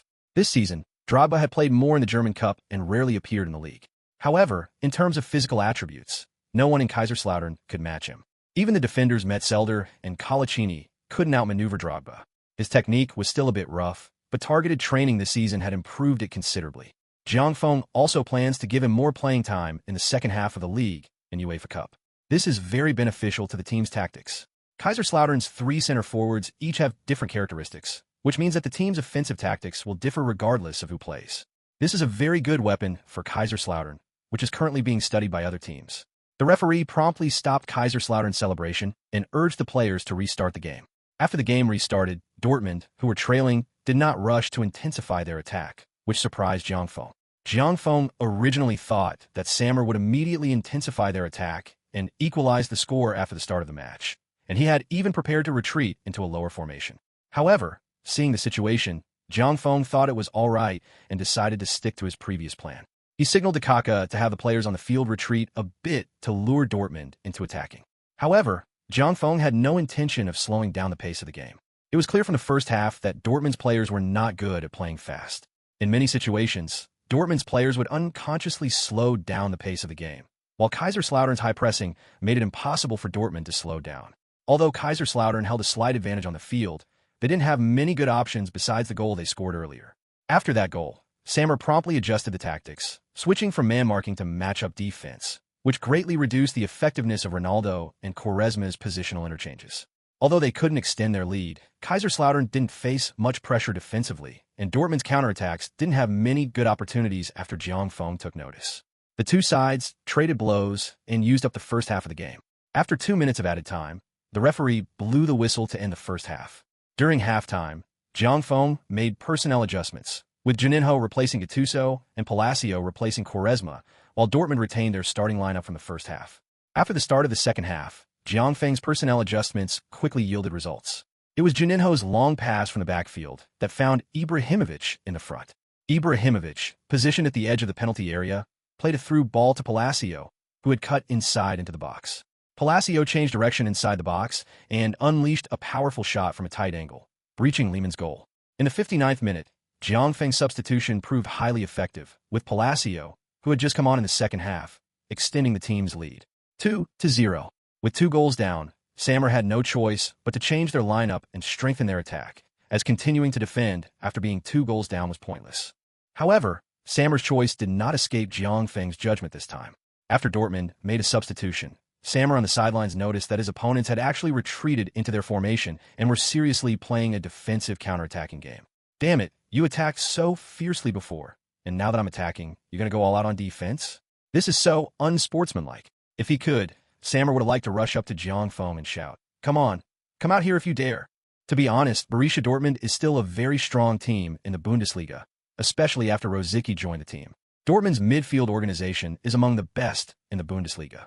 Dortmund's all-out attack put a lot of pressure on Kaiserslautern. In the 76th minute, it was Rosicky's through ball in the attacking third that allowed Everton to beat the offside trap and score with a low shot over Czech's block. 2-1, Dortmund's strong attack pulled one back for themselves. After seeing his team pull one back, Sammer on the sidelines felt a renewed sense of hope and immediately played all his cards, bringing on a striker to replace a midfielder, going all in. However, this substitution did not bring good results to the team, but instead made Dortmund's attacking line chaotic. Neither side scored again in the remainder of the match, and the score remained 2-1 until the final whistle. Chapter 70 Revenge. After the match against Borussia Dortmund, the Bundesliga winter break officially began with the final group meeting before the break on the second day after the match. Guys, the winter break officially begins today. Your enjoyable vacation has officially begun.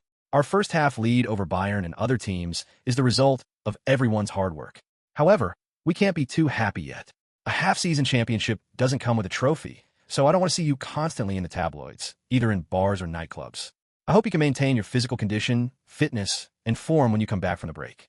Anyone who doesn't listen will be benched, understand? Okay, dismissed. Understood, boss. A holiday is always a joy, especially for these young guys from Kaiserslautern. Ronaldo is already discussing with Kaka and a few others where to go on vacation. After the players left, Jiang Feng and the other coaches also began their holidays. Kaiserslautern did not make any player changes during this winter break. After Bayern Munich poached some players last time, Kaiserslautern renewed their contracts and increased their salaries in advance to prevent personnel changes during the winter break. Moreover, thanks to Jiang Feng's connections, many Kaiserslautern players are now under Mendez's wing, including Cristiano Ronaldo, Ibrahimovic, Quaresma, Palacio, Metzelder, and Drogba, making negotiations relatively simple. However, while everyone else was on holiday, Jiang Feng still had something to do. Bayern's poaching of players had made Jiang Feng very angry. Moreover, Ibrahimovic later told Jiang Feng that Bayern had privately asked them to put pressure on the club and promised them a high signing fee. Although this was a common practice for Bayern, Jiang Feng felt that they should retaliate. After that incident, Jiang Feng had Brehm contact a player currently in Bayern Munich's youth academy. They maintained contact during this time. Jiang Feng remembered this player because of a system recommendation, Bastian Schweinsteiger. Schweinsteiger joined Bayern's youth academy in 1998. According to Brehm's information, Schweinsteiger is currently 16 years old and still in the youth academy, playing as a winger. However, Jiang Feng remembered that Schweinsteiger later became a key defensive midfielder for both the German national team and Bayern Munich, and even served as the captain of the German national team for a long period. He just didn't know when he switched from winger to defensive midfielder. Since he was so successful, Jiang Feng believed that buying Schweinsteiger should also allow him to develop him. What Jiang Feng didn't know was that Schweinsteiger also longed to join Kaiserslautern. He was very excited when he learned through his agent that Kaiserslautern wanted to sign him.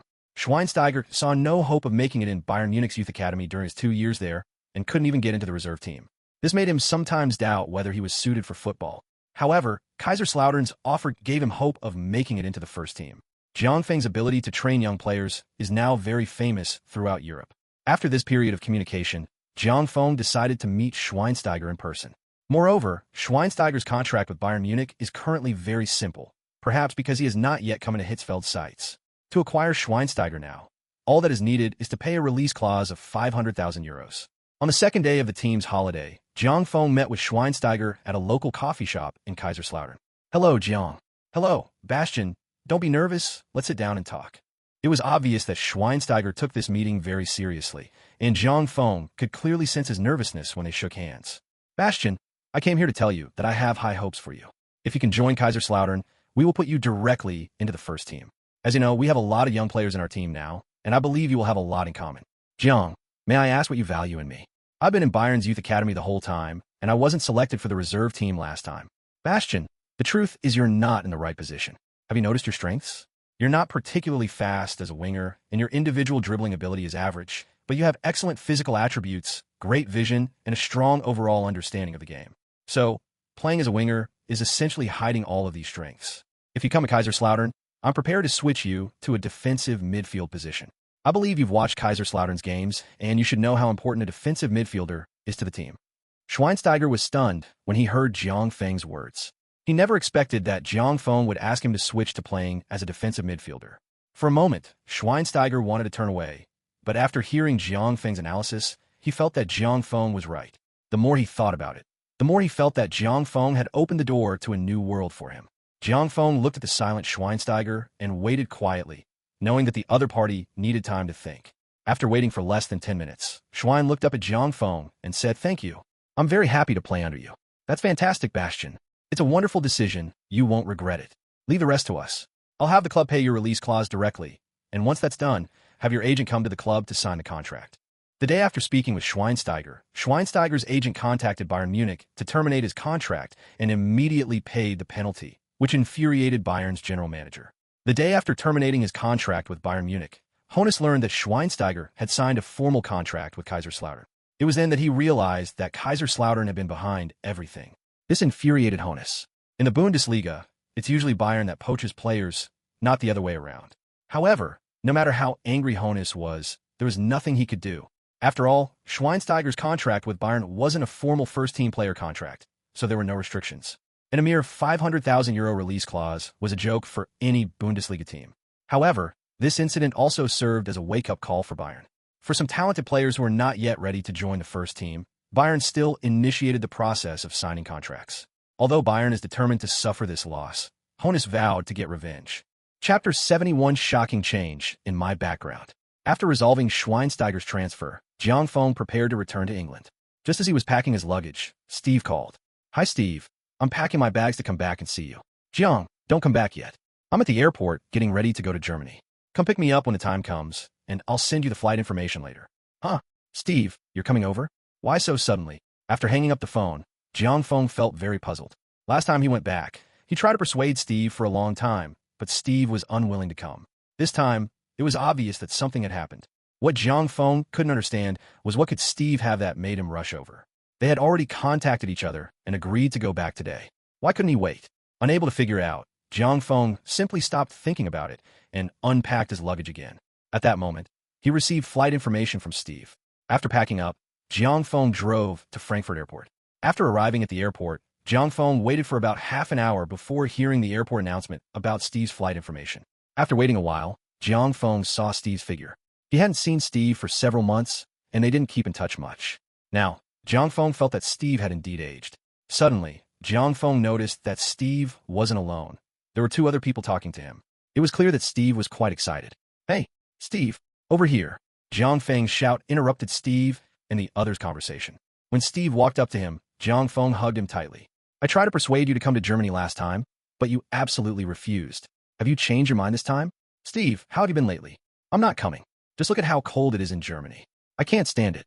After releasing Jiang Feng, Steve first looked Jiang Feng up and down, then smiled happily. "Hey kid, I saw your news in England. That was great." "Really?" "Steve, don't worry. This is just the beginning. It will get even better in the future." Okay.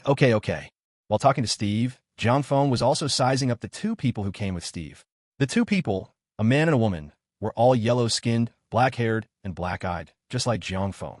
They were obviously Asian. Moreover, the more Jiang Feng looked at the middle-aged man, the more familiar he felt. It was as if he had seen him somewhere before, but he couldn't remember. Before Steve could introduce Jiang Feng, the middle-aged man spoke up, and what he said made Jiang Feng freeze on the spot. "Xiao Feng, I am your uncle. My name is Chun Yuanlang, and she's your aunt and my wife Lu Yueru." Jiang Feng didn't respond. When the person on the other end said that it was his uncle, he finally realized where the familiar face came from. It was the face of his mother in his memory. After listening to what the other person said, the figure deep in his memory slowly and clearly emerged. At this moment, Jiang Feng couldn't figure out whether he was the Jiang Feng of his past life or the Jiang Feng of this life. But when this figure appeared in his memory, he still felt a sense of sadness. "Jiang, he really is your uncle, your mother's younger brother," Steve explained from the side.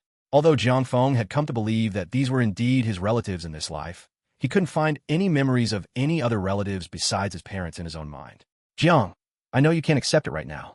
Let's go back first, and I'll explain it to you when we get back." Steve pulled the stunned Jiang Feng back to reality. Jiang Feng then drove back to Kaiserslautern with the three of them. In Jiang Feng's apartment, after listening to several people's detailed explanations, Jiang Feng finally understood the cause and effect of the matter. Jiang Feng felt that it was a plot that couldn't be more melodramatic than the most melodramatic story ever. Jiang Feng's father, Jiang Mingchun, is a British Chinese. He met Jiang Feng's mother, Chun Ziyue, while studying in China. The two fell in love at first sight. Chun Ziyue and Qin Yuanlang are siblings. The Qin family has been in business for generations and is now a well-known business family in Shanghai. The Tianlong Group, worth billions in Shanghai, is one of the Qin family's businesses. Such a family would certainly look down on Jiang Mingchun, a lone British Chinese, so the Qin family has always disapproved of their relationship. Just like in the novel, Chun Ziyue and Jiang Mingchun eloped to England without leaving a message and disappeared from China. What made the Chun family even more desperate was that after Jiang Mingchun and Chun Ziyue arrived in England, they did not stay in Jiang Mingchun's original city. They were gone for nearly 30 years. During this time, the two of them had no contact with the Chun family at all. Although the Chun family still had some connections in China, they were struggling financially abroad. This is why Jiang Feng has no information about his relatives other than his parents in his memory. The reason he was able to find Steve this time was because Chun Yuanlong's son saw Jiang Feng on the sidelines while watching the game. He thought Jiang Feng looked somewhat like the photos of his aunt that his father often showed him, and that's how this happened. Xiaofeng, I know this is all a bit sudden for you, but no matter what, we are family. My father, your maternal grandfather, has been gone for many years. Before he passed away, he told me to find your mother. He said the only thing he regretted in his life was stopping your father and mother from getting together. Otherwise, he wouldn't have been unable to see your mother before he passed away. Now your maternal grandmother is also very old and doesn't have much time left. Although your parents have passed away unexpectedly, we still feel that if you can go and see your maternal grandmother, it will fulfill one of her wishes. Jiang, I think you should go, Steve also advised. Uncle, I didn't say I wasn't going. Actually, I just find it a bit unbelievable. In my memory, my parents have never mentioned these things and they passed away when I was very young, so their memories of me are even a bit blurry. But your visit today has brought them back into sharper focus. How about this, Uncle? Aunt, I'll pack up and go back with you, Jiang Feng said after a long silence. Okay. Qin Yuanlang and his wife were very excited and happy after hearing Jiang Feng's reply. And Xiaofeng, if possible, could you take your parents' ashes back with you? I'd like to place them with your maternal grandfather. After a while, Qin Yuanlang hesitated before asking Jiang Feng. Jiang Feng did not answer his uncle's request immediately, but lowered his head and thought for a while before replying. Okay, maybe for my mother, their marriage being approved by the elders was her dream. Although she couldn't achieve it when she was alive, it's okay to do it now. In that case, we'll go to England first and then go back. Jiang Feng felt that his uncle's suggestion might be a way to fulfill his deceased mother's dream. So he agreed after thinking about it. Chapter 72, Going Home. To be honest, even after returning to Frankfurt Airport and boarding the plane to London, Jiang Feng still found it somewhat unbelievable. He really didn't expect such a melodramatic plot to happen to him.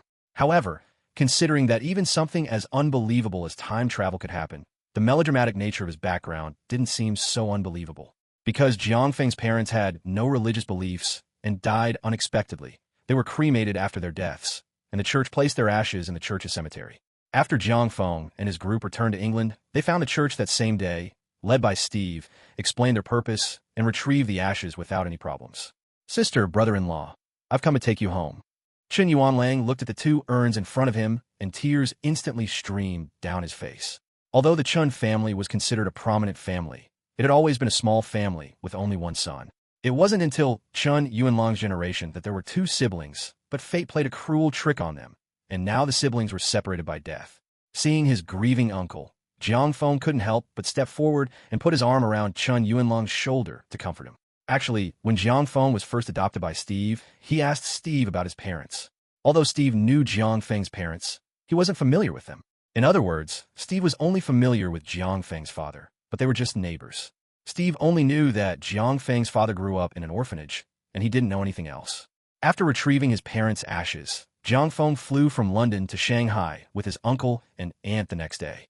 Jiang Feng originally planned to spend a few days in England with Steve during this holiday, and then fly to South Korea to meet Xiao Zixuan. But this incident has also put his trip to South Korea on hold. After a flight of more than 10 hours, Jiang Feng and his group's flight landed at Shanghai's International Airport. The Qin family's car was already waiting at the airport exit.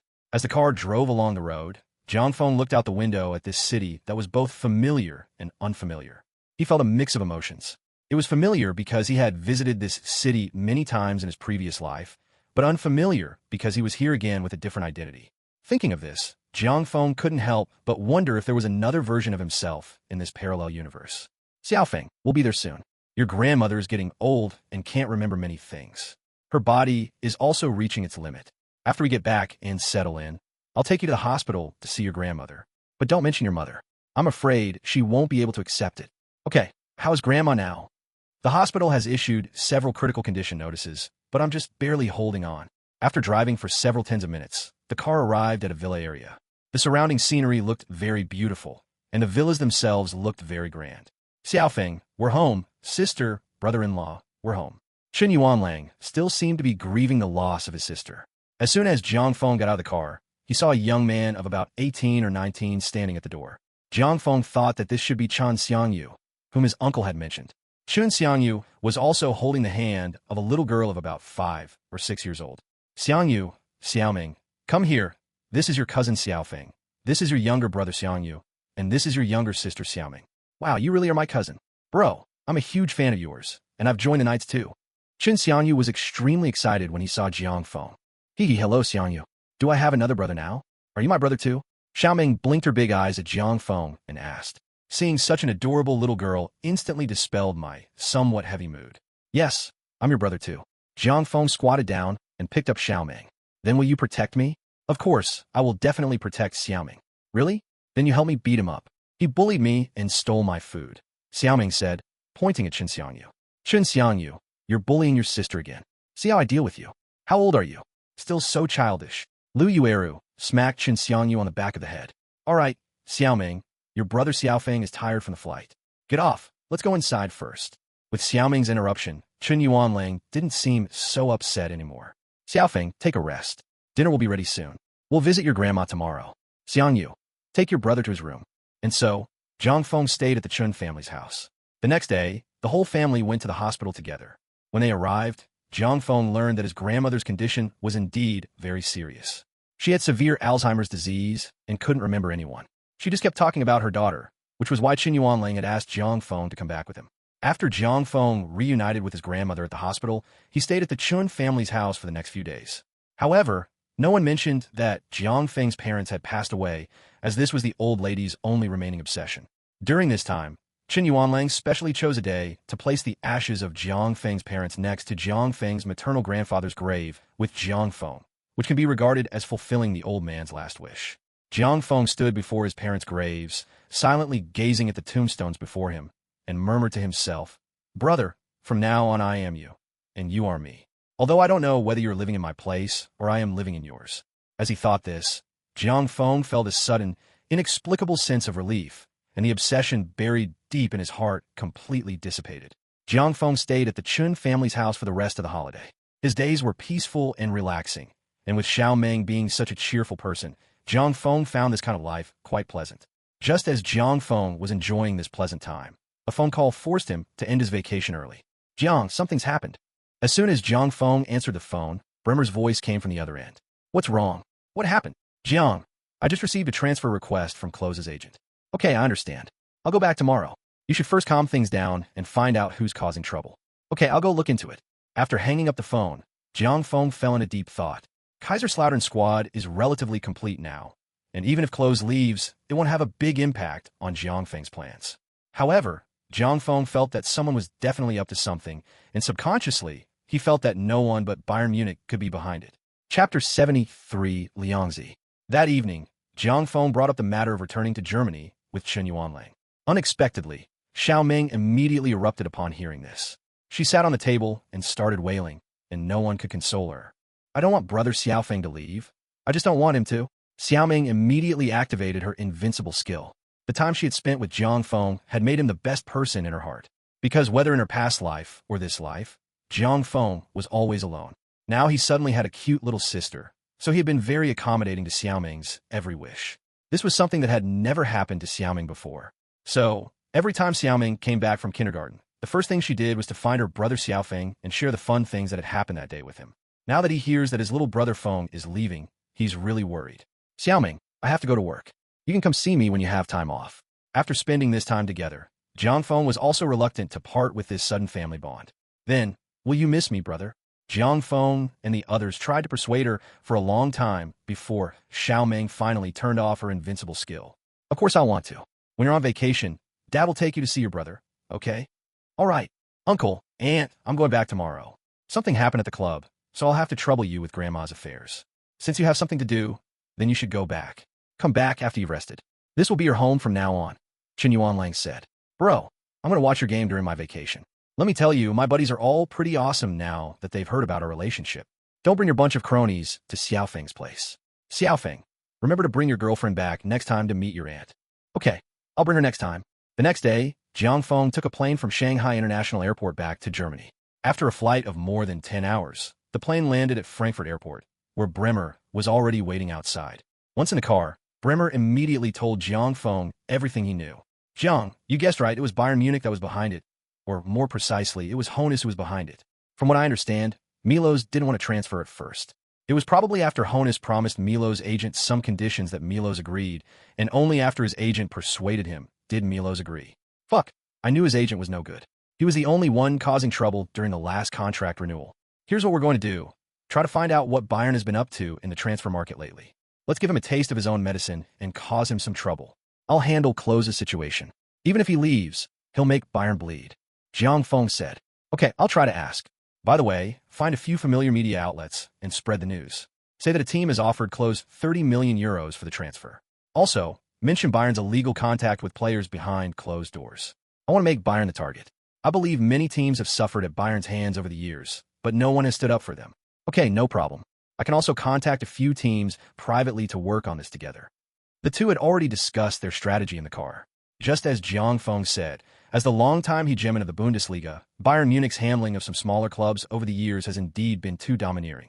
In the past, many smaller clubs relied on teams like Bayern to survive, so they didn't dare to resist even if they broke the rules.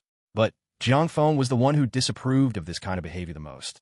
Actually, the feud between Jiang Feng and Bayern began when Bayern secretly contacted Ibrahimovic last time. Later, the transfer of Schweinsteiger, which was orchestrated by Jiang Feng, made the relationship even worse. This time, Klose's transfer was obviously Honus' revenge. In addition, before the start of this season, Klose was originally going to join Bayern, but Jiang Feng stopped him. Upon their return to the club, Jiang Feng immediately notified Klose and his agent, asking them to come to the club to discuss the transfer. Jiang Feng waited in the office for less than half an hour when there was a knock on the door. Please come in. Hi, Jiang. How have you been lately? Klose's agent, Shord, led Klose into Jiang Feng's office, greeting him with a smile, while Klose kept his head down. I was on vacation, but now I have to cut my vacation short. What do you think of me? Milo, what's wrong? Aren't you going to say hello to me now? Jiang Feng retorted directly to this person he really disliked. Boss, I'm sorry. Haha. Jiang, there's nothing we can do about it. Milo is still young, and Kaiserslautern can't guarantee him a starting position, but other clubs are willing to. So people always want to move up, right? I think you know that now Milo wants to transfer and hopes you can agree. Short, I agree with what you said. I don't know what Bayern promised you. Since you want to leave, fine. But let me tell you, Short, Milos just signed a contract extension with the team for 5 years. Remember, it's 5 years. Go tell Honus not to think about taking Milos away without 50 million, at least not for the next 5 years. Jiang, don't go too far. 50 million? Why don't you just rob someone? Well, I'm sorry, but you can just let Milo stay in Kaiserslautern for the next 5 years. I'll make sure he's always on the bench. I wonder if Bayern will still want him after 5 years. Boss, you. All right, Milo, stop talking. You know you're a professional player. As a professional player, you have to abide by professional ethics. Why are you contacting other teams privately? If you have any needs, you can tell me. Jiang, this is coercion. I can sue you. Sure, do as you please. All right, you can leave now. I have something to say to Milo. Jiang Feng directly gave Klose's agent the order to leave. Schroeder, you should go back first. Seeing that his agent was still reluctant to leave, Klose also advised him. Milo, what exactly happened? Why did this happen? Jiang Feng asked after Shord left. Boss, I'm sorry. I didn't know things would turn out like this. Milo, you've seen our results this season, and you've contributed to them. Your rapid growth this season is undoubtedly due to the competition between you and Zlatan. If there's a better place, I won't refuse to let you go, but I want to tell you that Bayern Munich isn't the best choice for you right now. I don't know what they told you, but you might not even have a place at Bayern. Milo, tell me, do you want to leave? As long as you say you want to leave, I promise I won't hold you back. Boss, I didn't really want to leave. Scherzer told me that Bayern would give me a starting position and a raise. He said a lot, but I didn't want to leave. Later, I couldn't leave even if I didn't want to. Okay, Milo, if you don't want to leave, then don't worry about the rest. Go on vacation somewhere. And one last thing, terminate your contract with that lousy agent. I'll have Jorge contact you later. Chapter 74 Attempt to steal a chicken backfires. After Close left, Jiang Feng immediately contacted Bremer. Bremer, I've taken care of things with Milo. He'll stay. Okay, shall I continue? Of course, we must teach them a lesson this time. Okay, don't worry, I've contacted several clubs, and there will be reports tomorrow. Well done. While Jiang Feng was discussing with Brame how to trick Bayern Munich, Close's agent was also contacting Honus. Hey, buddy, how's it going? Mr. Uli, well, I'm really sorry. Things have taken a turn for the worse. Jiang is back, and Milo and I just went to see him. What's wrong? What good will his return do? Don't forget what you promised me. You've already taken the money. If you can't handle this, I can make it impossible for you to move an inch in German football. What exactly happened? Well, Mr. Uli, Jiang said that unless a team can come up with 50 million euros, he would rather let Milo rot on the bench for 5 years. As you know, Milo just renewed his contract with Kaiserslautern for 5 years. 50 million? Why doesn't he just rob someone? This is outrageous. Fuck you, you idiot. Anyway, I don't care. You promised me you'd handle this. Mr. Uli, listen to me. Could you perhaps speak with Milo and persuade him? If Jiang Feng heard Short's suggestion at this moment, he would probably be very grateful to Short. He really didn't expect Short to give Honus such an idea. Contact Milo first, then let me know. Honus couldn't suppress his anger and agreed to Short's suggestion, which he later deeply regretted. After hanging up the phone, Skoder contacted Close. Close had originally intended to terminate his contract, but after hearing what Skoder said, he remembered Jiang Feng's instructions. Okay, Scott, what time? Where?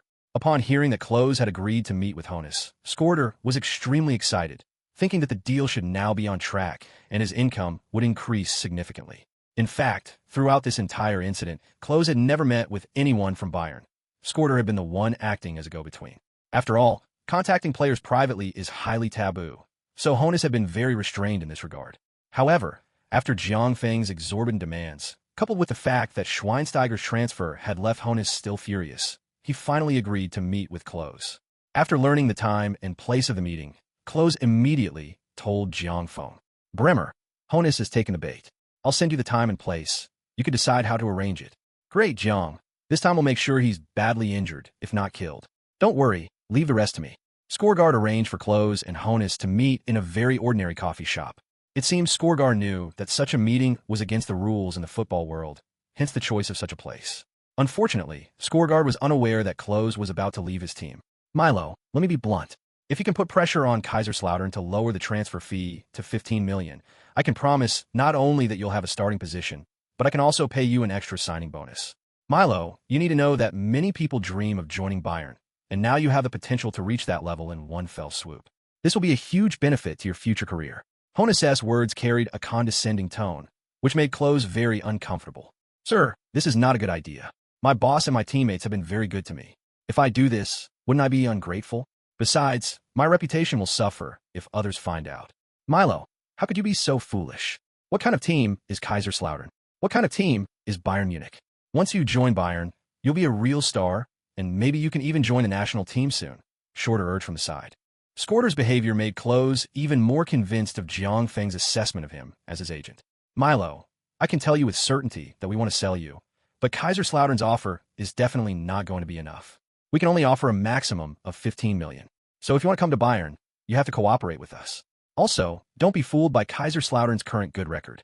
In the second half of the season, as long as Bayern plays to their strength, Kaiserslautern will not be able to maintain their current advantage. Honus said with an air of authority. What he didn't know was that his attitude made Close dislike him even more. More importantly, neither he nor Short knew that there was a recording pen working normally under the table in the private room they were sitting in, and a camera in a flower pot next to them was pointed at them. Sir, I feel that Bayern's actions are disrespectful to me. I need to think about it carefully. I'll be leaving now. After saying that, Close got up and left, completely ignoring Short's attempts to stop him. Mr. Uli, don't worry. I'll go and try to persuade him again. Humph, Short, I'm warning you. Now that you've taken the money, if you can't handle this, you can forget about ever working in Germany again. After leaving the coffee shop, Close immediately contacted Jiang Feng and told him about the situation. All right, that's all for you now. Just relax and enjoy your vacation. Ignore any interviews you receive. Jiang Feng chuckled on the phone, giving instructions. He hadn't expected things to go so smoothly. Now the evidence was plentiful. Less than an hour after I arrived in the office, Bremer arrived, and Frederick arrived as well. Mr. Chairman, what brings you here? Huh? How could I miss such a big opportunity? Jiang, you really are a lucky star. I never thought that someone as shrewd as Honus would fall for it. He's in big trouble now. It's not that I'm good, it's that he's blinded by hatred. Next, in Jiang Feng's office, the three of them carefully reviewed the next action plan, considering each step to see if there were any loopholes. Meanwhile, Frederick would contact the heads of other clubs to jointly put pressure on the German Football Association. Although Bayern Munich dominated the Bundesliga, the league system was composed of all clubs and could not be Bayern's sole decision-making power. Other clubs still had a voice. Over the years, through Frederick's introduction, Jiang Feng knew that many clubs, such as Borussia Dortmund, Schalke 04, and Werder Bremen, had many grievances against Bayern for some of its practices. This time, Bayern Munich and Honus can be said to have tried to steal a chicken, but ended up losing the rice instead. Chapter 75 Things have gone wrong. Over the years, whenever other teams have some talented players, Bayern Munich has tried to poach them. As for why this hasn't been exposed, or why they haven't sold them to teams in other leagues, this is where Bayern has done its best. Every time they buy a player, Bayern pays the entire transfer fee in one lump sum, unlike some teams in other leagues who choose to pay in installments. So even though people know that Bayern has violated some rules in their operations, there's never been any bad news about it, and no one has any evidence. With solid evidence this time, and with Kaiserslautern taking the lead, how could those clubs that have long harbored resentment towards Bayern not take advantage of their misfortune? Just like the 6 states joining forces to resist Qin, everyone has suffered under Qin for too long. The day after Honus and Klose met, many German newspapers broke the news that Bayern Munich had been secretly contacting players from other teams.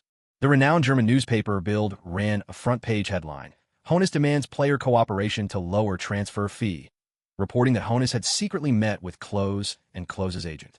The article published Honus' words verbatim, and Bild also used a very clear photograph. This instantly ignited the entire German football world. This was only the first step for Jiang Feng and his team. Shortly after the news broke in Bild, a local television station in Kaiserslautern, Germany, released a video of the entire secret meeting between Honus and Klose. In the video, Honus clearly asked Klose to cooperate in putting pressure on Kaiserslautern. Moreover, the conversation between Honus and Skorder at the end fully explained the roles played by Honus and Skorder in the whole incident.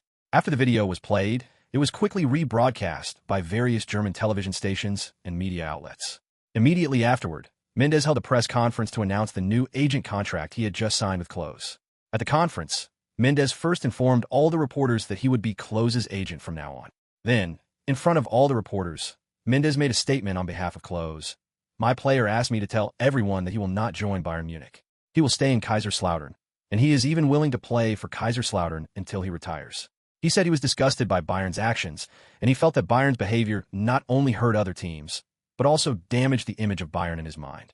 Klose's statement immediately made Honus a laughingstock at Bayern Munich. The video showed Honus speaking with absolute certainty, which contrasted sharply with Klose's statement. This series of 3 moves put Bayern Munich and Honus in the spotlight, with countless reporters requesting interviews with Bayern. At this point, Honus realized he had been tricked. Bang! That was the sound of a cup hitting the ground. "Fuck, you bunch of bastards, sons of bitches, fuck."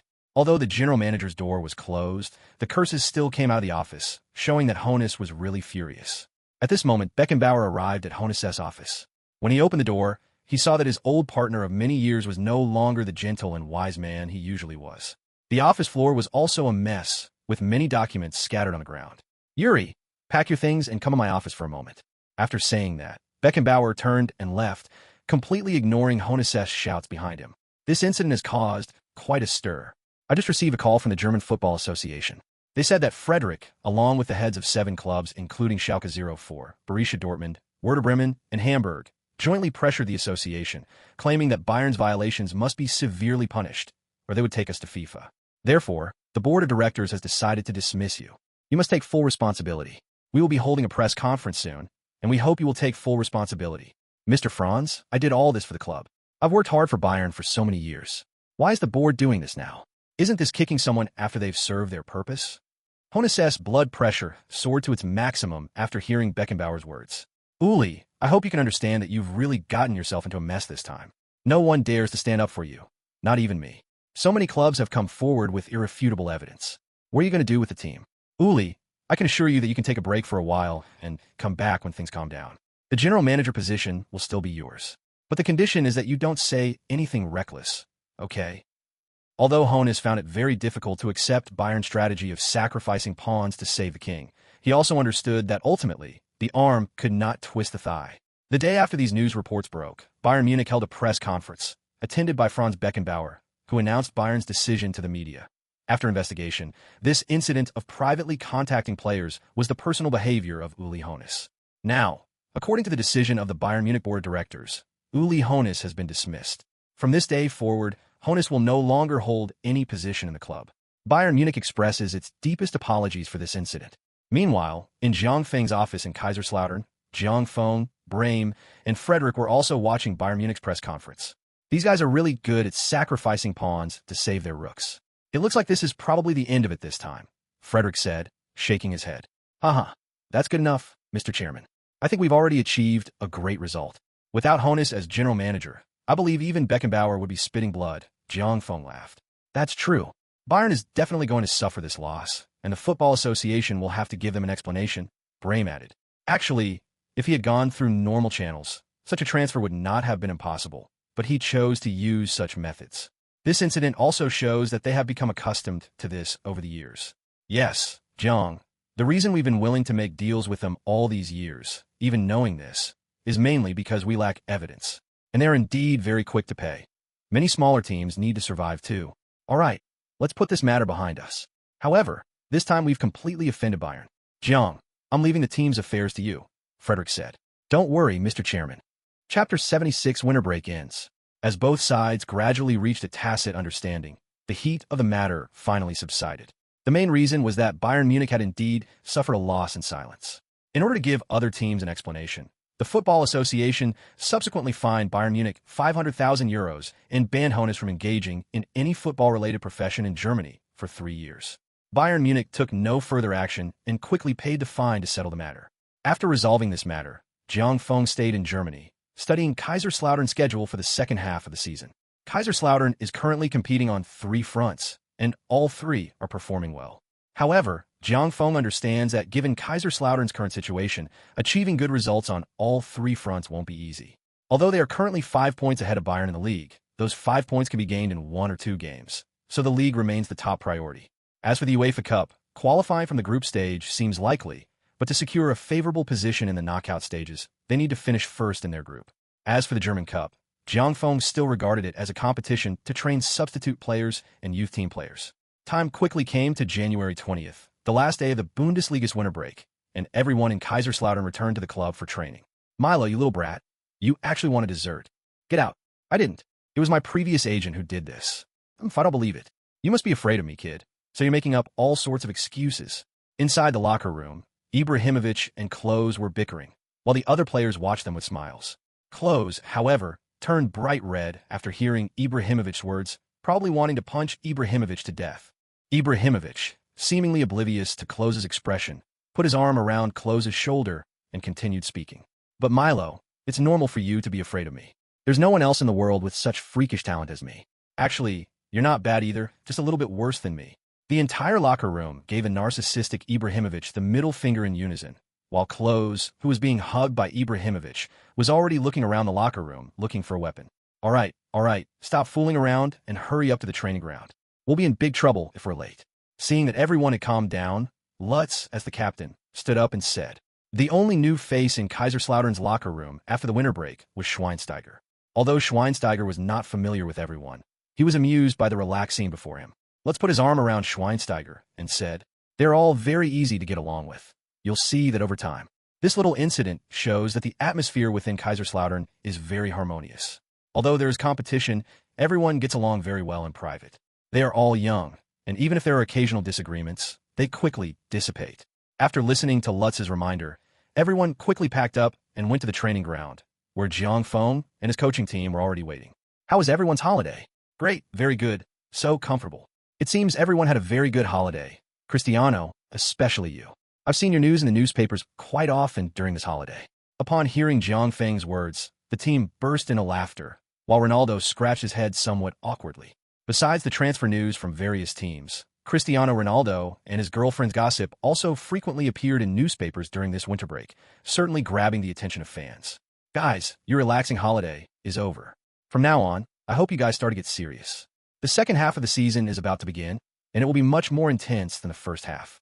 So, as usual, go see Professor Ruert first, and then hurry back to training. Kaiserslautern's first match after the winter break is the 18th round of the league against Hertha Berlin.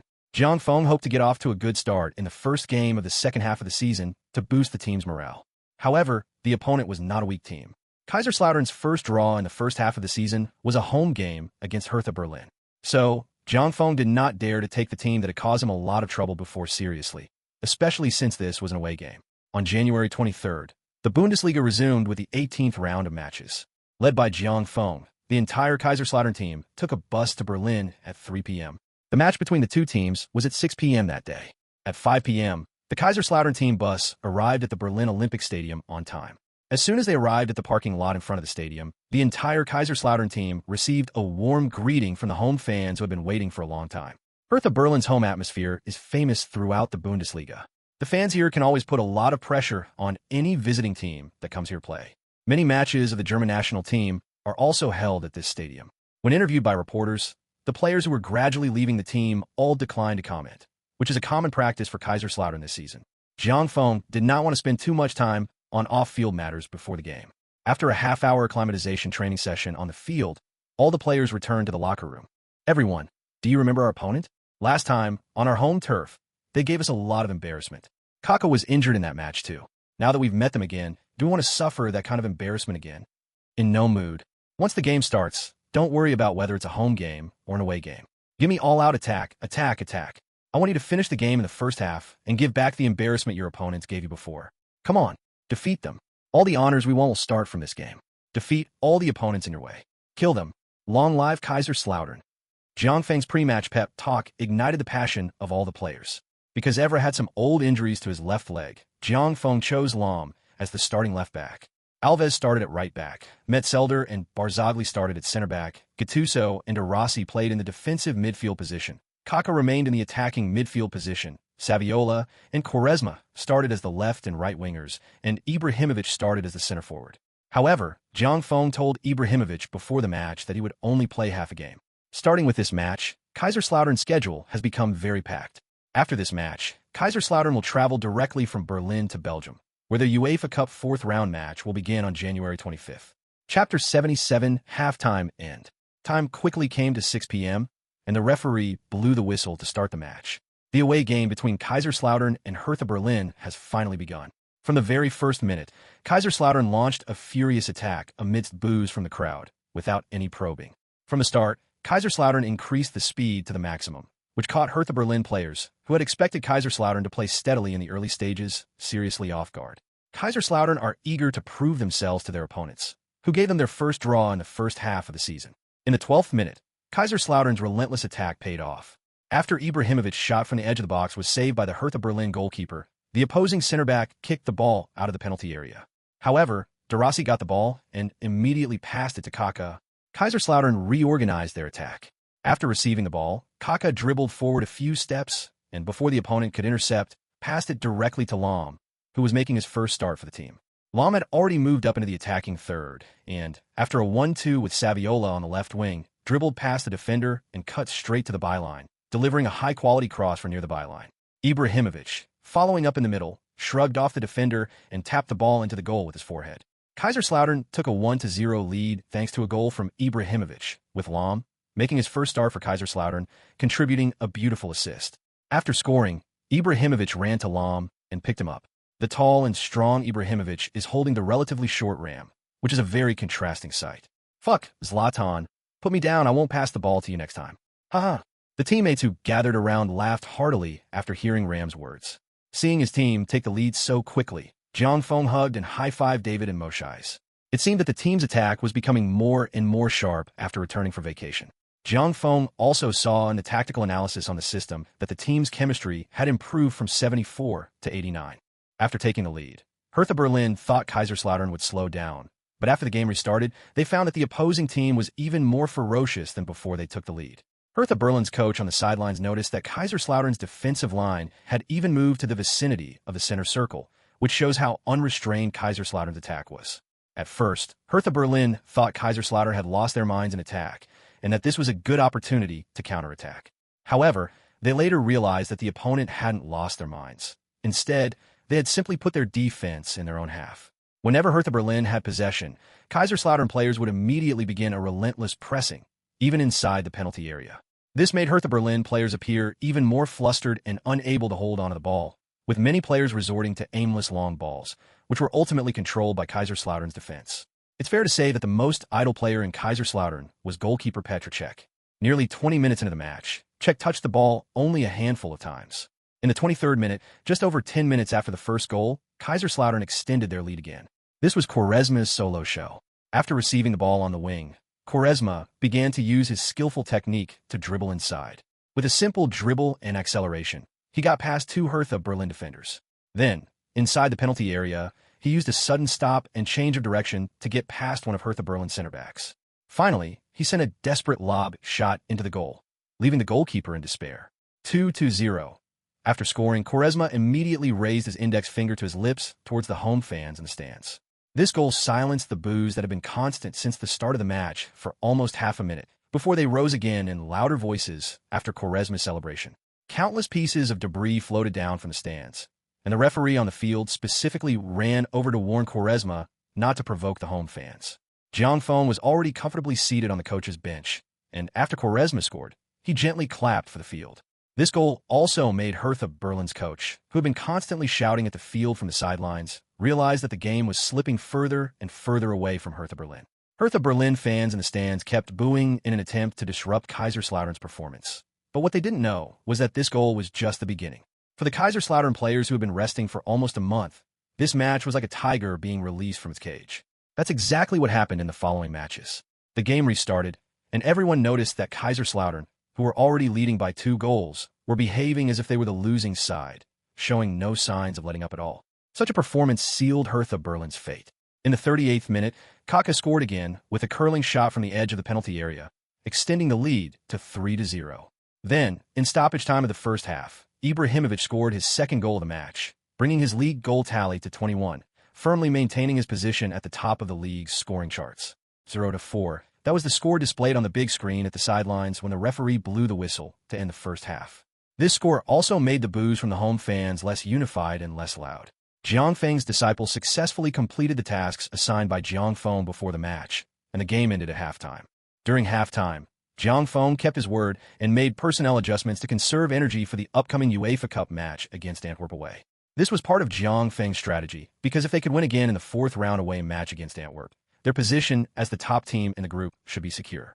This would give Jiang Feng more options in terms of lineup for the remaining 2 rounds, allowing him to give the key players some rest. During halftime, Jiang Feng used all 3 substitutions. Drogba replaced Ibrahimovic, Juninho replaced Kaka, and Palacio replaced Quaresma. Chapter 78, The Red Devil Returns.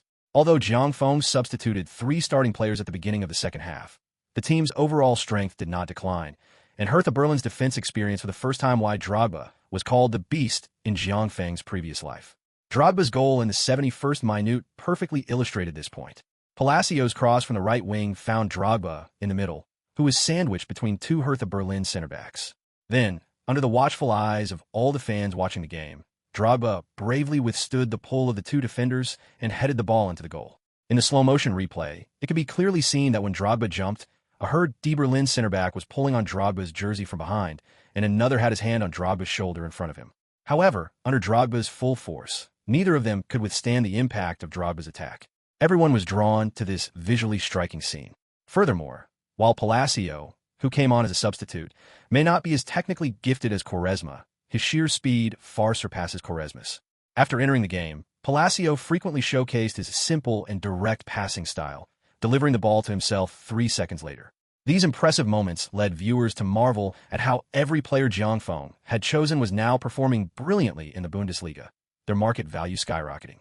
It's no wonder Bayern Munich was constantly poaching Kaiserslautern's players. Many teams were likely eyeing Kaiserslautern's talent, and the stands at every Kaiserslautern match were likely filled with scouts from other teams and leagues. Jiang Feng's eye for talent and ability to train young players have made many teams envious. Many are speculating that Kaiserslautern's summer transfer window after this season will likely be anything but peaceful. At the Berlin Olympic Stadium, Kaiserslautern defeated Hertha Berlin 4-0 after 90 minutes of play, securing their first victory after the winter break and adding 3 points to their league standings. Kaiserslautern, who had just won the match, flew to Belgium from Berlin's international airport that same evening. Around 10 p.m. that evening, the entire Kaiserslautern team arrived in Antwerp, Belgium. Antwerp is located on the banks of the Gelder River in northwestern Belgium and is Belgium's largest port and industrial city. Kaiserslautern's next opponent, Antwerp FC, is based in this city. Antwerp FC's full name is Royal Antwerp Football Club. Founded in 1900, it was the first club registered with the Belgian Football Association. However, Antwerp has a tragic history in the Belgian league. The team has only won the Belgian First Division title 4 times, but has finished as runners-up 11 times. Their most recent league title was in the 1956-57 season. Upon arriving in Antwerp, the team checked directly into a hotel they had booked in advance. After a night's rest, the team arrived at the training ground of an amateur team in Antwerp the next day for recovery training. Having just finished a match and then a flight of more than an hour, Jiang Feng could still see the fatigue on the players' faces, even though they had rested overnight. Only a few players with better physical fitness seemed unaffected, so Jiang Feng did not arrange any high-intensity training that morning, and most of the training focused on recovery exercises. That afternoon, after half a day of recovery, the players regained their form, which is an advantage of young players. They recover very quickly. Subsequently, Jiang Feng led the team in targeted tactical training. On the third day after arriving in Belgium, which was also the day of the match, the team rested at the hotel for half a day in the morning. At 4 p.m., the Kaiserslautern team arrived at the Basel Stadium, the home stadium of Antwerp. The match between the two teams was scheduled to start at 5:30 p.m. that day. When everyone from Kaiserslautern entered the stadium, the stands around the stadium were already full of people. Looking around, almost everyone was dressed in the home team's colors, with only a few scattered fans wearing red Kaiserslautern jerseys, looking like a small boat in a vast ocean. Although the home fans were trying their best to put pressure on the Kaiserslautern players, after half a season in the Bundesliga, a stadium as small as Basel was no longer a concern for them. Basel Stadium can only hold less than 17,000 people, making it a truly small stadium with very basic facilities. It was far inferior to the away game that Kaiserslautern had just played against Hertha Berlin. Time flies, and the match is about to begin. Both teams' players have taken their positions and are waiting for the referee to blow the whistle to start the game. Antwerp used the same starting lineup as their previous match against Kaiserslautern. For Kaiserslautern, Czech was rotated in goal, with Friedel starting. The central defense consisted of the golden duo of Colaccini and Metzelder. Lahm continued to start at left back, and Zarcato replaced Alves at right back. De Rossi and Gattuso continued to start in defensive midfield. Kaká was the attacking midfielder, Klose was the center forward, and Saviola and Quaresma were the left and right wingers. Indeed, in terms of strength, Antwerp and Kaiserslautern are not in the same league. The last time the two teams met, Kaiserslautern thrashed Antwerp 7-0 at home. Even the local Antwerp media did not have high hopes for the home team in that match. After the match began, influenced by the previous game, the entire Antwerp team retreated and began to defend tightly. Kaiserslautern, on the other hand, was different from their previous match against Hertha Berlin. After the start, Kaiserslautern did not immediately pick up the pace, but patiently engaged in positional warfare and frequently passed the ball around in their own half, giving the impression that they had not yet entered the game. This situation was quite bizarre. The home team had all retreated and compressed their formation, with most of their 11 players staying in their own half, while Kaiserslautern were slowly passing the ball around, their players appearing completely out of sorts. This gave the Antwerp players the illusion that this was a completely different team from the one they had faced last time. Even the commentators on the Belgian local TV station kept analyzing that Kaiserslautern was affected by their consecutive matches and that the whole team was out of form, saying that this was a good opportunity for Antwerp to attack. And he wasn't the only one who felt this way. Even Antwerp's head coach had the same judgment. Unfortunately, what they didn't know was that it was all Jiang Feng's trap. Chapter 79, The Red Devil Returns. Before the match even started, Jiang Feng guessed that Antwerp might be affected by their last game and wouldn't dare to lose by such a large margin at home this time. Therefore, they would likely start with a full defensive strategy, which wouldn't be good for Kaiserslautern. It would force Kaiserslautern to expend more physical and mental energy. So, in the locker room, Jiang Feng instructed the players, especially Kaká, that if they found the opponent had tightened their defense after the start of the game, they shouldn't rush to attack. Instead, they should create the illusion of being out of form to lure the opponent into pushing their formation out. So this scene appeared at the very beginning of the match, and one has to admire Jiang Feng's cunning. As the game progressed, Antwerp's coach became increasingly confident in his judgment and soon began gesturing to his players on the sidelines, signaling them to attack forward. He even pulled a player aside during a dead ball situation to give him instructions. Jiang Feng, standing on the sidelines, quickly observed the changes in his opponent's movements on the court. If someone were standing next to Jiang Feng and watching him closely, they would see a faint smile on Jiang Feng's lips. He knew his opponent had fallen for his trick. Jiang Feng then immediately shouted to the field and made a hand gesture towards Kaka. Before receiving Jiang Feng's instructions, Kaka had already sensed the change in his opponent. After receiving Jiang Feng's instructions, he immediately gave his opponent a series of signals. After receiving instructions from Kaka, Kaiserslautern's formation instantly contracted, and the players became closer together, leaving a lot of space for the opponents. This further deepened the illusion of Antwerp's players, and as a result, Antwerp spread out their formation and launched frequent attacks on Kaiserslautern's defense. This shift in the situation excited the home team's fans, because, judging from the surface situation on the field, Antwerp did indeed have some advantages. But no one saw the hidden danger beneath these advantages. In the 27th minute, seeing that the opponent's formation had spread out, Kaiserslautern began to bare their fangs, waiting for an opportunity to deliver a fatal blow. Soon, that opportunity came. Antwerp's attacking play in the attacking third went awry when a pass was intercepted by Metzelder, who then launched a long ball down the left flank. Saviola chested the ball down and, before it bounced, passed it back to Lahm, who was making a run forward. Lahm received the ball and dribbled at high speed. Then, just as the defenders were about to position themselves, made a wide pass to Quaresma on the right flank. Quaresma controlled the ball well, shook off his opponent, and then, just before reaching the penalty area, suddenly changed direction and chipped the ball towards the center. Klose, following up in the center, unleashed a powerful volley that found the back of the net. Kaiserslautern took a comfortable 1-0 lead away from home. From the moment Metzelder intercepted the ball, Kaiserslautern's passing, receiving, and movement were seamless and interconnected.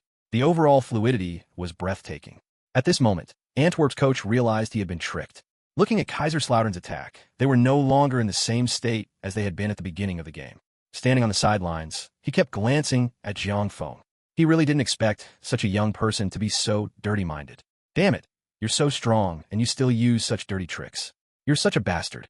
Once Antwerp fell behind, there was no point in them trying to defend with all their might. Being down by 1 goal in the group stage was the same as being down by 10 goals. After taking the lead, Jiang Feng returned to the coach's bench. Although they were only leading by 1 goal, Jiang Feng knew that there would be virtually no surprises in this game. As Jiang Feng predicted, by the 68th minute, the score was already 0-3. Antwerp's coach had given up hope of winning the game and made several substitutions, bringing on defensive players in the end, hoping not to be slaughtered at home like in the first game. The final score was 0-3. After seeing that their opponents had given up, Kaiserslautern did not press their advantage, and Jiang Feng made a series of substitutions.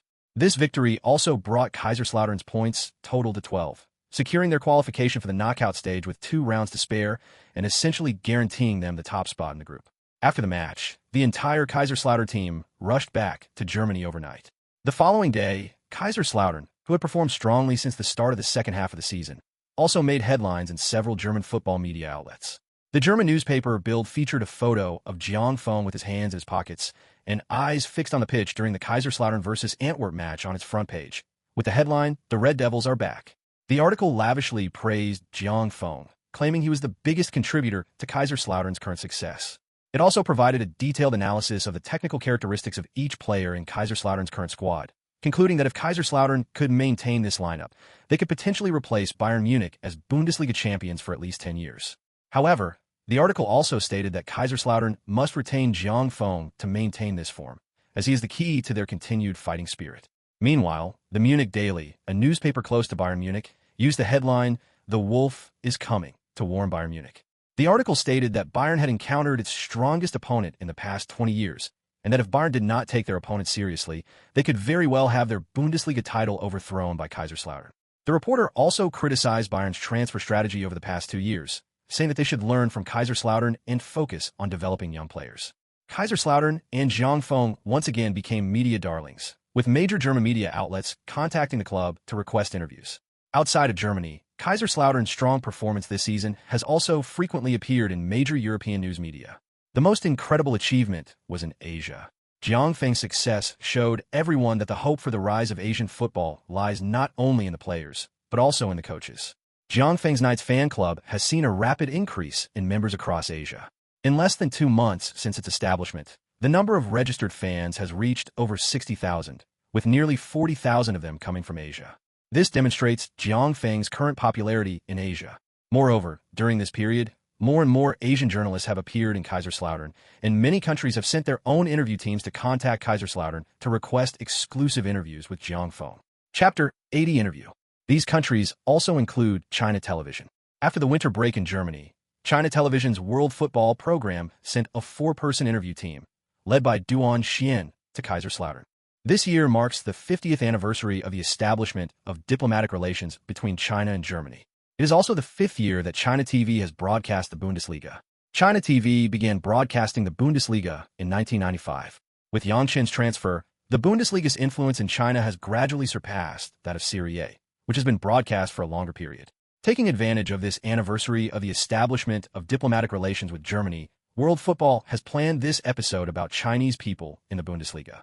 After Duan Xian and his team arrived in Germany, with the coordination of the embassy and the Kaiserslautern city government, the Kaiserslautern club quickly agreed to their exclusive interview. Moreover, the club's board of directors also had the idea of taking the opportunity to promote the club, so it can be said that it was a perfect match. And so, the World Football interview team began their exclusive interview with Jiang Feng. On this day, led by Bremer, Duan Xian and the others arrived at Jiang Feng's office. Jiang, this is a reporter from China. They will be conducting follow-up interviews with you for a week. I've already discussed this with you. Bremer introduced to Jiang Feng as he entered. Jiang Feng had already received notification from the club before Duan Xian and the others arrived, and he knew that this was something that could not be avoided. Hello, Coach Jiang. Sorry to bother you. It's all right. It's fine for you to film, but try not to interfere with the team's normal training these next few days. After shaking hands with Duan Xian and the others, Jiang Feng thought for a moment and still reminded them. Don't worry, I can guarantee that. In fact, if your training is classified, we can cover it up. No need, it's not that serious. However, Coach Jiang, I know you have a game in a few days. I wonder if I can come to your coaching bench to take pictures then. But don't worry, I will definitely not interfere with you. All right, but I'm afraid we can't make that decision ourselves. We need the Football Association's approval. After listening to Duan Xian's words, Jiang Feng considered it for a moment and nodded in agreement. It's all right, I'll apply to the Football Association. I'm sure there won't be any problems, Bremer said from the side. And so Duan Xian and his team began a week-long interview in Kaiserslautern. With the consent of Jiang Feng and the club, Duan Xian and his team not only followed and filmed Jiang Feng, but also sent people to interview the players and staff of Kaiserslautern. The players and staff of Kaiserslautern were very cooperative with Duan Xian and his team in their interviews.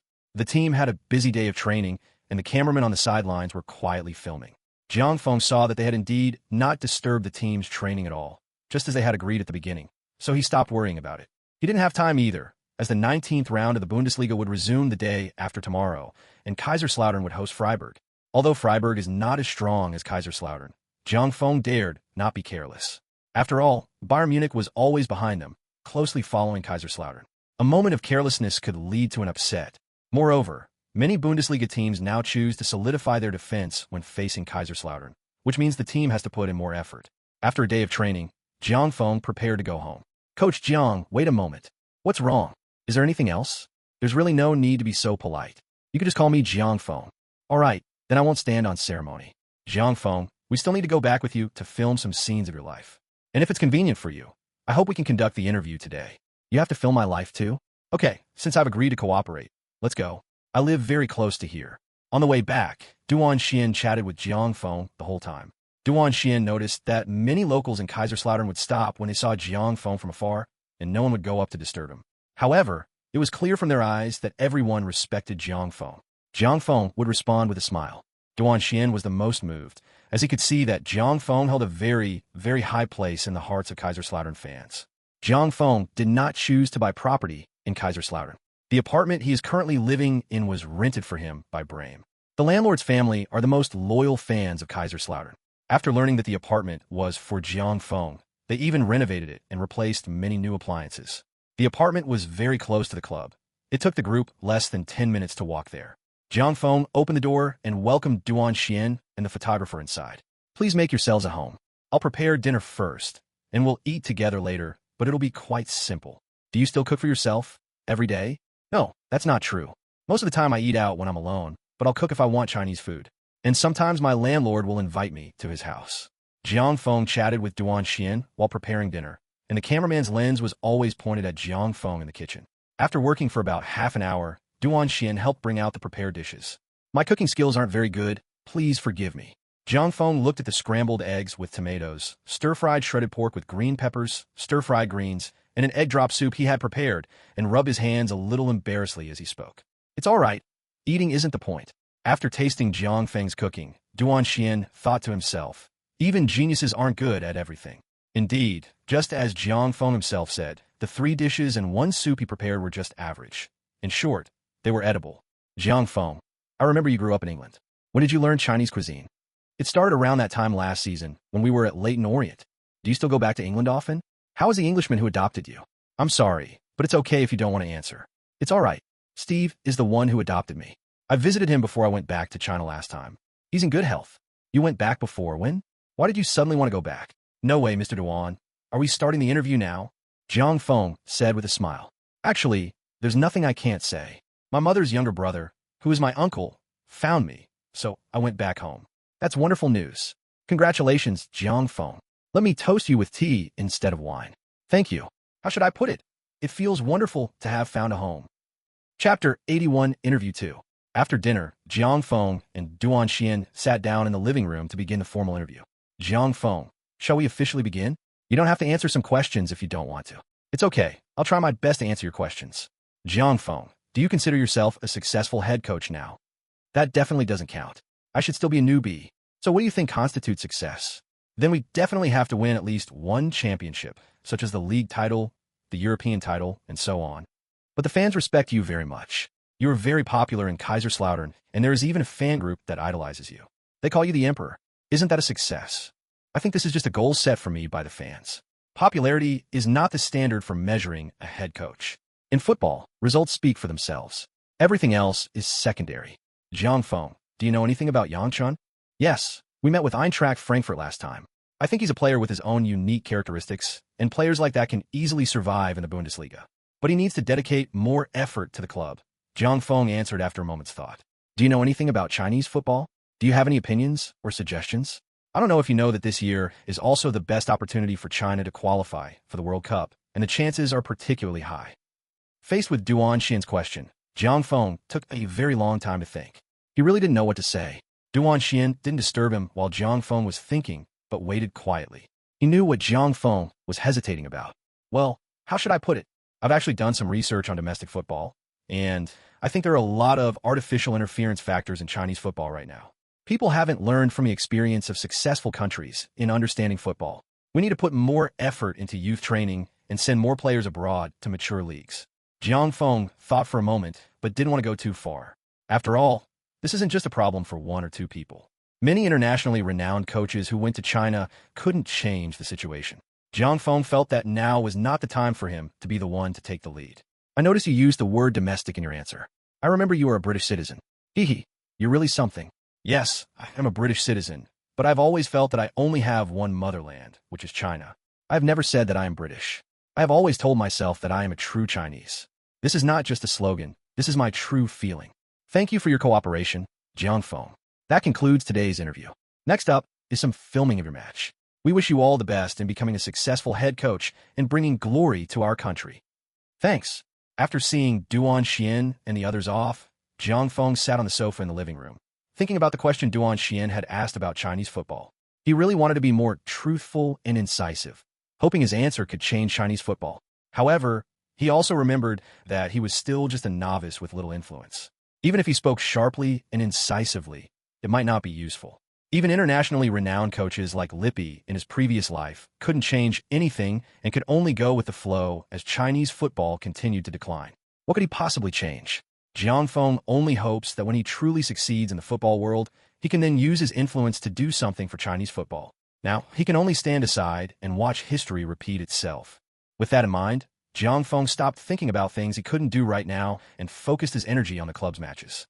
January 29th arrived quickly. The Bundesliga's 19th round match between Kaiserslautern and Freiburg took place a day earlier than the other matches, with the game officially starting at 5 p.m. In their first home game after the winter break, Kaiserslautern fans erupted with tremendous enthusiasm. An hour before the match, the Fritz-Walter Stadium was already packed, almost entirely filled with Kaiserslautern fans in red jerseys. The fans repeatedly sang Kaiserslautern's team song, filling the stadium with a powerful Red Devils atmosphere, all of which was captured by the cameras of the World Football Program. 10 minutes before the start of the match, players from both sides began to enter the field. Even when facing an opponent weaker than himself, Jiang Feng went all out, like a lion hunting a rabbit. Kaiserslautern's starting lineup for this match was goalkeeper Petracek, for defenders Dani Alves, Barzagli, Colaccini, and Evra, defensive midfielders Juninho and Gattuso, attacking midfielder Kaká, left winger Cristiano Ronaldo, right winger Palacio, and center forward Zlatan Ibrahimovic. Judging from Kaiserslautern's starting lineup, Jiang Feng has begun to rotate players in preparation for the upcoming grueling schedule, and Bastian Schweinsteiger, who just joined during the winter break, is also on the bench today. Before the match, Jiang Feng asked Schweinsteiger to pay attention to the game. After joining Kaiserslautern, in addition to his daily training with the team, Schweinsteiger has been training alone according to the training plan listed by Mokic. After all, he has changed from a winger to a defensive midfielder, and there are many details in the handling of the ball that he needs to change his habits. Duan Xian also sat on the Kaiserslautern coaching bench, which was specially approved by the German Football Association, and the cameras of World Football followed Jiang Feng ever since he entered the field. Soon, the match officially began with the referee's whistle. Just as Jiang Feng had predicted, Freiburg went all out on defense from the start of the match, focusing solely on a counter-attacking strategy. However, sometimes the gap in strength cannot be bridged by tactics. From the very beginning of the match, Kaiserslautern completely controlled the pace of the game, and Freiburg was forced into a passive defensive posture. Freiburg's defensive formation against Kaiserslautern crumbled completely in just 17 minutes. In the 17th minute, Ibrahimovic received a pass from Ronaldo on the edge of the penalty area after he cut inside, then turned and unleashed a powerful shot. The ball slipped through the gaps in the crowd, and the Freiburg goalkeeper, whose view was obstructed, could only watch helplessly as the ball flew into the goal. Ibrahimovic's 22nd league goal shattered the opponent's counter-attacking tactics. After his team scored, Jiang Feng showed no intention of letting the opponent off the hook. Instead, he gestured to the players on the field, urging them to continue their attack. After 90 minutes of competition, Kaiserslautern defeated their opponents 4-0 at home. They solidified their position on the leaderboard, but compared to the results, Jiang Feng was more concerned about the performance of Schweinsteiger, who came on as a substitute in the second half. Judging from the game, Moshai's special training for him during this period was very effective. Schweinsteiger's innate overall vision allowed him to perform very well in this new position. Even if there were some minor mistakes, Jiang Feng believed that they would be resolved well over time. Chapter 82, Elimination Stage. After the match against Freiburg, even though Kaiserslautern has entered a grueling schedule, they have maintained a very strong performance across all competitions, and the players' form has not fluctuated due to the tight schedule. On February 4th, in the 5th round of the league, Kaiserslautern faced Benfica at home. Despite Jiang Feng selecting a large number of substitute players for this game, Kaiserslautern ultimately won 2-1 against Benfica with the support of the home fans. With 5 wins and 5 losses, Kaiserslautern accumulated 15 points and secured first place in the Group 1 round in advance. On February 7th, the 20th round of the Bundesliga was held as scheduled. Kaiserslautern traveled to the Gottlieb Daimler Stadium to challenge Stuttgart. Kaiserslautern faced a tough challenge in this match. Just 8 minutes into the game, Stuttgart scored on a counterattack. Then, in the first half stoppage time, they conceded another goal, trailing 0-2 at halftime. This was the first time this season that Kaiserslautern had fallen behind by 2 goals at halftime. After Jiang Feng's adjustments in the second half, Cristiano Ronaldo quickly pulled one back in the 55th minute. Then, in the 78th minute, De Rossi scored with a long-range shot to equalize the score. This goal forced Stuttgart to retreat and try to hold on to the draw. Under such circumstances, Kaiserslautern, under Jiang Feng's command, pressed forward and played with a do-or-die spirit away from home. In the final minute of stoppage time, Ronaldo's individual breakthrough once again drew a foul from the opponent, giving Kaiserslautern a free kick in the final moments. Ronaldo, who had been practicing free kicks with Juninho for a long time, took the free kick himself, taking the opportunity he had created. In the end, Ronaldo's free kick pierced Stuttgart's goal, and Kaiserslautern staged a thrilling and dramatic comeback, defeating them 3-2 away from home, perfectly embodying the spirit of the Bundesliga's Red Devils. After scoring his first brace in the league, Cristiano Ronaldo hugged Jiang Feng and cried his eyes out. Whether Ronaldo did it on purpose or not, his snot and tears soaked a large part of Jiang Feng's Armani trench coat, leaving Jiang Feng both amused and exasperated. Moreover, Kaiserslautern received another piece of good news after their victory. Bayern Munich lost. Bayern Munich played away against Cologne, who were deep in the relegation zone. Bayern, who thought they had it in the bag, actually stumbled in the gutter. In this match, Cologne set up a tight defensive formation against Bayern at home. Bayern had a total of 17 shots, 10 of which were on target, but failed to score a single goal. Instead, in the 89th minute, Cologne launched a surprise attack and scored. This shot that led to the goal was Cologne's second shot of the match. The final score was 1-0, with Cologne unexpectedly defeating Bayern at home, marking the biggest upset of the round. This result also means that Bayern, who were originally 5 points behind Kaiserslautern, have once again fallen behind Kaiserslautern, and the gap between the two teams in the standings has now become 8 points. On February 10th, in the final round of the UEFA Cup group stage, Kaiserslautern will travel to Spain to play against Villarreal. Having already secured first place in the group, Kaiserslautern fielded a large number of reserve players and youth team players for this match. Players like Ibrahimovic, De Rossi, Kaká, and Quaresma did not even travel with the team to Spain. The final result of the match did not surprise anyone. Kaiserslautern, fielding a largely reserve team and youth team players, lost 0-3 to Villarreal away from home. With that, the group stage of all 8 groups in the UEFA Cup came to an end, and the list of the 16 teams advancing to the finals was determined. Liverpool and Lyon advanced from Group A. Udinese and Newcastle both qualified from Group B. Kaiserslautern finished first in Group C, while Villarreal secured the other qualifying spot. Alaves and Tottenham Hotspur emerged victorious from Group D. Real Madrid, surprisingly relegated to the UEFA Cup, topped Group E, while Eredivisie giants PSV Eindhoven finished second. Group F saw the biggest upset of the tournament, with AK Athens finishing first and Atlanta advancing to the round of 16. Hertha Berlin and Everton qualified from Group G.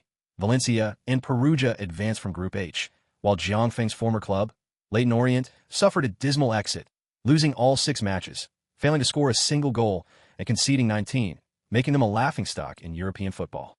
Of the final 16 teams, the English Premier League had 4, La Liga also had 4, Serie A had 3, the Bundesliga had only 2, Kaiserslautern and Hertha Berlin. League 1 had 1, the Eredivisie had 1, and the last one came from Greece.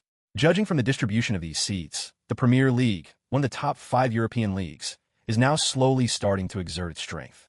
The day after the group stage ended, UEFA drew the draw for the round of 16 in Zurich. Ultimately, Kaiserslautern was placed in the lower half of the bracket, with the 8 teams being Kaiserslautern, Liverpool, Udinese, Alaves, Atlanta, PSV Eindhoven, Everton, and Perugia. The 8 teams in the upper half were Real Madrid, AK Athens, Hertha Berlin, Valencia, Lyon, Newcastle United, Villarreal, and Tottenham Hotspur. According to the rules of this round, the matchups for the round of 16 in the upper bracket are Real Madrid versus Newcastle, AK Athens versus Villarreal, Hertha Berlin versus Lyon, and Valencia versus Tottenham Hotspur. The matchups in the lower half of the bracket are Kaiserslautern versus Everton, Liverpool versus Atlanta, Udinese versus PSV Eindhoven, and Alaves versus Perugia. According to the rules of this season's UEFA Cup, the team that wins the group has home advantage, so Kaiserslautern will play the first leg at home and the second leg away. The UEFA Cup round of 16 matches will begin on February 25th. Therefore, Jiangfeng still had plenty of time. After learning who their opponent was, Jiangfeng, as was his usual practice, immediately arranged for the club scouts to begin collecting information on Everton. After receiving the bracket, the media conducted extensive analyses, trying to determine which of the 16 teams had the best chance of winning the championship. Of course, Real Madrid was ranked first in these analyses. After all, the Galacticos had fallen to the UEFA Cup, and if they couldn't win the championship, they would definitely be criticized by the media. In the analyses of many media reporters, Kaiserslautern ranked 5th among the 16 teams in terms of chance of winning the championship. Chapter 83 UEFA Cup, Round of 16. February 14th is Valentine's Day in the West. The 21st round of the Bundesliga also kicked off that day. Kaiserslautern continued their away journey in the Bundesliga this round. This time, their opponent was another Bundesliga team in the Munich area, not Munich 1860, but Unterhaching. The team's continuous matches had taken their toll, and the Kaiserslautern players were clearly not in good form. Jiangfeng sat on the bench, frowning as he watched the game unfold. He knew that many of the team's players were exhausted. Jiang, the team's physical condition has reached its limit. I still suggest you seriously consider that we may not be able to take on the German Cup matches at the same time. Yesterday, Professor Ruhr told me that the team's physical condition can no longer support us to fight on multiple fronts. If this continues, I am worried that injuries will follow, and then we will probably have a hard time. David, I know, I'm prepared to give up on the German Cup next week. The league is still the most important thing, but we can't just give up on the UEFA Cup now. In the match against Unterhaching, Kaiserslautern finally scored in the 84th minute after a corner kick opportunity. De Rossi's header in the penalty area was saved by the opposing goalkeeper, but Lahm scored amidst the ensuing scramble. This was Lahm's first goal for Kaiserslautern. Ultimately, Kaiserslautern used this goal to narrowly defeat Unterhaching away from home, escaping with a draw. After the match, Kaiserslautern rushed back overnight. Jiang Feng didn't say anything about the players' poor performance. He knew it wasn't the players' fault. As David said, he had originally planned to send some substitute players and a few youth team players to the German Cup next week. In Jiang Feng's plan, if the team could reach the semi-finals of the German Cup, he would choose to rotate the lineup. However, he seriously underestimated the physical exertion of playing 2 matches a week. Therefore, the German Cup had to be abandoned at this time. At this point, Jiang Feng was also thinking that it seemed necessary to increase the number of players in the first team by the end of the season, otherwise they really wouldn't be able to cope with the tight schedule. After the 21st round of matches, Kaiserslautern finally got a much-needed rest. In addition, Jiang Feng had decided to forfeit the German Cup, so the tired Kaiserslautern players could finally relax. After the match against Unterhaching, Jiang Feng decided to give the team 2 days off so that the players could relax a bit. On February 21st, in the 22nd round of the Bundesliga, Kaiserslautern faced Munich 1860 at home. After a week of rest, all the Kaiserslautern players were clearly in much better form than in the previous match. Munich 1860 was obviously no match for the resurgent Kaiserslautern. Moreover, in order to give the players more rest time, Jiang Feng instructed them before the match to make sure they could gain an advantage in the first half. After the match began, Kaiserslautern launched a relentless attack on the opponent's defense, leading 3-0 by the end of the first half. This allowed Jiang Feng to give his key players a short rest, especially Kaka. Kaka had been the most exhausted player in the team recently. Although Juninho could sometimes be used to replace Kaka, the team's midfield was still somewhat weak. This made Jiang Feng regret not considering this during the winter break. Fortunately, Schweinsteiger's growth in his new position had been very rapid during this period, which relieved Jiang Feng's immediate concern. In the second half, Munich 1860 did not cause any trouble for Kaiserslautern, who had made player substitutions. Instead, Palacio scored a goal in the 78th minute after breaking the offside trap. Kaiserslautern ultimately defeated 1860 Munich 4-0 at home, maintaining their 8-point lead over Bayern Munich in the standings. However, with 12 rounds remaining in the league, the competition has entered a fierce stage. The top teams are fighting for European qualification, while those at the bottom are striving to remain in the Bundesliga next season. Therefore, although Kaiserslautern is leading by 8 points, it is not safe, and a single lapse could cost them their current advantage. On February 24th, the German Cup resumed. Jiang Feng, who had already decided to give up, arranged for a large number of youth team players to play. As expected, Kaiserslautern lost 0-2 to their opponents at Freiburg's home ground, thus ending their German Cup journey this season. On February 28th, in the 23rd round of the Bundesliga, Kaiserslautern continued to host Wolfsburg at home. With ample rest, Kaiserslautern decisively defeated Wolfsburg 3-0. It is worth mentioning that the day after this match, Wolfsburg announced the dismissal of their head coach Wolfgang. According to sources within Wolfsburg, the team's first target is Jiang Feng. As the season progresses, no one underestimates Jiang Feng and Kaiserslautern anymore. Jiang Feng's performance over the past half-season has completely won over many people, and now even his opponents sincerely admire him when they talk about him. After the 23rd round of matches, Kaiserslautern will face their UEFA Cup round of 16 match, for which Jiang Feng has been preparing for a long time. March 4th arrived quickly, and at 5 p.m., the Fritz-Walter Stadium was packed to capacity. Tickets for Kaiserslautern's home game were extremely difficult to obtain. Many fans outside the stadium were unable to enter and could only watch the game on the big screen. It can be said that Kaiserslautern has entered a glorious period again after the Rehagel era. Kaiserslautern has now fully entered the Jiang Feng era, and the shadow left by Rehagel has completely disappeared. Today, Kaiserslautern's opponent is Everton from the Premier League. This team, nicknamed the Toffees, is also a traditional team in the Premier League. However, in Jiang Feng's memory, there are only 2 things that make him remember this team. The first is that Rooney, the star striker of Manchester United in his previous life, came from this team. The other is that Chinese players Li Tai and Li Dada once played for this team. The match between the 2 teams will start at 6 p.m., and there is still almost an hour before the game. The atmosphere in the stadium is already very intense, with Kaiserslautern fans putting tremendous pressure on the Everton players and fans who have traveled from afar through their actions in the stands. Chapter 84 Hidden Dangers. Time flew by, and the players from both sides walked out of the player tunnel under the guidance of the referee. The atmosphere in the stadium reached its peak the moment they stepped onto the pitch. Led by the stadium commentator, Tens of thousands of Kaiserslautern fans chanted the names of their team members one by one. However, the decibels generated by the fans chanting Jiang Feng's name were the loudest. Kaiserslautern's starting lineup for this match was goalkeeper Petr Cech, left and right backs Patrice Evra and Dani Alves, two center backs Metzelder and Colaccini, defensive midfielders De Rossi and Gattuso, attacking midfielder Kaká, left and right wingers Cristiano Ronaldo and Quaresma, and center forward Miroslav Klose. After a brief ceremony, the two team captains guessed which side was on which side Kaiserslautern won the attack. Once both teams were in position, the referee glanced at the time and immediately blew the whistle to start the match. After the match started, Kaiserslautern clearly got into the game faster than Everton. After probing for less than 10 minutes, Kaiserslautern slowly began to intensify their attack. However, Everton seemed to be just as well prepared for the match as Kaiserslautern. Judging from Everton's tactical setup on the field, it was clear that the veteran Scottish manager Walter Smith had made ample preparations for Kaiserslautern's attack. As time went on, nearly 25 minutes of the first half had passed. Although Kaiserslautern had intensified their attack, they had not been able to create any good opportunities. Everton's defense appeared very solid. Jiang Feng, standing on the sidelines, frowned slightly. This was completely unexpected for him.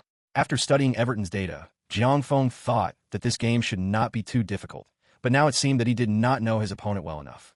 Moreover, Klose, who started today, clearly couldn't gain the upper hand in the contest with the opposing center backs. Facing the traditionally strong center backs of England, Klose couldn't do the job of being a bridgehead in the attacking third. This meant that Kaiserslautern's attacks often failed to gain the advantage of second balls in front of the penalty area. Under the opponent's tough defense, Klose often had difficulty even turning around after receiving the ball, let alone making any other moves. However, aside from Klose's lack of impact, Kaiserslautern's advantage on the flanks was very obvious. Ronaldo and Quaresma's individual skills and speed made Everton's two flanks extremely vulnerable, unable to make any forward runs or counterattacks, or even perform their primary defensive duties. It can be said that Everton's two flanks were practically sieves in those 20-odd minutes. If Klose hadn't been out of form in the middle, Kaiserslautern would probably have taken the lead much earlier. After standing on the sidelines with his arms crossed for a while, Jiang Feng immediately gestured to Ronaldo and Quaresma on the field, indicating a change in tactics. Instead of targeting Klose, he suggested that Ronaldo and Quaresma use their individual skills to cut inside.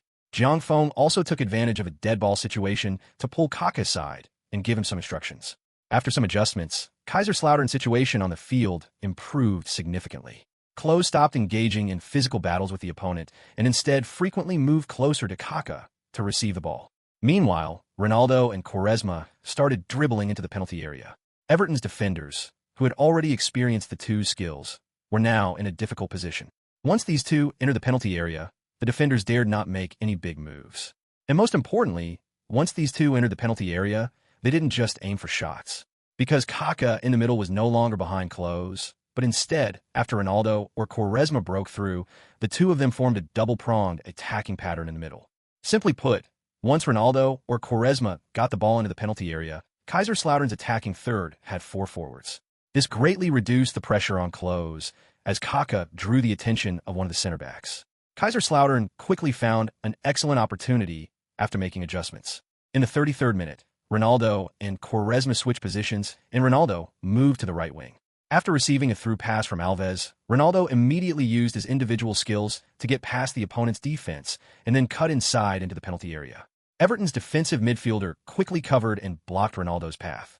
However, because he dared not make any big moves in the penalty area, he could only try to get close to Ronaldo and block his path.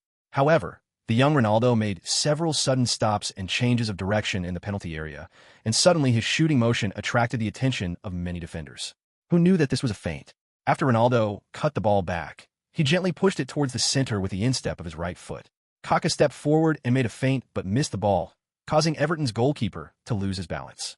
Klose, who was next to Kaká, only needed to give it a gentle push, and the ball rolled in the goal under the desperate gaze of the Everton goalkeeper, who was already on the ground.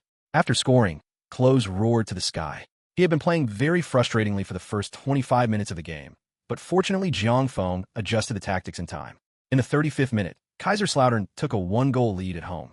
Jiang Feng was extremely excited after seeing the goal and performed a sliding knee slide for all the fans on the spot, which made Walter Smith, who was standing next to him, look at him frequently.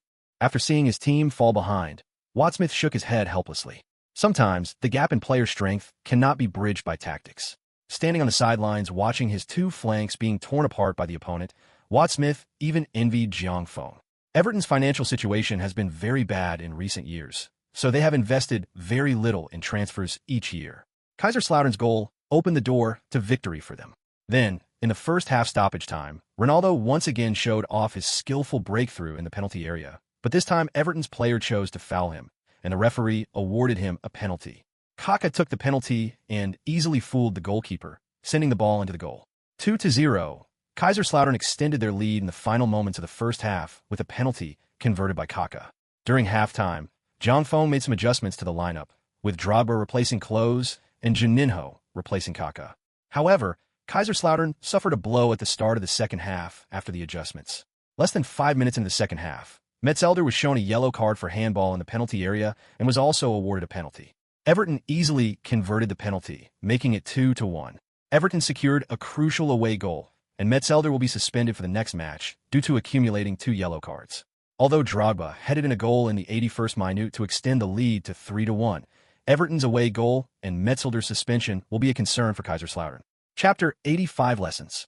In the end, the score of the first match of the UEFA Cup round of 16 between Kaiserslautern and Everton was 3-1. Regardless, Kaiserslautern defeated Everton at home.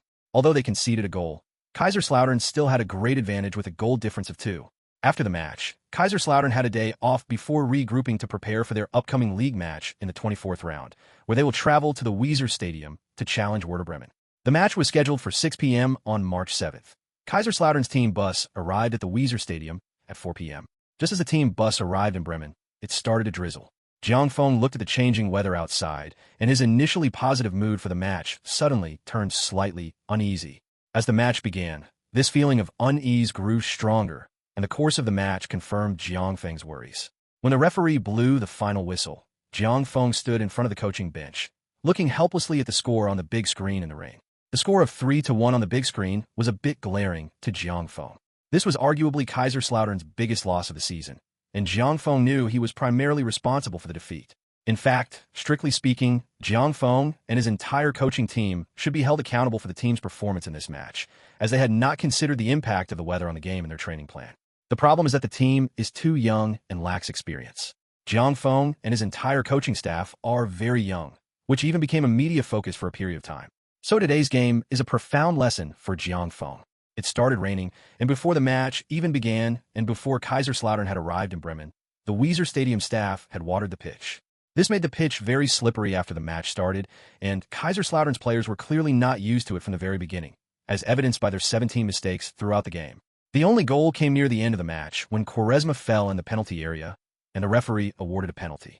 In fact, the replay clearly showed that Quaresma slipped while dribbling the ball and fell. In another match of this round, Bayern Munich, who had been relentlessly chasing Kaiserslautern, seized the opportunity and defeated Stuttgart 3-0 at home, narrowing the gap from 8 points to 5. In the post-match press conference, Hitzfeld told reporters, "The league is a long process. No team can maintain a very good form all the time, and staying in first place all the time is not a good thing. It will put a lot of pressure on them. If it is a team without much experience, it will be dragged down by such pressure. We just need to wait for our opponents to make mistakes. We have a lot of experience in this regard, so it's too early to talk about the championship." At the post-match press conference of another game, Jiang Feng faced the same question. That's football. It's always full of suspense. Anything is possible until the referee blows his whistle. We lost today, which is normal. There's no question of anyone being responsible for it. We just lost 1 out of 34 league games. We are still in first place, and I believe we will still be in first place by the end of the league. When interviewed by reporters, Jiang Feng boldly declared his intention to win the championship. After the match, Jiang Feng led the team back to the club overnight and revised the training plan with his coaching team.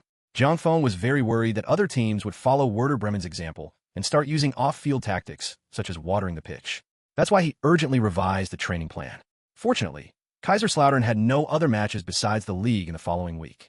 Jiang Feng believed that with a few days of adaptation, although they wouldn't be able to perform as well as usual on the slippery pitch, they wouldn't be as embarrassed as they were today. Kaiserslautern began training the day after the match ended. This time, Jiang Feng did not choose to take a break after the match. Instead, the training focused on adapting to the slippery pitch. Jiang Feng had the staff spray a lot of water on the training ground. Gradually, the players, who were initially unaccustomed to the field, began to adapt. In particular, players with exquisite skills such as Ronaldo, Kaka, Juninho, and Quaresma adapted very quickly, even beyond Jiang Feng's expectations. Although the other players did not adapt as quickly as them. That's how young players are. No matter what they do, their learning ability is always the strongest. 6 consecutive days of training on the wet and slippery pitch have allowed Kaiserslautern's players to begin to adapt to this type of match. On March 15th, to make way for the German Cup match, the 25th round of the Bundesliga was postponed by one day. In this round, Kaiserslautern hosted Energy Cottbus at home. Facing a weaker opponent at home, and with the cheers of their home fans, Kaiserslautern launched a relentless attack after 90 minutes, even with their opponents setting up a tight defensive formation. It seemed as if the players were venting their frustration from the previous match's defeat in this game.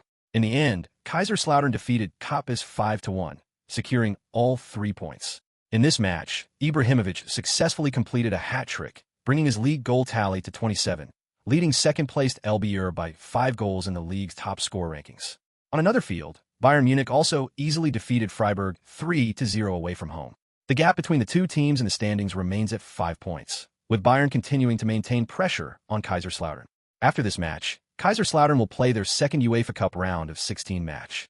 The morning after their match against Cottbus, the entire Kaiserslautern team boarded a plane at Frankfurt Airport at 8 a.m., bound for England. After a 2-hour flight, the plane landed at London International Airport, and the team then took a bus to Liverpool, where Everton is located. The second UEFA Cup match between Kaiserslautern and Everton will officially begin on March 18th. Thank you so much for the gifts. If you have time, please give me some free small gifts, urge me to update, or leave a positive review to help boost the data. Chapter 86, A Tough Match. At an amateur pitch on the outskirts of Liverpool, Kaiserslautern held their training ground for 2 days in England. Upon arriving in Liverpool in the afternoon, Kaiserslautern began targeted training. After all, Everton held an away goal advantage, so Jiang Feng dared not take it lightly. After 2 intense days of training, the day of the competition arrived. At 5 p.m., Kaiserslautern arrived at Everton's home stadium, Goodison Park, for an acclimatization training session. Goodison Park was already packed with spectators. Upon seeing the Kaiserslautern players, the home fans began making noise in an attempt to put pressure on Kaiserslautern. The match between the two teams will officially begin at 6 p.m. Time flew by, and amidst the cheers of the home fans, the players from both teams walked out of the player tunnel under the guidance of the referee, and the match was about to begin. Then, with the referee's whistle, the match officially began. To Jiang Feng's surprise, Kaiserslautern conceded a goal less than 5 minutes into the match. With Metzelder suspended, Barzagli, who replaced him in the starting lineup, may have been nervous and misjudged a long pass from the opponent that posed little threat. This gave the Everton striker, who was right next to him, an opportunity to score a one-on-one goal pass check. 1-0, Everton capitalized on Kaiserslautern's mistake to take a 1-goal lead at home, bringing the score to 2-3. Jiang Feng, watching from the sidelines, was furious at conceding such a goal. He repeatedly gestured to Barzagli to concentrate. Jiang Feng had anticipated a difficult match before the game, but he never expected to concede so quickly. This goal boosted Everton's morale, and the home fans in the stands were extremely excited because they saw hope of advancing to the quarterfinals. Being only 1 goal behind and having the advantage of an away goal, the atmosphere at the home stadium instantly reached its peak. After the game restarted, Everton dominated the game, but fortunately Kaiserslautern's defense was solid and they didn't give their opponents any good opportunities for a while. As Everton struggled to break through, Kaiserslautern gradually recovered some of their disadvantages after adapting to their opponents, resulting in a tug-of-war on the field. In the 36th minute, Ronaldo broke into the penalty area and his shot from a tight angle was saved by the goalkeeper. This was Kaiserslautern's best chance since the start of the match. With Ronaldo's shot, Kaiserslautern gradually found their rhythm in attack. In the 43rd minute, Kaka dribbled past 2 players in the attacking third and then suddenly chipped the ball into the penalty area. The pass was very subtle, and Everton's 2 center-backs only reacted when Klose received the ball. By the time they tried to block him, Klose had already turned and shot. The football did not disappoint Klose, and it easily went into the goal. Kaiserslautern equalized the score at 1-1 just before halftime, and Everton's away goal advantage vanished. Seeing Klose score, Jiang Feng's worries eased slightly. The passive performance in the first 30 minutes of the first half made Jiang Feng no longer dare to underestimate any team. This was just a mid-tier team in the Premier League, yet it already caused him so much trouble. There were teams like Real Madrid and Liverpool in the UEFA Cup this season. Who knew what it would be like to encounter them then? After Kaiserslautern equalized, the referee blew the whistle to end the first half just minutes later, and both teams returned to the locker room to make final preparations for the second half. Back in the locker room, Jiang Feng didn't criticize Barzagli for his mistakes in the first half. Instead, he comforted Barzagli by saying a few words. As the season progressed and the combination of Metzelder and Colaccini matured, Barzagli's playing time was limited, so it was inevitable that he would be a little nervous after coming on. The break ended quickly, and both sides returned to the court to prepare for the second half of the game. Neither Jiang Feng nor Wattsmith made any personnel changes. The second half of the match officially began with the referee's whistle. For Everton, there was no way out at this point. The only way to advance was through attack, and that's exactly what Everton did after the start of the second half. From the moment the referee blew the whistle, Everton launched a relentless attack on Kaiserslautern's defense, seemingly returning to the first 30 minutes of the first half. Everton dominated possession, while Kaiserslautern fought desperately to defend. However, observant players would notice that this situation was not favorable for Everton. In the second half, although Kaiserslautern continued to defend, they implemented more intense pressing in the midfield and attacking third, forcing Everton to speed up their passing. This resulted in Everton making numerous mistakes despite their constant attacks. On the other hand, Kaiserslautern's attacking quartet in the front line are all masters of counterattacks. Watersmith on the sidelines also noticed this situation, which made him feel very dangerous. However, the team needed to attack in order to advance, so he could only keep shouting at the players on the field to warn the defense to be careful of the opponent's counterattack. Sometimes, the more you worry about something, the more likely it is to happen. In the 59th minute, Everton's shot was firmly saved by Cech. Cech quickly got up and then delivered a powerful throw-in to De Rossi. De Rossi immediately realized it was a great counterattack opportunity and launched a long ball to Ronaldo on the wing. Ronaldo, near the halfway line, received the ball and immediately accelerated forward. Before the defenders could close in, he passed the ball to Kaká, who was there to receive it. He then continued to make runs forward without the ball. If viewed from above, one could see how sharp Kaiserslautern's counterattack was. The moment Kaká received the ball, Klose began to drop back to support, and both fullbacks moved up to the midfield line, while Quaresma and Ronaldo were about to cut inside from the wings. Kaká received the ball and immediately passed it to Klose. Klose, without stopping, passed it back to Kaká. Kaká, receiving the ball again, was already close to the edge of the penalty area. He then played a through ball directly into the right side of the penalty area. Quaresma received the ball perfectly and, without stopping, chipped it over the heads of two center-backs. Cristiano Ronaldo was right in the middle of the ball's trajectory. He gently headed the ball with his forehead, and it nestled smoothly into the goal. Kaiserslautern have taken the lead 1-2 and now hold a 3-goal advantage over Everton, including 2 away goals. Chapter 87 Top 8. After taking the lead, Kaiserslautern gradually took control of the game. While Everton launched a full-scale attack, Kaiserslautern played a brilliant counterattacking game, making Everton hesitate to attack each time. The match gradually came to an end under these circumstances. Although Kaiserslautern did not extend their lead, Everton also could not find a good opportunity to narrow the score gap. After 90 minutes, Everton lost to Kaiserslautern again at home. Kaiserslautern ultimately defeated Everton 5-2 on aggregate, sending them out of the UEFA Cup. As soon as the game ended, Jiang Feng walked towards Everton's head coach, Wattsmith, and extended his right hand to the veteran manager. Jiang Feng had genuine respect for this Scottish coach. Everton's ability to maintain competitiveness in the Premier League despite financial difficulties owes a great deal to the contributions of Wattsmith. However, Wattsmith's physical condition is not good. At the beginning of this season, Wattsmith said that this would be his last season in the Premier League, as his body no longer allowed him to continue as a manager. Although many Everton fans in the stands were saddened by their team's elimination, they still persisted in giving the Everton players and Wattsmith on the field a round of applause to comfort them. Jiang Feng also knew that Kaiserslautern's victory in this match was not a tactical victory. It could be said that the reason for the victory was the difference in player ability. Everton, led by Wattsmith, did not have any outstanding players, but they still caused Kaiserslautern a lot of trouble in the two-legged match. Jiang, I had high hopes for you back when you were in England. Thank you, Mr. Walter. Keep it up, do your best. I will. After exchanging a few pleasantries with Watersmith, Jiang Feng returned to the field to celebrate with the players that the team had made it into the quarterfinals of the UEFA Cup. The conclusion of this match also marked the end of the UEFA Cup round of 16, with the results of other matches also being released. In the upper bracket, Real Madrid eliminated Newcastle United with 2-3-0 victories. The match between AK Athens and Villarreal was a major surprise, with AK Athens continuing their underdog run, sending the La Liga Yellow Submarine home with a 0-0 away draw and a 1-0 home win, a result no one expected. Hertha Berlin eliminated Lyon with a resounding 4-2 victory.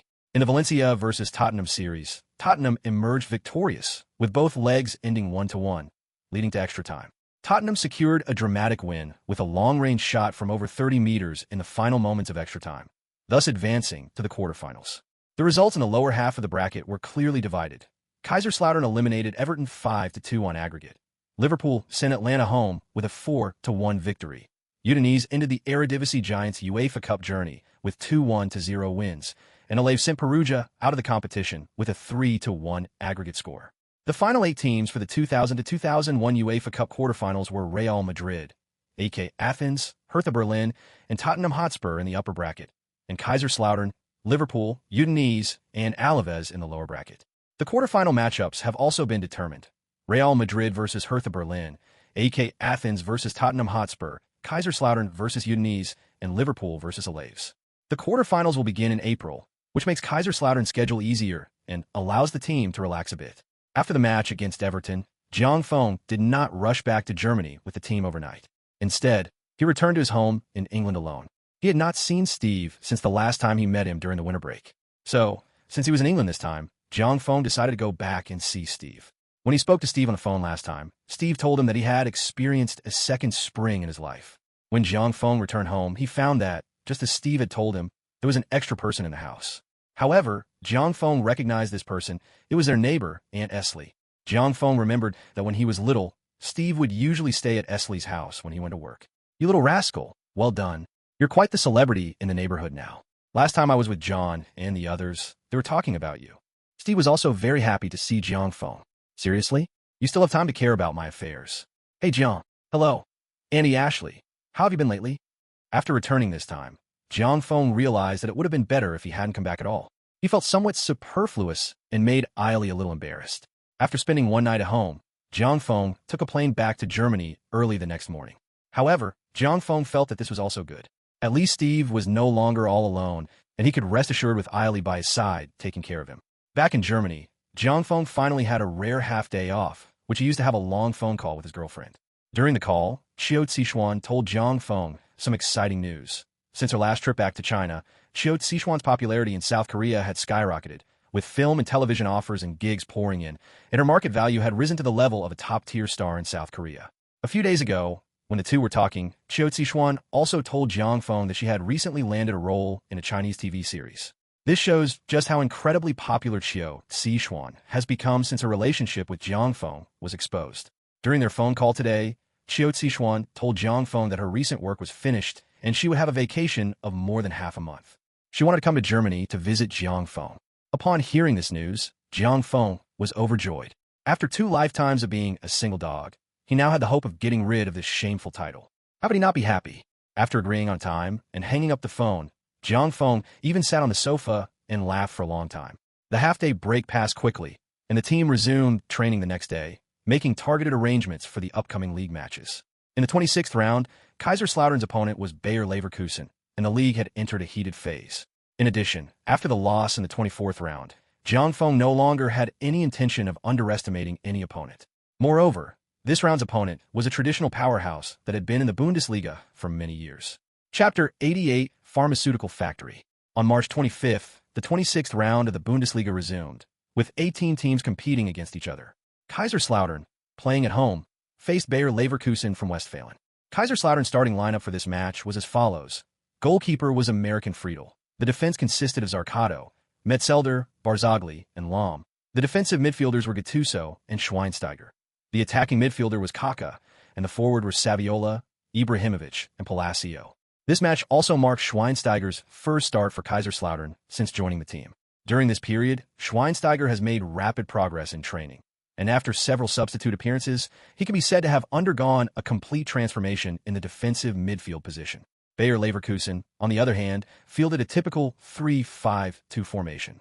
Their starting lineup consisted of goalkeeper, but 3 defenders, Zivkovic, Nowotny, and Bogarts, midfielders A. Roberto on the left and Schneider on the right, 2 defensive midfielders, Ballack and Ramelow, an attacking midfielder, Basturk, and 2 forwards, Kirsten and Berbatov, the Bulgarian forward who just transferred to Leverkusen during the winter break. Of Leverkusen's starting lineup, the players who impressed Jiang Feng the most were Ballack and Berbatov. Ballack had transferred from Kaiserslautern to Leverkusen before Jiang Feng took over last season. After joining the team, Jiang Feng even regretted not knowing about the transfer sooner. Otherwise, he would definitely have stopped it. After all, in his previous life, Ballack was a famous defensive midfielder for the German national team, Bayern Munich, and later Chelsea.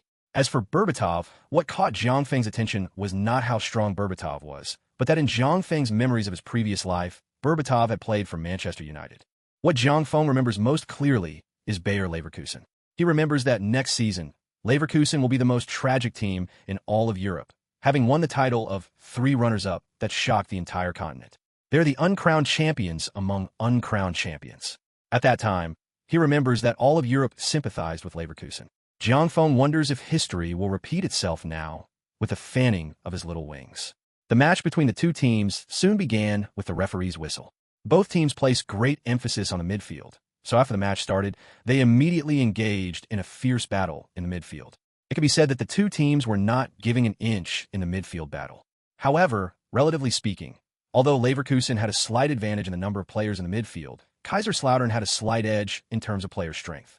Moreover, under Jiang Feng's guidance, Kaiserslautern's attack was not primarily based on the midfield, but rather a combination of the midfield and the flanks.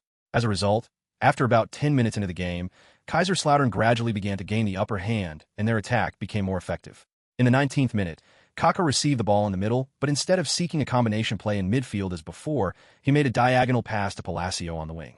Although Palacio received the ball, he was entangled by Zé Roberto. However, Palacio did not keep looking for opportunities to break through. Instead, he suddenly flicked the ball with his heel to Zardado, who was making a run behind him. He then began to make a forward run without the ball. As he got past Zé Roberto, Zardado's through ball arrived. Palacio, who was running a high speed, received the ball very well. He didn't even slow down. He took a big tug on the ball in place and then accelerated again, easily getting rid of his opponent. After reaching the byline, Palacio did not immediately cross the ball, but instead began dribbling along the byline into the penalty area. After entering the penalty area, he attracted Bogat's defensive attention and suddenly made a ground cross. Ibrahimovic, with his back to the goal at the near post, suddenly had a brilliant back heel shot that caught but off guard, and the ball rolled smoothly into the goal. 1-0, Kaiserslautern took a 1-goal lead at home in the 21st minute. As early as when Kaka passed the ball, Bayer Leverkusen's head coach Bertie Voets sensed something was wrong and kept shouting anxiously from the sidelines. But this did nothing to change the outcome. Jiang Feng, who had been standing on the sidelines, turned his head to look at Voets without mentioning it. According to Brahm's introduction before the match, this German, who was named the world's best coach by the British Football magazine in 1996, has not been having a good time at Leverkusen recently, and is said to have had some friction with many players in the team.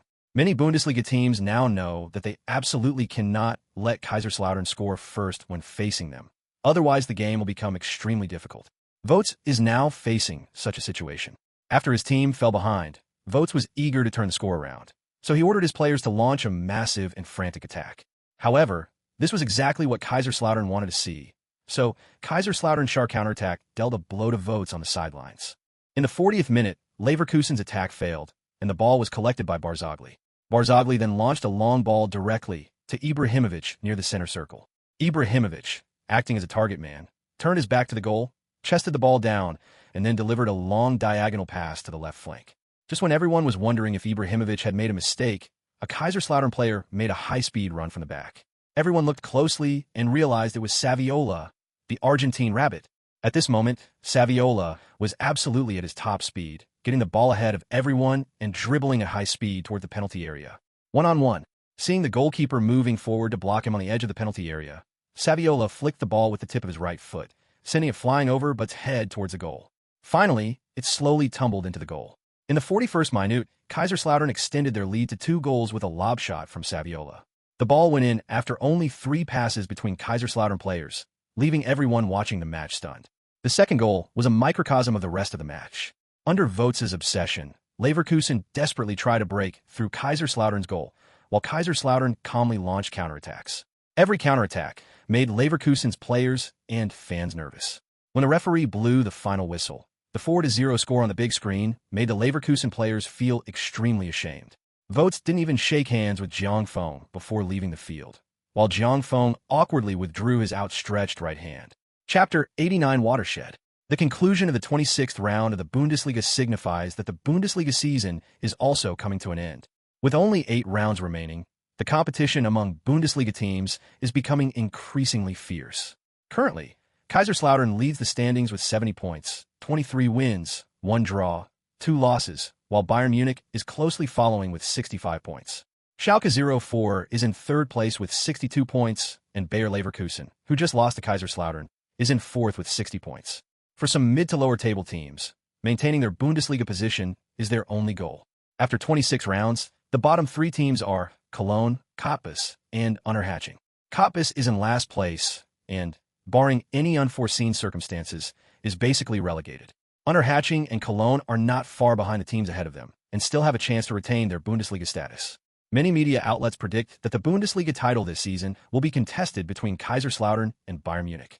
Although Schalke 04 still retains a sliver of hope of winning the title, after 26 rounds, Schalke 04 has already shown signs of waning momentum. While Kaiserslautern currently leads Bayern Munich by 5 points, the experienced Bayern has shown the dominance of the Bundesliga champions after the winter break. The two teams will meet in the 28th round of the league, and many media outlets predict this match will be a crucial battle for the Bundesliga title this season. Furthermore, because Kaiserslautern will be playing away against Bayern, many believe that Bayern has a better chance of winning the championship than Kaiserslautern, despite their current lead. Many people predict that Bayern Munich has a higher chance of winning this crucial match. If Bayern wins, it will be a huge blow to the morale of the young Kaiserslautern team. So this is Bayern's best chance to catch up. After the 26th round of the league, the German Football Association, DFB, began to heavily promote this crucial match, demonstrating the immense importance the DFB placed on it. For years, few teams have been able to challenge Bayern Munich's dominance in the Bundesliga, leading to a decline in the Bundesliga's appeal among the top 5 European leagues. Some might point to Kaiserslautern's legendary run under Rehagel before Jiang Feng, but that Kaiserslautern was more of a dark horse, a fleeting phenomenon lasting only 1 season. Now, many can see that Jiang Feng's Kaiserslautern is very young, and if they can retain him, they can maintain their competitiveness. However, both Kaiserslautern and Bayern Munich have a European match to play before this crucial game, in addition to their league match day 27. Bayern Munich faces significantly more pressure in this regard, as the Champions League has reached the quarterfinals. If Bayern Munich wants to advance further, they must defeat La Liga giants Barcelona. Therefore, this is the best news for Kaiserslautern. On April 1st, the 27th round of the Bundesliga kicked off. Kaiserslautern played at home against Bochum, who are currently ranked 11th in the Bundesliga standings. Bochum are currently in the lower half of the Bundesliga and have basically nothing to play for this season. Therefore, Jiang Feng rotated the lineup for this match in preparation for the upcoming UEFA Cup game. Barzagli started as the team's center back alongside Colaccini. Juninho and Schweinsteiger started together for the first time in the defensive midfield. Kaká remained in the attacking midfield position, and Ronaldo and Palacio started as the left and right wingers, with Drogba as the striker. Ibrahimovic was not even in the squad due to a cold. This was also Drogba's first league start for Kaiserslautern. After more than half a season of training, Drogba's skills, while not comparable to Ibrahimovic in close, have improved dramatically since he first joined the team. The match took place at 5 p.m. that day, and Bayern's match on another field was also at the same time. Many people who had hoped that Bochum could cause Kaiserslautern some trouble were extremely disappointed. Although some of Kaiserslautern's key players were absent and Kaká only played half the game, Kaiserslautern maintained firm control of the game's tempo throughout. Drogba, who started the match, taught Bochum's defense a lesson, showing them what a beast he is. Drogba played the full 90 minutes, contributing 2 goals and 1 assist, and rightfully became the best player of the match. Immediately after the match ended, Drogba ran to the sidelines and gave Jiang Feng a tight hug. Although he was still just a substitute at Kaiserslautern, he knew how much progress he had made since joining the club. Kaiserslautern ultimately defeated Bochum 4-0, while Bayern Munich also secured a comfortable away victory at a similarly close venue. Both teams took all 3 points in this round, keeping the point difference between them at 5 points in the standings. What pleased Jiang Feng most, besides Drogba's amazing performance, was the excellent performance of Juninho and Schweinsteiger, who were playing together for the first time. This made Jiang Feng feel that there would be more changes in the lineup in the following games. In particular, Schweinsteiger also contributed a goal in this game. After the end of this round of league matches, Jiang Feng led the entire Kaiserslautern team from Frankfurt Airport to Italy the next day. The first match of the UEFA Cup quarterfinals would officially begin on April 4th. Kaiserslautern was not so lucky this round, as their match against Udinese will be played away first and then at home.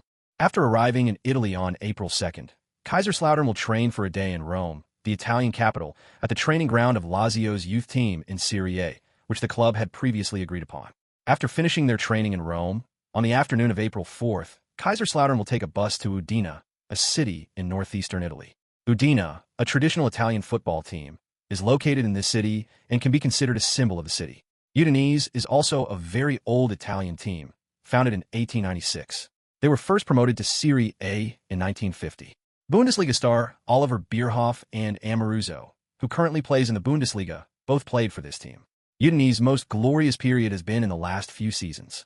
From 1996 to the present, Udinese has ranked in the top 7 of the Serie A standings every season, which shows that Udinese is still very strong. Moreover, in this season's UEFA Cup group stage, Udinese also qualified as the group winner and eliminated Dutch giants PSV Eindhoven in the round of 16. Chapter 90 Spear and Shield.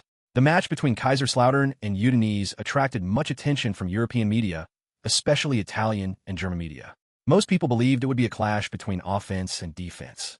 Udinese represents the typical Italian defensive team, especially in the round of 16, where Udinese's 2 classic 1-0 victories against Dutch giants PSV Eindhoven can be considered a model of Italian defense. In fact, many people favored PSV Eindhoven in those 2 matches, but the final result surprised many. Kaiserslautern, on the other hand, has created a youth storm in Germany and even Europe this season. Moreover, Kaiserslautern is a very strong team in terms of attack, whether in the Bundesliga or the UEFA Cup. Everyone is analyzing that this game will depend on which side can do better in their strongest areas. Did the spear pierce the shield, or did the shield break the spear? At 5 p.m. on April 4th, at the Friuli Stadium in Udine, Italy, both teams' players had taken their positions and were waiting for the referee's whistle. In today's match, Zhang Feng fielded his strongest lineup with Cech in goal and from left to right in defense. Evra, Metzelder, Colaccini and Alves, De Rossi and Gattuso as defensive midfielders, Kaká as attacking midfielder, Saviola and Quaresma as wingers, and Ibrahimovic as center forward. Udinese's starting lineup consisted of goalkeeper Torsi, for defenders Toledo, Soter, Manfredini, and Bertotto, 2 defensive midfielders Poggi and Van der Victor, 2 attacking midfielders Furi and Martin Jorgensen, attacking midfielder Locatelli, and striker Maggiota.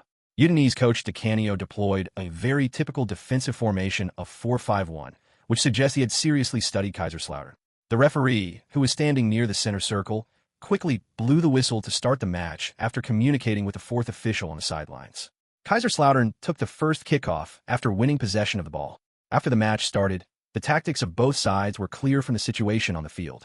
Udinese, even playing at home, resolutely adopted a defensive counterattacking strategy, while Kaiserslautern continued to launch a fierce attack on the opponent's defense from the very beginning. However, Zhang Feng's tactics were not mindless attacks. He knew that Kaiserslautern might not score quickly thanks to the opponent's defense. Moreover, according to the data collected by the team on Udinese, the opponent's counterattacks were very sharp. In the last round, both of PSV Eindhoven's goals conceded in 2 games were from Udinese counterattacks. Therefore, before the start of the game today, Zhang Feng instructed the players that if they lost possession of the ball during the attack, they must immediately launch a counterpress to slow down the opponent's counterattack speed.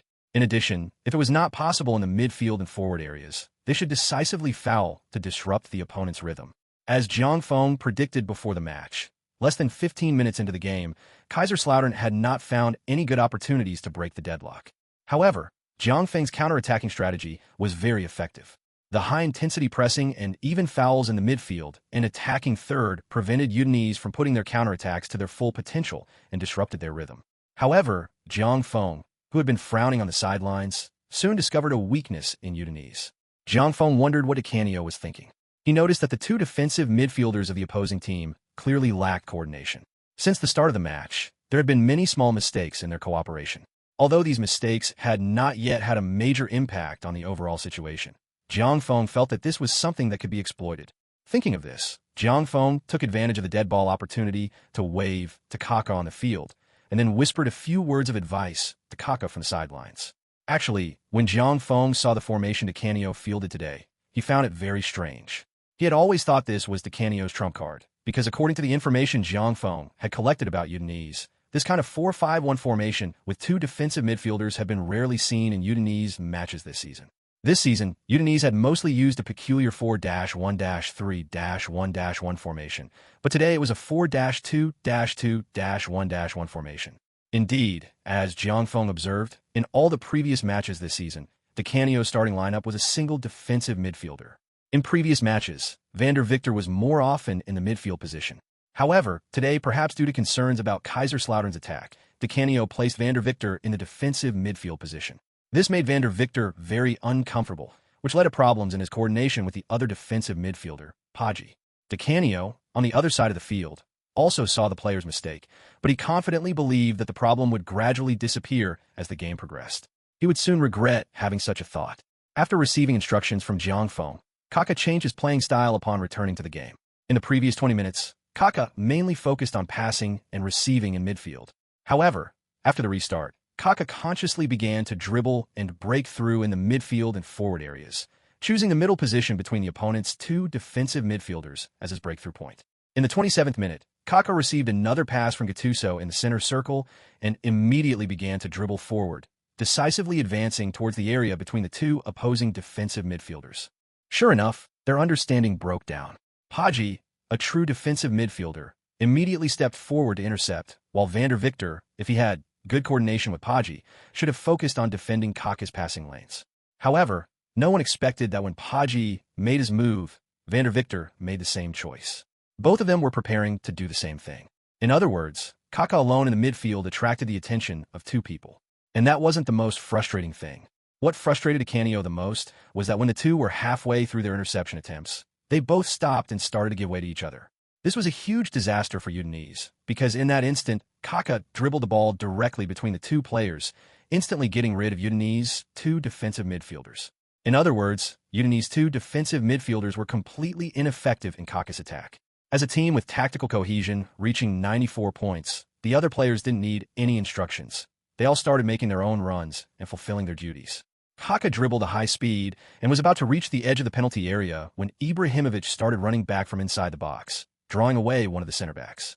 When Kaka reached the edge of the penalty area, a feint shot caused the other center back to fall to the ground and attempt an interception. Kaka then cut inside to create space and swung his thigh again to prepare for a shot.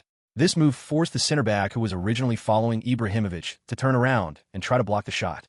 Moreover, Kaka's shooting motion also tricked the goalkeeper into shifting his center of gravity. No one expected that Kaka would actually get to the ball this time, but instead of shooting, he passed it. A soft, half-high ball was delivered to the unmarked Ibrahimovic. What followed was much simpler. Facing a goalkeeper who had lost his balance, the ball was very easy for Ibrahimovic. He gently pushed it with the back of his right foot, and the ball rolled into the goal. Kaiserslautern took a 1-0 lead in the 29th minute. Chapter 91 Spear and Shield 2. After scoring, Ibrahimovic complained to Kaka as if he had gotten a free win but was still being smug. "You should have passed the ball to me earlier. I could have turned and volleyed it. That would have been much more satisfying than this goal. Zlatan, I'll tell the boss about your suggestion during halftime." Kaka, who is usually a gentleman, was also annoyed by Ibrahimovic's shamelessness and secretly gave Ibrahimovic the middle finger. No. This is just my personal suggestion. There's no need for the boss to know." The other teammates around the two burst into laughter when they saw Ibrahimovic back down. Jiang Feng, who was on the sidelines, breathed a sigh of relief after seeing the goal. With this goal, the rest of the game will be much easier, especially since it was an away goal. Di Canio was furious when he saw his team concede a goal and kept yelling at the players on the field. He still didn't realize that it was a problem with his tactical arrangement, which also laid the groundwork for Udinese's next game. After the match restarted, Jiang Feng gestured to the players on the field to retreat into a defensive formation. Now, it was Kaiserslautern's turn to play a defensive counter-attacking strategy with peace of mind. Taking the lead away from home in the two-legged match forced Udinese to push their formation forward and start attacking. However, Udinese started today with a typical defensive counter-attacking formation. If they change tactics to attack, it will be very troublesome. Just like the current situation on the field, Udinese is unable to organize an effective attack once the ball reaches the midfield and forward areas. Moreover, although Kaiserslautern is playing a counter-attacking style, their counterattacks are completely different from Udinese. Kaiserslautern's defense on the field focuses on pressing in the midfield and also forces Udinese players to speed up their passing. Fortunately, although Udinese's attacking organization seems somewhat chaotic, Di Canio did not act recklessly or attack blindly. He was still wary of Kaiserslautern's counterattacks, so Udinese's defense was quite good when attacking. Therefore, despite Udinese making many mistakes after changing their tactics, they did not allow Kaiserslautern to extend their lead. The score remained 1-0 until the referee blew the whistle to end the first half. The first half ended, and both teams returned to their locker rooms. Everyone who followed the game knew that Udinese was not going to surrender, and the second half would be even more intense. However, Kaiserslautern, having already secured an away goal, now held a significant advantage. Back in the locker room, Jiangfeng and Decanio began making final preparations for the second half. The opponent will definitely intensify their attack in the second half. Daniele and Ivan, you two will be under a lot of pressure from the start. Remember, you must try to press them intensely in the midfield and attacking third and try to disrupt their passing flow. Understood, boss. Ricardo, that attack in the first half was excellent. If they haven't made any substitutions in the second half, keep attacking their junctions like that. Jiangfeng instructed Kaka. Boss, Zlatan just said that on the field. Ugh. Damn. Zlatan, you just took off your shoes. Before Kaka could finish speaking, Evie covered his mouth next to him. Kaka pulled away from Evie's hand and said angrily, Zlatan, what are you up to now? What did you say? Jiangfeng looked at the two people who had interrupted his tactical planning with a dark expression. No. Boss, please continue. I just said that Ricardo's pass was fantastic, really. Ibrahimovic immediately backed down after seeing Jiangfeng's expression. Jiangfeng ignored the two goofy people and continued giving instructions to the other players. Meanwhile, Kaka was negotiating with Ibrahimovic. Damn, you brat, you actually tattled on me. Get lost, you wait, Zlatan. I'll definitely come after the boss after the match. You actually covered my mouth with your shoe-off hand. Kaka still feels like he has a taste in his mouth. I was wrong. I'll treat you to dinner after the match. I'll forgive you if you ask 3 times, and I'll have to choose the place. You? Fine, you're ruthless. Don't let me catch you doing anything wrong next time. While Jiangfeng was strategizing, he frequently glanced at the two people who were whispering to each other. Although he didn't know the specifics, he could guess that Ibrahimovic had been caught doing something wrong again. This kind of thing often happened in the club. The outspoken Ibrahimovic would often be caught doing something wrong, and Kaka and Ronaldo were the ones who did it the most. Both of them had a very silly personality and were also very intelligent, so they were in a state of absolute restraint against Ibrahimovic's warrior-like personality.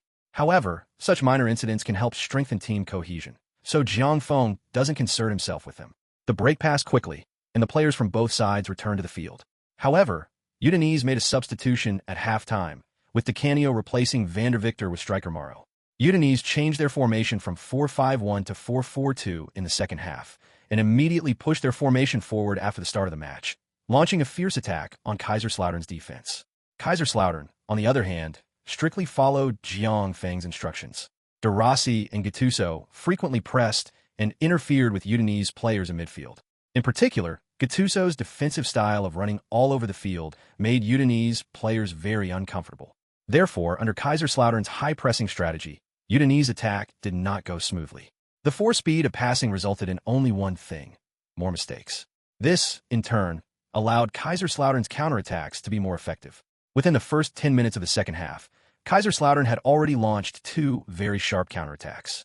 Although they did not ultimately score, they still made Udinese's defense hesitant to push too far forward, as if they were playing it safe. Decanio stood on the sidelines watching the situation on the field, feeling extremely anxious. Before the match, although he had studied Kaiserslautern, he still believed that his defense would be able to suppress the opponent. However, now that the match had started, that thought had vanished. He had to admit that Kaiserslautern was strong, not only in terms of player ability, but also in terms of tactical arrangements and execution, all of which gave them the upper hand in the confrontation with Udinese. Just like the game on the field, it seems that Udinese is attacking and Kaiserslautern is defending. In fact, Kaiserslautern has only temporarily sheathed its fangs. Decanio believes that once the opportunity arises, Kaiserslautern will definitely deliver a fatal blow. Chapter 92 Battle of Tianwang Mountain. As Decanio had feared, Udinese's attacks became less effective as time went on, while Kaiserslautern's counterattacks became increasingly sharp. Only Butt's saves prevented the score from widening. In the 10th minute, Kaiserslautern made substitutions, with Cristiano Ronaldo replacing Saviola and Klose replacing Ibrahimovic. Less than a minute after Jiangfeng made the substitution, the combination between Ronaldo and Klose produced a remarkable effect. In the 76th minute, De Rossi and Gattuso combined to intercept the ball from Locatelli. De Rossi then passed the ball directly to Kaka, who had dropped back to receive it. Kaka immediately made a diagonal pass to the newly substituted Ronaldo. Ronaldo, facing Brazilian defender Bertotto, showed no fear. His series of stepovers had already made the opponent uneasy. Ronaldo then used a series of sudden stops and changes of direction to get rid of Bertotto. After entering the penalty area, Ronaldo attracted the attention of a center back and then delivered a very entertaining feint shot and pass to the center. Klose, who had been waiting, leaned against the defender and pushed the ball into the goal with his left foot. 2-0. In the 78th minute, Kaiserslautern took a 2-goal lead over Udinese away from home. After seeing Klose's goal, Jiang Feng excitedly turned around and high-fived David and the others.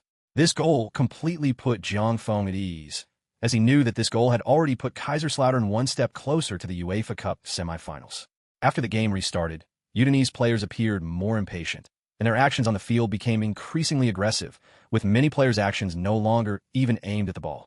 Seeing Udinese anger, Kaiserslautern showed no fear and began to intensify their actions, especially Gattuso in the defensive midfield position, who repeatedly fouled several opponents in midfield. For a moment, the referee became the busiest person on the field.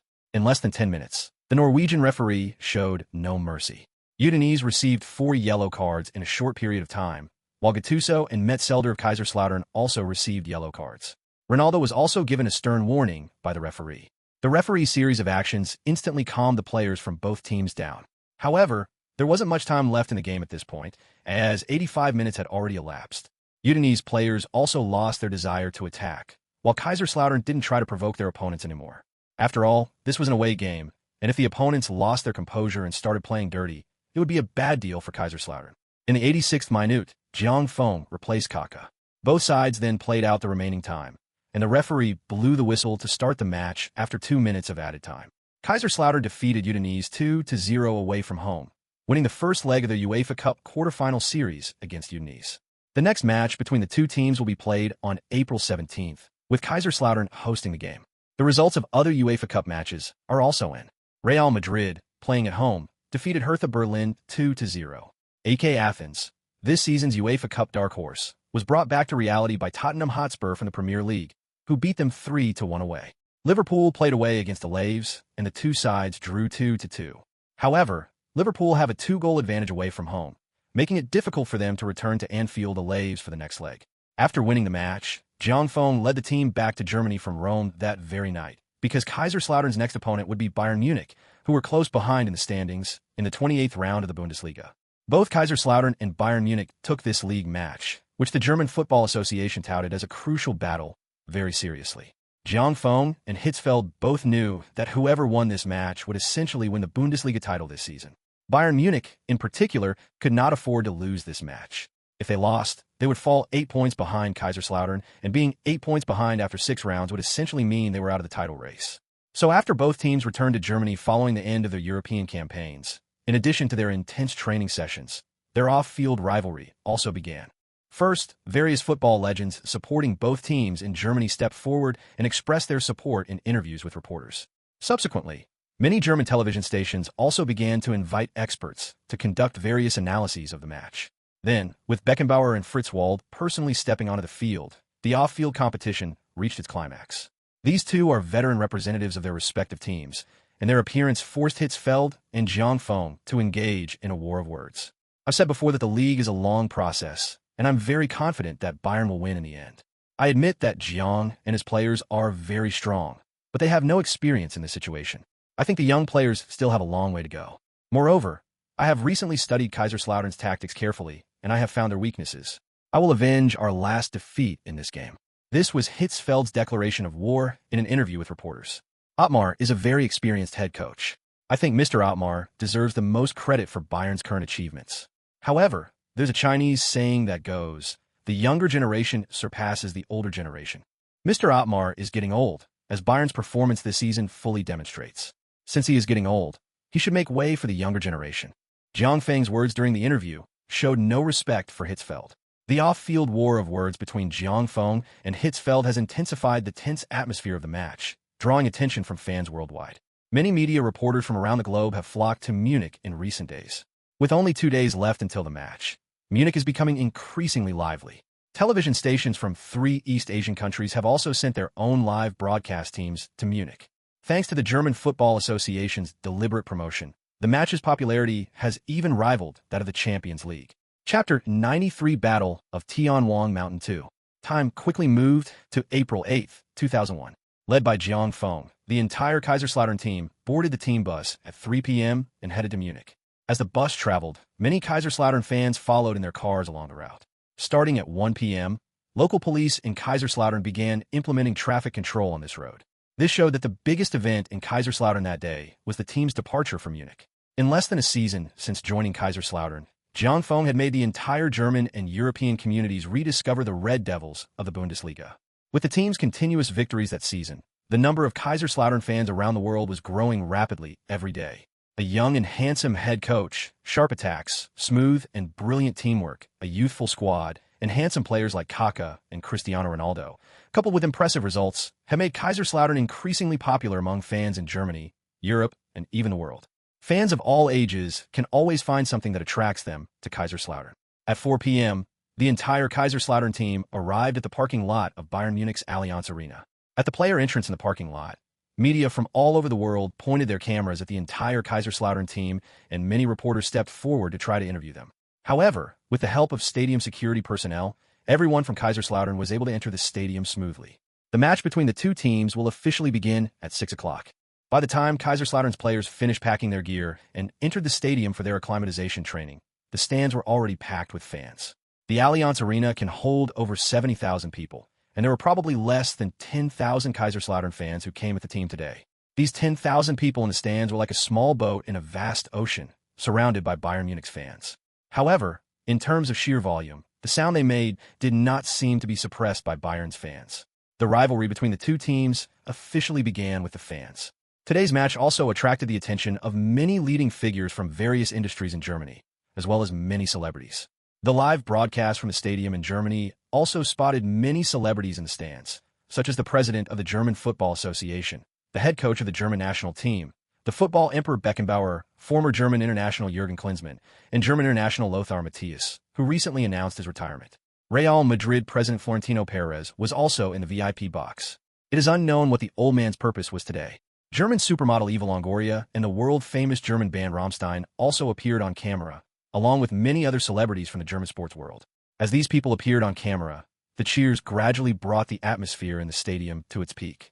Soon it was 5:30 p.m., and both sides finished their acclimatization training and returned to the locker room. The head coaches of both sides would then make final arrangements and give pep talks for the upcoming match. Guys, we can proudly say that we have achieved more than half of the goals we set before the season started. The once invincible Bayern Munich has been trampled under our feet. No one can laugh at our desire for the championship anymore. No one can mock your age anymore. And no one can look down on us anymore, lads. Now, only this last step remains for us to complete together, to completely bring that high and mighty enemy down to earth, and then leave this stadium with your heads held high, telling everyone that we don't need to join any big club. We can create our own. Can you do it? Yes, we can. All right, I have complete faith in you. I believe that as long as you can unleash your full potential, you can definitely do it. However, we cannot underestimate our opponents. I hope that from the moment the match begins, you will focus all your attention on the game. Understand? Go for it, and take them down. Understood, take them out. Jiang Feng's impassioned pre-match pep talk brought the morale of these young players to its peak. Soon, the referee's voice urging the players to enter the field rang out at the locker room entrance. The two teams' players were about to enter the field, and the crucial match of the 28th round of the 2000-2001 Bundesliga season was about to begin. Hello everyone, welcome to this match commentary by me and Coach Zhang Lu. I am your host, Huang Jinxiang. I believe you're all very familiar with the two teams in this match, Bayern Munich hosting Kaiserslautern. Now, Coach Zhang, please introduce the starting lineups of both teams that we have just obtained. Hello everyone, I'm Zhang Lu. Today's match is crucial for both teams. Kaiserslautern's starting lineup is as follows: goalkeeper Cech, left back Evra, right back Alves, center backs Metzelder and Colaccini, defensive midfielders De Rossi and Gattuso, attacking midfielder Kaká, wingers Cristiano Ronaldo and Quaresma, and center forward Ibrahimovic. Judging from this lineup, Jiang Feng is sticking to his style of play for Kaiserslautern. It's a very impactful lineup. Bayern's starting lineup is Kahn in goal, Kuffer, Anderson, and Sagnol in defense, Sagnol, Lizarazu, Effenberg, and Hargreaves in midfield, and Elber, Salihamidzic, and Scholl up front. This lineup is the same as their starting 11 when they lost to Kaiserslautern. It seems Hitzfeld is determined to get revenge. And while this lineup may not be as impactful as Kaiserslautern's, it's far more experienced. Yes, but Coach Zhang, what do you think of this match? Who do you think will have the last laugh? It's really hard to predict the result. I think Bayern will have some advantage at home, but it will depend on the battle of wits between the two coaches. What was happening in the domestic studio was also playing out in television studios in other countries. While everyone was having a heated discussion about the match, the captains of both teams had already finished the coin toss, and Bayern Munich won the right to kick off. The players from both sides took their positions and waited for the referee to blow the whistle to start the match. Chapter 94 Battle of Tianwang Mountain 3. Finally, the referee raised his hand to check his watch and then blew his whistle. The highly anticipated match of the 28th round of the 2000-2001 Bundesliga season, Kaiserslautern's away game against Bayern Munich, has officially begun. The two teams used similar lineups in their second encounter to those in their first, so there was no probing involved at the start of the match. The game went straight into a heated phase from the very first minute. Both teams placed great emphasis on the midfield, resulting in intense battles and constant changes of possession. In the 11th minute, Bayern Munich took the first shot of the game. After intercepting the ball in the midfield, Effenberg immediately passed it to Lizarazu on the wing. After a few attempts to get past Evra, Lizarazu saw that he could not get rid of Evra's defense and then passed it across to Scholl, who had dropped back to receive it. Scholl then made a through pass to Effenberg, who was making a run into the box. Effenberg took a long-range shot from less than 30 meters from the goal. The shot was very sudden, and the power and angle were both very beautiful. Even Effenberg himself thought the ball was in the bag, but in the end, Cech, who was very focused, made a great save. Bayern Munich's corner kick, taken by Lizarazu, was caught in midair by Cech. However, Effenberg's shot just now still made Cech yell at the team's defense. From the time Effenberg received the ball to the time he shot, no Kaiserslautern player came forward to interfere, which forced Cech to remind his teammates. Effenberg was very active after the start of today's match. In the previous match against Kaiserslautern, Effenberg became the target of the attack, and he came to this match with a desire for revenge. In the 22nd minute, Kaiserslautern found a good attacking opportunity. Lizarazu's breakthrough on the wing was directly intercepted by Evra, who then sent a long ball to Ronaldo. Hargreaves, who was assisting in the defense on the left wing, rushed in too aggressively and was easily beaten by Ronaldo. Ronaldo then accelerated to the byline and crossed the ball to Ibrahimovic, who was following up in the middle. No one expected that Ibrahimovic's close-range header would be saved by Kahn.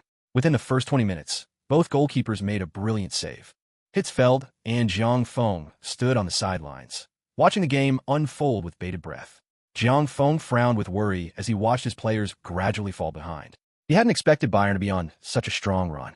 The intense match between the two teams was thrilling for everyone watching. Although no goals were scored, the various combinations of attack and defense transitions and the execution of the tactical arrangements by the two head coaches made everyone feel that it was a match between top European teams. In the 37th minute, Bayern Munich broke the deadlock. Hargreaves received a pass from Effenberg on the wing and immediately played a 1-2 with Lizarazu, dribbling past Gattuso. Before Evra could get into position, he crossed the ball to Elbier at the edge of the box. Elbier chested the ball down with his back to Metzelder, but seeing that he couldn't turn, he passed it back to Effenberg, who had made a run into the box. Effenberg received the ball, cut inside with his right foot, and then fired a shot. The angle and power of the ball were superb. Despite Cech's best efforts to stretch out his hands, he was unable to stop the ball from going into the corner of the goal. 1-0, Bayern Munich's relentless attack over 30 minutes finally paid off. In the 38th minute, Bayern Munich capitalized on Effenberg's long-range shot to break through Cech's defenses. After scoring, Effenberg ran wildly to the main stand where the Bayern fans were, shouting at them. In the last match against Kaiserslautern, his impulsiveness made him the culprit for the team's defeat, and he was heavily criticized afterward. This goal was more like a redemption for Effenberg. Upon seeing Effenberg score, Beckenbauer in the VIP box immediately stood up excitedly, and all the Bayern fans in the stands also stood up and applauded and cheered. This goal made all Bayern Munich fans see that the league title was beckoning to them, and they saw the hope that Kaiserslautern, who had dominated them for most of the season, was about to be defeated by them. Jiang Feng shook his head helplessly when he saw the goal. In fact, Kaiserslautern did not make any major mistakes. The goal was entirely due to the individual strength of the star player. However, this goal made Kaiserslautern's subsequent matches even more difficult. They must seize the initiative to turn the tide. Moreover, this goal has boosted the morale of the opponents, which is why Jiang Feng is having a headache. Playing away against a team like Bayern Munich, being behind is like adding insult to injury for the players. With little time remaining in the first half, Bayern Munich, spurred by their goal, continued their fierce attack on Kaiserslautern after the game restarted, attempting to capitalize on their high morale and extend their lead to defeat Kaiserslautern in one fell swoop. Seeing this situation from the sidelines, Jiang Feng's eyes lit up. He felt that this was an opportunity for Kaiserslautern. Jiang Feng originally thought that Bayern would retreat immediately after taking the lead and focus on counterattacks. He did not expect that Bayern would look down on him. Jiang Feng's brows, which were originally furrowed, relaxed after seeing Bayern's relentless pursuit of the advantage, and a cold smile appeared on his lips. In the 42nd minute, Bayern, on a relentless offensive, became somewhat overconfident due to Kaiserslautern's deliberate retreat. Their entire defensive line moved up to the center circle, while only Ibrahimovic remained moving around the center circle. The rest of the Kaiserslautern players were pinned back in their own half by Bayern. Bayern appeared to have a clear advantage, and the Bayern fans in the stands became even more frenzied. Their wild shouts seemed to make the Bayern players on the field lose their heads. Only Hitzfeld on the sidelines sensed a hint of danger and kept directing his Bayern players to be mindful of their defensive line. But how could the excited Bayern players on the field suddenly calm down? The fourth official on the sidelines had already raised the sign indicating 3 minutes of added time, and at that moment Kaiserslautern finally found an excellent opportunity. Chapter 95 Battle of Tianwang Mountain 4. Bayern Munich continued to pass the ball around in the attacking third, until De Rossi seized the opportunity and decisively intercepted the pass. After receiving the ball, De Rossi made no other move and immediately launched a long ball down the left flank. When Ronaldo saw De Rossi pressing forward, he began a high-speed run forward without the ball, not even considering whether his teammates would get the ball. De Rossi didn't let Ronaldo's off-the-ball run go to waste. Just as Ronaldo was about to cross the halfway line, the ball landed precisely in front of him. Ronaldo stretched out his left foot to stop the ball, then took a powerful touch and began a high-speed forward dribble. Seeing Ronaldo advance with the ball, Bayern's defense was thrown into disarray. At that moment, apart from Bayern's 3 defenders, the rest of the players were still in Kaiserslautern's backfield. Lizarazu was desperately chasing back, and Sagnol had no choice but to move to the wing to defend. No one expected that as soon as Sagnol left his position, Ronaldo made a long pass to Quaresma on the right wing. Only then did everyone realize that Quaresma had somehow made a run into the attacking third on the right. This was the true result of Kaiserslautern's dominant 2-wing attack this season, which has made them a force to be reckoned with in the Bundesliga and even in Europe. For a moment, Kaiserslautern's counterattack created a 4-on-3 situation in Bayern's backfield. Kaka was in the center, De Rossi was behind Kaka to receive the ball, Ibrahimovic pushed forward to draw the attention of Bayern's 2 center-backs, and Ronaldo and Quaresma advanced along the left and right flanks respectively. Returning our focus to Quaresma, after receiving the ball, Quaresma delivered a cross just before reaching the penalty area, finding Kaka in the middle. Kaka chested the ball down and, without waiting for it to bounce, chipped it to Ronaldo, who had cut inside into the penalty area on the left. Ronaldo received the ball and used a series of feints and changes of direction in front of Kuffer, leaving Kuffer somewhat dizzy. Then, with a fake shot followed by a real cut, Kuffer completely lost his position. Before Sagnol could close in, Ronaldo unleashed a low shot from a tight angle, sending the ball into the far corner. Even a superb Kahn in this match was helpless against such a close-range shot, and the ball rolled smoothly into the goal. The score was 1-1 in stoppage time of the first half, when Kaiserslautern equalized through a counterattack, with Cristiano Ronaldo scoring the equalizer. The Bayern stadium fell silent the instant Ronaldo scored, until the boos and curses suddenly erupted again when he began his wild celebrations in the stands where the Kaiserslautern fans were. After seeing the goal, Jiang Feng celebrated wildly on the sidelines, which made the boos from the stadium even more intense. In an instant, Jiang Feng became the most unpopular person in the stadium. This time, it was Frederick in the box who raised his arms in celebration, while Beckenbauer in the other box watched the field with a gloomy face. Meanwhile, in another VIP box, Real Madrid president Florentino Perez watched the Kaiserslautern players celebrating on the field and Jiang Feng on the sidelines with a thoughtful expression. No one knew what the old man of Real Madrid was thinking. Shortly after the game restarted, the referee blew the whistle to end the first half. Both teams returned to the locker room and began making final preparations for the second half of the game. What's wrong with you all? Have you all lost your minds? Why are you going all out? Are you pigs? In the home team's locker room, an enraged Hitzfeld unleashed a torrent of abuse on the players sitting there. Bang! After hearing this, Lizarazu angrily slammed his fist on the locker, interrupting Hitzfeld. This made the old coach even more embarrassed. Vicente, what are you doing? What did I tell you before the match? I told you to watch out for the opponent's flanks. What did you do? Is conceding the goal solely our fault? Why don't you look for the reasons within yourselves? Lizarazu confronted Hitzfeld directly. Upon hearing Lizarazu's rebuttal, Hitzfeld exploded and immediately turned and left the locker room. Bayern's midfield setup thus came to an end amidst internal strife. In fact, many Bayern players have begun to drift apart from Hitzfeld this season, and this clash between Lizarazu and Hitzfeld is just a microcosm of what has been going on for a long time. Meanwhile, in the away team's locker room, Jiang Feng was making final arrangements. The goal we conceded in the first half had nothing to do with you. I didn't expect the opponent's determination to attack, so don't worry about it all. Our defense was excellent throughout the first half. That goal was just an accident. I estimate that the opponent will continue to attack hard in the second half because they need this victory more than we do. So don't rush. The current situation is very favorable for us. So if the opponent continues to attack in the second half, we'll pull our fist back, just like with our goal. Understand? Understood, boss. The two teams' midfield setups resulted in two completely different outcomes. If the Bayern fans, who were cheering deafeningly outside, knew what happened in the locker room during halftime, one wonders what they would think. At this moment, only Beckenbauer, who was in the VIP box, received a report from the staff and learned what had happened in the locker room. Already in a bad mood due to conceding a goal in the final moments of the first half, Beckenbauer's face darkened further upon hearing the news. He hadn't expected the club to do something like this at such a crucial moment.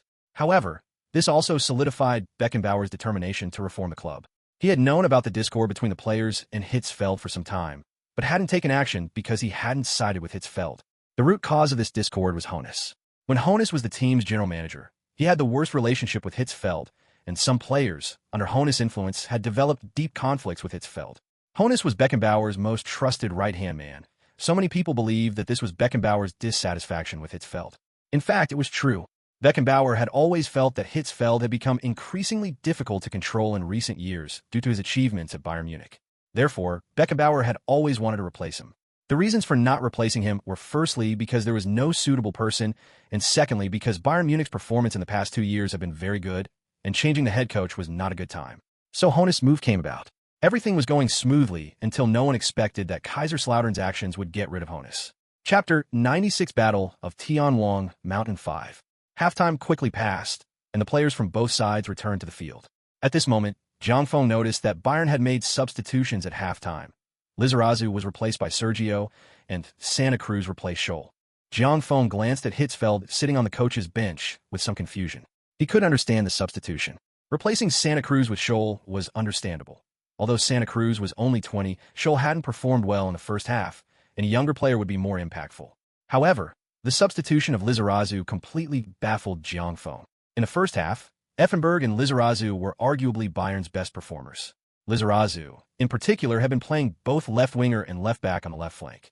While Lizarazu was partly responsible for Kaiserslautern's goal in the first half, the biggest responsibility lay with Sagnol's defensive support. Yet, Hitzfeld had substituted their best player, which Zhang Feng found incomprehensible. He even wondered if Hitzfeld had some new tactic at play. But after the referee blew the whistle for the second half, Zhang Feng felt that something must have happened to Bayern during halftime. Based on the momentum of the first half, Zhang Feng expected Bayern to launch a fierce attack at the start of the second half. However, after the match began, Zhang Feng noticed that the Bayern players on the field were clearly not the same as they were in the first half. Many players looked listless, and their speed and intensity were completely different from their performance in the first half. Seeing Bayern's performance, Zhang Feng, with the idea of taking advantage of their weakness, ran to the sidelines and started gesturing to Kaka on the field.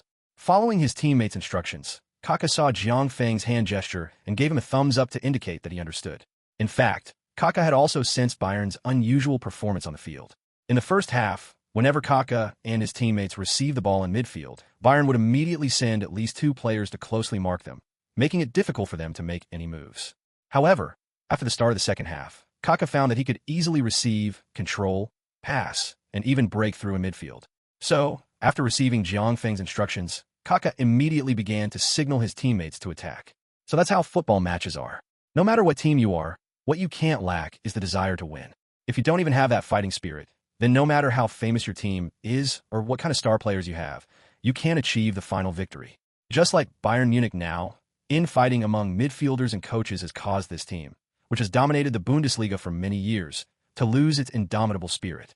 In the 51st minute, Kaiserslautern suddenly accelerated their pace and launched a counterattack. Kaka, with De Rossi behind him and Ronaldo in the half space, combined with a series of quick passes in midfield to tear apart Bayern's defense. Finally, Kaka played a through ball to Quaresma, who had beaten the offside trap. Quaresma then dribbled past the defender and fired a shot that blasted past Kahn's goal. 1-2. Less than 10 minutes into the second half, Kaiserslautern took the lead. Kahn, frustrated, kicked the ball he had retrieved from the goal into the stands, then yelled at his teammates on the defensive line. Bayern's defense was as flimsy as paper, easily torn apart by Kaiserslautern. This goal made Zhang Feng even more convinced that something must have happened during halftime for this Bayern Munich team, which was completely different from the first half. Otherwise, they would never have conceded such an easy goal. Moreover, Zhang Feng observed that Hitzfeld did not make any move or show any expression after conceding the goal.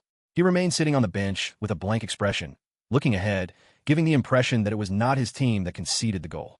Jiang Feng shook his head on the sidelines, no longer thinking about these things, and instead gestured for the players on the field to continue. The Bayern fans in the stands were stunned after the goal.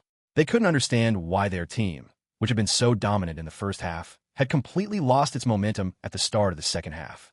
Other teams usually get stronger after halftime, so why did their team become weaker after halftime? Many Bayern fans couldn't believe what they were seeing. Only one person in the stands understood why. Beckenbauer, who had been in the VIP box, had left at some point. Meanwhile, in another VIP box, Florentino shook his head, smiled, and left after Kaiserslautern scored. These old foxes could tell what was going on from the slightest difference, let alone Bayern's obvious performance. Only the fanatical fans were too caught up in their own thoughts to think of it. The match restarted, and Kaiserslautern continued their relentless attack on Bayern's defense. The situation suddenly reversed from the first half, with Bayern being completely pinned back in their own half by Kaiserslautern. Bayern struggled to keep up with the passing and ball control of Kaiserslautern's players. Only 3 Bayern players were truly effective on the field: Effenberg, Kahn, and Santa Cruz, who came on as a substitute in the second half. Only these 3 were still putting in the effort for the team. Santa Cruz, who was substituted on as a striker in the second half, was constantly running around defending against Kaiserslautern players, performing even better than the Bayern defenders on the field. This was a huge irony for Bayern. Then there's Effenberg. Just like in this round, Effenberg chased all the way from midfield into the penalty area and blocked Ibrahimovic's shot out of bounds. It was Ibrahimovic and Kahn who helped Effenberg up. Even Ibrahimovic was moved by Effenberg's spirit. When Effenberg stood up, he looked at his teammates on the field with a somewhat sad expression. In this game, it could be said that Effenberg had the strongest desire to win in the entire Bayern team. Unfortunately, the real Bayern only played half the game. The same goes for Kahn. Unfortunately, football is ultimately an 11-player sport, and it is impossible to win against a team of the same level by relying on only 2 or 3 people. In the 68th minute, Kaiserslautern extended their lead once again. After a 1-2 pass between Kaka and Ibrahimovic on the edge of the penalty area, Kaka easily dribbled past his opponent and then unleashed a powerful shot from a step forward on the edge of the box, once again breaching Kahn's goal. At 1-3, even most oblivious fans in the stands knew that their team was in serious trouble. Suddenly, Bayern Munich fans in the stands applauded the Kaiserslautern players who were celebrating their goal. This surprised the Kaiserslautern players, who had been focused on their celebration, and they looked towards the stands where the Bayern Munich fans were. Even the commentators on television stations in many countries broadcasting the match were discussing what was wrong with Bayern Munich. Coach Zhang, what do you think? I don't know what happened at halftime for Bayern. We'll probably only find out after the game. But Bayern in this state is hardly worthy of the honors they have, especially in such a crucial match. It's unbelievable that these players, worth tens of millions, would perform like this. Bayern is going to become famous now. Yes, it really did disappoint the fans. Look at the footage. Even the Bayern fans are applauding the Kaiserslautern players. That shows how angry the fans are right now. Chapter 97, the press conference that shocked everyone.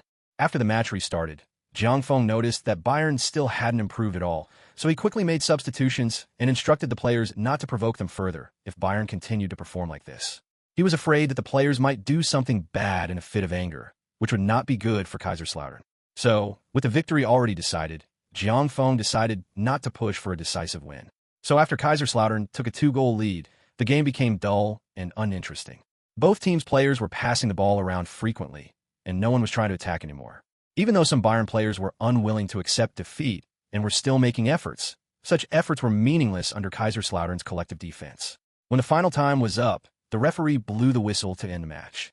The moment the whistle blew, Hitzfeld, who had been sitting on the bench throughout the second half, left the field without paying any attention to Jiang Feng, who came forward to shake his hand. Meanwhile, the Bayern Munich fans in the stands booed their players in disappointment. Compared to the boos they had given Kaiserslautern before the match, this was undeniably ironic. All the Bayern players left the field quickly with their heads down. For many of them, the second half was a disgrace.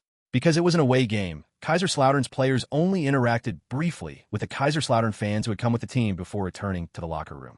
At this moment, the most excited people in the stadium are probably the reporters. All the reporters know that there will definitely be big news at this post-match press conference, because Bayern is too abnormal. It would be strange if nothing happened. This victory brought Kaiserslautern's points total to an astonishing 76, leading second-placed Bayern Munich by 8 points. With only 6 more wins remaining, the 8-point lead has given Kaiserslautern complete control of the title race. As long as Kaiserslautern avoids any major mistakes in the remaining matches, the league championship trophy is practically in their grasp. After a brief celebration with his players in the locker room, Jiang Feng went to the post-match press conference. When he arrived, Hitzfeld had just taken a seat. At this moment, all the reporters on the scene were focused on Hitzfeld, while no one paid attention to Jiang Feng, who had won the victory. Jiang Feng was happy to have some peace and quiet, as he also wanted to know what had happened to this Bundesliga champion. Surprisingly, Hitzfeld did something unexpected from his seat. He picked up the microphone without waiting for the reporter to ask a question. Ladies and gentlemen, I know you are all very curious. I have dealt with many of you for many years, and we are very familiar with each other. So today, there's no need for you to ask questions. I'll just tell you what you're curious about directly. Isn't that better? Football is a team sport. On the field, it's about cooperation, unity, and execution. What players need to do is to perfectly execute the coach's instructions. I've always believed that a good team, first and foremost, has excellent execution. Over the years, I've demanded this of my players. I've been with Bayern for many years, but gradually I've realized that the Bayern I see now is completely different from the Bayern I used to know. The players no longer put all their energy into the games and training. Instead, they put off the field. Also, I'm a head coach. But when a team's head coach can't even arrange the starting lineup according to his own ideas, is he still a head coach? A head coach who can't even decide how to arrange the team's players or which players should be brought in, is he still a head coach? The reporters on the sidelines were stunned by Hitzfeld's words. They knew there was big news, but no one expected the veteran manager to drop such a bombshell, directly criticizing the club. Jiang Feng, who was listening nearby, was secretly astonished. This was truly big news. Hitzfeld paused briefly before continuing. The reason I'm saying this is because this century-old club represents so much of my hard work over the years, and I cannot allow anyone to destroy it. Finally, I want to tell everyone that I, Ottmar Hitzfeld, am resigning from my position as head coach of Bayern Munich, effective immediately. Thank you. After finishing his remarks, Hitzfeld left the press conference without waiting for any questions from the reporters. Jiang Feng, standing to the side, also sighed at how tough the old man was. The old man's words conveyed the message. Damn it, this is too shady. I am quitting. Do whatever you want. After Hitzfeld left, the reporters at the scene began to target Jiang Feng. Jiang, what are your thoughts on Bayern's performance in the first and second halves of this match? How do you see it? Look with your eyes, just kidding. No team can have a smooth run all the time. There will always be some problems, and isn't our job to solve those problems? Jiang, what's your opinion on what Hitzfeld just said? I think Mr. Ottmar is right. If Bayern is really in this situation, I think the club's management should bear the main responsibility. Such a world-renowned powerhouse should not have this happen. Jiang Feng also took the opportunity to criticize Bayern. Jiang, does this victory today mean that Kaiserslautern has practically secured the championship? Mr. Reporter, no one can guarantee anything until the results are truly revealed. Football must be played one game at a time. Today's victory is history. Now we can only hope that we can play well in every game and strive for victory in every game. After answering a few questions from reporters, Jiang Feng left the press conference. However, no one cares about Jiang Feng anymore. All the reporters at the scene have gained a lot and are contacting the company to spread the news of the Bayern Munich infighting. As for who wins the game and who gets the league title, those are less important compared to Bayern's internal strife. However, all of this is no longer relevant to Jiang Feng and Kaiserslautern. To be honest, I wonder how many people are waiting to gloat over Bayern's misfortune, and how many are preparing to kick them while they're down. After the press conference, Jiang Feng led the entire team back to Kaiserslautern. Just as he said at the press conference, this match was history, and many more challenges awaited Jiang Feng and his players. Chapter 98, it's become a fragrant steamed bun. On the way back that day, Jiang Feng announced on the bus that the whole team would have a day off the next day, a reward that made the Kaiserslautern players on the bus cheer excitedly. When the bus arrived in Kaiserslautern, a large number of Kaiserslautern fans gathered in the square in front of the stadium to welcome their triumphant heroes. The scene was spectacular, comparable to winning the championship. Among these fans was a group different from other Kaiserslautern fans. The majority of them were young people, and most of them were holding up posters with pictures of Jiang Feng. After Jiang Feng got out of the car, they shouted, "Emperor! Emperor!" These fans were all fans of the Knights, and as Jiang Feng's personal fans, they were here to welcome the return of their idol. While Kaiserslautern celebrated their victory, the atmosphere in Franz Beckenbauer's office at Bayern Munich was somewhat somber. Why? Mr. Franz, why do you ask? As Bayern's head coach, I don't even have the authority to decide how to arrange the lineups. You're asking me why? No one is taking away your rights. We are just giving you some advice. Okay.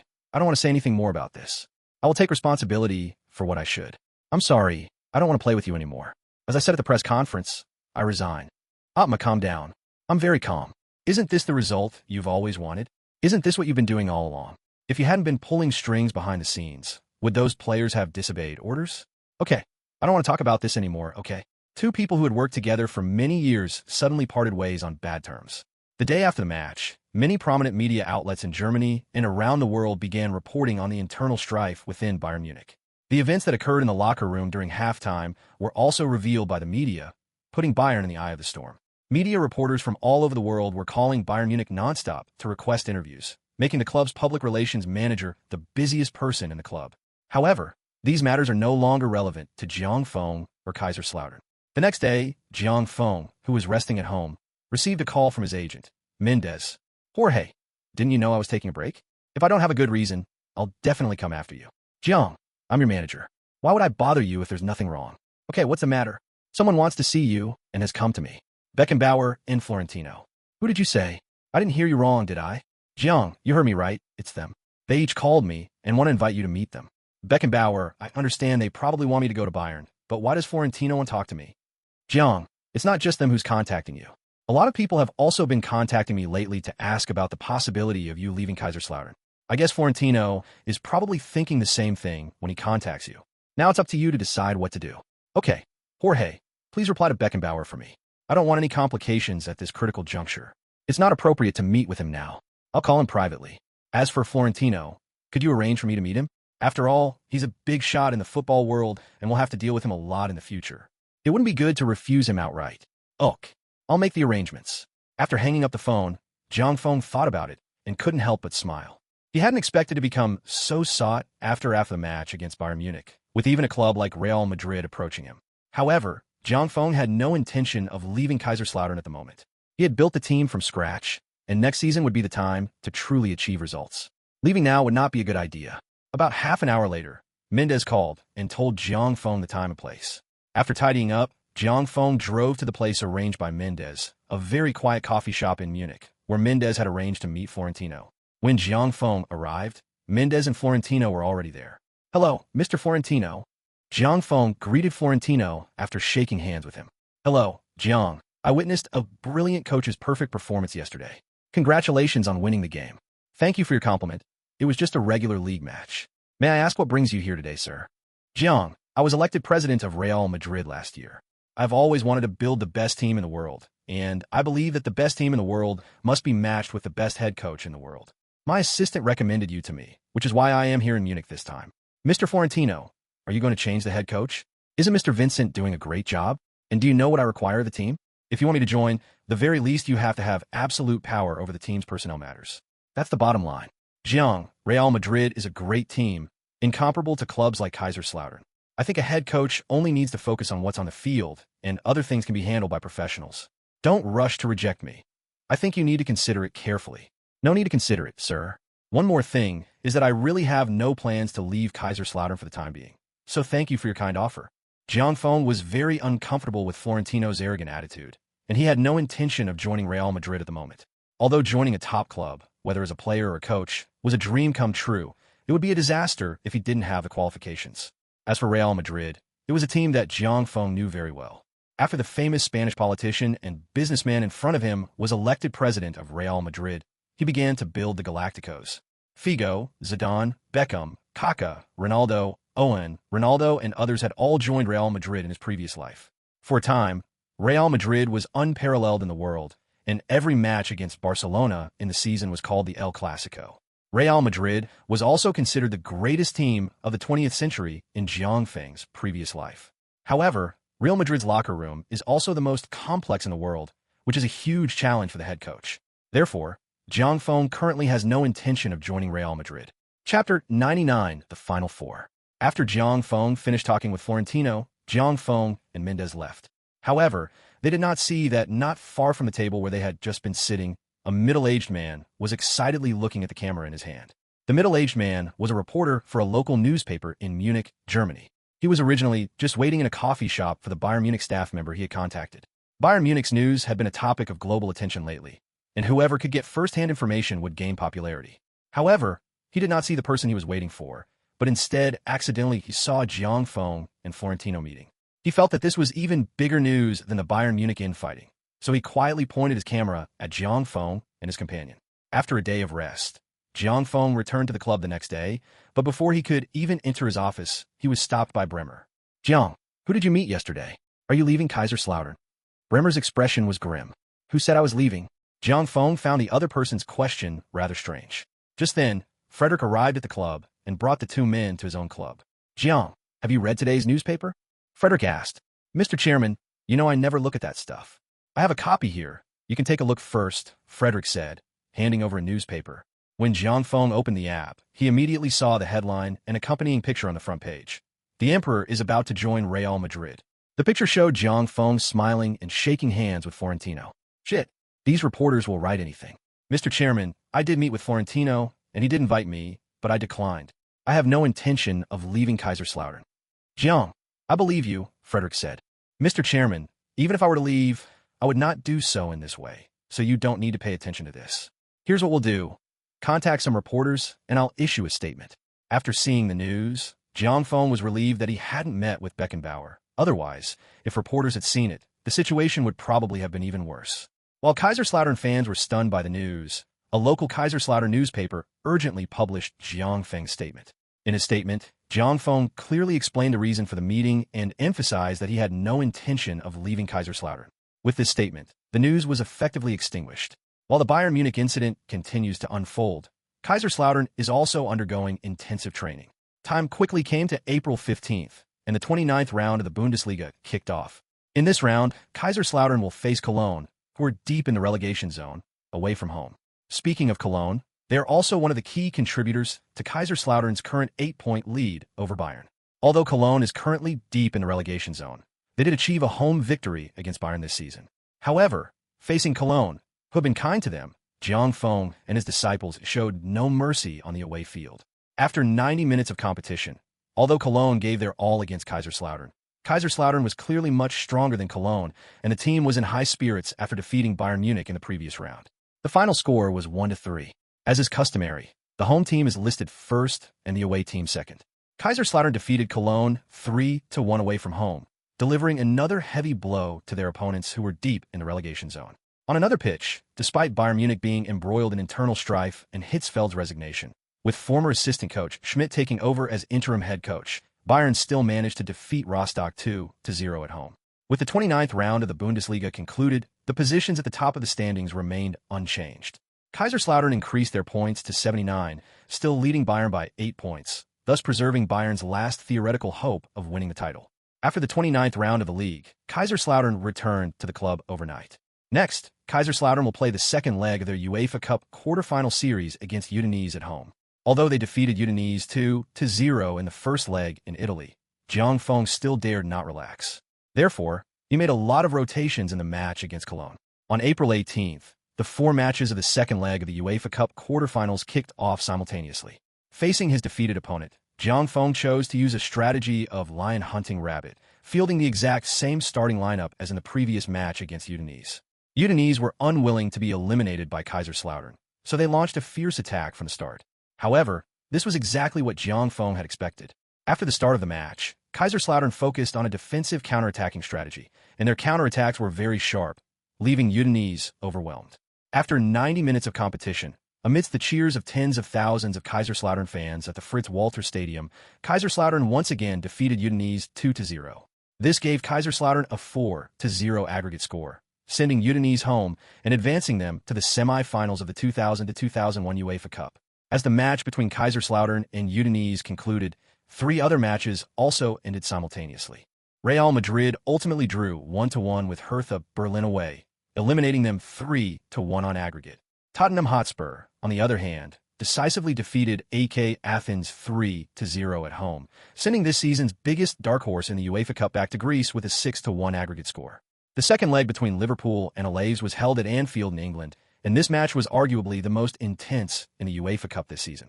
No one expected Alaves to unleash such incredible fighting spirit away from home. The two sides put on a goal fest for all the fans in 90 minutes, with Liverpool ultimately winning 4-3, thus eliminating the La Liga side 6-5 on aggregate. However, Liverpool paid a price, as their starting centre-back Hypatia received 2 yellow cards and was sent off, meaning he'll be unavailable for the next semi-final. Also released was the semi-final matchup, Real Madrid versus Tottenham Hotspur, and Liverpool versus Kaiserslautern. This time, Kaiserslautern has an advantage, except for Haipaya's unavailability, and they will play the first leg at home and the second leg away. The UEFA Cup semi-finals will be held in May. Chapter 100. We are the champions. After finishing the UEFA Cup quarterfinals, Kaiserslautern will face the 30th round of the league. The 30th round of the league officially kicked off on April 22nd. Kaiserslautern continues their away journey in this round of the league, facing Eintracht Frankfurt away from home. This unusual Chinese derby has once again attracted the attention of many domestic fans. The match did not disappoint domestic fans. Frankfurt started Yang Chun, while Kaiserslautern, due to their tight schedule and consecutive away games in the league, used a lot of substitute players. Although Frankfurt was not deep in the relegation zone, the gap between them and the teams in the relegation zone was not enough to make them relax. In the end, at Frankfurt's home ground, the tenacious Frankfurt team managed to draw 1-1 with Kaiserslautern. Yang Chun played the full 90 minutes, and although he did not score, he contributed an assist, helping the team secure a valuable point and making his own contribution to Frankfurt's survival in the league. Meanwhile, Bayern Munich secured a victory at another venue. With 30 rounds of league matches completed and only 4 rounds remaining, Kaiserslautern leads Bayern Munich by 6 points with 80 points, rekindling a glimmer of hope for the somewhat disheartened Bayern team. At the post-match press conference, Jiang Feng praised Yang Chen's performance in the game and offered his best wishes for Yang Chen's future. Although Jiang Feng knew that Yang Chen had gradually lost his place in the Bundesliga team due to Eintracht Frankfurt's relegation, as a fellow Chinese, Jiang Feng still hoped to see more Chinese players in Europe.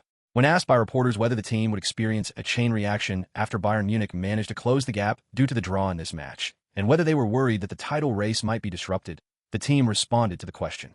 Jiang Feng also expressed his confidence that the result of this game would not have any impact on the team or the final result of the league. Jiang Feng even said that this was just a minor episode in the process of winning the championship. On April 29th, the 31st round of the Bundesliga resumed. Kaiserslautern will return to their home ground this round to face Schalke 04, who are currently ranked 4th. Schalke 04, who had a strong start to the season, have clearly lost their momentum in the later stages of the season. They have fallen from 3rd place to 4th place, overtaken by Bayer Leverkusen, and are only 4 points behind 5th place Borussia Dortmund. Bayern Munich's match was played a day earlier, and they defeated Wolfsburg 2-1 at home. Therefore, in this high-profile match between Kaiserslautern and Schalke 04, Bayern Munich really hoped that Schalke 04 could successfully stop Kaiserslautern, as that would greatly improve their chances of winning the league title. Unfortunately, Bayern's hopes were dashed. Despite Schalke 04's strong desire to win, they were unable to stop Kaiserslautern's attack after a week of rest and adjustment. In the 19th minute of the first half, Kaiserslautern took the lead against Schalke 04. Kaka scored a stunning long-range shot from nearly 30 meters out, giving Kaiserslautern the opening goal. Then, in the 37th minute, Ibrahimovic received a pass from Quaresma near the penalty spot in the penalty area and headed the ball into the net, extending his team's lead to 2-0. However, Schalke 04 is still very strong. Although Kaiserslautern controlled the rhythm of the game, they still managed to pull one back for Kaiserslautern in the first half stoppage time by taking advantage of a corner kick. In the second half, less than 5 minutes into the game, Ibrahimovic unleashed a stunning long-range strike from the edge of the box, turning and volleying the ball with his back to his opponent, making the score 3-1. This score was also the final score of the match. Thus, the 31st round of the Bundesliga has come to a close. Kaiserslautern and Bayern Munich both won their matches, so the point difference on the standings remains at 6 points. This result also means that Bayern Munich's dream of winning the league title this season has basically been lost. Kaiserslautern is very likely to win the title in the next round. When a match between Kaiserslautern and Schalke 04 ended, the Kaiserslautern fans in the stands couldn't help but excitedly raise a model of the league championship trophy. Kaiserslautern's team anthem was sung repeatedly by fans in the stands, expressing their excitement and joy. In the 32nd round of the league, Kaiserslautern will travel to face Hamburg. According to the league's ranking rules, if Kaiserslautern wins its next match, it will clinch the 2000-2001 Bundesliga title 2 rounds early. Currently, Kaiserslautern leads Bayern Munich by 6 points in the standings and by 14 goals in goal difference. Moreover, Bayern has been defeated twice by Kaiserslautern this season, both at home and away. Therefore, according to the league's ranking rules, unless Bayern gains a goal difference of more than 15 in the next match, they will not retain any theoretical hope of winning. Given this situation, no one thinks Bayern still has a chance. Of course, there is another possibility. Kaiserslautern loses all 3 remaining matches, while Bayern wins all of them. May 6th has arrived quickly, and the 32nd round of the Bundesliga will kick off today, with 18 teams battling it out for their fate in the next season. Kaiserslautern's away game against Hamburg and Bayern Munich's home game against Eintracht Frankfurt will be played simultaneously at 6 p.m. on another venue. In preparation for the League Cup semifinals 3 days later, even though this match might allow the team to clinch the title early, the confident Jiang Feng still opted to rotate the lineup. Kaiserslautern's starting lineup today is goalkeeper Friedel, the 4 defenders are Lahm, Barzagli, Metzelder, and Zardado. The defensive midfielders are Gattuso and Schweinsteiger. The attacking midfielder is Juninho, and the forward from left to right are Saviola, Drogba, and Palacio. Players including Ibrahimovic, Klose, and Kaká were all on the bench. Even with a rotated lineup, Kaiserslautern still dominated the game after the match started. In less than 10 minutes, Hamburg's defense was already under pressure. Drogba directly drew the attention of the 2 Hamburg center-backs, while Saviola and Palacio's repeated attacks made it impossible for Hamburg's defenders on both flanks to make any moves. Chapter 1:01 We are the champions too. In the 28th minute, Saviola, like a high-speed sports car, performed a simple and brutal overtaking maneuver on the wing, giving all the Hamburg fans a spectacular performance. Then he delivered a half-high cross from near the byline, and Drogba, following up in the middle, managed to head the ball into the goal while being pulled by the defender. 1-0, Drogba, starting in his first game, opened the scoring for Kaiserslautern. After taking the lead, Kaiserslautern played with even more ease and confidence on the field. No matter how Hamburg made adjustments on the field, they couldn't change the situation. This made Asian fans watching the game marvel at the strength of Kaiserslautern's players. Mahavika, who is considered a top player in Asia and is known for his speed, was completely overwhelmed by Saviola's attacks, rendering Hamburg's right flank useless. In the 43rd minute, Drogba received a cross from Palacio in the penalty area. His header was saved by the opposing goalkeeper, but Juninho appeared in front of the ball's landing point and poked it into the Hamburg goal with his right toe. At 2-0, Bayern Munich fans and coaches on another field were also watching the result of the game. After receiving news that Kaiserslautern had extended their lead before the end of the first half, everyone fell silent, and many Bayern fans even shed tears of despair. Bayern Munich, who have dominated the Bundesliga for many years, are like an old building that has finally reached the point of being demolished and rebuilt. The Bundesliga's long-standing problem of one team's dominance has also quietly changed. Meanwhile, the few Kaiserslautern fans in the stands at Hamburg's home stadium shed tears. During Rehagel's era, Kaiserslautern successfully created a Bundesliga miracle, which gave many Kaiserslautern fans hope for the team's rise. However, it was just a flash in the pan, leaving Kaiserslautern fans very disappointed. Later, the team brought in the young Jiang Feng. Initially, Kaiserslautern fans were skeptical and even unwilling to accept Jiang Feng's arrival. However, Jiang Feng completely conquered the city in just half a season. Moreover, the team that Jiang Feng built made fans see the team's competitiveness in the Bundesliga for at least the next 10 years. Now, they're finally going to see their team lift the trophy that made everyone go crazy again, and finally see their team overthrow Bayern Munich, which have been weighing on them for many years. How could all of this not move the fans to tears? Although the game was still on the field, the few Kaiserslautern fans in the away stands had already started celebrating. The Kaiserslautern team song was being sung repeatedly by the fans in the stands, and the sound it created temporarily drowned out the home team's fans. As time went on and the remaining time in the game dwindled, the Hamburg players' resistance on the field weakened. The match finally entered stoppage time. Seeing that both sides had lost their focus on the game, the referee hastily added less than 2 minutes of stoppage time before blowing the final whistle. In the 32nd round of the league, Kaiserslautern defeated Hamburg 2-0 away, while in another match, Bayern Munich drew 2-2 with Bayer Leverkusen away. After learning the result of Bayern's match, all the Kaiserslautern players ran onto the pitch and gathered in the stands where the Kaiserslautern fans were to celebrate winning the league title 2 rounds early. After receiving congratulations from the Hamburg coach, Jiang Feng came onto the field to celebrate his first top league championship with the players. However, according to Bundesliga rules, although Kaiserslautern has won the championship this season, the trophy will not be awarded until the end of the league season. After interacting with the fans for a while, all the Kaiserslautern players gathered around Jiang Feng. Led by Ibrahimovic, a few of them grabbed Jiang Feng and lifted him up. "Fuck, Zlatan put me down. You wait, when we get back, you'll see how I deal with you." Jiang Feng was stunned. "Boss, it wasn't my idea. It was Kaká and Cristiano's idea. If you want to settle scores, go find them." "Boss, it wasn't us. It was Zlatan who proposed it. Get out Cristiano. None of you are getting away. I'll make you clean the locker room for a year," Jiang Feng said fiercely after listening to their blame shifting. Upon seeing the players' actions, the thousands of Kaiserslautern fans in the stands chanted "Emperor, Emperor, Emperor" in unison, and all of them made a gesture of worship towards Jiang Feng on the field. This shows Jiang Feng's status in the hearts of everyone in Kaiserslautern at this moment. And this was only a few thousand fans at the Hamburger SV Stadium. At this time, countless fans had gathered in the square in front of the stadium in Kaiserslautern, and all of them were chanting Emperor in unison and making a gesture of worship towards the big screen. After celebrating for a while on the field, Jiang Feng led his players away. After all, it wasn't his home ground, so they couldn't celebrate without restraint. Also, they hadn't won the trophy yet, so the celebration was still a bit lacking. After dealing with reporters' questions at the press conference, the entire Kaiserslautern team returned to the Club I bus. As cars continued to join the bus along the way, a large convoy gradually formed. These were all Kaiserslautern fans traveling with the team to Hamburg. Everyone consciously followed behind the team bus. As the convoy moved forward and entered the territory of Kaiserslautern, many fans waited in their cars at the entrance to the city. Everyone celebrated the city's third Bundesliga title in this way.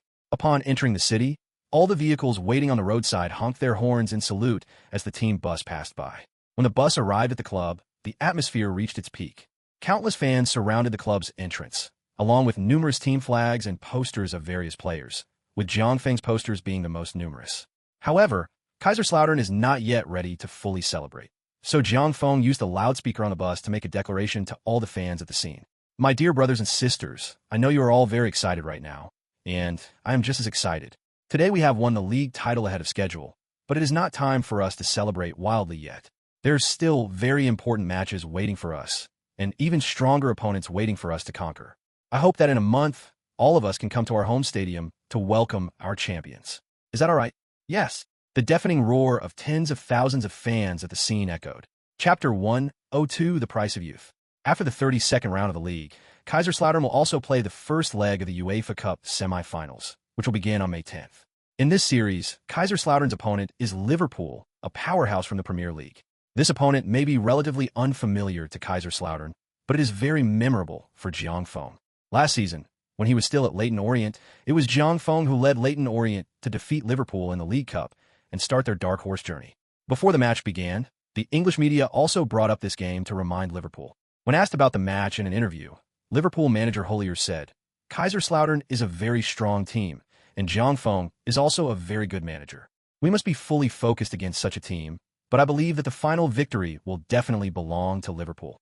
At 5:30 p.m. on May 10th, both teams' players were in the locker room receiving instructions and motivation from their head coaches, with half an hour to go before the match officially started. As time went on and the start of the match drew closer, the referee began instructing both teams to prepare to enter the field. The moment the referee led the players from both sides out of the players' tunnel, the atmosphere at Fritz-Walter Stadium reached its peak, fueled by the tens of thousands of home fans in attendance. After a brief ceremony, the two sides began to guess sides under the guidance of the referee, and Kaiserslautern was fortunate enough to gain the right to attack. Kaiserslautern's starting lineup for this match was goalkeeper Petr Cech, left back Patrice Evra, right back Dani Alves, center back Colaccini and Metzelder, defensive midfielders Gattuso and Arasi, attacking midfielder Kaká, center forward Miroslav Klose, and wingers Saviola and Quaresma. Liverpool's starting lineup consisted of goalkeeper Dudek, defenders Traoré, Huntes, Carragher, and Babel, midfielders Bambi, Gerrard, Lippmann, and Murphy, and forwards Owen and Fowler. Liverpool's Hollier fielded a traditional 4-4-2 formation. To Kaiserslautern's advantage, Liverpool's key centre-back Hypaia was suspended for this match, and Carragher replaced him. Before the match, Jiang Feng believed that Liverpool, playing away and with their key central defender suspended, would definitely adopt a defensive approach and counter-attacking strategy. But after the referee blew the whistle to start the game, Jiang Feng realized he was completely wrong. Hollier was indeed a cunning old fox. After the match started, Kaiserslautern was actually dominated by Liverpool at home. Originally, according to Jiang Feng's plan, Kaiserslautern should have launched some probing attacks on Liverpool's defense, since the Kaiserslautern players on the field were not very familiar with their opponents. So, after Jiang Feng studied some Liverpool match videos, he determined that Liverpool would not launch an attack at the start, which is why he made the tactical arrangements. Liverpool, on the other hand, immediately sped up the pace after the start of the game and launched a relentless attack on Kaiserslautern's defense, which caused some chaos on the field for Kaiserslautern. This is exactly the result that Hollier hoped to see. Although Jiang Feng anxiously gestured to the players on the field to calm down when he realized something was wrong, Liverpool still managed to exploit the weakness. In the 24th minute, Colaccini intercepted a Liverpool cross in the penalty area and immediately launched a long ball. However, under Liverpool's pressure, The ball didn't travel far and was intercepted by Gerard in the midfield. Gerard then passed the ball to Litmanen, who cut inside at the edge of the box before playing a through ball to Owen in the penalty area. Owen didn't even stop the ball and unleashed a powerful shot. Despite Cech's desperate attempt to dive and reach the ball, Owen's shot was perfectly angled and found the back of the net. Kaiserslautern are down 0-1 at home. After scoring, Owen ran wildly to the few Liverpool fans in the stands and kissed the team crest on his jersey. Hollier on the sideline smiled, while Jiang Feng on the other side knew he should take responsibility for the goal conceded. It was a matter of experience. He had been thoroughly outmaneuvered by Hollier in the entire tactical setup, as had the other players on the field. If Kaiserslautern had one or two experienced players, the situation might not be so bad. This was perhaps the price of youth. All season, Kaiserslautern had been playing smoothly, and even minor setbacks had been easily overcome by Jiang Feng. They had never encountered such a passive situation before, with their team's tactics completely suppressed by the opponent. The Kaiserslautern fans in the stand were not discouraged by the goal conceded. They cheered even louder than before, continuing to support their team despite being behind. Jiang Feng didn't think about the goal conceded. Instead, he looked at the players on the field with concern. He was worried that the players would be discouraged by this situation and that it would affect the team's morale. While the Liverpool players were celebrating the goal, Jiang Feng called over Kaka, who looked somewhat dejected on the field. "Don't keep your head down. Go and tell everyone what all the fans in the stands are doing. Who are we? We are the new Bundesliga champions. The fans haven't given up, so how could you give up? What does conceding one goal matter? Just score more goals." Jiang Feng's words rekindled Kaka's fighting spirit, which had been somewhat low. Kaka nodded and returned to the field, pulling all the Kaiserslautern players together. They looked around at the stands, where all the Kaiserslautern fans were singing their team's song loudly. Seeing the fans still cheering for them in the stands, the Kaiserslautern players, whose morale had been severely dampened, were once again filled with fighting spirit. "Yes, the boss is right. So what if we concede a goal? It's not like we've never conceded one before. We just need to score more goals," De Rossi said. Then everyone formed a circle and put their hands together. "Come on, 1, 2, 3, take them down." The players from both sides returned to their positions, ready to restart the game. At this moment, the Kaiserslautern players on the field no longer showed the dejection they had felt when they conceded a goal. Instead, they looked at the Liverpool players with murderous intent. Chapter 103: The Iron-Blooded Red Demon. After the game restarted, Liverpool indeed began a full-scale retreat, leaving only Owen up front, and even another striker, Fowler, dropped back to midfield to defend. This was clearly Hollier's plan before the match. Hollier knew very well that Kaiserslautern's attack was very strong, and even a team like Bayern Munich couldn't withstand Kaiserslautern's attack. Therefore, Hollier didn't intend to play an attacking game against Jiang Feng for the whole match. He guessed Jiang Feng's plan and thought of catching Kaiserslautern off guard. After scoring a goal, he immediately retreated to the front and focused on counterattacking. In a two-legged knockout match like this, where the first leg is away and the second is at home, securing an away goal is crucial.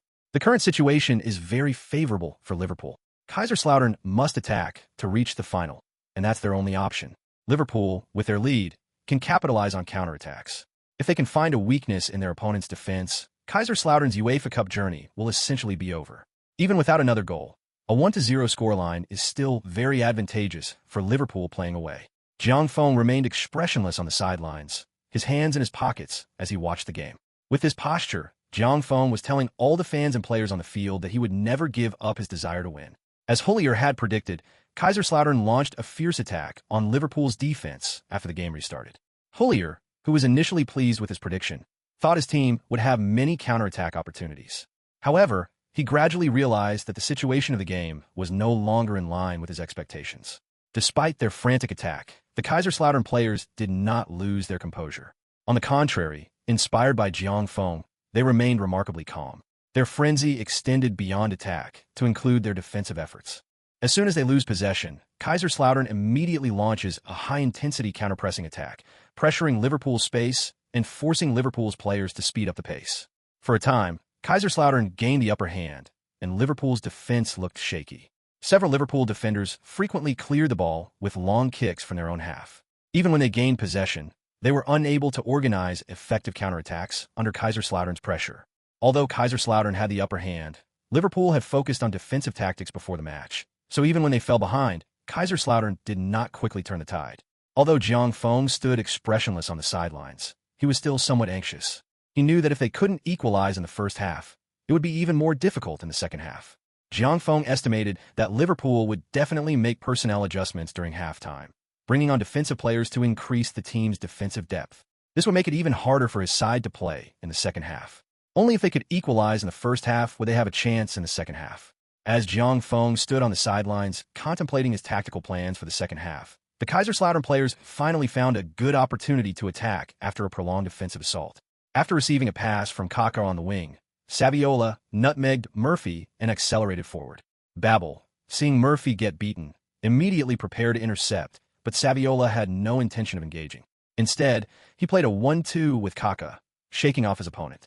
Reaching the byline, he delivered a high-quality cross to Close in the middle. The ball had a noticeable curve in the air, flying rapidly towards the center. However, Saviola's pass was a bit too powerful.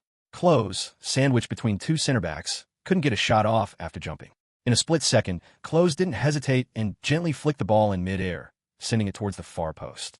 Liverpool's fullback Traoré and Quaresma rushed towards the ball's landing point. Because the ball was falling, Quaresma had no other choice but to dive and head the ball, while Traoré opted to clear it with a long kick.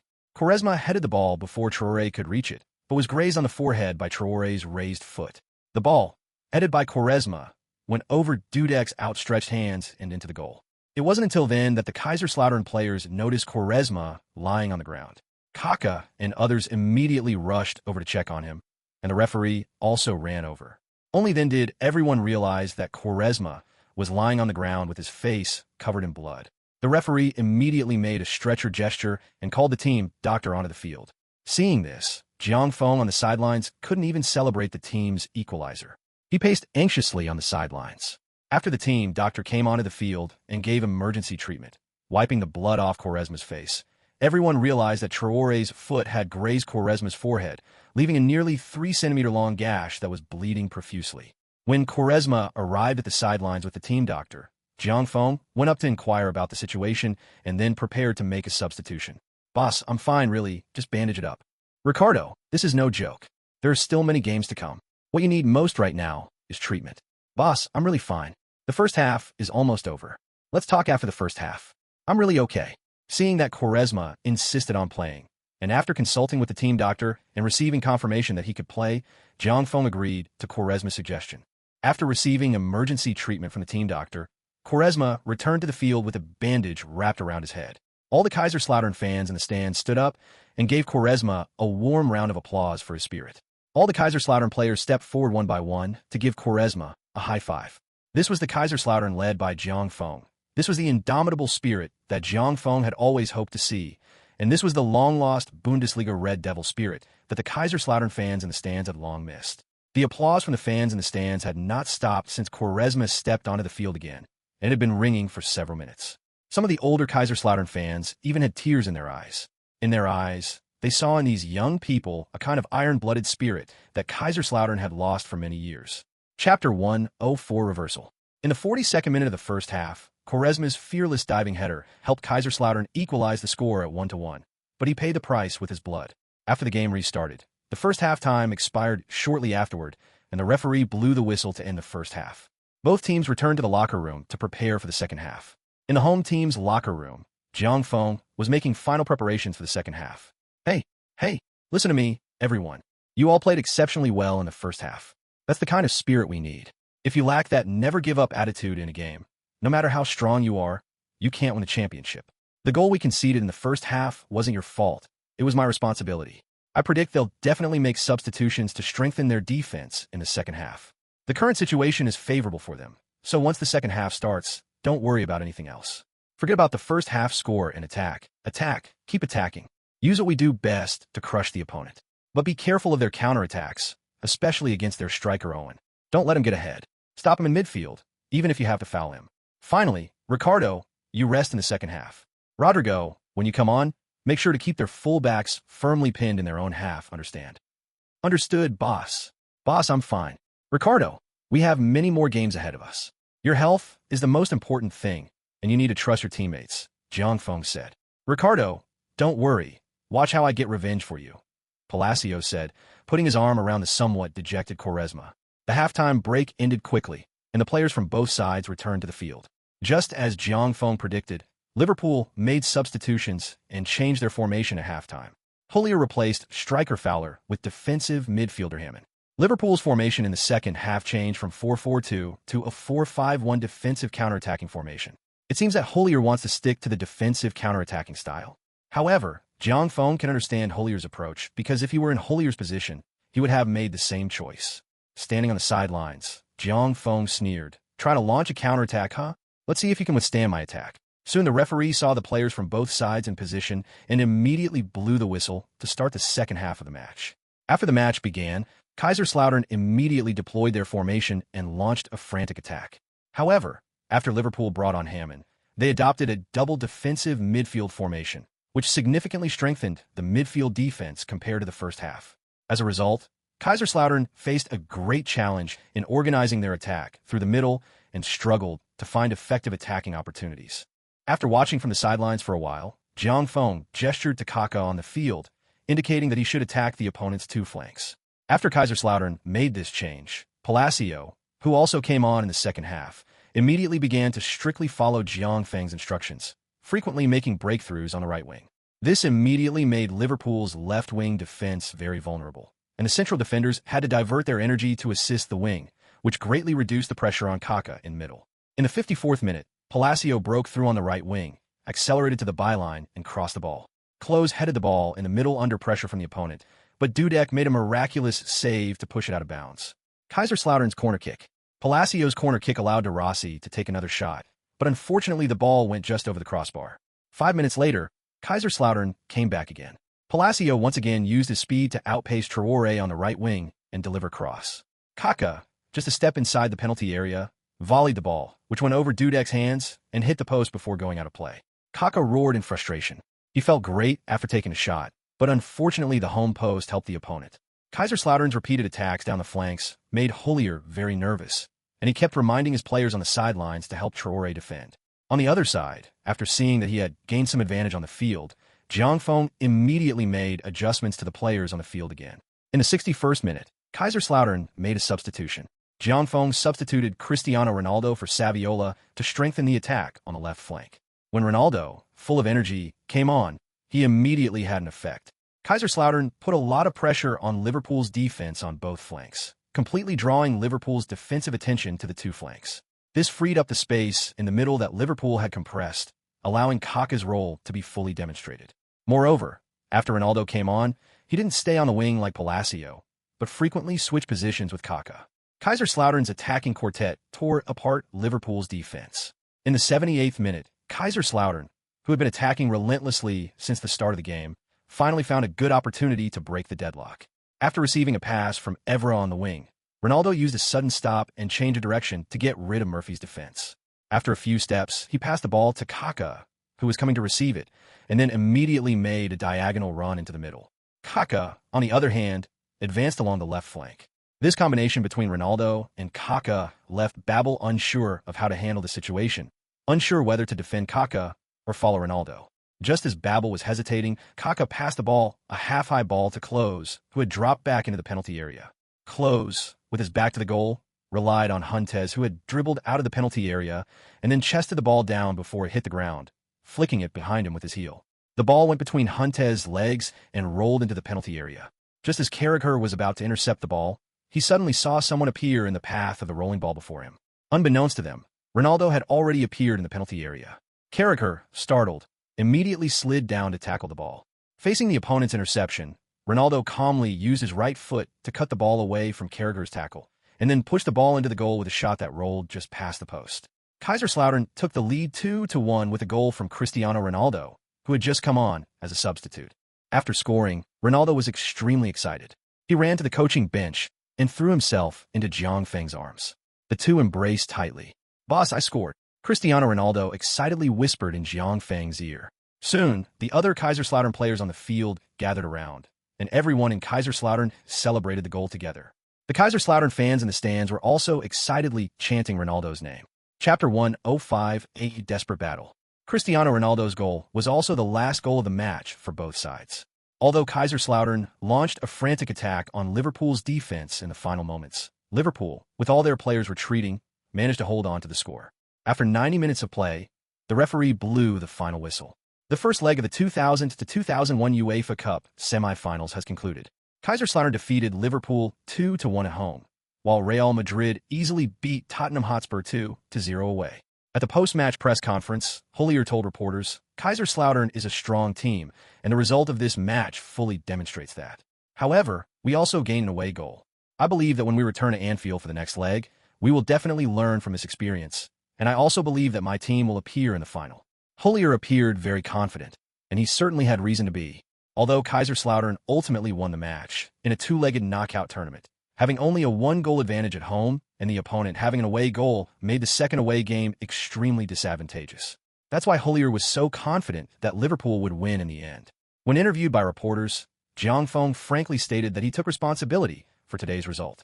However, Jiang Feng also confidently said that Kaiserslautern would eventually defeat Liverpool in the next match at Anfield, thus stepping onto the final stage. After their match against Liverpool, Kaiserslautern will face their 33rd Bundesliga game. Having already secured the title, Jiang Feng will utilize these two matches to rotate the squad extensively, allowing key players to rest and be in better condition for the second leg against Liverpool. This may be the most advantageous situation for Kaiserslautern in the two-legged tie against Liverpool, as Liverpool's league form is nowhere near as comfortable as Kaiserslautern's. While the Premier League season is nearing its end and the title race is largely decided, with Manchester United having a dominant season, the battle for second to fifth place is fierce. With only 4 rounds remaining, Manchester United leads by 8 points, essentially securing the championship. Liverpool sits in third place, 1 point behind second-placed Arsenal, and only 1 point behind Leeds United. Liverpool also leads fifth-placed Ipswich Town by just 3 points. Such a gap means that a single game could change the standings, so Liverpool cannot rotate their squad as freely as Kaiserslautern. They must give their all in the league to secure a Champions League spot for next season. The Bundesliga Round 33 match between Kaiserslautern and Rostock, scheduled for May 12th, was played a day earlier than scheduled. Jiang Feng used a lot of substitute players in this game, and even Lutz, who has been playing more of an assistant coach role this season, started the game. Despite not fielding their strongest lineup, Kaiserslautern defeated Rostock 2-1 at home, having already escaped the relegation zone and completed their mission. After the league match, the entire Kaiserslautern team flew from Frankfurt Airport to England the following day. The second leg of the UEFA Cup semi-final against Liverpool will begin on May 16th. On May 13th, the entire Kaiserslautern team, led by Jiang Feng, arrived at a local hotel in Liverpool. After resting, they will conduct 2 days of closed training at the training ground of an amateur club in Liverpool. For Kaiserslautern, this match can be described as a do-or-die battle. A lead of only 1 goal is not enough for Kaiserslautern to be complacent, especially since their opponents also have an away goal advantage. This match also attracted a lot of attention from local media in England because 2 of the 4 semi-finalists in this season's UEFA Cup are from the Premier League. When the semi-finalists were announced, many people in England were still dreaming that the 2 teams would meet in the final. However, after the first leg, Tottenham Hotspur were easily defeated 0-2 by Real Madrid at home, which basically eliminated their hopes of advancing to the final. Liverpool also lost to Kaiserslautern away from home, so it is very likely that both Premier League teams will be eliminated.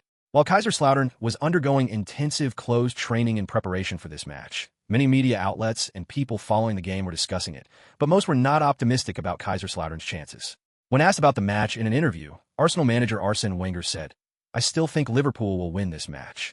Although Kaiserslautern has been surprising this season, their experience in this kind of match is also a very important factor, which the young Kaiserslautern team lacks. In addition, Liverpool has a very important away goal, and I believe Hollier will definitely make a move on this away goal." Wenger's words reflect the thoughts of most people following this match. However, these comments from the outside world have no effect on Kaiserslautern, which is currently in closed training. Not to mention that the closed training has cut off information from the outside world. Even if it weren't, Jiang Feng would still ignore these discussions. After the comeback victory against Liverpool in the last match, Jiang Feng believes that his team has been transformed. No matter what kind of pressure they face, Jiang Feng believes that his players can withstand it.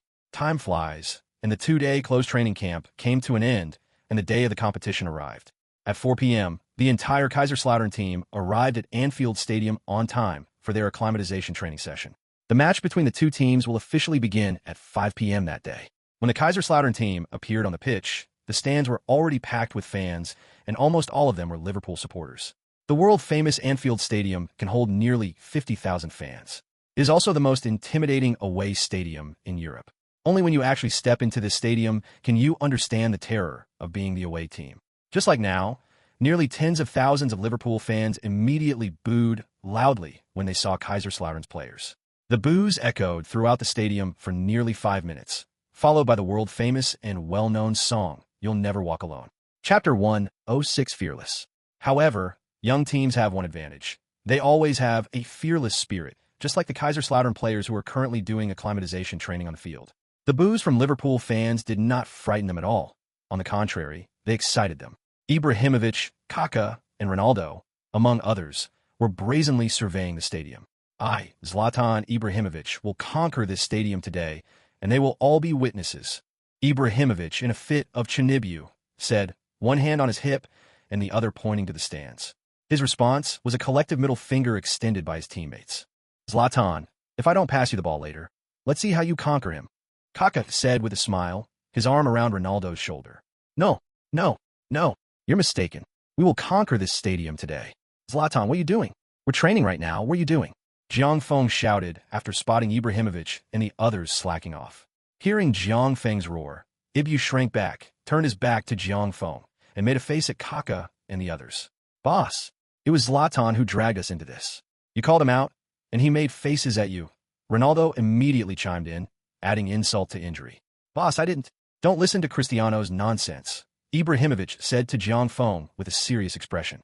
All right, all of you, if we don't win this match, you'll see how I deal with you, Jiang Feng said to the group with a dark expression. Although Jiang Feng sternly reprimanded a few people, he was still very happy inside. The little incident involving Ibrahimovic and the others showed that the pressure of playing away from home had not affected them. This was exactly what Jiang Feng wanted to see. Whether playing away or at home, no matter what kind of opponent they faced, they should have a fearless heart. With half an hour left before the start of the match, both teams returned to their locker rooms for final preparations and pep talks. Guys, I believe you understand what this result means now. Everyone outside says we lack experience and not many people are optimistic about us, but I've always believed in you. I believe you will be the ultimate winners. This stadium is famous throughout Europe and even the world. Countless players dream of playing here, and today, this stadium awaits your conquest. Overcome today's opponents, and we will enter the final. This will be a first for many of you, and it will be my first too. I hope that when this match ends, we can leave this stadium with our heads held high. Can you do that? Abel. All right, as long as you execute my plan well, I believe victory will be ours in the end. Go for it. Take them down. Kill them. All the players shouted, their hands clasped together. Meanwhile, in another locker room, Hollier was also making arrangements. I estimate that Kaiserslautern will definitely tighten their defense and play counterattacks in this game. They will try to hold on to this score, so we need to score quickly to close the gap. So, just like in the last game, we need to get into attack mode as quickly as possible. Pay attention. When attacking, you must be careful of the opponent's counterattacks on both flanks. I believe that after the last game, you should have a certain understanding of the opponent. Steven and Dietmar, you two must pay attention to marking Kaká in the middle. When the team attacks, Dietmar, you need to protect Steven from behind. If Jiang Feng heard Hollier's arrangements at this moment, he would definitely be very happy. Jiang Feng emerged victorious in this tactical contest between the two. During this period, Jiang Feng had been hesitant about the tactics for this match. With only a one-goal lead and having conceded an away goal, and being an away team, it seemed that Kaiserslautern should opt for a defensive approach from any perspective. Many media outlets also analyzed that Kaiserslautern would definitely employ a defensive counterattacking strategy in this away game. However, Jiang Feng was very clear that if he played defensively, it would be impossible to defend against the opponent for the entire game at Anfield. If the opponent could seize a loophole and score a goal, the rest of the game would be difficult. Therefore, after several days of consideration, Jiang Feng decided to stick to his own style of play in this game, attacking from the start and going all out to try to erase the advantage of the away goal in a short period of time. Jiang Feng had guessed that Hollier would definitely try to attack after the start of the game. So Jiang Feng was determined to put on an attacking showdown with Liverpool in front of everyone on this pitch. Half an hour passed quickly, and the referee began to inform both teams to prepare to enter the field. 5 minutes before the start of the match, the starting players from both sides walked out of the players' tunnel led by the referee. When the away team's starting lineup was introduced, the boos from the crowd were deafening, almost as if they were about to lift the entire stadium off its feet. When the home team's players were introduced, each name was met with a tremendous roar of cheers. Jiang Feng's starting lineup for Kaiserslautern in this match was as follows. Goalkeeper Cech, left back Evra, right back Alves. The two center backs were still Metzelder and Colaccini. The defensive midfielders were Gattuso and De Rossi, both from Italy. The attacking midfielder was undoubtedly Kaká, the left winger was Ronaldo, and the right winger was Quaresma. However, Quaresma was wearing a protective headband today, which looked like the headband worn by basketball players. Jiang Feng arranged for Ibrahimovic to start as the center forward. Liverpool's starting lineup consisted of goalkeeper Dudek, 3 defenders Hypaya, Carragher, and Henkes, midfielders Gerrard, Hammond, Bambi, and Murphy, and forwards Owen, Heskey, and Fowler. Jiang Feng looked at Liverpool's starting lineup and player positioning on the field, a smile appearing on his lips. Just as Jiang Feng had predicted, Hollier had deployed an attacking 3-4-3 formation. However, Hollier seemed quite wary of his team's attack, as he had arranged a double defensive midfielder formation in the attacking formation, which seemed to indicate a lack of courage. Those following the match were somewhat surprised by Hollier's formation. It seemed that the previous match against Kaiserslautern had left Hollier lacking confidence in dealing with Kaiserslautern's attack, which led to this rather strange formation. Chapter 1, 07 Goal Battle. You can't really blame Hollier for making these arrangements. After all, Kaiserslautern's attack last time left a very deep impression on him, so he sacrificed some of the team's attack when setting up the lineup. However, in his arrangement, Gerrard took on more responsibility in both defense and attack. Hollier, however, trusted his own judgment more. He felt that Kaiserslautern would never play an attacking tactic. With a 1-goal lead, anyone's first thought would be to defend. Unfortunately, he encountered a young man who refused to admit defeat, a young man without any fear leading a group of young men like him.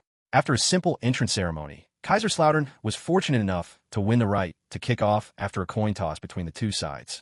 The players from both sides took their positions, with Ibrahimovic and Kaka standing in front of the ball, waiting for the referee's whistle. Finally, the referee near the center circle looked at his watch, confirmed with the 4th official on the sidelines, and immediately blew his whistle, officially starting the match. At the start of the match, many who were following the game seemed to have been slapped in the face, including Hollier, who had been sitting comfortably on the bench. After the referee's whistle, Kaiserslautern did not shrink their formation as expected, but instead spread out and launched a frantic attack on Liverpool's defense. After losing possession, they immediately began a high-intensity pressing and swarming. From the start, Kaiserslautern acted like the team that was behind, trying to score as quickly as possible. Kaiserslautern's performance at the start of the game made Hollier realize that he had miscalculated and had been outmaneuvered by the overly young and arrogant coach on the other side. Hollier's prediction that Kaiserslautern would play a defensive tactic stemmed from an interview he conducted before the match. When asked about his strategy, Jiang Feng confidently stated that Kaiserslautern would stick to their attacking style of play throughout the season. Hollier, knowing Jiang Feng's statement, assumed it was a smokescreen and assumed Kaiserslautern would change tactics, abandoning their initial attack and opting for a counter-attacking strategy. However, once the match began, Hollier realized he had been misled. After the first leg, Hollier was well aware of the destructive power of Kaiserslautern's relentless attack, even with his team executing a defensive tactic. Now, however, his own formation was an attacking one, so Hollier was very worried about whether his formation could withstand Kaiserslautern's offensive onslaught. From the start of the match, Hollier was anxiously shouting at the players on the sidelines, telling them to maintain their formation, stay calm, and so on. Jiang Feng stood expressionless on the sidelines as always. No one could read anything from his face. He believed in his disciples' abilities. And that was exactly what happened. Less than 5 minutes into the game, Kaiserslautern had a successful shot on goal. Kaka received a pass back from Ibrahimovic at the edge of the penalty area and unleashed a shot toward the goal. Fortunately, Dudek was very focused and managed to push the ball out of bounds with his outstretched hands. Evra then took a corner kick, and Ibrahimovic got to the ball first in the penalty area. His header went just over the crossbar, but it gave the Liverpool players a scare. Immediately after, in the 8th minute of the match, Kaiserslautern came back again. This time, Ronaldo broke through on the left and cut inside, unleashing a low shot from a tight angle inside the penalty area, which went just wide of the goal and hit the side netting. Within 10 minutes of the start, Kaiserslautern launched 2 very threatening attacks, which even made the Liverpool fans in the stands very nervous, and they all stood up to cheer for Liverpool. Liverpool's 3-man defense meant they couldn't effectively contain Kaiserslautern's 2-wing attack, forcing their 2 wingers to focus more on defense. While this had some effect, it also hindered their attack. In particular, the 2 wingers couldn't hold their own and required the 2 defensive midfielders to assist, making it impossible for Hollier's attacking plans to materialize. Hollier on the sidelines was anxiously watching the situation on the field, try to figure out how to adjust his tactics. Should he change his strategy and focus on defense, or continue with the attack as always? But the 2 defensive midfielders were simply not a viable attacking option, leaving Hollier in a dilemma. At that moment, the Kaiserslautern players on the field made the decision for him. Just as Hollier had feared, Liverpool's players were unable to stop Kaiserslautern's relentless attack. In the 13th minute, De Rossi received a long clearance from Liverpool in midfield and passed the ball to Evra, who had made a run from the back. Evra and Ronaldo played a 1-2 on the wing, and Evra then played a through ball that allowed Evra to shake off Murphy's marking. However, Hammond was marking Evra from the side. At this moment, no one noticed that Ronaldo, after combining with Evra, had moved off the ball to a position closer to the center. After dribbling the ball forward for some distance, Evra did not choose to go down the wing. Instead, he sent a low cross to Ronaldo's feet. Ronaldo, who was unmarked, easily received the pass. Carragher rushed to defend, but unexpectedly, as soon as Carragher left his position, Ronaldo passed the ball to Kaká next to him. Kaká received the ball and immediately made a through pass without stopping it. Quaresma arrived on the right side of the penalty area. After Quaresma received the ball, he was intercepting Cenk in front of him. Seeing no shooting angle, Quaresma took a few steps inside and then sent a low pass to the penalty spot. Ibrahimovic blocked Hypaya and unleashed a powerful shot from such close range. The ball was so fast that Dudek had no chance to react. By the time he reached out his hand, the ball was already bouncing in the goal. Kaiserslautern took a 1-0 lead in the 15th minute with a series of passes in the attacking third, culminating in a shot from Ibrahimovic. This goal not only put Kaiserslautern ahead of Liverpool away from home, but also nullified Liverpool's previous away goal advantage. After scoring, Ibrahimovic stood arrogantly in the Liverpool fan stands, shouting, "I will conquer you." He even put his index finger to his lips, which made the Liverpool fans in the stands boo even louder. Ibrahimovic, however, just laughed happily. The referee, also annoyed by Ibrahimovic's arrogance, immediately ran over and warned him. After seeing Ibrahimovic score, Zhang Feng repeatedly clenched his fists on the spot. This goal finally put his mind at ease. Chapter 1, 08 Goal Battle 2. Kaiserslautern's goal also made Houllier, who had been struggling on the sidelines, make up his mind, because from this moment on, Liverpool had no way out. However, Houllier is also a very decisive head coach. While the Kaiserslautern players were still celebrating on the field, Houllier immediately made substitutions. Once the referee urged the celebrating Kaiserslautern players to return to their positions, the substitutions on the sidelines were ready. Only 15 minutes into the game, Liverpool made a substitution, and this was without any players injured on the field. Such a substitution is very rare in football. This substitution also shows that the manager admitted that his starting lineup was a mistake. However, such a substitution can easily damage the confidence of the substituted player. Therefore, it is rare to see substitutions in the first half of a football game, let alone 15 minutes into the game. Everyone watching the game and everyone at the scene was stunned. Zhang Feng was somewhat surprised by Liverpool's actions, but at the same time, he greatly admired Houllier because Hollier's move meant that he took full responsibility for the goal conceded. Liverpool make a substitution. Litmanen comes on, Hammond comes off. Hollier's change of direction signaled to all Liverpool players on the field that they had no way out and that attacking was the only option. The game has restarted. Liverpool launched a furious attack the moment the whistle blew. In the 19th minute, Litmanen created an opportunity shortly after coming on as a substitute, sending a through ball down the middle to Heskey, who had beaten the offside trap. However, the two players seemed a bit rusty in their coordination, and Litmanen's pass was a little too long. The highly focused Czech got to the ball before Heskey could reach it.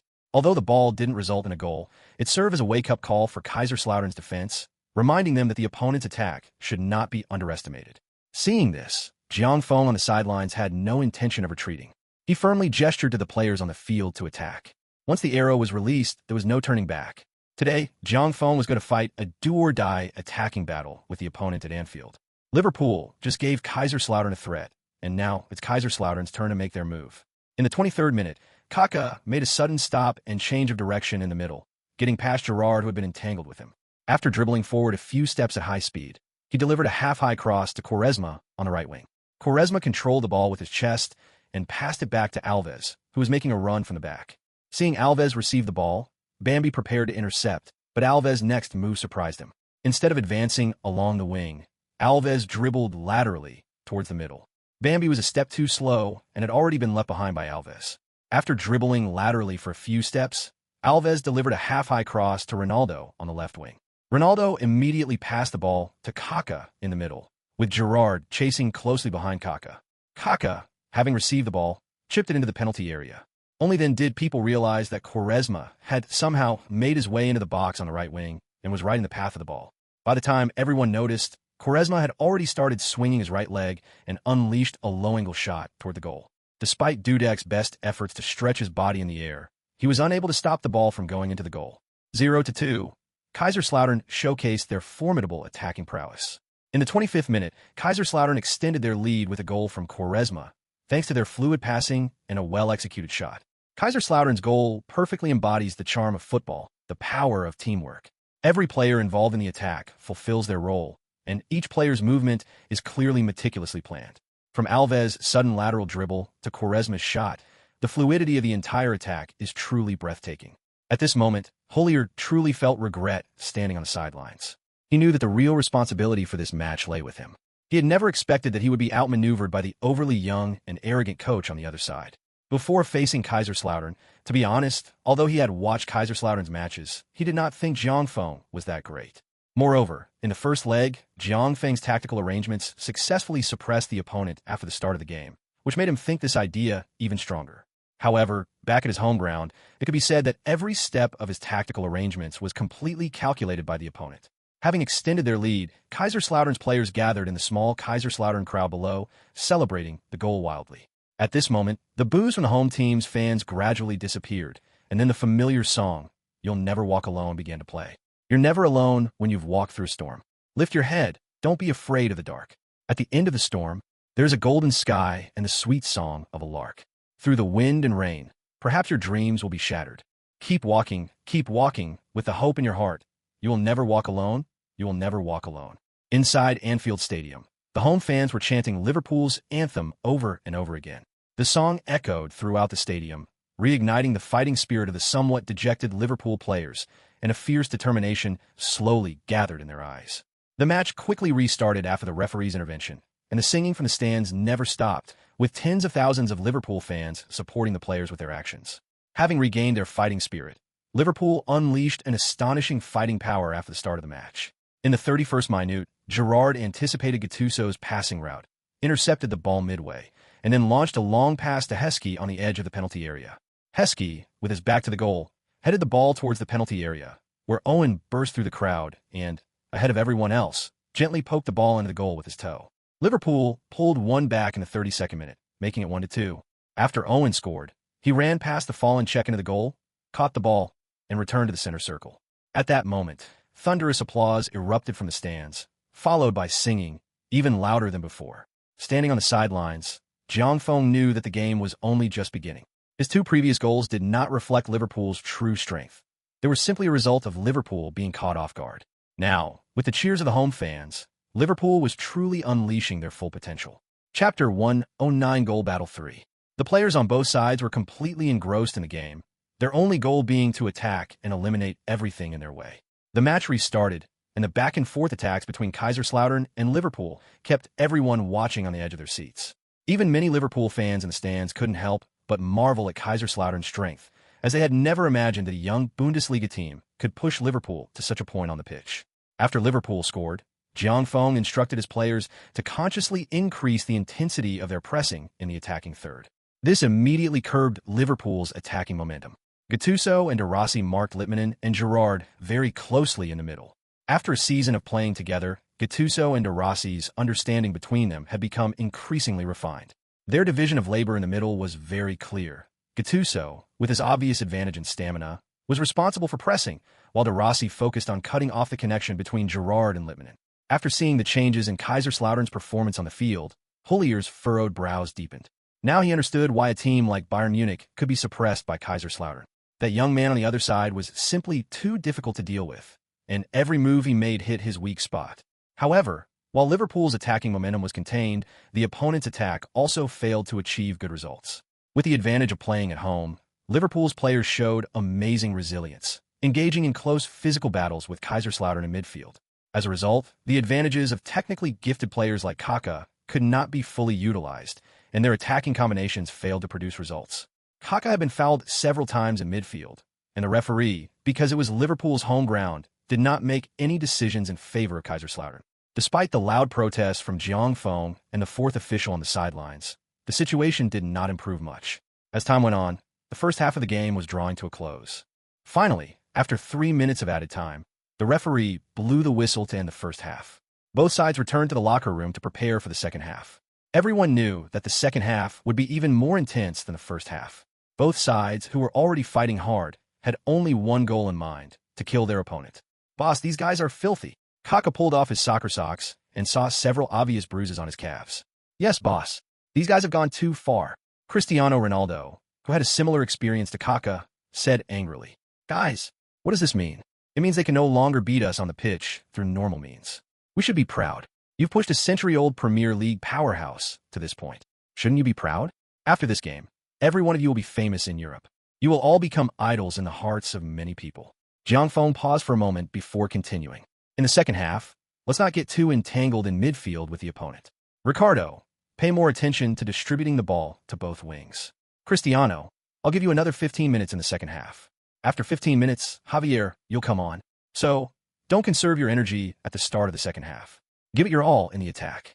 Guys, hold on for another 45 minutes, and victory will definitely be ours. Clear. Halftime passed quickly, and the players for both sides returned to the field. With the referee's whistle, the second half of the match officially began. After the match began, Liverpool's players noticed that their opponents had changed their attacking tactics. Instead of engaging them in midfield, they frequently launched long balls to the flanks. Kaka played more of a support role, while Kaiserslautern's wingers relied purely on speed rather than fancy techniques for breakthroughs. The four fullbacks, Evra and Alves, along with Ronaldo and Quaresma, frequently showcased their speed on the flanks, a simple, direct, and highly effective tactic. Liverpool's three-man defense meant that their flank defense was their Achilles heel. Under Kaiserslautern's relentless attacks, Liverpool's situation on the field was once again suppressed. In the 58th minute, Kaiserslautern extended their lead to 2 goals. After the start of the second half, Ronaldo, showing no signs of fatigue, received a wide lateral pass from Quaresma on the left wing. Without waiting for the ball to bounce, he made a powerful dribble and then accelerated, quickly leaving his opponent behind. Just before reaching the byline, he delivered a low cross. Ibrahimovic, with his back to goal, flicked the ball with Hypaya's heel, changing its trajectory and sending it rolling towards a goal. Ibrahimovic's shot was very subtle. Dudek had no idea that his opponent would use such an unconventional shot. By the time he realized it, it was too late, and he could only watch the ball roll into the net. In the 59th minute, Kaiserslautern made it 1-3 with a goal from Ibrahimovic. This goal meant that Liverpool would need to score 4 goals to eliminate Kaiserslautern in order to reach the final. The chant of "You'll never walk alone," which had been resounding throughout the stadium since the start of the second half, remained at the same decibel level. However, if you listened carefully, you could hear a sense of sorrow in the fans singing after the goal.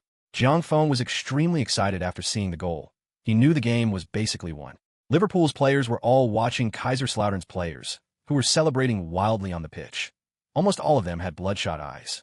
With the referee's intervention, the players from both sides returned to their positions, and both sides began to make substitutions. For Kaiserslautern, Ronaldo was replaced by Saviola, while for Liverpool, Fowler was replaced by Smicer, and Hollier replaced a striker with an attacking midfielder. After the game restarted, Liverpool's newly substituted Smicer made a crucial contribution. In the 66th minute, Smicer made a run into the penalty area and received a pass from Owen. Smicer took a shot inside the penalty area, but the ball hit Metzelder's hand. Despite Metzelder's repeated explanations to the referee that it was an unintentional handball, the referee still firmly pointed to the penalty spot. Liverpool were awarded a penalty. Owen stood in front of the ball, and although Cech guessed the right direction, the ball still went into the goal. At 2-3, in the 68th minute, Liverpool narrowed the gap to 1 goal again with a penalty kick converted by Owen. Chapter 1:10, You Will Never Walk Alone. Owen, who scored twice, still did not give up on the game and once again took the ball to the center circle. At this moment, Jiang Feng couldn't help but admire the resilience of his opponents. If they had encountered any other team, they probably would have surrendered long ago, but Liverpool's fighting spirit only grew stronger as the game progressed. Such opponents deserve respect, and a team needs this kind of never-give-up spirit. Liverpool's spirit also fueled the fighting spirit of Kaiserslautern's players on the field. Facing such an opponent, they needed to do everything in their power to conquer them, which was also a way of showing respect. The back-and-forth attacks from both sides were truly breathtaking. Today's match was a feast of goals. The real climax of the match reached its peak in the 75th minute. After Owen intercepted the ball from Alves in the attacking third, he made a cross to Gerrard in the middle. Gerrard received the ball, looked up, cut past Gattuso's pressing, and then unleashed a powerful long-range shot.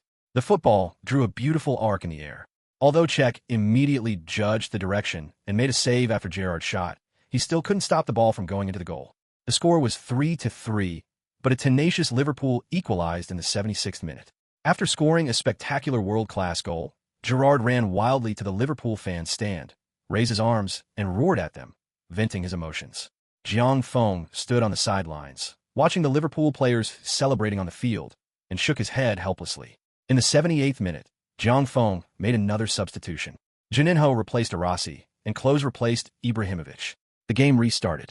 Saviola, who had just come on as a substitute in the second half, made a high-speed advance. When he encountered an opponent's interception, he didn't entangle with them, but instead passed the ball to Juninho, who came to receive it. He then made a forward run without the ball. Juninho's action after receiving the ball surprised everyone. Instead of passing the ball back to Saviola, he launched a long ball to Klose in the attacking third. Klose barely controlled the ball under pressure from the opponent and then passed it to Kaka, who came to receive it. Kaka then chipped the ball towards the left side of the penalty area. Saviola had already entered the penalty area. At high speed, Saviola got ahead of everyone and poked the ball into the goal. The football slipped between Dudek's legs and into the goal. 4-3. In the 82nd minute, Saviola scored the decisive goal, giving Kaiserslautern the lead again.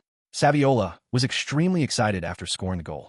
In the first half of the season, he was able to firmly hold his starting position in the team, but in the second half, Ronaldo put a lot of pressure on him. So, being able to score a goal in such an important game was certainly something to be excited about for Saviola. The moment Saviola scored, the anthem that had been playing throughout the entire match paused for a brief moment, then erupted even louder again. The sorrow in the anthem was becoming increasingly clear, and some cameras were even focused on the Liverpool fans in the stands. Many fans had tears in their eyes, and many were singing the team's anthem while shedding tears.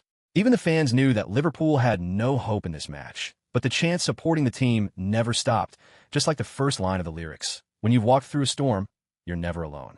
Lift your head and don't be afraid of the dark. Saviola's goal was also the last goal for both teams. When a referee finally blew the final whistle, many players from both teams sat down on ground. Almost everyone had given their all, but the feelings of the players from the two teams at that moment were completely different.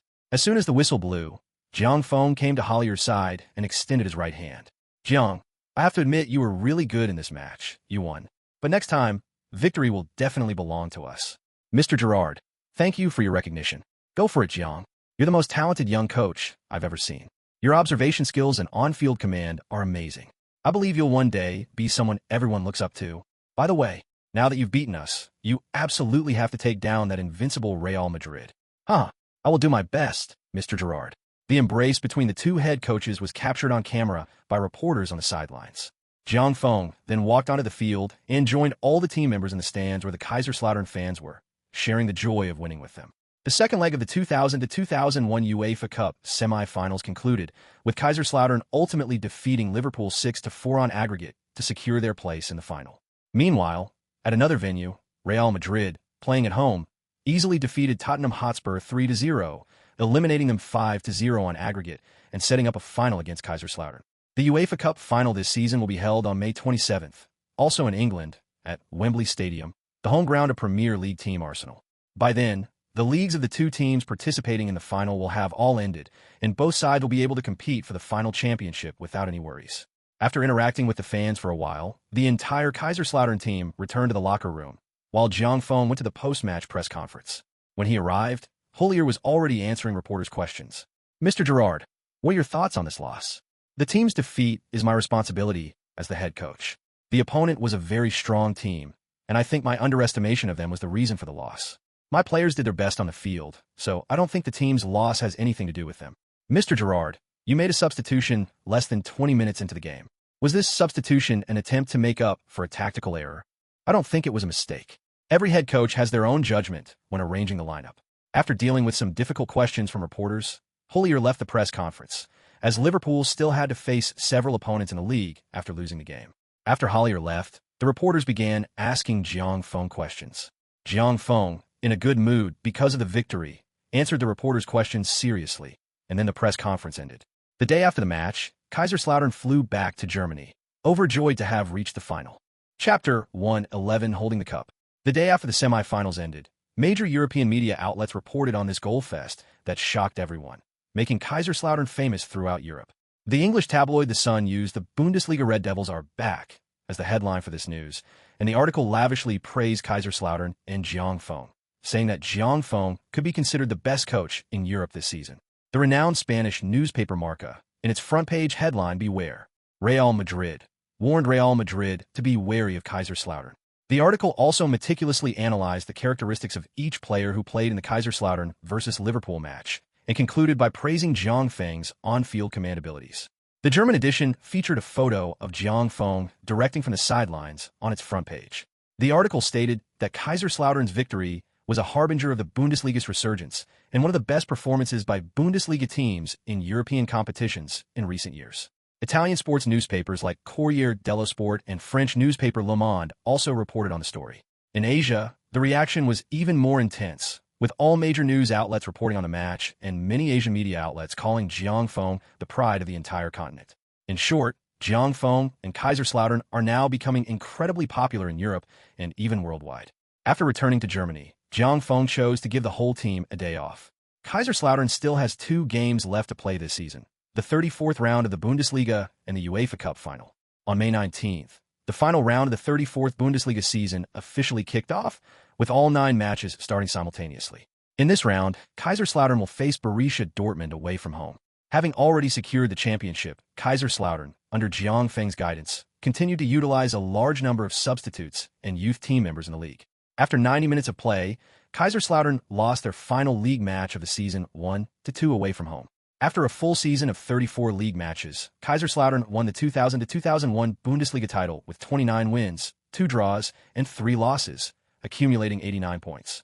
Bayern Munich finished second with 85 points, Schalke 04 came in third, Bayer Leverkusen fourth, and Borussia Dortmund fifth. Bochum and Energy Cottbus were the 2 teams that were directly relegated, while Unterhaching, who finished third from bottom, would compete with the third-place team from the 2. Bundesliga for a Bundesliga spot. With the standings now finalized, Kaiserslautern and Bayern Munich have secured group stage spots in next season's Champions League, while Schalke 04 has earned a qualifying place. Bayer Leverkusen and Borussia Dortmund will participate in next season's UEFA Cup. Ibrahimovic also won the Bundesliga top scorer award this season with 37 goals. At Borussia Dortmund's home stadium, the Westfalenstadion, a simple podium has been set up, and in a few minutes Kaiserslautern will lift the Bundesliga trophy here. German Football Association President Zwanziger and Vice President Beckenbauer were both present at the event, and even Fritz Walter arrived in a wheelchair. The moment the old man appeared, all the fans in the stadium stood up and gave this legend of German football a warm round of applause. Even the home fans of Borussia Dortmund were expressing their heartfelt respect for this 80-year-old man. Fritz Walter was born in Kaiserslautern in 1920. He played as a striker and spent his entire career with Kaiserslautern, scoring 306 goals in 379 appearances. In the 1954 World Cup, as captain of West Germany, he orchestrated the famous miracle of Bernier, winning the World Cup and becoming a legendary figure in German football history. Upon seeing the old man, Jiang Feng went straight to Walter's side, showing great respect for such a legendary figure. "Mr. Fritz, what brings you here? I was planning to visit you after the season ends." "Jiang, you've done a great job. I had to come on a day like today. Now that you've conquered Germany, I hope to see you lead Kaiserslautern to conquer Europe and the world. Don't worry, the whole of Kaiserslautern will be your support," Walter said, holding Jiang Feng's hand tightly. "Mr. Fritz, don't worry. I will. Good. Go, son. Go and enjoy the cheers of the champions," the old man said to Jiang Feng with a smile. Walter had dedicated his life to Kaiserslautern. For Walter, there were only 2 teams that were his spiritual sustenance: Kaiserslautern and the German national team. The awards ceremony officially began, and the players received their medals, symbolizing the championship from Beckenbauer one by one. When it was Jiang Feng's turn, Beckenbauer gave Jiang Feng a special hug and whispered something in his ear. "Jiang, congratulations." "Thank you, Mr. Franz. I think you should seriously consider Bayern Munich." "All right, Mr. Franz, I'll consider it." It must be said that Beckenbauer has a very high level of personal charm, making him very approachable. Finally, team captain Lutz received the salad plate from Zwanziger, his eyes filled with tears as he took it. Although Kaiserslautern had won the championship a few years earlier, this was his first time as team captain.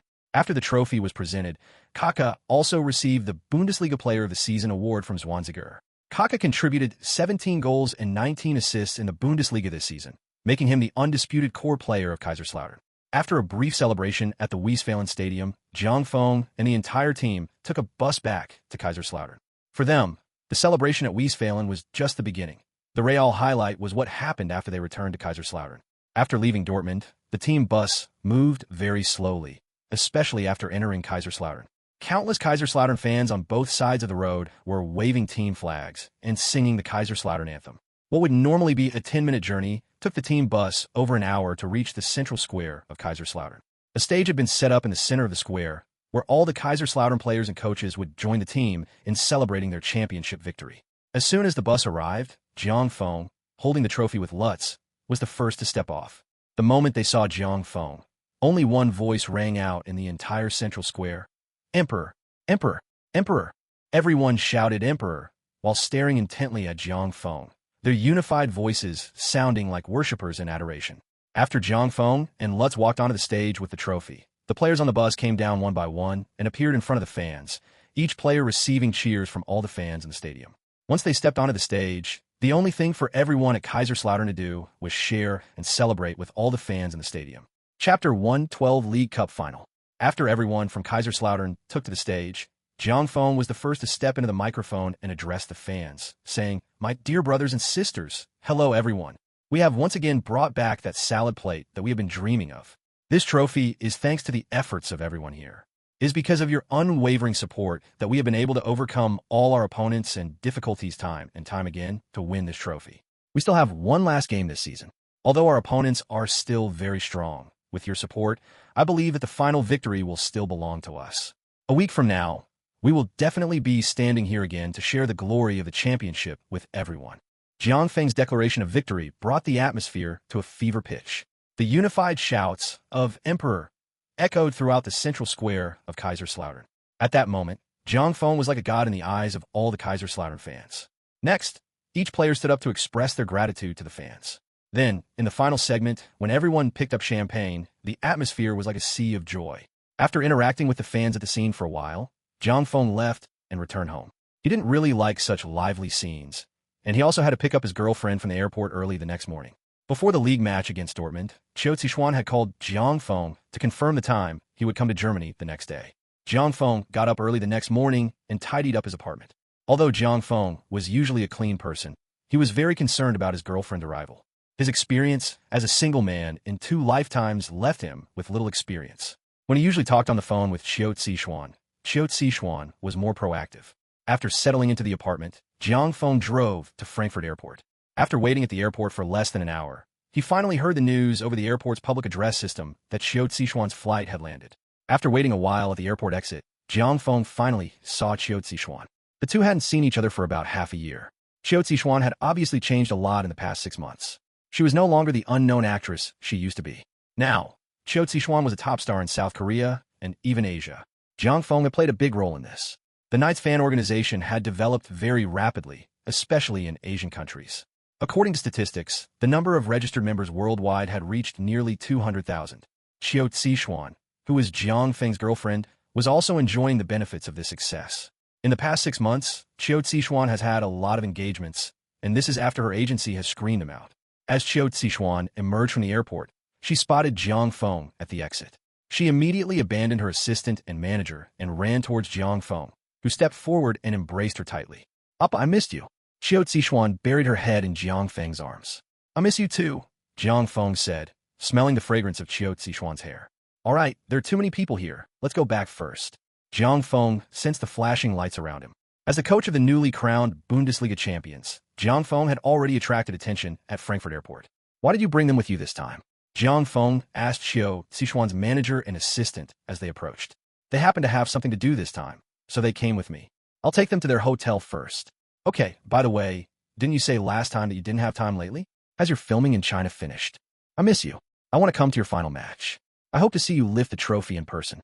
"Okay, I'll let you be there to watch us lift the trophy," Jiang Feng said confidently, holding Qiu Zixuan's hand.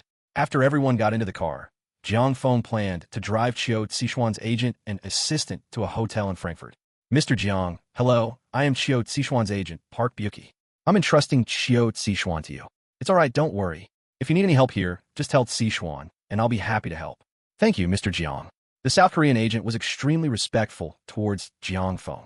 After dropping them off at the hotel, Jiang Feng took Qiu Zixuan back to his apartment. This was the first time Qiu Zixuan had ever been to Jiang Feng's place. Once inside, the two of them sat on the sofa, embracing each other, enjoying this time that was entirely just the two of them. "By the way, Zixuan, I've noticed that your Chinese has improved so much recently." "Really? I've been learning from the people on the set while filming in China. You're amazing. How's your movie coming along? We haven't finished filming yet. I'm going back after your final match. It's okay. My season will be over after the final. I'll come to China to be with you then. Really? Appa, you're so kind. Xiao Zixuan was overjoyed to hear Jiang Feng's words and gave him a quick kiss. This kiss was like a thunderbolt igniting a fire, and the feelings between the two grew stronger and stronger. Jiang Feng immediately picked up Xiao Zixuan and carried her to the bedroom. Appa, it's daytime now. Xiao Zixuan buried her head in Jiang Feng's chest. Her face flushed and murmured softly. Everything happened naturally. The two spent the day in the apartment. The next morning, Kaiserslautern would officially begin training after resting. Jiang Feng got up early and looked at the pretty face on the bed, which still had a blush and looked tired. Zixuan, I'm going to the club. You get some rest. Okay, Appa, I'll sleep a little longer. I'll come to the club to find you later, okay? Okay, I'll talk to the security guard later. You can go to sleep. Jiang Feng drove his Volkswagen to the club.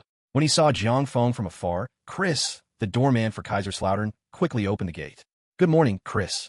Good morning, Jiang. Chris then gave Jiang Feng a thumbs up. Chris, my girlfriend will be here later. Just tell her to come to my office. Okay, no problem. Jiang, we'll win the UEFA Cup, right? Don't worry, Chris, the championship will be ours. Chapter 1, 13 UEFA Cup, Final 2. When Jiang Feng arrived at the office, he ran into David, Luther, and Moshais. Jiang, I thought you'd be late this morning, David said in surprise when he saw Jiang Feng. Why do you say I'll be late? The team is having practice today. How could I possibly be late? Jiang Feng found David's behavior rather strange. You see, Luther, I told you he was a boring guy. He was like that back in school. I know him too well. That's so unromantic. Damn it. What are you guys talking about? Are you sick in the head? Jiang Feng shook his head and ignored his friends. After tidying up, Jiang Feng and David arrived at the training ground. There were still 5 minutes before the team's training was scheduled to begin, and the players were already standing on the training ground waiting for Jiang Feng and the others. When Evie saw Jiang Feng, it shouted excitedly, and then something happened that left Jiang Feng completely baffled. Quick, give me the money. I won. Ibrahimovic happily stretched out his hand to Kaka and the others. There's no time like now. We'll give it to you back in the locker room, Kaka and Ronaldo said dejectedly. Cristiano, are you sure you can handle this? Didn't you say the boss would definitely be late today? I knew it wouldn't end well if I trusted you. Gattuso complained to Ronaldo from the side. Jiang Feng stood in front, looking at the few people whispering below, feeling that everyone on the team was acting strangely today. Cristiano Ronaldo, with a quick glance around his eyes, stepped forward and spoke. Boss, Zlatan is wicked. He made us gamble. Zlatan, it's you again. What are you doing? Jiang Feng said, looking at Ibu with a dark expression. Ibrahimovic stepped forward, looking dejected. He truly hadn't expected his friends to choose self-destruction just to avoid paying him. Boss, I am innocent. Cristiano said your girlfriend is here and that you definitely won't be able to get out of bed today and will definitely be late. I don't believe such rumors. I think you're a very responsible person at work, and even if you're tired, it won't affect your work. So I made a bet with them, and now they've lost to me and don't want to pay me. So they're saying this. Boss, you have to stand up for me. However, Ibrahimovic wasn't stupid. He stood up and made himself sound righteous. Jiang Feng then realized why David had said those things earlier. All right, very good, Cristiano. Looks like you rested very well yesterday. You guys seem to be in good shape. You even dared to bet on me. Now, everyone, 10 laps. Zlatan, Cristiano, Ricardo, and Ivan, you're in better shape than the others, so 15 laps. No, boss, this has nothing to do with me. Kaka cried out, accusing himself of wrongdoing. It's none of your business yet. Ricardo has to run at least 20 laps, and his bet is the highest, Ibrahimovic revealed. In the days that followed, Jiang Feng led the entire Kaiserslautern team in targeted training. After finishing the day's training, Jiang Feng brought Xiao Zixuan to Bremer's office. Jiang, what brings you here? I was just looking for you. Hello, Miss Qiu. It's a pleasure to see you again. Hello, Mr. Andreas. Bremer, it's like this. She wants to watch the final match. Can you arrange that? No problem. How about this, Jiang? Let Miss Qiu and Mr. Chairman sit in the private room, Bremer suggested. Don't go to all that trouble. I'll just stay in the stands. I can see better that way, Xiao Zixuan said from the side. Let's just watch from the stands. It'll be fine with our fans. What did you say you want to talk to me about? Jiang Feng agreed to Xiao Zixuan's suggestion. That's exactly what I was thinking. Do you have any friends who want to watch the game? I have a lot of tickets that I haven't distributed yet. If you need them, you can help me out by taking some, Bremer said, opening a drawer and taking out a stack of tickets. Don't we have several fan clubs? And some of the players' families and stuff. Those have already been distributed, but there are still many here. This time we were allocated 30,000 tickets. After deducting the tickets for fans, club staff, and players' families, I still have nearly 500 tickets here. Okay, then just give me some. Jiang Feng and Qiu Zixuan left the club on their way back. Appa, what are you going to do with these tickets? Can I take a few more? Sure. Do you have any friends coming over? I'd like to have my uncle and his family come over, along with Steve and his friends, and a few of Steve's friends as well. I'd like to invite a few of my good friends over, but I don't know if they'll have time. I'll call them when I get back and ask. Okay, you've arranged for us to meet them in England. I can introduce you to my uncle and Steve there, so you can watch the game together. On the afternoon of May 25th, Jiang Feng, along with his entire team and his girlfriend Qiu Zixuan, took a flight from Frankfurt Airport to England once again. Upon arriving in England, Jiang Feng parted ways with Qiu Zixuan. The entire Kaiserslautern team was placed in seclusion after entering the hotel, and the team refused all interviews. The following day, after a day of recovery training at a prearranged venue, Kaiserslautern will face the UEFA Cup final. Time quickly came to May 27th, and the UEFA Cup final was scheduled to begin at 6 p.m. that day. With less than 2 hours to go before the match officially begins, both teams are currently in their respective locker rooms preparing their equipment and will soon go to the field for acclimatization training. Meanwhile, Wembley Stadium, the venue for today's final, was almost completely packed. The stand around the stadium were clearly divided into red and white camps. Aside from a few neutral fans, the number of supporters for both sides was nearly equal. Even before the players entered the field, the fans' rivalry was already intense. Surprisingly, Kaiserslautern's fans were clearly better prepared. Behind one of the goals, they had prepared a huge poster featuring a photo of Jiang Feng standing on the sidelines, pointing towards the pitch. This giant poster, covering almost half the stands, attracted the attention of many media reporters. China TV will also broadcast this match live today. After the last episode of Chinese People in Germany, produced by World Football, was broadcast in China, Jiang Feng's popularity in China immediately soared to a new level, surpassing all domestic celebrities. At one point, you could see Jiang Feng's image in all media news. This year is the best opportunity for Chinese football to qualify for the World Cup, and the national team has successfully advanced from the group stage in the first stage. Therefore, football is the hottest topic in China this year. Jiang Feng, who led his team to the Bundesliga title in his first season, is incredibly popular in China. Chapter 114 UEFA Cup Final 3. The UEFA Cup Final, which is being broadcast live today, has been heavily promoted by domestic television stations for a week, so countless fans across the country are sitting in front of their TVs waiting for the match to begin. Meanwhile, in the domestic studio, the commentators Huang Jianxiang and Zhang Lu, this longtime duo, were also discussing and analyzing the match. This scene is playing out on television in many countries around the world. Since there was still some time before the match started, the live broadcast cameras were showing some interesting scenes from the stands onto the big screen inside the stadium. Besides some interesting scenes, what also attracted fans today were the celebrities from all walks of life who came to watch the game. Qiu Zixuan, who was accompanying Jiang Feng's uncle's family and Steve, naturally couldn't escape the camera's lens. Seeing the group of Asians that Qiu Zixuan was with, many fans were speculating about their identities.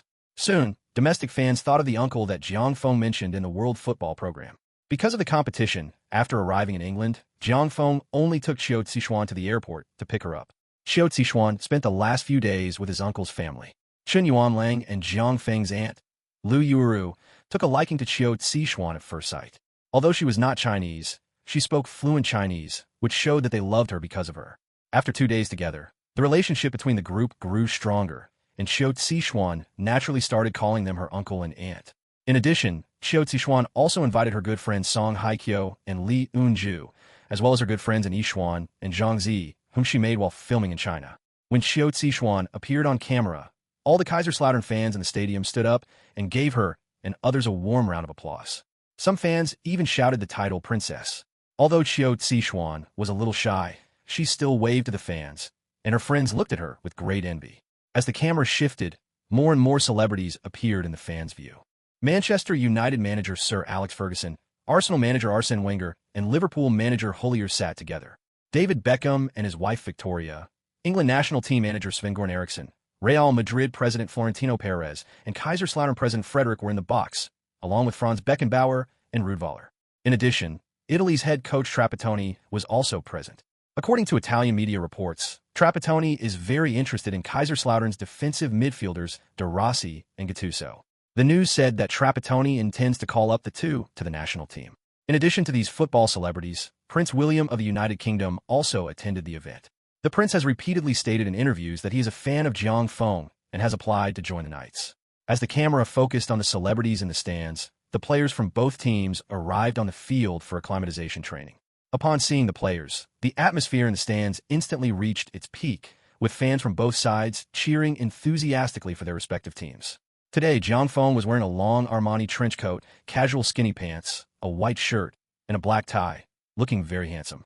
Jiang Feng's appearance caused another huge roar from the Kaiserslautern fans in the stands. Great Emperor! Great Emperor! Great Emperor! The fans' unified shouts completely drowned out the Real Madrid fans' voices. Jiang Feng turned around and waved to the fans with a very confident smile on his face. Son, what are these people shouting? Chen Yuanlang turned his head and asked. These are the fans chanting Great King, which means Emperor in Chinese. My brother is awesome. He's a true idol.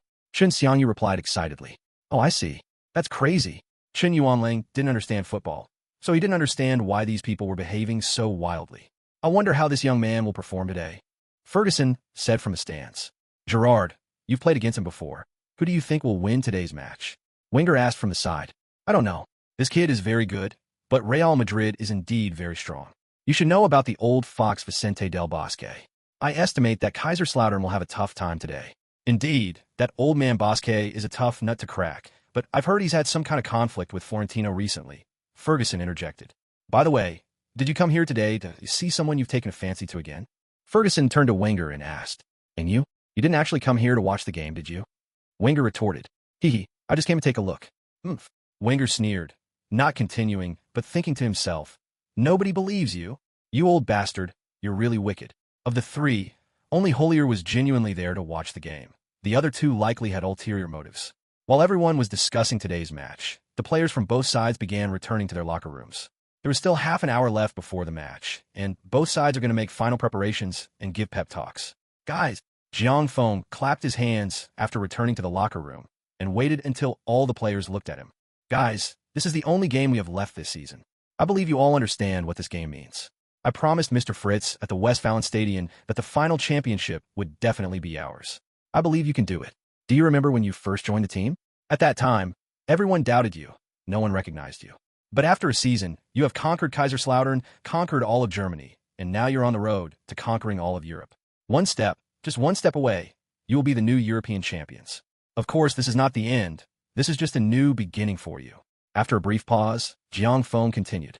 To be honest, our opponent in today's game is very strong, and I'm not confident. The reason I'm not confident is that I don't know how strong our opponent is, but I'm not worried at all. I'm not worried because I have you guys, and I'm willing to believe in you. I believe that no matter how difficult things are on the court, you can defeat any opponent. Guys, can I trust you? Abel. All right, let's take them down. Kill them. Chapter 1, 15 Desperate Situation. Hello everyone. Welcome back to this match brought to you by Coach Zhang and me. Today's match is the final of the 2000-2001 UEFA Cup, with Kaiserslautern from the Bundesliga facing Real Madrid from La Liga. I believe you're all very familiar with these two teams. Now you can see the starting players from both sides, leading out of the player tunnel under the guidance of the referee. Now, Coach Zhang, please introduce the starting lineups we just received. In the domestic studio, after a commercial break, the starting players from both sides appeared on camera. Okay, we've just received the starting lineups for both sides. Kaiserslautern's starting lineup today is as follows.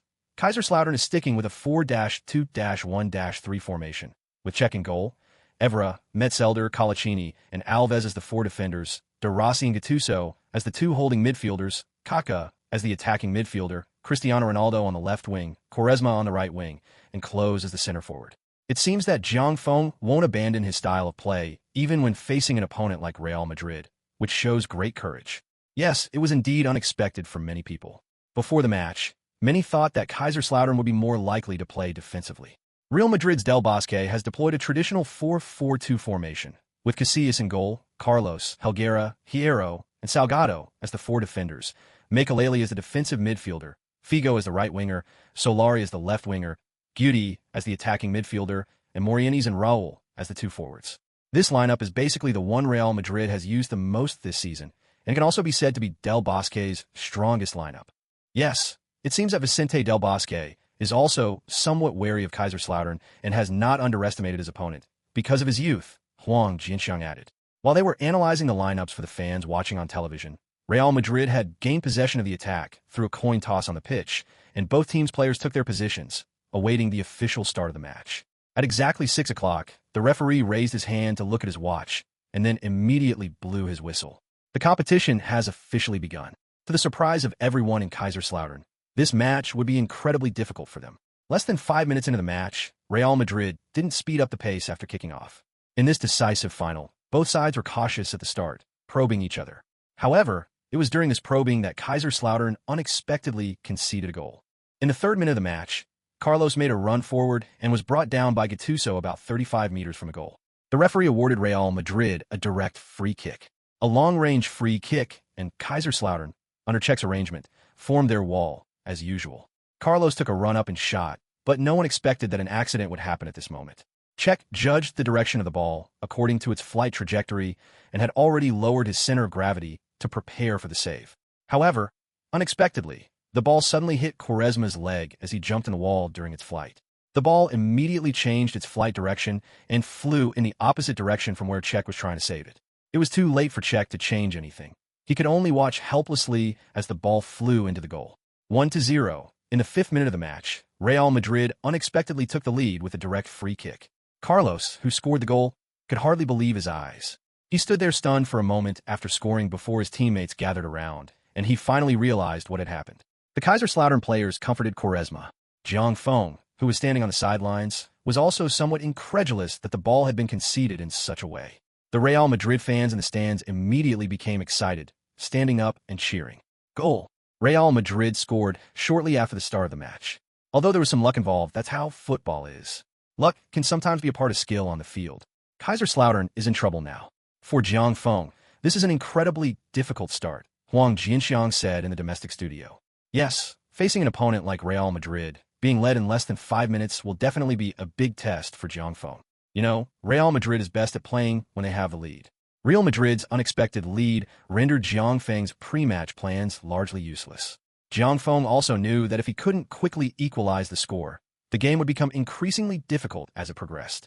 Thinking of this, Jiang Feng went to the sidelines and, while the Real Madrid players were celebrating, called Kaká and a few others over to give them detailed instructions. The game has restarted. After Kaiserslautern kicked off, they stopped probing their opponents and immediately increased the pace, seemingly launching a full-scale attack. In terms of actual strength, Kaiserslautern is not weaker than its opponents. Their real weakness lies in experience. After all, compared to Real Madrid's players, these players have almost no experience in a final.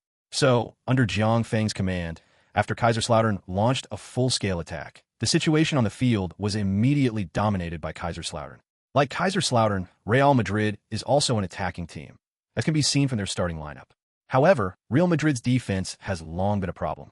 In the 16th minute, Ronaldo, on the left wing, used a series of step-overs and changes of direction against Salgado, causing Salgado to lose his balance. Ronaldo then nutmegged Salgado and, after getting past his opponent, looked up at the situation in the penalty area before crossing the ball. Klose, positioned in the middle, executed a powerful aerial header, sending the ball flying towards the goal. Bang! The football hit the post and bounced out of bounds. Klose scratched his head in frustration. He had a great feeling the moment he headed the ball, thinking it was in the bag, but the goalpost gave Real Madrid a handicap. Jiang Feng stood on the sidelines and sighed deeply, feeling utterly helpless, as the offensive tactics had been completely executed. The game continued, and 5 minutes later Kaiserslautern launched another attack. This time, it was a combination between Kaká and Klose on the edge of the penalty area. Kaká then cut into the penalty area, received a pass from Klose, and took a shot, but unfortunately the shot was too straight and was caught by Casillas. After conceding a goal, Kaiserslautern truly demonstrated their formidable attacking power to everyone. Chapter 116, Desperate Situation 2. I don't know where Jiang Feng found these players. It's incredible. Ferguson exclaimed from the stands, watching Ronaldo on the left wing, who was practically turning Salgado into a sieve. Yes, it's really enviable. Old man, who have you taken a fancy to? Wenger said, watching the game on the field. I have plenty of other options. Why should I tell you? Do you think we're that close? Ferguson retorted directly to Wenger's face. Holy shit, what the hell? Hollier, who was standing nearby, listened to the conversation between the two and shook his head without saying a word. The game continued, and after seeing Kaiserslautern's repeated attacks, Vicente Del Bosque could no longer sit still and came to the sidelines to give instructions to the players on the field. At this moment, fans from both sides were shouting and cheering for their teams. The Kaiserslautern fans, who were behind, saw hope of equalizing after their team's attacking shot and became even more excited. However, Real Madrid's attack was not to be underestimated. Although their defense was somewhat weak due to the difference in strength, they put a lot of pressure on Kaiserslautern in attack. In the 24th minute, Makelele intercepted the ball from De Rossi in midfield and launched a long ball to Figo on the right wing. Facing the well-prepared Evra, Figo easily dribbled past the aggressive Evra with a sudden stop and change of direction. Then, as he cut inside towards the penalty area and reached the edge of the box, he delivered a low cross.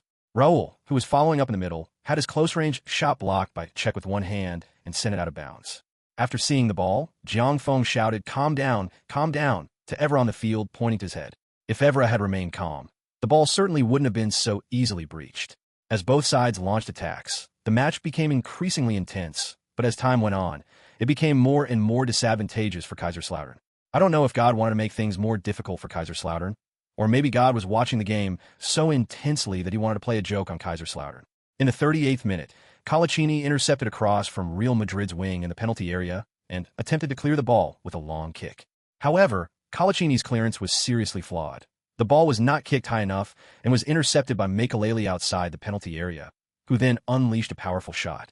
To be honest, Makelele's shot wasn't of high quality, but it changed direction midway through the flight of the ball, which hit Metzelder's leg and went into the goal again. 2-0. No one expected Kaiserslautern to concede a goal in this way again. Cech stood helplessly in front of the goal with his hands on his hips. He was probably the most frustrated person in Kaiserslautern besides Jiang Feng. These two goals were the second time Kaiserslautern had conceded in the UEFA Cup this season, and these two goals had nothing to do with Cech. Jiang Feng, standing on the sidelines, even laughed. It would be considered extremely unlucky to concede a goal in a game in the same way twice in the first half. This made Jiang Feng feel both helpless and amused. It's fair to say that Kaiserslautern is truly in dire straits now, facing this situation. While their attack has been impressive, they haven't been able to find the net in the final moments. Meanwhile, their defense has been very effective, not giving the opponent any good opportunities, yet the opponent has taken a 2-goal lead.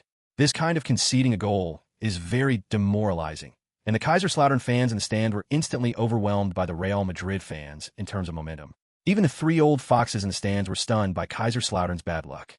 Fuck, how come they weren't this unlucky when they faced us? Hullier said sourly, looking at Bosque on the sidelines, celebrating a goal with his assistant coach. That old bastard really got lucky. He stepped in dog poop twice in a row. Ferguson was also very sympathetic to Kaiserslautern's plight. This time, Wenger didn't refute Ferguson, though he nodded in agreement without saying anything. In the VIP box in the stands, Florentino had already begun raising his glass in celebration. After the game restarted, Jiang Feng noticed that many players on the field were in low spirits, especially Colaccini, who had just made a clearance error and almost made another mistake. Fortunately, Metzelder made timely cover and intercepted Real Madrid's through ball. Otherwise, Kaiserslautern would probably have conceded another goal. After successfully defending, Metzelder cleared the ball out of bounds and immediately put his arm around Colaccini's shoulder, loudly encouraging his teammate. As if things weren't bad enough, Kaiserslautern suffered another blow during first-half stoppage time. When Klose was trying to head the ball in the penalty area, he twisted his ankle upon landing and then lay down in the penalty area. After the referee paused the game, he confirmed the situation and signaled to the sidelines for a stretcher.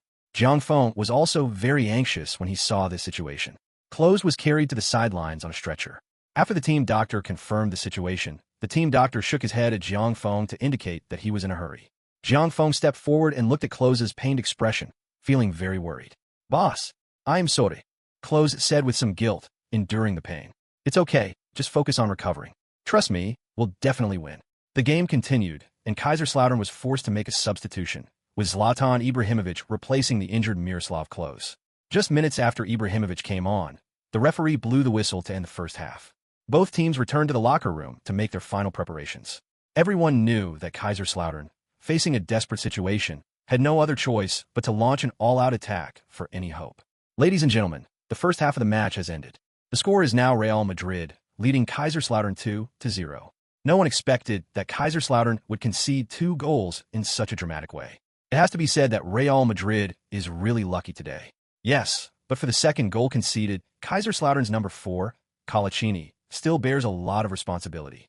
This is also due to the lack of experience of young players and being too nervous during the game. Yes, sometimes experience is very important. Okay, viewers, let's take a short break and go on a commercial break. We'll come back to watch the second half of the game later. Chapter 1, 17, Desperate Counterattack. Alright, all of you raise your heads. Have you given up? Huh. Jiang Feng clapped his hands and said as he looked at his dejected disciples after returning to the locker room. No team can guarantee they'll never concede a goal. Have you forgotten our last game against Liverpool? Have you forgotten the fans who were cheering for you from the stand the whole time? Guys, it's only 2 goals. I still have faith in you. I don't think any of you made any big mistakes. So I want to ask you seriously, have you given up? Jiang Feng shouted the last sentence. Never give up. Okay, it's good that you don't give up. Actually, their defense is really bad. We're only behind because of luck, not skill. Since God isn't on our side today, does that mean we can't play football? Do we get this far this season by luck? We got here by our skill, by our never-give-up spirit, and by our unity. Since God isn't on our side, then let's take down God too. Jiang Feng's motivational speech lifted the heads of the previously demoralized players, and their eyes gradually regained their spirits. Fabricio, you need to know that Peter is behind you, so don't be nervous, understand? You need to trust your teammates. Just do what you're supposed to do, understand? That goal wasn't your fault. I just said it was just bad luck. But I don't want to see you act like you did after conceding a goal in the first half, understand? Boss, don't worry. It definitely won't happen again. All right, guys, don't forget Milo's still in the hospital. I promised him the championship will definitely be ours. Give us all-out attacking pressure at the start of the second half, and show those so-called stars what real attacking is. Jiang Feng shouted, waving his arms. The Kaiserslautern players who stepped onto the pitch again gave everyone a different feeling. They were no longer in a confused and dejected state like they were in the second half of the first half, but instead looked at their opponents with a fierce determination. The second half of the match began with the referee's whistle. After the start, Kaiserslautern pressed forward with all their players, launching a frantic attack. Real Madrid were suddenly at a disadvantage on the field, and Kaiserslautern unleashed their furious attack, which quickly paid off. In the 51st minute, Kaká received a long pass from Metzelder in midfield, shook off Makelele's marking, and then found Ronaldo, who was making a run down the wing. Before Salgado could react, Ronaldo faced the incoming ball and gently flicked it over Salgado's head. Before Salgado could even turn around, Ronaldo had already passed his opponent and dribbled away at high speed. Ronaldo's dribble drew cheers from the Kaiserslautern fans in the stands. At just 17 years old, Cristiano Ronaldo was destined to be Kaiserslautern's first hero today. After getting past Salgado, Ronaldo began to cut inside with the ball. Just as he entered the penalty area, Helguera came forward to block him. Ronaldo made a feint towards the byline, and after seeing Helguera's center of gravity change, he pulled the ball back with his left foot and then flicked it past Helguera with his left foot. Hierro, seeing his opponent so easily beaten, immediately rushed towards Ronaldo, but it was too late. After getting past Helguera, Ronaldo unleashed a powerful shot. The ball went past Casillas and into the goal. 1-2. In the 53rd minute, Kaiserslautern pulled one back thanks to Cristiano Ronaldo's individual skill. After scoring, Ronaldo walked over the fallen Casillas, picked up the ball from the goal, refused his teammates' celebrations, and ran quickly to the center circle with a serious expression to place the ball at the kickoff point. After seeing Ronaldo score, Jiang Feng pumped his fist on spot. The goal relieved a lot of the frustration in Jiang Feng's heart. This game was too frustrating for Jiang Feng. After watching Ronaldo's performance, Ferguson in the stands kept muttering to himself. Wenger and Hollier next to him couldn't hear what Ferguson was saying, but the two men who knew him very well knew that the old fox had his eye on Ronaldo. However, no manager could refuse a player like him. The game has restarted. With renewed hope, Kaiserslautern fans once again outnumbered Real Madrid fans in the stands. The players on the field did not disappoint the fans. In the 59th minute, Ronaldo once again broke the offside trap in the attacking third. Evra, who had made a forward run, delivered a pass, and Ronaldo, receiving the ball in the penalty area, faced Helguera again. Suddenly, a shooting motion startled Helguera, who immediately fell to the ground in an attempt to block Ronaldo's shot. However, after falling, he realized it was a feint. The ball at Ronaldo's feet did go out, but it didn't fly towards the goal. Instead, it found Ibrahimovic, who was blocking the shot from behind. Ibrahimovic used his body to shield Hierro behind him, turned sideways to face the ball, and unleashed a powerful shot.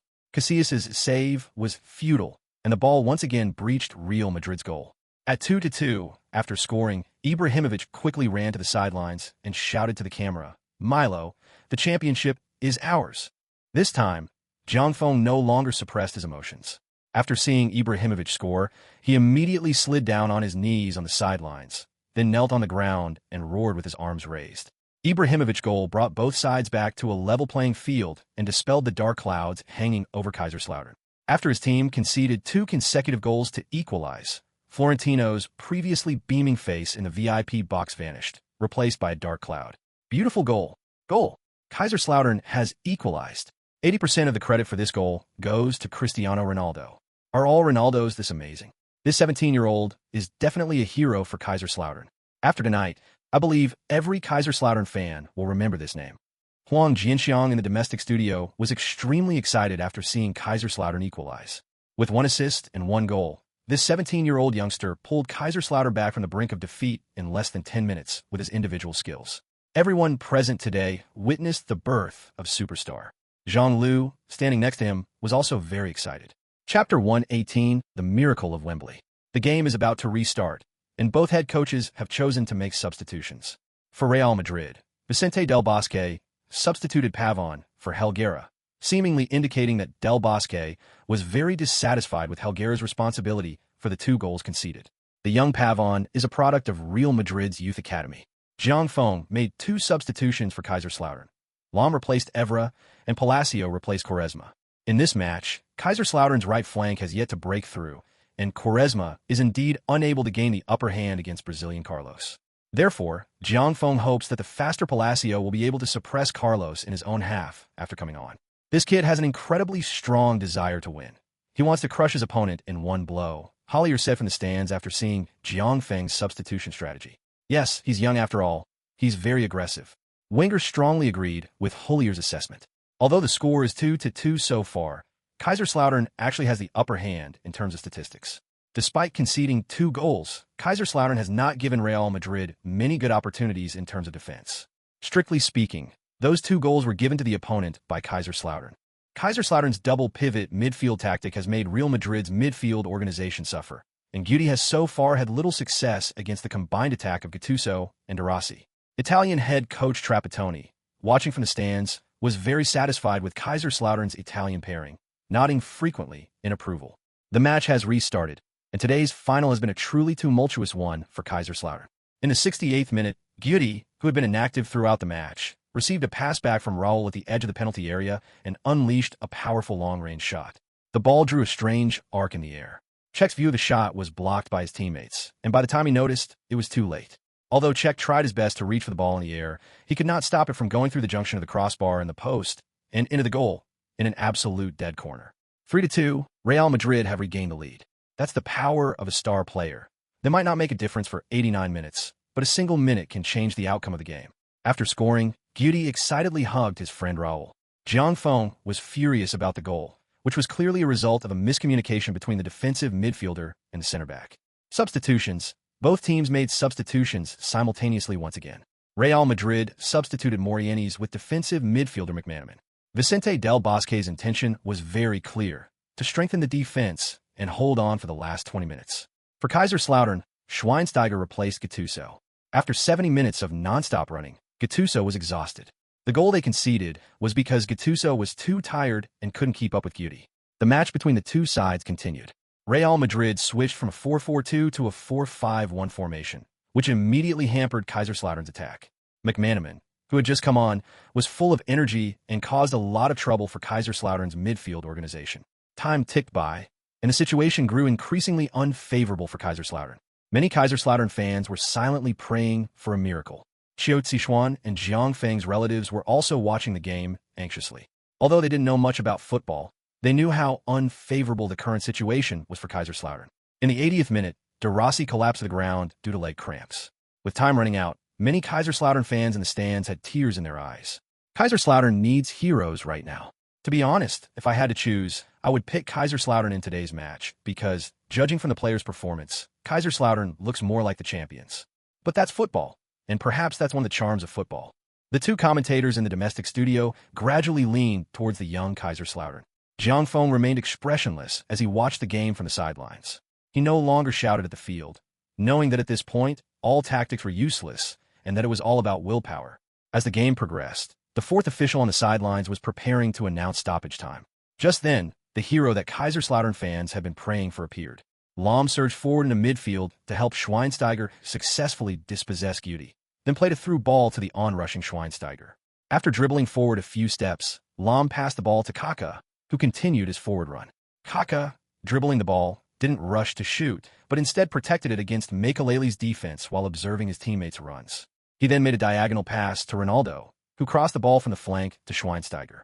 Schweinsteiger, looking up, suddenly sent a half-high ball into the right side of the penalty area. Just when everyone thought the pass was a mistake, a Kaiserslautern player in a red jersey burst out from the crowd. It turned out that Palacio had shaken off Carlos and entered the penalty area, getting the ball ahead of everyone else. However, his shooting angle was blocked by Hierro. Everyone thought Palacio would send the ball to the center of the penalty area, and Real Madrid's defenders also thought so. But no one expected that Palacio's pass would not go into the penalty area, but instead fly towards the edge of the penalty arc. At that moment, Schweinsteiger was ready for the ball. He unleashed a side volley, his right instep striking the ball directly. The ball flew towards the goal like lightning. Casillas instinctively lunged at the ball, but just before it reached the goal, it suddenly dropped, bounced, and then nestled into the net under Casillas' desperate gaze. At 3-3, in the 90th minute, the tenacious Kaiserslautern equalized the score again. During the winter transfer window, a former Bayern Munich player who had just joined Kaiserslautern helped the team equalize at the last minute, pulling Kaiserslautern back from the brink of defeat. After scoring, Schweinsteiger ran wildly towards Jiang Feng and tackled him to the ground in excitement. Then all the Kaiserslautern players ran over and celebrated the goal together. Many Kaiserslautern fans in the stands had tears streaming down their faces, but this time they weren't tears of sadness, but tears of excitement and joy. Chapter 119, The Miracle at Wembley 2. On the other side, Vicente Del Bosque was somewhat helpless. To be honest, as a meritorious coach of Spain, Del Bosque was not unaware of the team's defensive shortcomings, but the team's transfers were not up to him. This was also the source of his conflict with Florentino. Del Bosque had been demanding that the team strengthen its defense, but Florentino was always eyeing those superstars. The match restarted after intervention from the referee. There are now 3 minutes of stoppage time remaining in the 90-minute regular match. After the restart, Kaiserslautern, buoyed by their last-minute equalizer, launched a fierce attack on Real Madrid's defense, while Real Madrid were completely overwhelmed and forced to retreat to their own half. 3 minutes passed quickly, and Real Madrid's goal was in grave danger in the final moments. Fortunately, Casillas maintained excellent form and thwarted Kaiserslautern's frantic attack in the last 3 minutes. The referee blew the whistle to signal the end of the 90-minute regular match. The two sides were tied 3-3 after 90 minutes. The whole game was full of ups and downs, making it very exciting for all the fans watching. Dear viewers, the score is now tied 3-3 after 90 minutes. The two sides will now enter the more brutal extra time. According to the rules, the extra time will be played by the golden goal system. Now, please welcome Coach Zhang to explain what the golden goal system is. Hello everyone. I believe many of you know this. The golden goal rule is a way to decide the winner in any official football match. Why is the golden goal rule considered cruel? We all know that extra time is divided into 2 halves, each half lasting 15 minutes. With the golden goal rule, once one side scores first, the match is completely over, no matter how long extra time has gone on. So we call this a very cruel rule. No matter how big your advantage is in the previous 90 minutes, if you make a mistake in extra time, you may be eliminated by your opponent. We can see that both teams' players are hydrating on the sidelines, while the head coach is taking this opportunity to give everyone some instructions for the extra time. According to the rules of the game, if there is extra time after 90 minutes, there is no rest time. This situation is what everyone is tacitly agreeing to be a short rest. Huang Jinxiang and Zhang Lu were explaining the rules of the competition to everyone. At this moment, the referee was urging both teams' players to enter the field. Jiang Feng was also a little nervous at this moment. When he was giving the players instructions, he still hoped to win the game by scoring a goal. After all, Kaiserslautern was a young team, and the players on the field were very young. If it came down to a penalty shootout, Jiang Feng was worried that these young players would not be able to withstand the enormous pressure when facing the very experienced Real Madrid. The players from both sides quickly returned to the field, and the referee soon blew his whistle to signal the start of overtime. At the start of extra time, both sides immediately changed their performance from the regular season. Both sides were very cautious at the beginning, including Kaiserslautern, and did not launch the same frantic attacks as in the second half. The golden ball elimination system still put a lot of pressure on these young players. Jiang Feng saw that his worries were beginning to materialize. This was only extra time, and the situation would likely be worse if it went to a penalty shootout. Not only Jiang Feng noticed these developments, but those in the stands could also sense the state of Kaiserslautern's players on the field. Even Vicente Del Bosque on the opposing team saw it, which further solidified his tactical decision to focus on defense. We can't let this drag on. Jiang Feng immediately shouted to Kaka on the field. When Kaka turned around, Jiang Feng made a hand gesture to Kaka and pointed to his own head.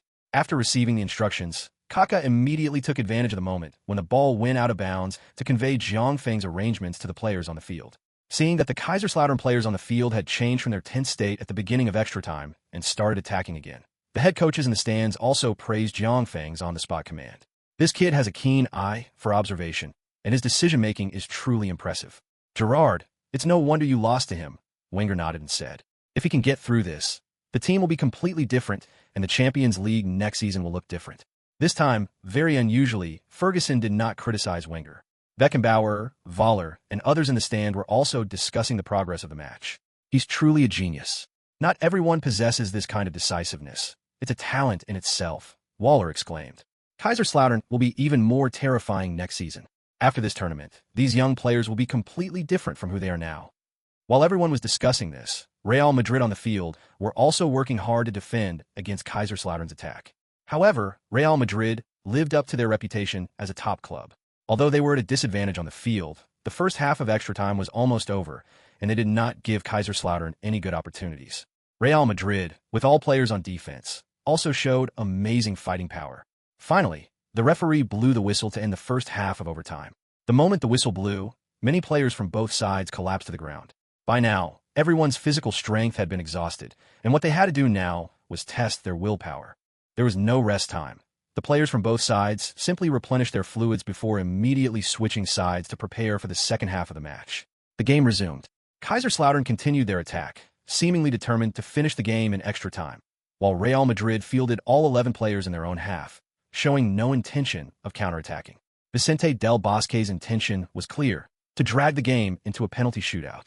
As time ticked away, with only a few minutes left in the game, almost everyone watching thought the match would be decided by penalties. With a little over 2 minutes left in the game, Kaká received a long clearance from Real Madrid in the attacking third. While protecting the ball, he observed his teammates on the field. Kaká was truly exhausted at this moment, and his legs felt extremely heavy. He knew that this attack might even be the last chance to attack, but there were simply too many players in the attacking third, leaving no openings. Chapter 1, 20 The Miracle at Wembley 3. Just when Kaká was at his wit's end, Cristiano Ronaldo on the left wing waved to him. Kaká immediately passed the ball to him. At this point, he could only trust his teammate. After receiving the ball, Ronaldo did not choose to pass it. He knew that in the current situation, passing the ball into the penalty area would not pose much of a threat. Facing Salgado, who was marking him, and McManaman, who was preparing to cover him, Ronaldo first used his individual skills to get past Salgado. Then, before McManaman could cover him, he passed the ball to Schweinsteiger, who was coming to receive it. Schweinsteiger, without stopping the ball, passed it directly to Ronaldo, who had already started cutting inside. Once Ronaldo got the ball in the penalty area, he couldn't shoot directly because the penalty area was full of players, including Raul, and there were 3 Real Madrid players ready to block him. Seeing this situation, Ronaldo chose a near-gambling move, passing the ball into the penalty area. The ball rolled laterally from the left to the right of the penalty area, and because of its distance from the goalkeeper was in a very awkward position. Ronaldo cleverly chose a half-high ball, and Casillas dared not rush out. As soon as Ronaldo passed the ball, chaos erupted in the penalty area, with players almost falling over. At this point, unless there was a serious foul, the referee would not blow the whistle. Hierro, who had secured a favorable position, was ready to clear the ball with a long kick. Just then, a leg stretched out from behind him and struck the ball in mid-air with an almost kicking motion ahead of him. The ball immediately changed direction and flew towards the goal. All of Real Madrid's defenders, including Casillas, were seriously unprepared for this ball. Casillas only instinctively stretched out his hand, and the ball hit his fingers but did not change direction and still went into the goal. Even a referee was taken aback for a moment before blowing the whistle to confirm the goal. After the referee blew his whistle, Ibrahimovic ran out of the crowd like a madman. The big screen at the stadium was also playing a slow-motion replay of the goal. It turned out that Ibrahimovic had stretched out his leg from behind Hierro and kicked the ball into the goal after Hierro blocked his position. Ibrahimovic ran frantically to the sidelines and picked Jiang Feng up in his arms. Immediately, the Kaiserslautern players and everyone on the bench surrounded him. Goal! Goal! What a magical night! What a magical match! From 0 to 2 to 2 to 2, from 2 to 3 to 3 to 3, and now 4 to 3, it's truly a miraculous game. Kaiserslautern put on an inspiring performance on this night, in this stadium. Trailing, equalizing, trailing again, equalizing again, and now leading.